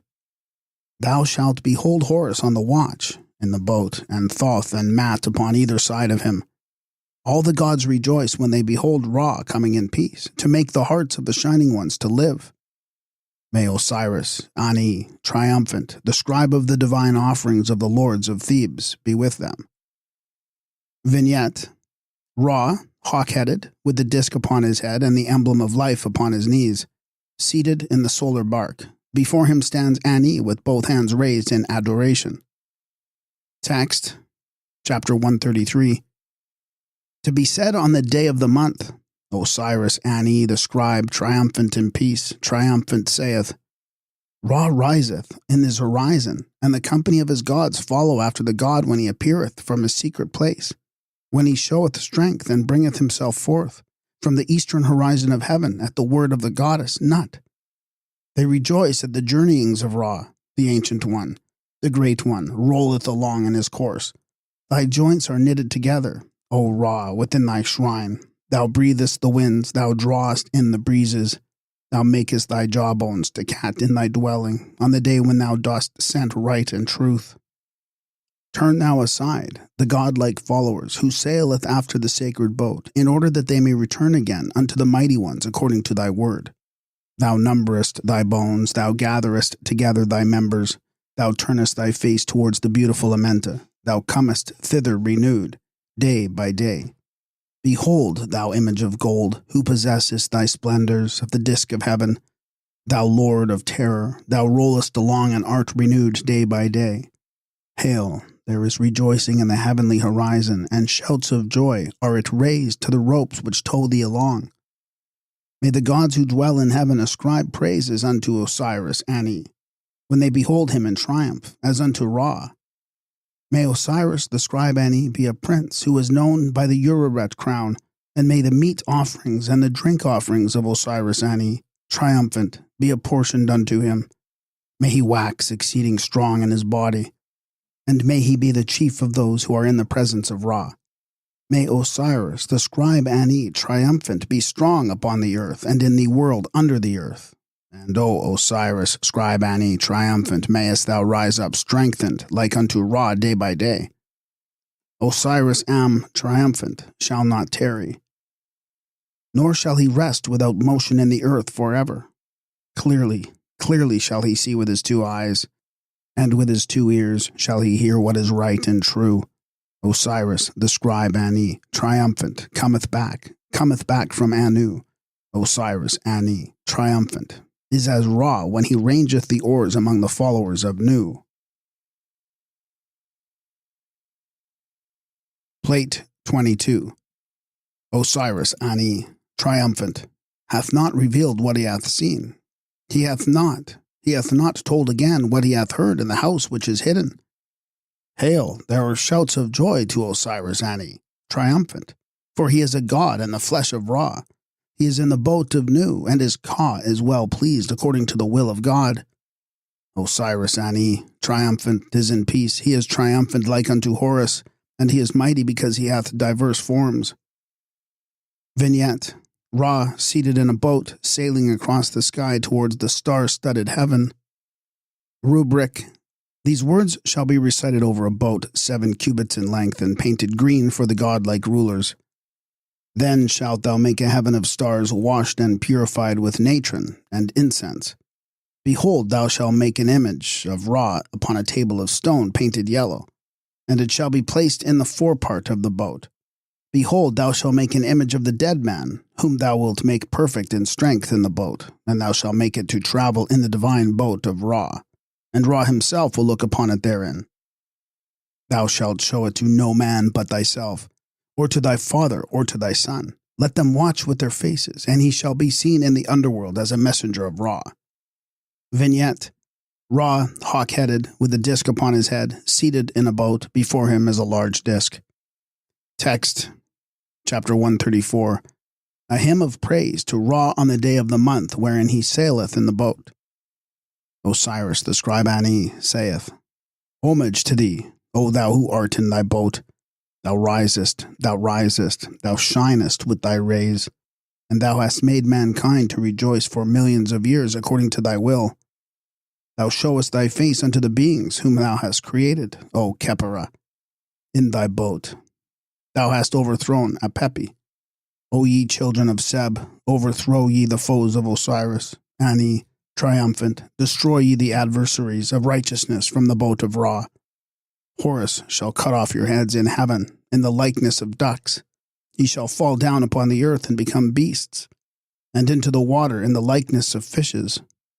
Osiris the scribe Ani destroyeth every hostile fiend, male and female, whether he passeth through heaven, or appeareth upon earth, or cometh forth upon the water, or passeth along before the starry deities, and Thoth strengthened them. Coming forth from Anreti, Osiris the scribe Ani is silent, and becometh the second of Ra. Behold thou the god, the great slaughterer, greatly to be feared. He washeth in your blood, he batheth in your gore. Osiris the scribe Ani destroyeth them from the boat of his father, Ra Horus. The mother Isis giveth birth unto Osiris, the scribe Ani triumphant, whose heart liveth, and Nephthys nurseth him, even as they did for Horus, who drove back the fiends of Sut. They saw the Ur-Urtu crown stablished upon his head, and they fell down upon their faces. Behold, O ye shining ones, ye men and gods, ye damned ones, when ye behold Osiris Ani, triumphant like unto Horus, and adored by reason of the Ureret crown. Fall ye down upon your faces. For Osiris Ani is victorious over his foes in the heavens above and on the earth beneath, in the presence of the godlike rulers of all the gods and goddesses. Rubric. These words shall be recited over a great hawk, which hath the white crown set upon his head. Then shall the names of Tamu, Shu, Tefnut, Seb, Nut, Osiris, Isis, Nephthys be written with green color upon a new table, anointed with unguents, and placed in a boat together with a figure of the dead man. Then shall they put incense upon the fire, and set ducks to be roasted. This is a rite of Ra when his boat cometh, and it shall cause the dead man to go with Ra into every place whithersoever he saileth, and the foes of Ra shall be slaughtered in very truth. The chapter of the Sekhet boat shall be recited on the 6th day of the festival. Vignette: the ladder by which the soul passes from the underworld to the body. Plate 23 and Plate 24. The whole of Plate 23 and part of Plate 24 contain a repetition of the 18th chapter of the Book of the Dead, which has also been given on Plates 13 and 14. The arrangement of the gods in the vignette is, however, slightly different. Plate 24. Vignette: Ani and his wife adoring 3 gods who are seated on a pylon or door-shaped pedestal. Text, chapter 124. The chapter of going unto the godlike rulers of Osiris. Osiris, the scribe Ani, triumphant, saith, My soul hath builded for me a dwelling place in Tatu. I have waxed strong in the town Pei. I have ploughed my fields in all my forms, and my palm tree standeth therein, like unto the god Amsu. I eat not that which I abominate, I eat not that which I loathe. That which I abominate, and I feed not upon filth. There are food offerings and meat for those who shall not be destroyed thereby. I raise not up myself on my 2 arms unto my abomination. I walk not thereupon with my shoes, because my bread is made from white grain, and my ale from the red barley of the Nile. The Sekhet boat and the Etet boat bring them unto me, and I feed upon them under the trees, whose beautiful branches I myself do know. How glorious do I make the white crown when I lift up the Uraei. Hail, guardian of the door, who givest peace unto the 2 lands. Bring thou unto me those who make offerings. Grant that I may lift up the earth, that the shining ones may open their arms unto me, that the company of the gods may speak with the words of the shining ones unto Osiris Ani, that the hearts of the gods may direct him, and that they may make him powerful in heaven among the gods who have taken unto themselves visible forms. Yea, let every god and every goddess whom he passeth make Osiris, the scribe Ani, triumphant at the new year. He feedeth upon hearts, and consumeth them when he cometh forth from the east. He hath been judged by the forefather of light. He is a shining one arrayed in heaven among the mighty ones. The food of Osiris, the scribe of Ani, triumphant, is even the cakes and ale which are made for their mouths. I go in through the disk, I come out through the god, Ahui. I speak with the followers of the gods. I speak with the disk, I speak with the shining ones, and the disk granteth me to be victorious in the blackness of night, within Mehert, near unto his forehead. Behold, I am with Osiris, and I proclaim that which he telleth forth among the mighty ones. He speaketh unto me the words of men, and I listen, and I tell again unto him the words of the gods. I, Osiris Ani, triumphant, come even as one who is equipped for the journey. Thou raisest up right and truth for those who love them. I am a shining one, clothed in power, mightier than any other shining one. Plate 23 and Plate 24. The whole of Plate 23 and part of Plate 24 contain a repetition of the 18th chapter of the Book of the Dead, which has also been given on Plates 13 and 14. The arrangement of the gods in the vignette is, however, slightly different. Plate 24. Vignette. Ani and his wife adoring three gods who are seated on a pylon or door-shaped pedestal. Text.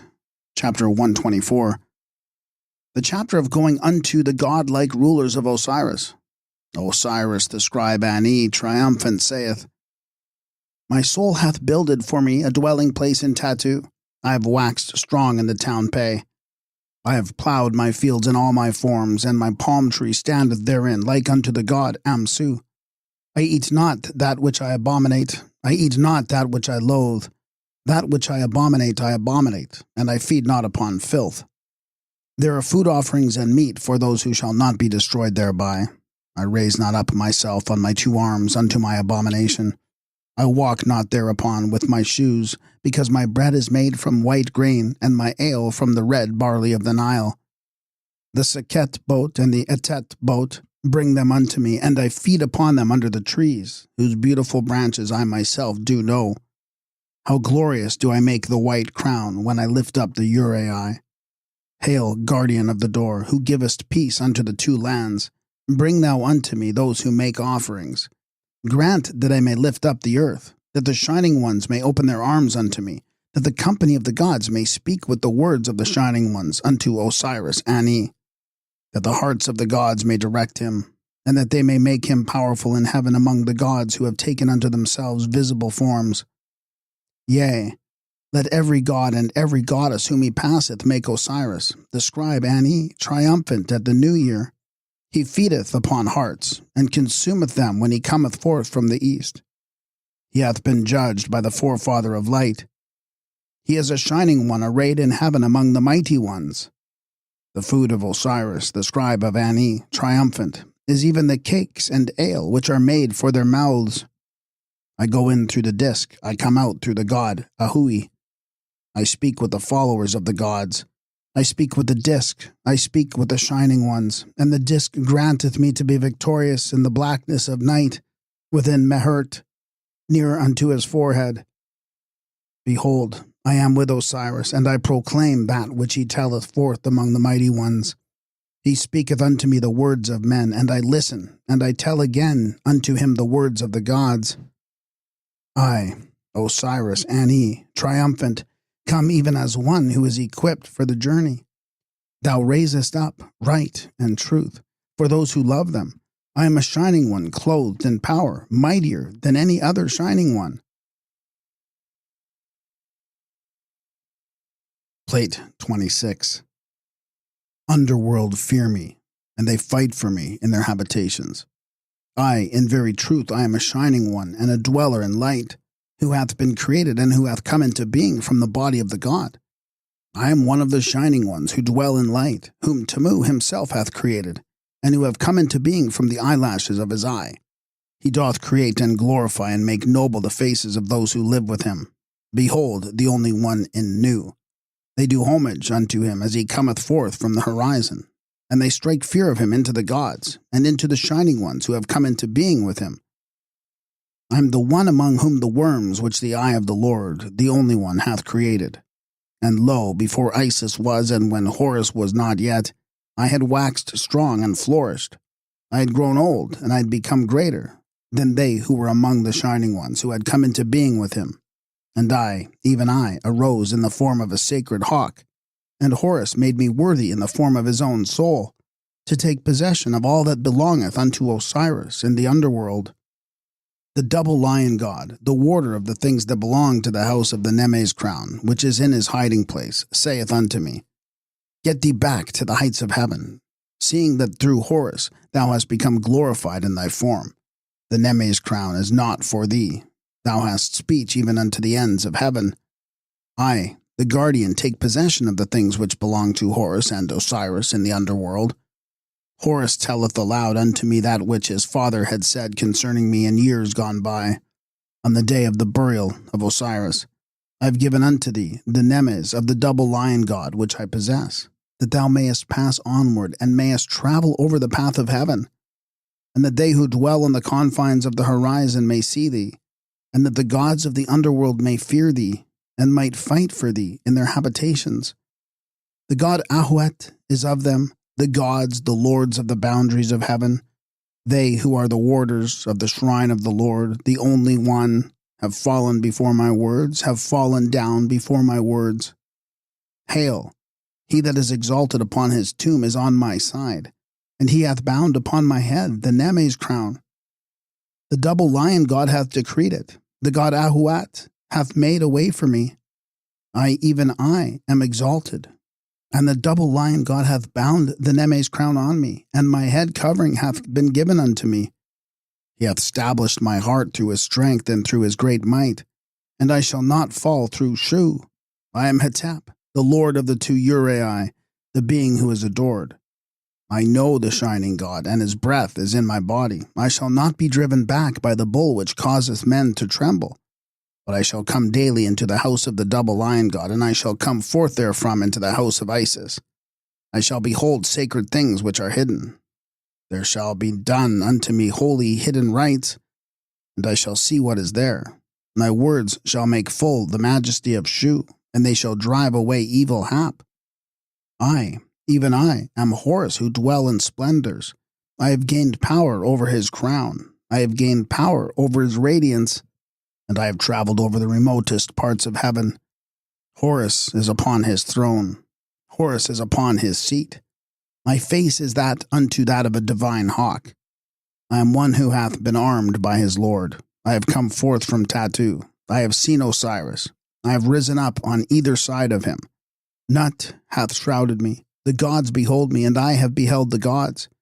The eye of Horus hath consumed me, who dwell in darkness. The gods stretch forth their arms unto me. I rise up, I get the mastery, and I drive back evil which opposeth me.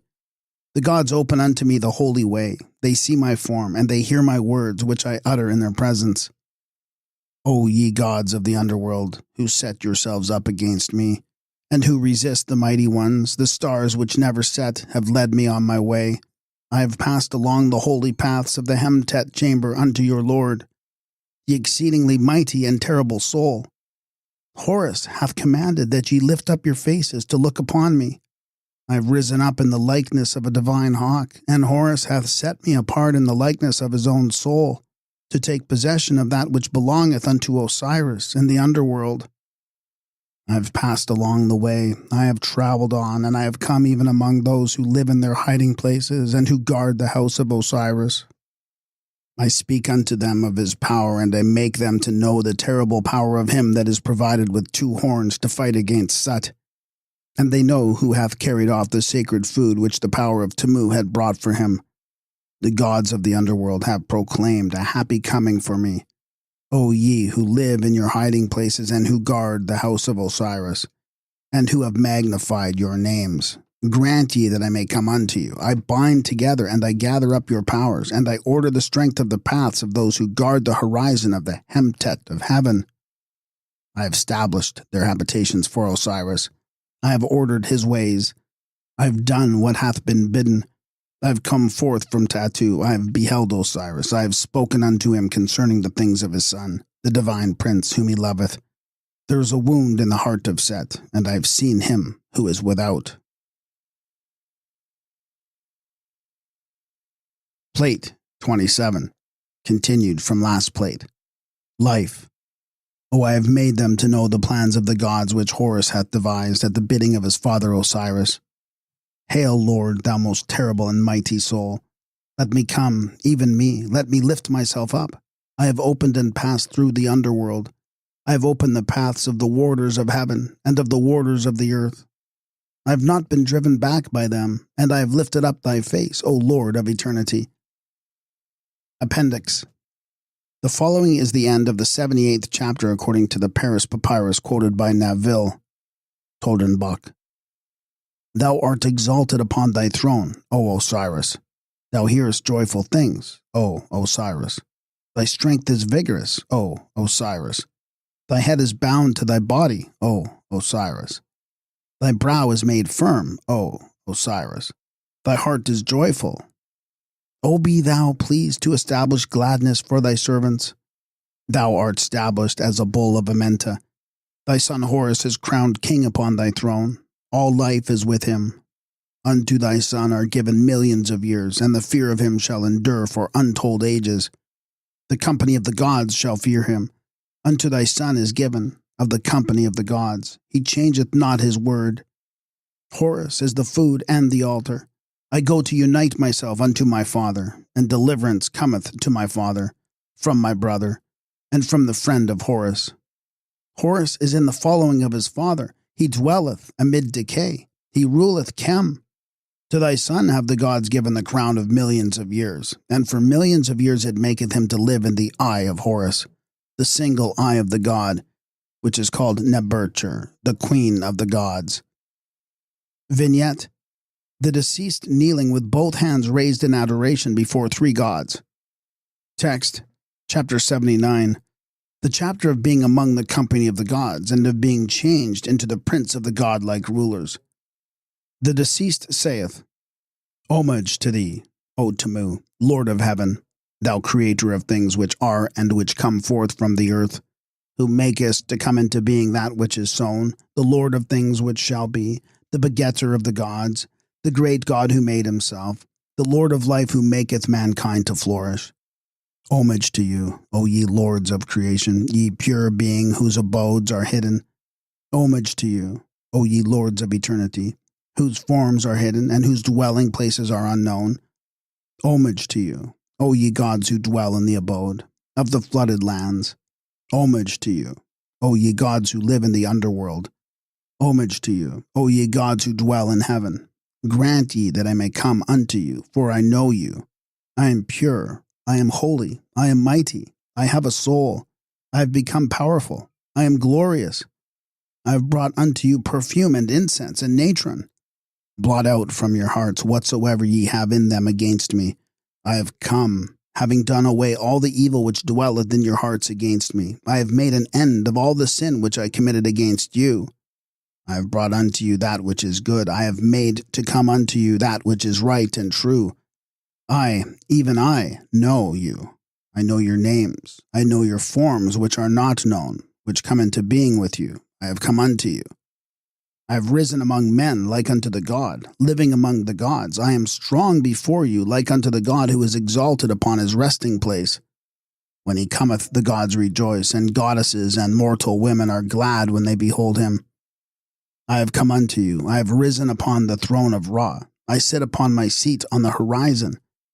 I receive offerings upon my altar. I drink offerings at eventide, as one made noble by the Lord of mortals. I am exalted even as the holy God, the Lord of the great house. The gods rejoice when they see him in his beautiful manifestation on the body of Nut, who giveth birth unto him daily. Vignette: the serpent Sita with human legs. Text: chapter 86. The chapter of changing into Sita. Osiris Ani triumphant saith, I am the serpent Sita, whose years are many. I lie down, and I am born day by day. I am the serpent Sita, which dwelleth in the limits of the earth. I lie down, I am born, I renew myself, I grow young day by day. Vignette: a crocodile upon a pylon or doorway. Text: chapter 88. The chapter of changing into a crocodile. Saith Osiris Ani triumphant, I am the crocodile which dwelleth in terror. I am the sacred crocodile, and I cause destruction. I am the great fish in Kamui. I am the Lord to whom homage is paid in Sekhem. And Osiris Ani is the Lord to whom homage is paid in Sekhem. Vignette: the god Ptah in a shrine, before which is a table of offerings. Text: chapter 82. The chapter of changing into Ptah. Saith Osiris Ani triumphant, I eat bread, I drink ale, I put on apparel, I fly like a hawk, I cackle like a goose, and I alight upon the path, hard by the hill of the dead on the festival of the great being. That which is abominable, have I not eaten, and that which is foul have I not swallowed. That which my Ka doth abominate hath not entered into my body. I have lived according to the knowledge of the glorious gods. I live and I get strength from their bread. I get strength when I eat it beneath the shade of the tree of Hathor, my lady. I make an offering, and I make bread in Tatu, and oblations in Anu. I array myself in the robe of the goddess Metate, and I rise up and I sit me down wheresoever my heart desireth. My head is like unto the head of Ra. When my limbs are gathered together, I am like unto Tamu. The four regions of Ra are the limits of the earth. I come forth. My tongue is like unto the tongue of Ptah. My throat is even as that of Hathor. And I tell forth the words of my father Tamu with my lips. He it is who constrained the handmaid, the wife of Seb, and unto him are bowed all heads, and there is fear of him. Hymns of praise are sung in honor of the mighty deeds, and I am accounted the heir of Seb, the Lord of the earth, the protector. The god Seb giveth cool water, he maketh his dawnings to be mine.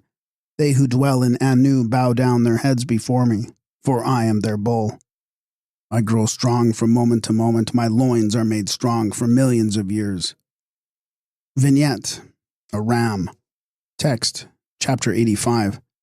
The chapter of changing into the soul of Tamu, saith Osiris Ani, triumphant. I have not entered into the house of destruction. I have not been brought to naught. I have not known decay.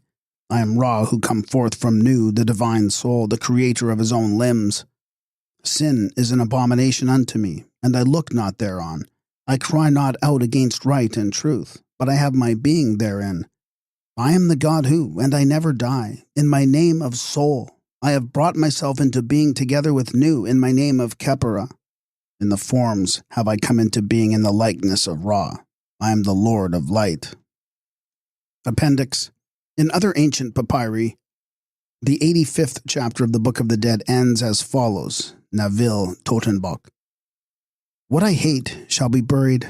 Let me not enter into the secret place of the god Tua. I ascribe glory unto Osiris, and I pacify the heart of those who dwell in the God of creation, who love me, who spread abroad fear of me, and who strike terror of me into those who dwell in their own places. Behold me, for I am exalted upon my resting place, Nu upon the place which is adjudged unto me. I am Nu, and those who work evil shall not overthrow me. I am the eldest and the firstborn son of matter. My soul is the God's, who are the eternal souls. I am the creator of darkness, who maketh his dwelling place in the limits of the regions of heaven.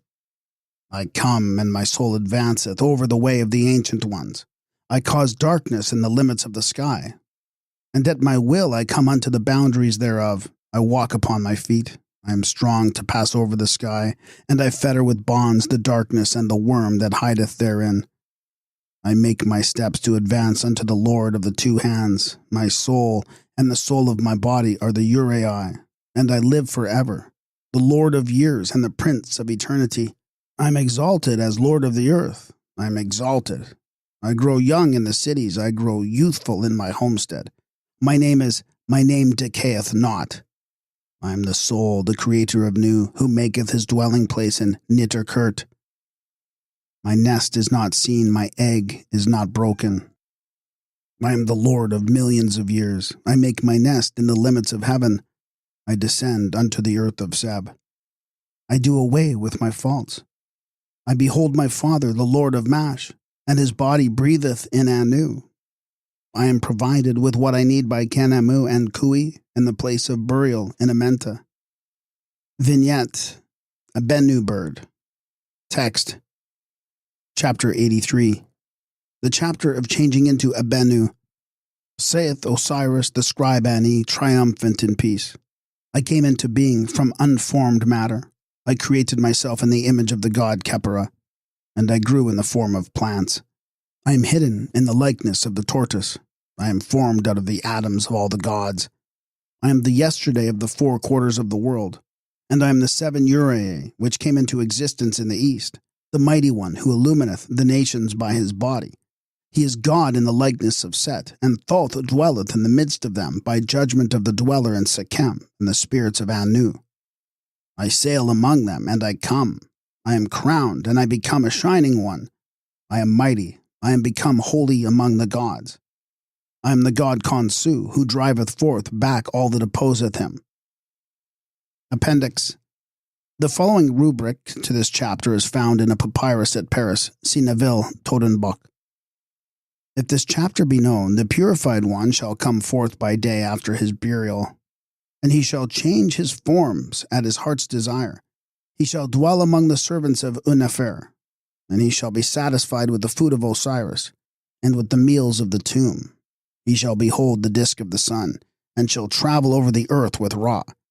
He shall be triumphant before Osiris, and there shall no evil thing get dominion over him forever and for all eternity and forever. Plate 28. Vignette, a heron. Text, chapter 84. The chapter of changing into a heron. Saith Osiris, the scribe Ani, I've gotten dominion over the beasts which are brought for sacrifice, with the knife held at their heads and their hair. For those who dwell in the emerald fields, the ancient and the shining ones who make ready the hour of Osiris Ani, triumphant in peace. He maketh slaughter upon earth, and I make slaughter upon earth. I am strong, and I have passed along the lofty path which leadeth unto heaven. I have made myself pure, with long strides I have gone unto my city, holding on my way to Sepu. I have established the one who is in Unu. I have set the gods upon their places, and I have made glorious the temples of those who live in their shrines. I know the goddess Nut, I know the god Tatunen, I know Teshert. I have brought with me their horns. I know Heka. I have heard his words. I am the red calf which is limbed with the pen. When they hear my words, the gods say, Let us bow down our faces, and let him come unto us. The light shineth beyond you. My hour is within my body. I have not spoken evil in the place of right and truth, and each day I advance in right and truth. I am shrouded in darkness when I sail up to celebrate the festival of the dead one, and to embalm the aged one, the guardian of the earth. I, the Osiris, the scribe Ani, triumphant. I have not entered into the hiding places of the starry deities. I have ascribed glory unto Osiris. I have pacified the heart of the gods who follow after him. I have not felt fear of those who cause terror, and those who dwell in their own lands. Behold, I am exalted upon my resting place upon my throne.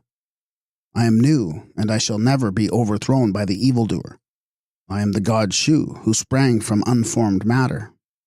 My soul is God, my soul is eternity. I am the creator of darkness, and I appoint upon it a resting place in the uttermost parts of heaven. I am the prince of eternity. I am the exalted one in Nabu.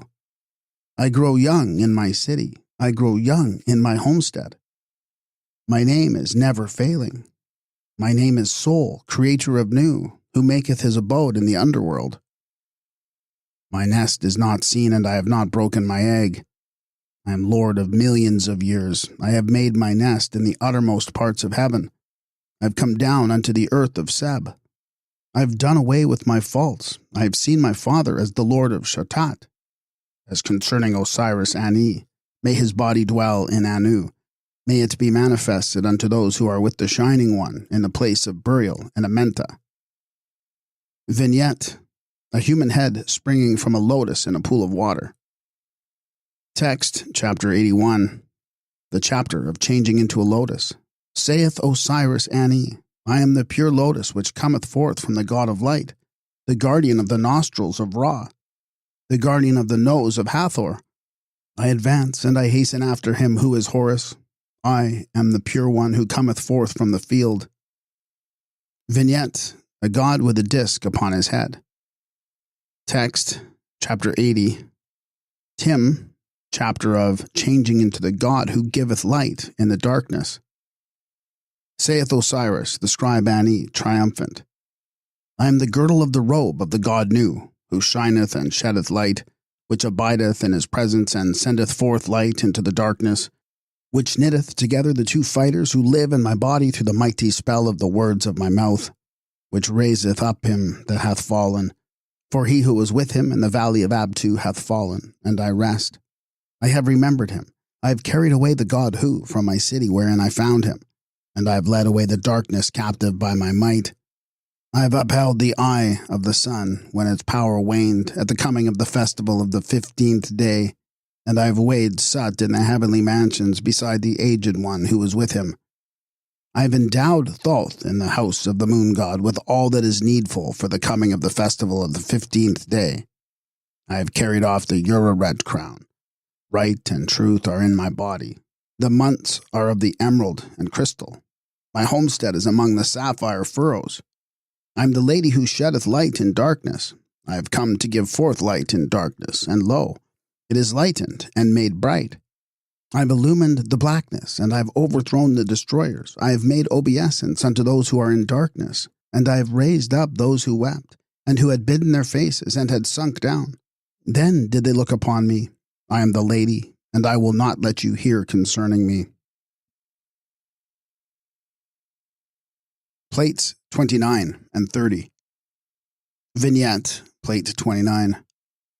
Ani and his wife standing with raised hands in adoration before the god Thoth, who has Ankh, life, upon his knees, and is seated on a pylon-shaped throne. Text, chapter 175. The chapter of not dying a second time.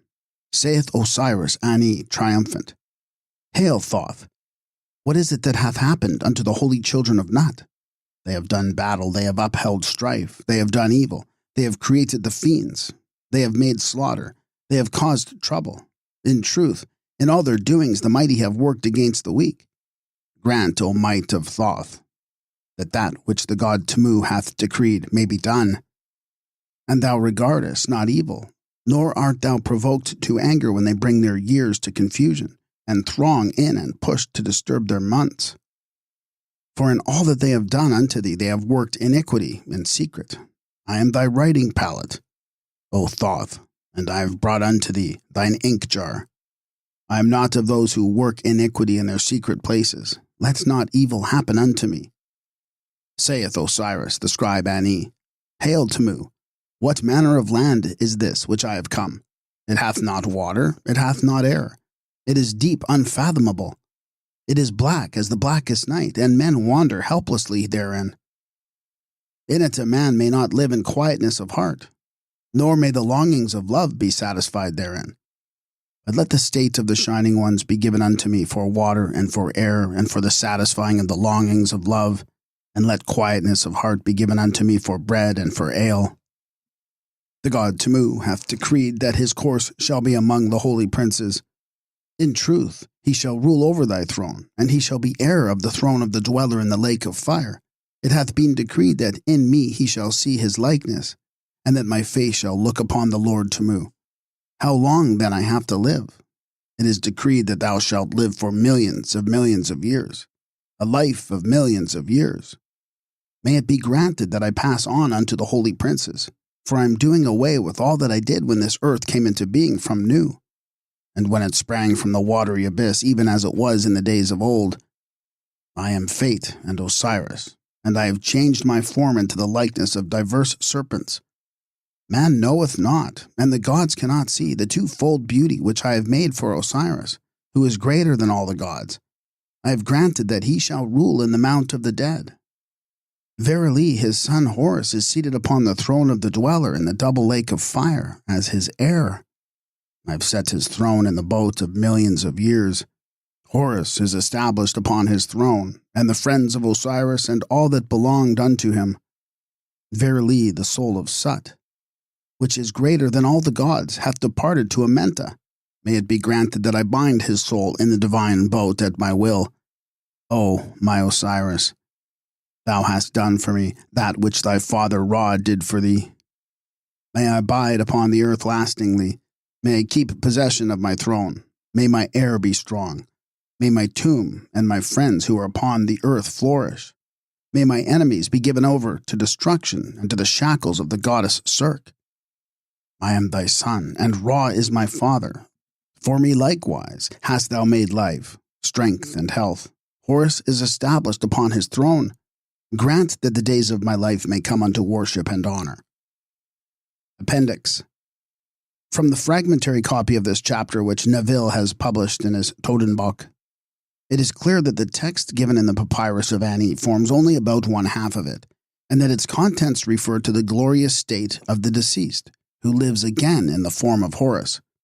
He enters among the revered dead. Shouts of joy ascend in Sutin-Henan, and gladness reigns in Nerutef. He hath inherited the throne of Osiris, and ruleth the whole earth, and the company of the gods are content thereat. The god Sut feareth him. All sorts and conditions of men, both dead and living, come before him, and bow down in homage when they behold him. The god hath made all to fear him. Sut cometh unto him with head bent low to the earth. The deceased breaketh and turneth up the earth in blood in Sutin-Henan. Compare chapter 18, A and G. His name shall endure for millions of years. His name shall abide in Sutin-Henan, and he shall wear the mighty Atef crown upon his head for millions and hundreds of thousands and tens of thousands and hundreds and tens of years. Bread, ale, oxen, wild fowl, all good and pure things, and fresh water from the river shall in abundance be offered unto him, etc.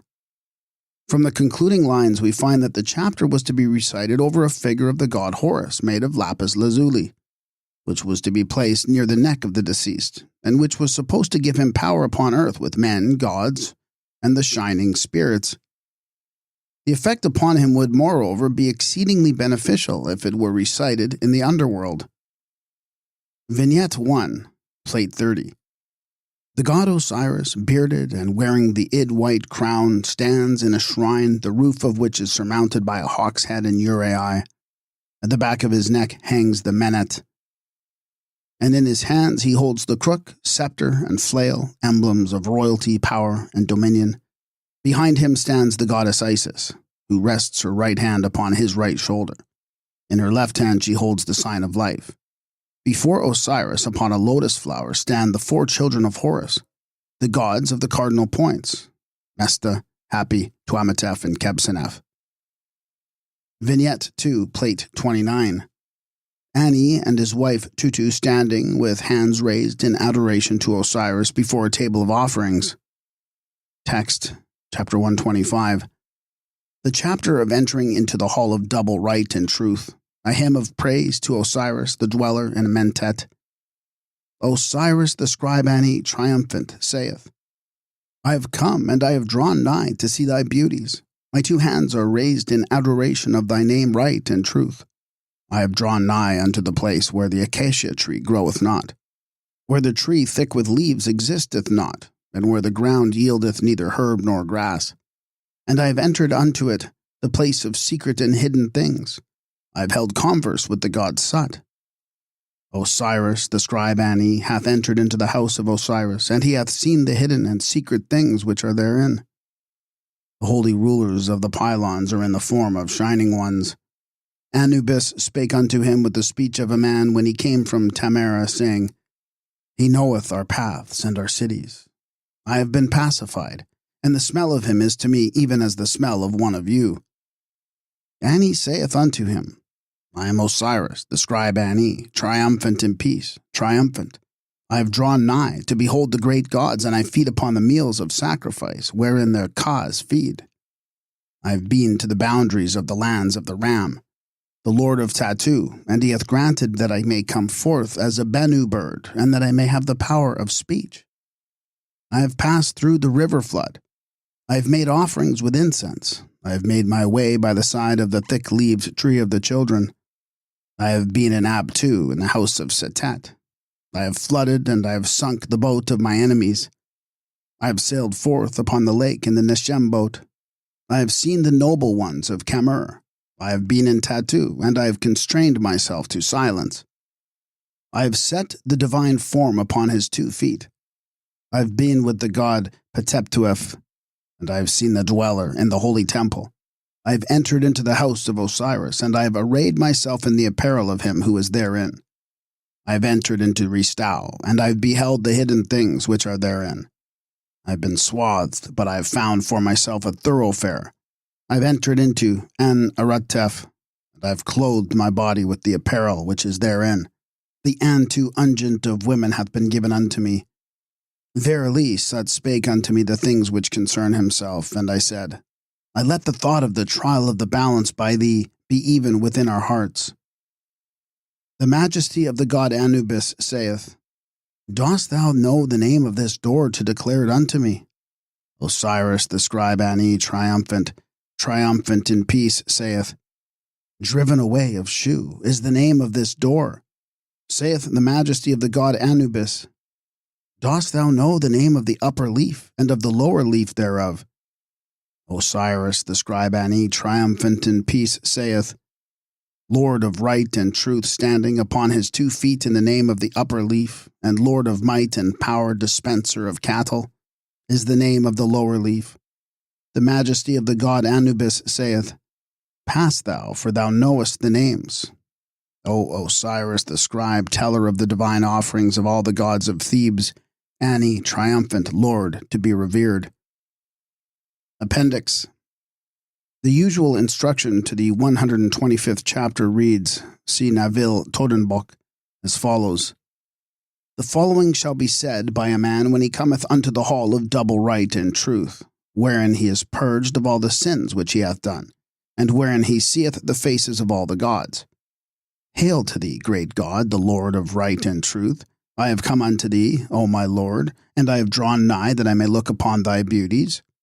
I know thee, and I know the names of the 42 gods who dwell with thee in this, the hall of double right and truth, and that they may set the sinners in the gives, who live and who feed upon their blood on the day when the natures of men are accounted before Uneferu.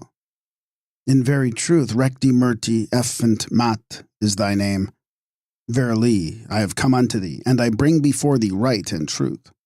For thy sake I have rejected wickedness. I have done no hurt unto man, nor have I wrought harm unto beasts. I have committed no crime in the place of right and truth. I have no knowledge of evil, nor have I acted wickedly.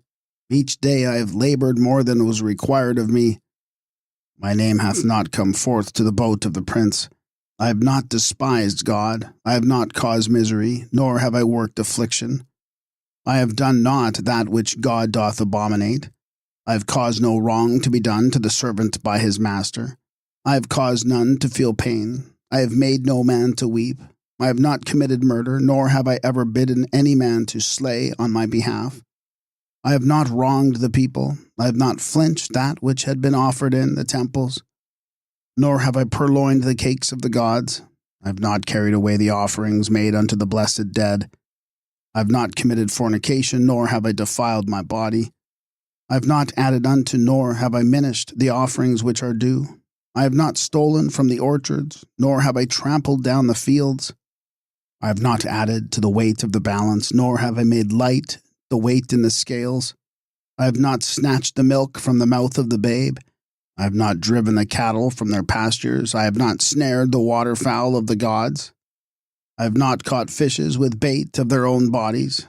I have not turned back water at its springtide. I have not broken the channel of running water. I have not quenched the flame in its fullness. I have not disregarded the seasons for the offerings which are appointed.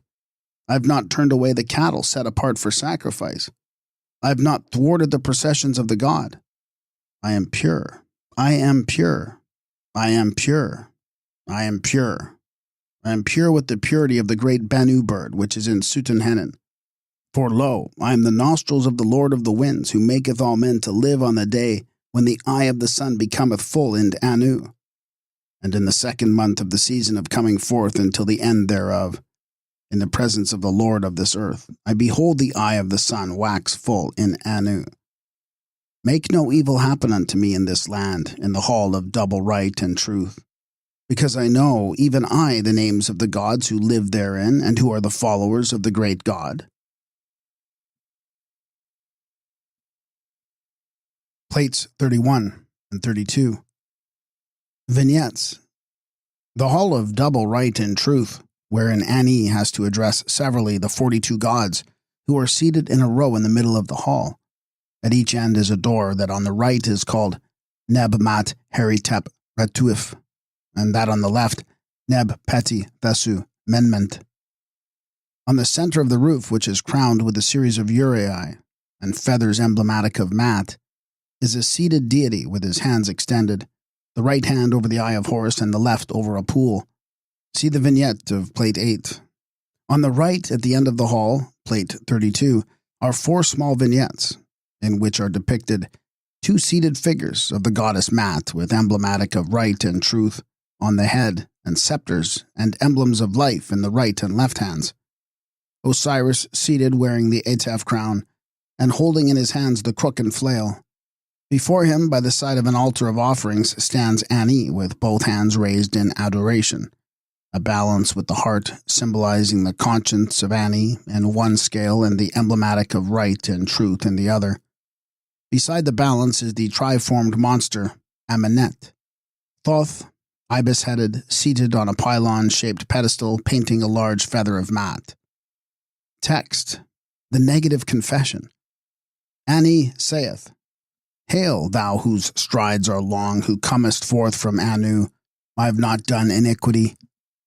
Hail, thou art who embraced by flame, who comest forth from Kerubah, I have not robbed with violence. Hail, Fentiu, who comest forth from Kenemu, I have not stolen. Hail, devourer of the shade, who comest forth from Kernet, I have done no murder, I have done no harm. Hail, Nahau, who comest forth from Restau, I have not defrauded offerings. Hail, God in the form of two lions, who comest forth from heaven, I have not minished oblations. Hail, thou whose eyes are of fire, who comest forth from Saut, I have not plundered the god. Hail, thou flame which comest and goest, I have spoken no lies. Hail, crusher of bones, who comest forth from Sutan-Henan, I have not snatched away food. Hail, thou who shootest forth the flame, who comest forth from Het-Pakah-Ka, I have not caused pain. Hail, Kerer, who comest forth from Amentet, I have not committed fornication. Hail, thou whose face is turned black, who comest forth from thy hiding place, I have not caused shedding of tears. Hail, Bast, who come forth from the secret place, I have not dealt deceitfully. Hail, thou whose legs are of fire, who comest forth out of darkness, I have not transgressed. Hail, devourer of blood, who comest forth from the block of slaughter, I have not acted guilefully. Hail, devourer of the inward parts, who comest forth from Mebet, I have not laid waste the plowed land. Hail, Lord of right and truth, who comest forth from the city of right and truth, I have not been an eavesdropper. Hail, thou who dost stride backwards, who cometh forth from the city of Bast, I have not set my lips in motion against any man. Hail, Sirtiu, who comest forth from Anu, I have not been angry and wrathful except for a just cause. Hail, thou being of twofold wickedness, who comest forth from Ati, I have not defiled the wife of any man. Hail, thou two-headed serpent, who comest forth from the torture chamber, I have not defiled the wife of any man. Hail, thou who dost regard what is brought unto thee, who comest forth from Pa-am-su, I have not polluted myself. Hail, thou chief of the mighty, who comest forth from Amentet, I have not caused terror. Hail, thou destroyer, who comest forth from Kesiu, I have not transgressed. Hail, thou who orderest speech, who cometh forth from Urit, I have not burned with rage. Hail, thou babe, who comest forth from Uab, I have not stopped my ears against the words of right and truth. Hail, Kenemti, who comest forth from Kenemet, I have not worked grief. Hail, thou who bringest thy offering, I have not acted with insolence. Hail, thou who orderest speech, who comest forth from Unaset, I have not stirred up strife. Hail, Lord of faces, who comest forth from Netchfet, I have not judged hastily. Hail, Sekariu, who comest forth from Uten, I have not been an eavesdropper. Hail, Lord of the two horns, who comest forth from Sais, I have not multiplied words exceedingly. Hail, Nefer-Tamu, who comest forth from Het-Patah-Ka, I have done neither harm nor ill. Plate 32. Hail, Tamu, in thine hour, who comest forth from Tatu, I have never cursed the king. Hail, thou who workest with thy will, who comest forth from Tebu, I have never fouled the water. Hail, thou bearer of the sistrum, who comest forth from Nu, I have not spoken scornfully. Hail, thou who makest mankind to flourish, who comest forth from Sais, I have never cursed God. Flail, Nahabka, who comest forth from thy hiding place, I have not stolen. Hail, Nahab-Nefert, who comest forth from thy hiding place, I have not defrauded the offerings of the gods. Hail, thou who dost set in order the head, who comest forth from thy shrine. I have not plundered the offerings to the blessed dead. Hail, thou who bringest thy arm, who comest forth from the city of Mati. I have not filched the food of the infant, neither have I sinned against the God of my native town. Hail, thou whose teeth are white, who comest forth from Tashi. I have not slaughtered with evil intent the cattle of the God. Appendix. The following version of the negative confession is given in the Nebseni Papyrus, Neville Todenbach, showing important variations in the text and in the order in which the gods are addressed. Hail, thou whose strides are long, who comest forth from Anu, I have not done iniquity. Hail, thou who art embraced by flame, who comest forth from Keraba, I have not robbed with violence. Hail, Fenty, who comest forth from Kenamu, I have not made any to suffer pain. Hail, devourer of shades, who comest forth from thy retreat, I have not robbed. Hail, thou whose limbs are terrible to look upon, who comest forth from Restau, I have done no murder. Hail, thou guard who art in the form of two lions, who comest forth from heaven, I have not defrauded offerings. Hail, thou God whose two eyes are of the fire, who comest forth from Shechem, I have not done harm. Hail, fiery God who comest and goest, I have not robbed God. Hail, crusher of bones, who comest forth from Sutton-Henan, I have told no lies. Hail, thou who shootest thyself forth from the flame, who comest forth from Het-Pataka, I have not snatched away food. Hail, Kirti, who comest forth from Ementet, I have not worked affliction. Hail, thou whose teeth are white, who comest forth from Tashi, I have not transgressed. Hail, devourer of blood, who comest forth from the block, I have not slaughtered the cattle which are set apart for the gods. Hail, devourer of the inward parts, who comest forth from Mabit, I have done no evil. Hail, Lord of right and truth, who comest forth from Mati, I have not laid waste the plowed lands. Hail, Strider, who comest forth from Bast, I have not been an eavesdropper. Hail, Ati, who comest forth from Anu, I have not set my lips in motion against any man. Hail, thou God of twofold evil, who comest forth from Anti, I have not been angry without a cause. Hail, thou God who art in the likeness of a serpent, who comest forth from the torture chamber, I have not committed adultery with the wife of any man. Hail, thou who regardest that which is brought before thee, who comest forth from Pa-Amsu, I have not polluted myself. Hail, thou mighty chief, who comest forth from the city of acacia trees, I have not caused terror. Hail, Kemi, who comest forth from Kisui, I have not done that which is abominable. Hail, thou who orderest speech, who come forth from Ureb, I have never uttered fiery words. Hail, thou babe, who comest forth from the Hek at Nom, I have not stopped my ears against the words of right and truth. Hail, thou who orderest speech, who comest forth from Unez, I have not stirred up strife. Hail, Bast, who comest forth from the secret city, I have not caused any to weep. Hail, thou whose face is turned behind thee, I have not lusted, nor have I committed fornication, nor have I done any other abominable thing. Hail, blazing feet, who comest forth from the darkness, I have not avenged myself. Hail, Kenemti, who comest forth from Kenemti, I have never worked grief. Hail, thou who bringest thy offering, who comest forth from Sao, I have not acted insolently. Hail, Lord of faces, who comest forth from Chephet, I have never judged hastily. Hail, Sekariu, who comest forth from Unth, I have not transgressed, nor have I vexed or angered God. Hail, Lord of the two horns, who comest forth from Sawi, I have not multiplied my speech overmuch. Hail, Nefer Tamu, who comest forth from Het-Pataka, I have not done no harm, nor have I done evil. Hail, Tamu, in thine hour, who comest forth from Tatu, I have not worked treason. Hail, thou who workest in thy heart, who comest forth from Tebtu, I have never befouled the water. Hail, thou bearer of the sistrum, who comest forth from Nu, I have not spoken scornfully. Hail, thou who dost make mankind to flourish, who comest forth from thy hall, I have not cursed God. Hail, Neheb-Nephert, who comest forth from, I have not behaved myself with arrogance. Hail, Neheb-Kau, who comest forth from thy city, I have not been overweeningly proud. Hail, Tesher-Tep, who comest forth from thy hiding place. I have never magnified my condition beyond what was fitting. Hail, thou who bringest thine arm, who comest forth from Okert. I have never slighted the God in my town.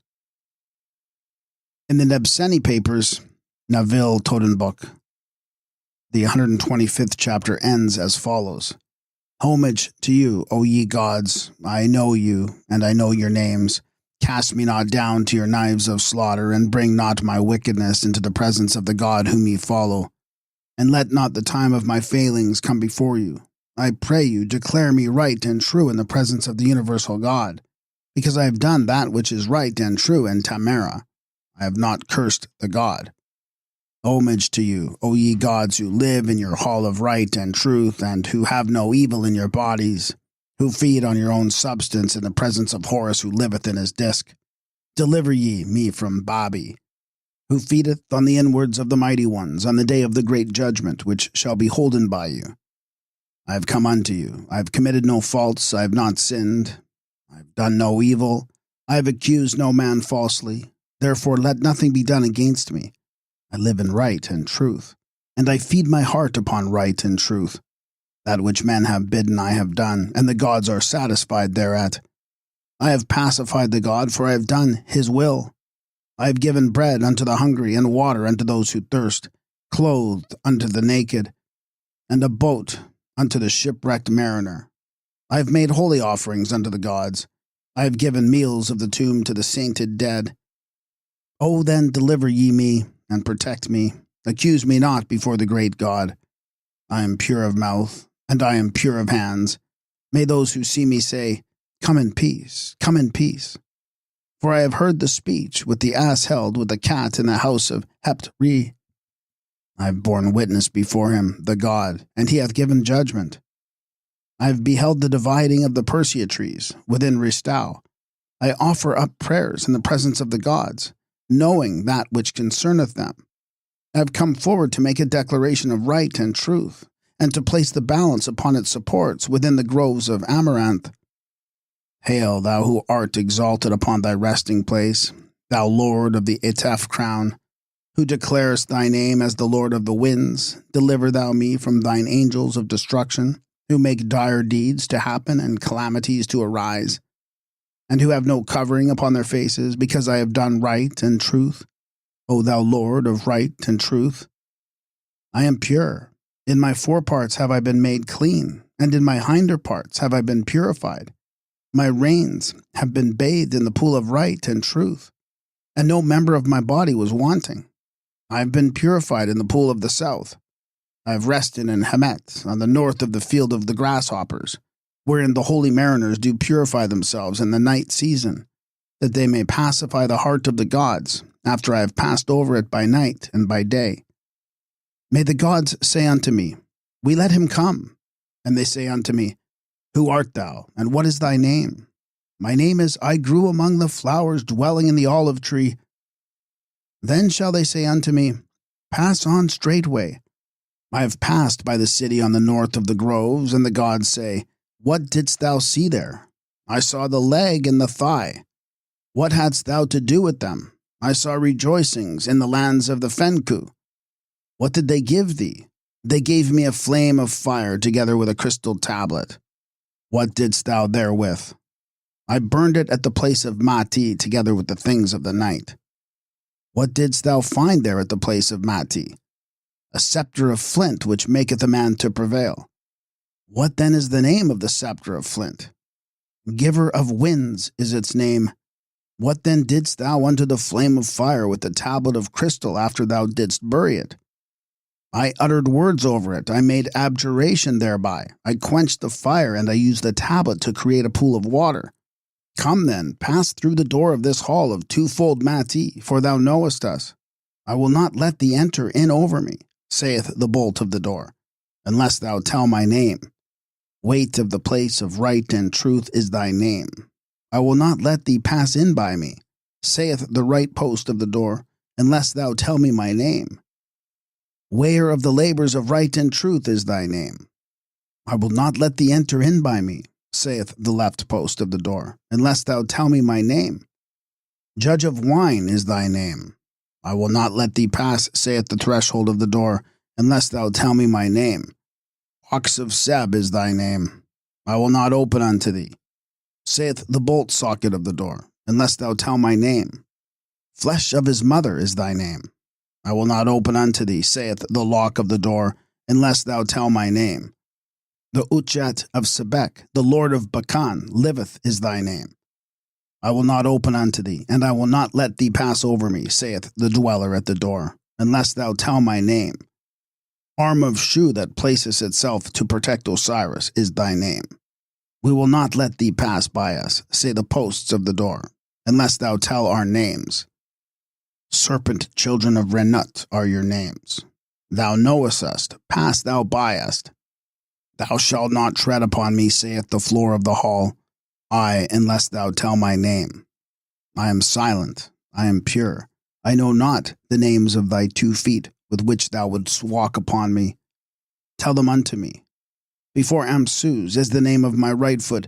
Grief of Nephthys is the name of my left foot. Tread thou upon me, for thou knowest me. I will not question thee, saith the warder of the door of the hall, unless thou tell my name. Discerner of hearts, searcher of reins is thy name. I will question thee now. Who is the God that liveth in this hour? Say thou. The teller of the 2 lands. Who then is the teller of the 2 lands? It is Thoth. Come then, saith Thoth, come hither, and I come forward to the test. What now is thy condition? I am pure from all evil. I am shielded from the baleful acts of those who live in their days, and I am not among them. I have tried thee. Who is he that goeth down into the fire, the walls whereof are crowned with uraei, and whose paths are in the lake of fire? He who passeth through it is Osiris. Advance thou. In very truth thou hast been tested. Thy bread is in the Uchat, thine ale is in the Uchat, and meals of the tomb are brought forth unto thee upon earth from the Uchat. This has been decreed for thee. Plate 32, continued. Vignette, the god Nu. Text, the hair of Osiris Ani, triumphant, is the hair of Nu. Vignette, Ra, hawk-headed, and wearing a disc. Text, the face of Osiris, the scribe Ani, is the face of Ra. Vignette, the goddess Hathor, wearing disc and horns. Text, the eyes of Osiris Ani, triumphant, are the eyes of Hathor. Vignette, the god Apuat and standard. Text, the ears of Osiris Ani, triumphant, are the ears of Apuat.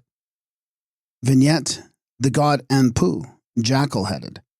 Text, the lips of Osiris Ani, triumphant, are the lips of Anpu. Vignette, the scorpion Serket, holding the Shen and Ankh. Text, the teeth of Osiris Ani, triumphant, are the teeth of Serket. Vignette, the goddess Isis. Text, the neck of Osiris Ani, triumphant, is the neck of Isis.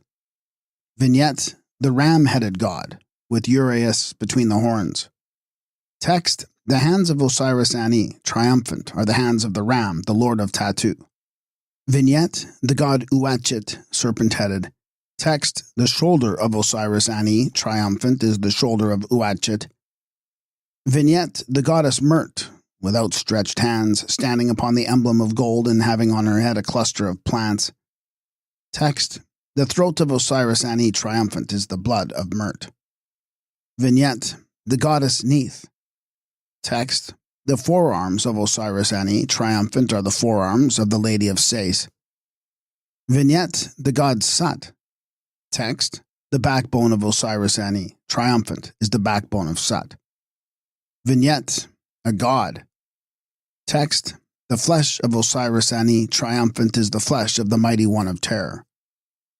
Vignette, the goddess Sekhet, lion-headed, wearing a disc. Text, the reins and back of Osiris Ani, triumphant, are the reins and back of Sekhet. Vignette, an Uchat upon a pylon. Text, the buttocks of Osiris Ani, triumphant, are the buttocks of the eye of Horus. Vignette, Osiris wearing the Etef crown and holding the flail and crook. Text, the privy member of Osiris Ani, triumphant, is the privy member of Osiris. Vignette, the goddess Nut. Text: the legs of Osiris-Ani, triumphant, are the legs of Nut. Vignette: the god Ptah. Text: the feet of Osiris-Ani, triumphant, are the feet of Ptah. Vignette: the star Orion. Text: the fingers of Osiris-Ani, triumphant, are the fingers of Sa, Orion. Vignette: 3 Uraei. Text: the leg bones of Osiris-Ani, triumphant, are the leg bones of the living Uraei. Appendix: the complete version of the 42nd chapter of the Book of the Dead, referring to the identification of the body of Osiris with those of the gods, reads as follows. Chapter 42. The chapter of driving back slaughter in Sutenhenan. Saith Osiris, O land of the scepter, O white crown of the divine form, O holy resting place, I am the child, I am the child, I am the child, I am the child.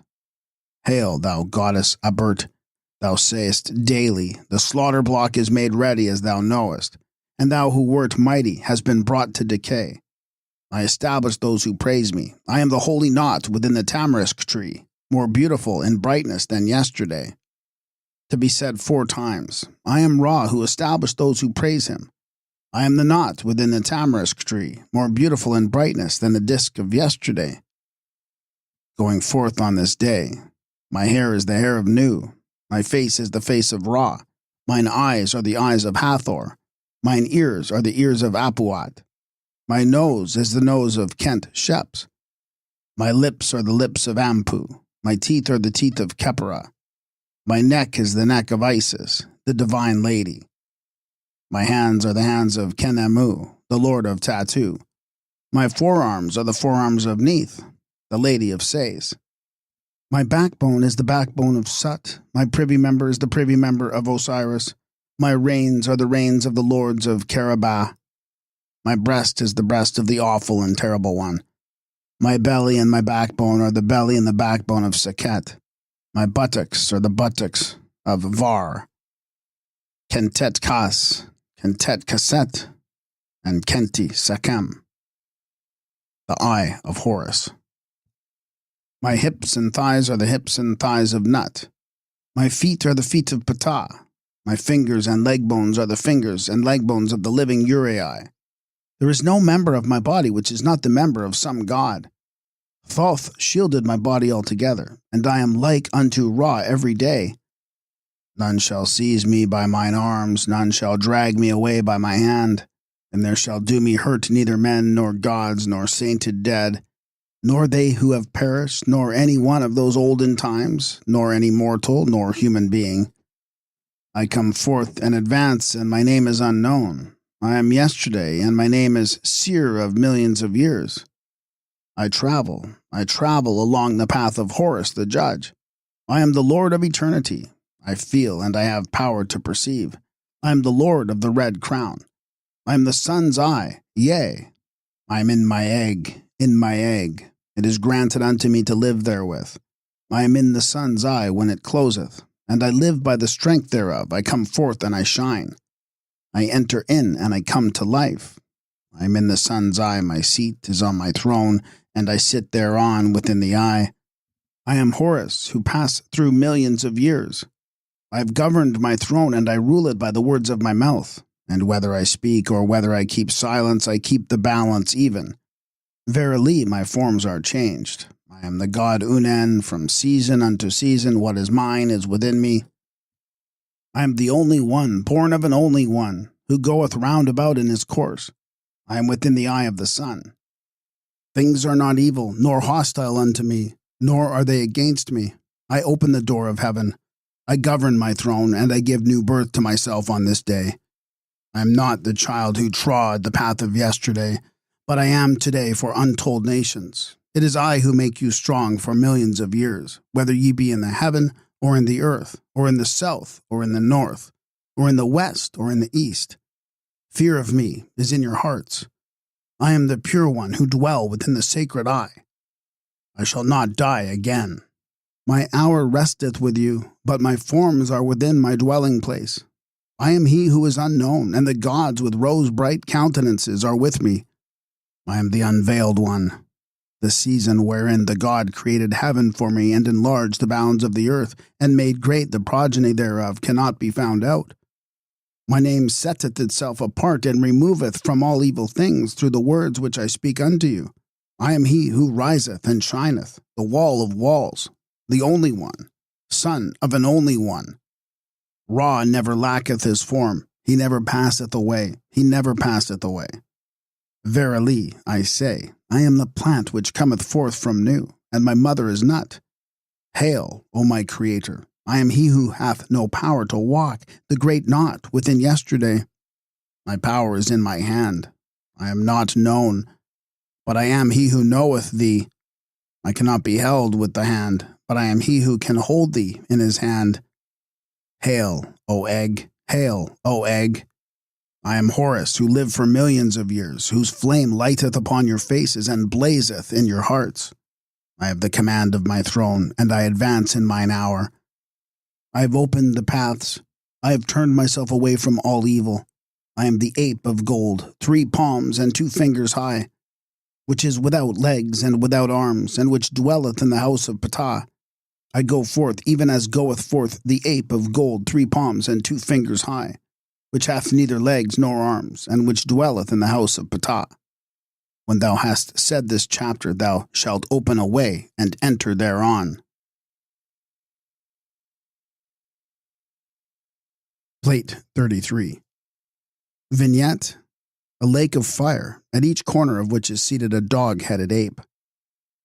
Rubric: Osiris Ani, triumphant, is girt about with fine raiment. He is shod with white sandals, and he is anointed with very precious anta-ointment. And a bull, and herbs, and incense, and ducks, and flowers, and ale, and cakes have been offered unto him. And behold, thou shalt limn upon a clean tile the image of a table of offerings in clean colors, and thou shalt bury it in a field whereon swine have not trampled.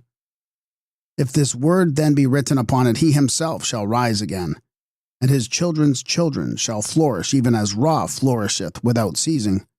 He shall dwell in favor in the presence of the king among the chiefs, and cakes and cups of drink and portions of meat shall be given unto him upon the table of the great God. He shall not be thrust from any door in a mentet. He shall travel on together with the kings of the north and of the south, and he shall abide with the followers of Osiris near Unefer, forever and forever and forever. Vignette: a tet. Text: Chapter 155. The chapter of a tet of gold.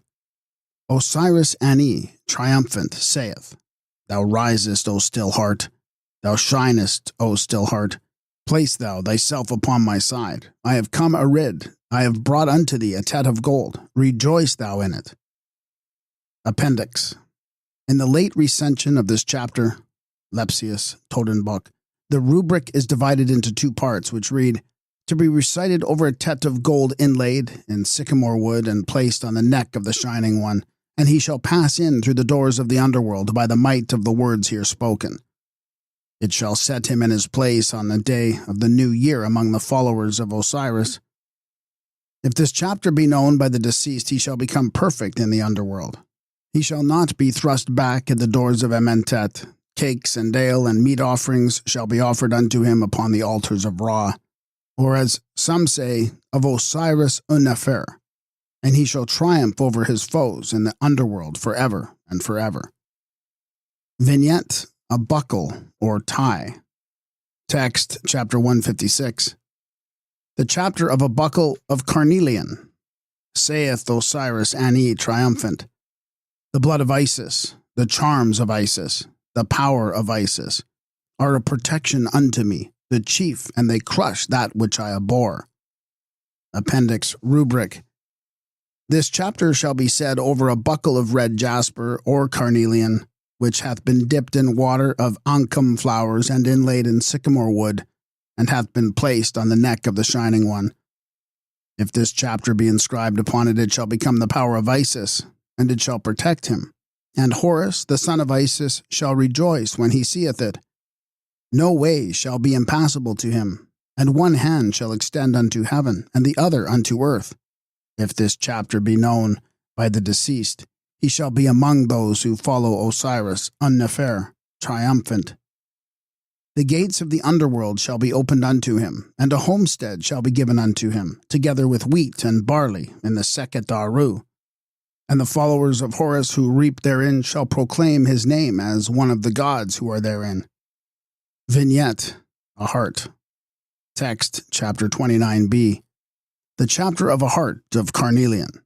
Saith Osiris Ani, triumphant, I am the Bennu, the soul of Ra, and the guide of the gods into the underworld. The souls come forth upon the earth to do the will of their cause, and the soul of Osiris Ani cometh forth to do the will of his Ka. Vignette, a headrest. Text, chapter 166. The chapter of the pillow which is placed under the head of Osiris Ani, triumphant, to ward off woes from the dead body of Osiris. Ani saith, Lift up thy head to the heavens, for I have knit thee together triumphantly. Ptah hath overthrown his foes and thine. All his enemies have fallen, and they shall never more rise up again, O Osiris. Plates 33 and 34. Vignette. The mummy chamber, arranged as a plan, representing the floor and walls laid flat, in 15 compartments. In the center, under a canopy, is placed the bier bearing the mummy of Ani, beside which stands the god Anubis, with hands outstretched over the body. At the foot of the bier kneels the goddess Isis, and at the head the goddess Nephthys, each being accompanied by a flame of fire, which is placed in the compartment immediately behind her. The Tet occupies the compartment immediately above the bier, and the jackal, emblematic of Anubis or Apuat, couchant on the tomb, with a scepter having pendant manats, occupies the compartment below. The 4 children of Horus, or gods of the cardinal points, Mesta, Hapi, Tuametef, and Kebsenev, stand in the corners of the 4 adjoining compartments. In each of the 2 upper and outer compartments is the human-headed bird, emblematic of the soul, standing on a pylon, the one on the right being turned to the west, or setting sun, the other on the left facing the east, or rising sun. In the right lower compartment stands the figure of the perfected soul. In the corresponding compartment on the left is the Ushapti figure. Text, chapter 151. Isis saith, I have come to be a protector unto thee. I waft unto thee air for thy nostrils, and the north wind, which cometh forth from the god Tamu, unto thy nose. I have made whole thy lungs. I have made thee to be like unto a god. Thine enemies have fallen beneath thy feet. Thou hast been made victorious in Nut, and thou art mighty to prevail with the gods. Nephthys saith, I have gone round about to protect thee, brother Osiris. I have come to be a protector unto thee. My strength shall be behind thee, my strength shall be behind thee forever. Ra hath heard the cry, and the gods have granted that thou shouldst be victorious. Thou art raised up, and thou art victorious over that which hath been done unto thee. Ptah hath thrown down thy foes, and thou art Horus, the son of Hathor. The flame of Isis saith, I protect thee with this flame, and I drive away him, the foe, from the valley of the tomb, and I drive away the sand from thy feet. I embrace Osiris Ani, who is triumphant in peace and in right and truth. The flame of Nephthys saith, I have come to hew in pieces. I am not hewn in pieces, nor will I suffer thee to be hewn in pieces. I have come to do violence, but I will not let violence be done unto thee, for I am protecting thee. The Tet saith, I have come quickly, and I have driven back the footsteps of the god whose face is hidden. I have illumined his sanctuary. I stand behind the sacred Tet, or the day of repulsing disaster. I protect thee, O Osiris. Mesta saith, I am Mesta, thy son, O Osiris Ani, triumphant.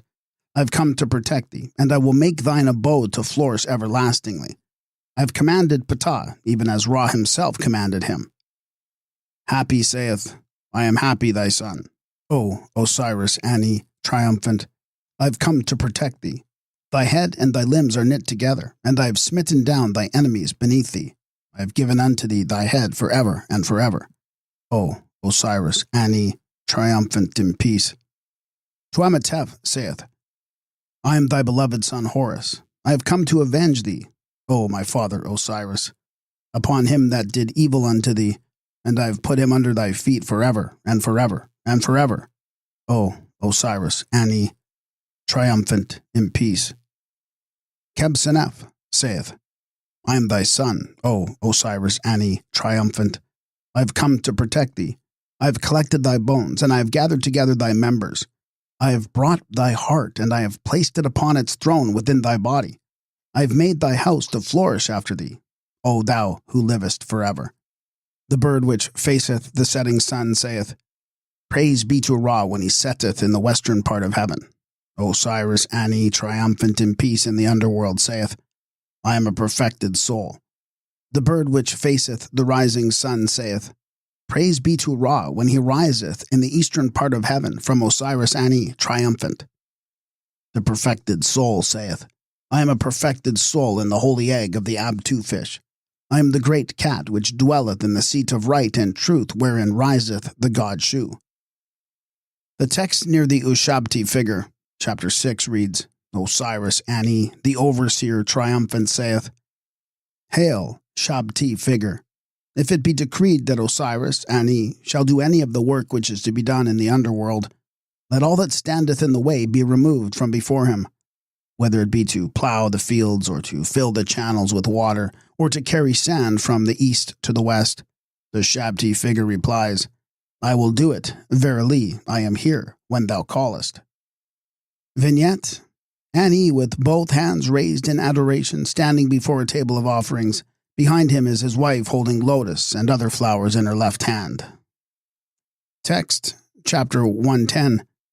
Here begin the chapters of the Sekhet Hetepu, and the chapters of coming forth by day, and of going into, and of coming out from the underworld, and of arriving in the Sekhet Anru, and of being in the peace in the great city wherein are fresh breezes. Let me have power there. Let me become strong to plow there. Let me reap there. Let me eat there. Let me drink there. Let me woo there. And let me do all these things there, even as they are done upon earth. Saith Osiris Ani, triumphant. Set hath carried away Horus to see what is being built in the field of peace, and he spreadeth the air over the divine soul within the egg in its day. He hath delivered the innermost part of the body of Horus from the holy ones of Akert. Behold, I have sailed in the mighty boat on the lake of peace.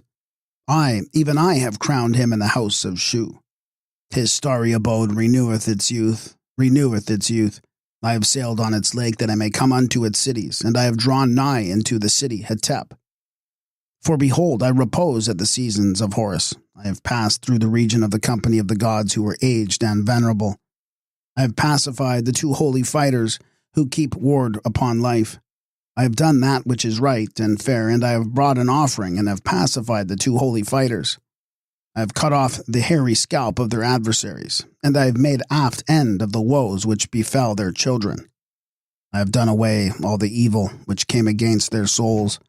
I have gotten dominion over it. I have knowledge thereof. I have sailed forth on the waters of the lake, that I may come unto the cities thereof. I have power over my mouth, being furnished with charms. Let not the fiends get the mastery over me. Let them not have dominion over me. May I be equipped in thy fields of peace. What thou wishest thou shalt do, saith the god. Vignette: the Sekhet Hetepet, or fields of peace, surrounded and intersected with streams. They contain the following. A. Thoth, the scribe of the gods, holding pen and palette, introduces Ani, who is making an offering, and his Ka to three gods who have the heads of a hare, serpent, and bull respectively, and are entitled Pauti, the company of the gods. Ani and a table of offerings in a boat. Ani addressing a hawk, standing on a pylon-shaped pedestal, before which are an altar and a god. Three ovals, the legend reads, Un em hetep sexet nifu erfent, being at peace in the field of peace and having air for the nostrils. B. Ani reaping wheat, with the words Asex Osar, Osiris reaps, guiding the oxen treading out the corn, standing with hands and holding the Kerp scepter and kneeling before two vessels of red barley and wheat. The hieroglyphics seem to mean the food of the shining ones. 3 ovals. C. Ani plowing with oxen in a part of the fields of peace called Saket Anre, with the word sakau to plow. The 2 lines of hieroglyphics read, Rien hetet atru 1000, mo fa'antet, usexef, anum remu nebamaf, and hafau nebt amaf. Chapters of the river horse. The river is 1,000 cubits in its length. Not can it be told its width. Not exists fishes any in it. Not exists serpents any in it. D. A boat bearing a flight of steps and floating on a stream. Above is the legend Tehfau. A boat of 8 oars, each end shaped like a serpent's head, bearing a flight of steps. At the stern is written, and at the bows, Meter am Unefer. The god therein is Unefer. The stream which flows on the convex side of the small island is called Eshet Pet, flood of heaven. On the other island is placed a flight of steps, by the side of which is written, The space to the left represents the abode of the blessed dead, and is described as the seat of the shining ones. Their length is cubits 7, the wheat cubits 3, the blessed dead who are perfected, they reap it. Plates 35 and 36. Vignette. A hall within which, on the left, Ani stands before 2 tables of offerings bearing libation, water, and lotus flowers, with hands raised, adoring Ra, hawk-headed. Next are ranged 7 cows, each one koshant before a table of offerings, and each having a manat attached to the neck, and a bull standing before a table of offerings. Behind them are 4 rudders, and on the extreme right are 4 triads of gods, each triad having a table of offerings bearing a libation vase and a lotus flower. Text, chapter 148. Saith Osiris Ani triumphant, Homage to thee, O thou Lord of right and truth, the One, the Lord of eternity and Creator of everlastingness. I have come unto thee, O my Lord Ra. I have made meat offerings unto the 7 kine and unto their bull. O ye who give cakes and ale to the shining ones, grant ye to my soul to be with you. May Osiris Ani triumphant be borne upon your thighs. May he be like unto one of you, forever and ever. And may he become a glorious being in the beautiful Amenta. Address to the rudders. Hail, thou beautiful power, thou beautiful it rudder of the northern heaven. Hail, thou who goest round about heaven, thou pilot of the world, thou beautiful rudder of the western heaven. Hail, thou shining one, who livest in the temple wherein are the gods in visible forms, thou beautiful rudder of the eastern heaven. Hail, thou who dwellest in the temple of the bright-faced ones, thou it beautiful rudder of the southern heaven. Addressed to the 4 triads. Hail, ye gods who are above the earth, ye pilots of the underworld. Hail, ye mother gods who are above the earth, who are in the underworld, who are in the house of Osiris. Hail, ye gods, ye pilots of Tessert, ye who are above the earth, ye pilots of the underworld. Hail, ye followers of Ra, who are in the train of Osiris. Vignette. Ani standing before a table of offerings with both hands raised in adoration. Behind him is his wife, wearing a lotus flower and a cone upon her head, and holding a sistrum and lotus flower in her left hand. Text, chapter 185. A hymn of praise to Osiris, the dweller in Amentet, Un-Nefer, within Ab-2. Osiris Ani triumphant saith, Hail, O my Lord, who dost traverse eternity, and whose existence endureth forever. Hail, Lord of lords, King of kings, Prince, the God of gods, who live with thee. I have come unto thee, make thou for me a seat with those who are in the underworld, and who adore the images of thy Ka, and who are among those who endure for 6 millions and millions of years. May no delay arise for me in Tamara. Grant thou that they all may come unto me, great as well as small. Mayest thou grant unto the Ka of Osiris Ani the power to go into and to come forth from the underworld, and suffer him not to be driven back at the gates of the Tuat. Plate 37. Vignette. a shrine wherein stands Sekeri Osar, Neb Setate, Neter, Anab, Neter, Zert, Seker, Osiris, Lord of the hidden place, the great god, the Lord of the underworld. He wears the white crown with feathers and holds in his hand the scepter, flail, and crook. The goddess Hathor, in the form of a hippopotamus, wearing upon her head a disc and horns. In her right hand she holds an unidentified object, and in her left the emblem of life. Before her are tables of meat and drink offerings and flowers. Behind the hippopotamus, the divine cow, Mehurit, symbolizing the same goddess, looks out from the funeral mountain, wearing the manat on her neck. At the foot of the mountain is the tomb, and in the foreground grows a group of flowering plants. Text, chapter 186. Hathor, lady of Amentet, dweller in the land of Urt, lady of Tessert, the eye of Ra, the dweller in his brow, the beautiful face in the boat of millions of years.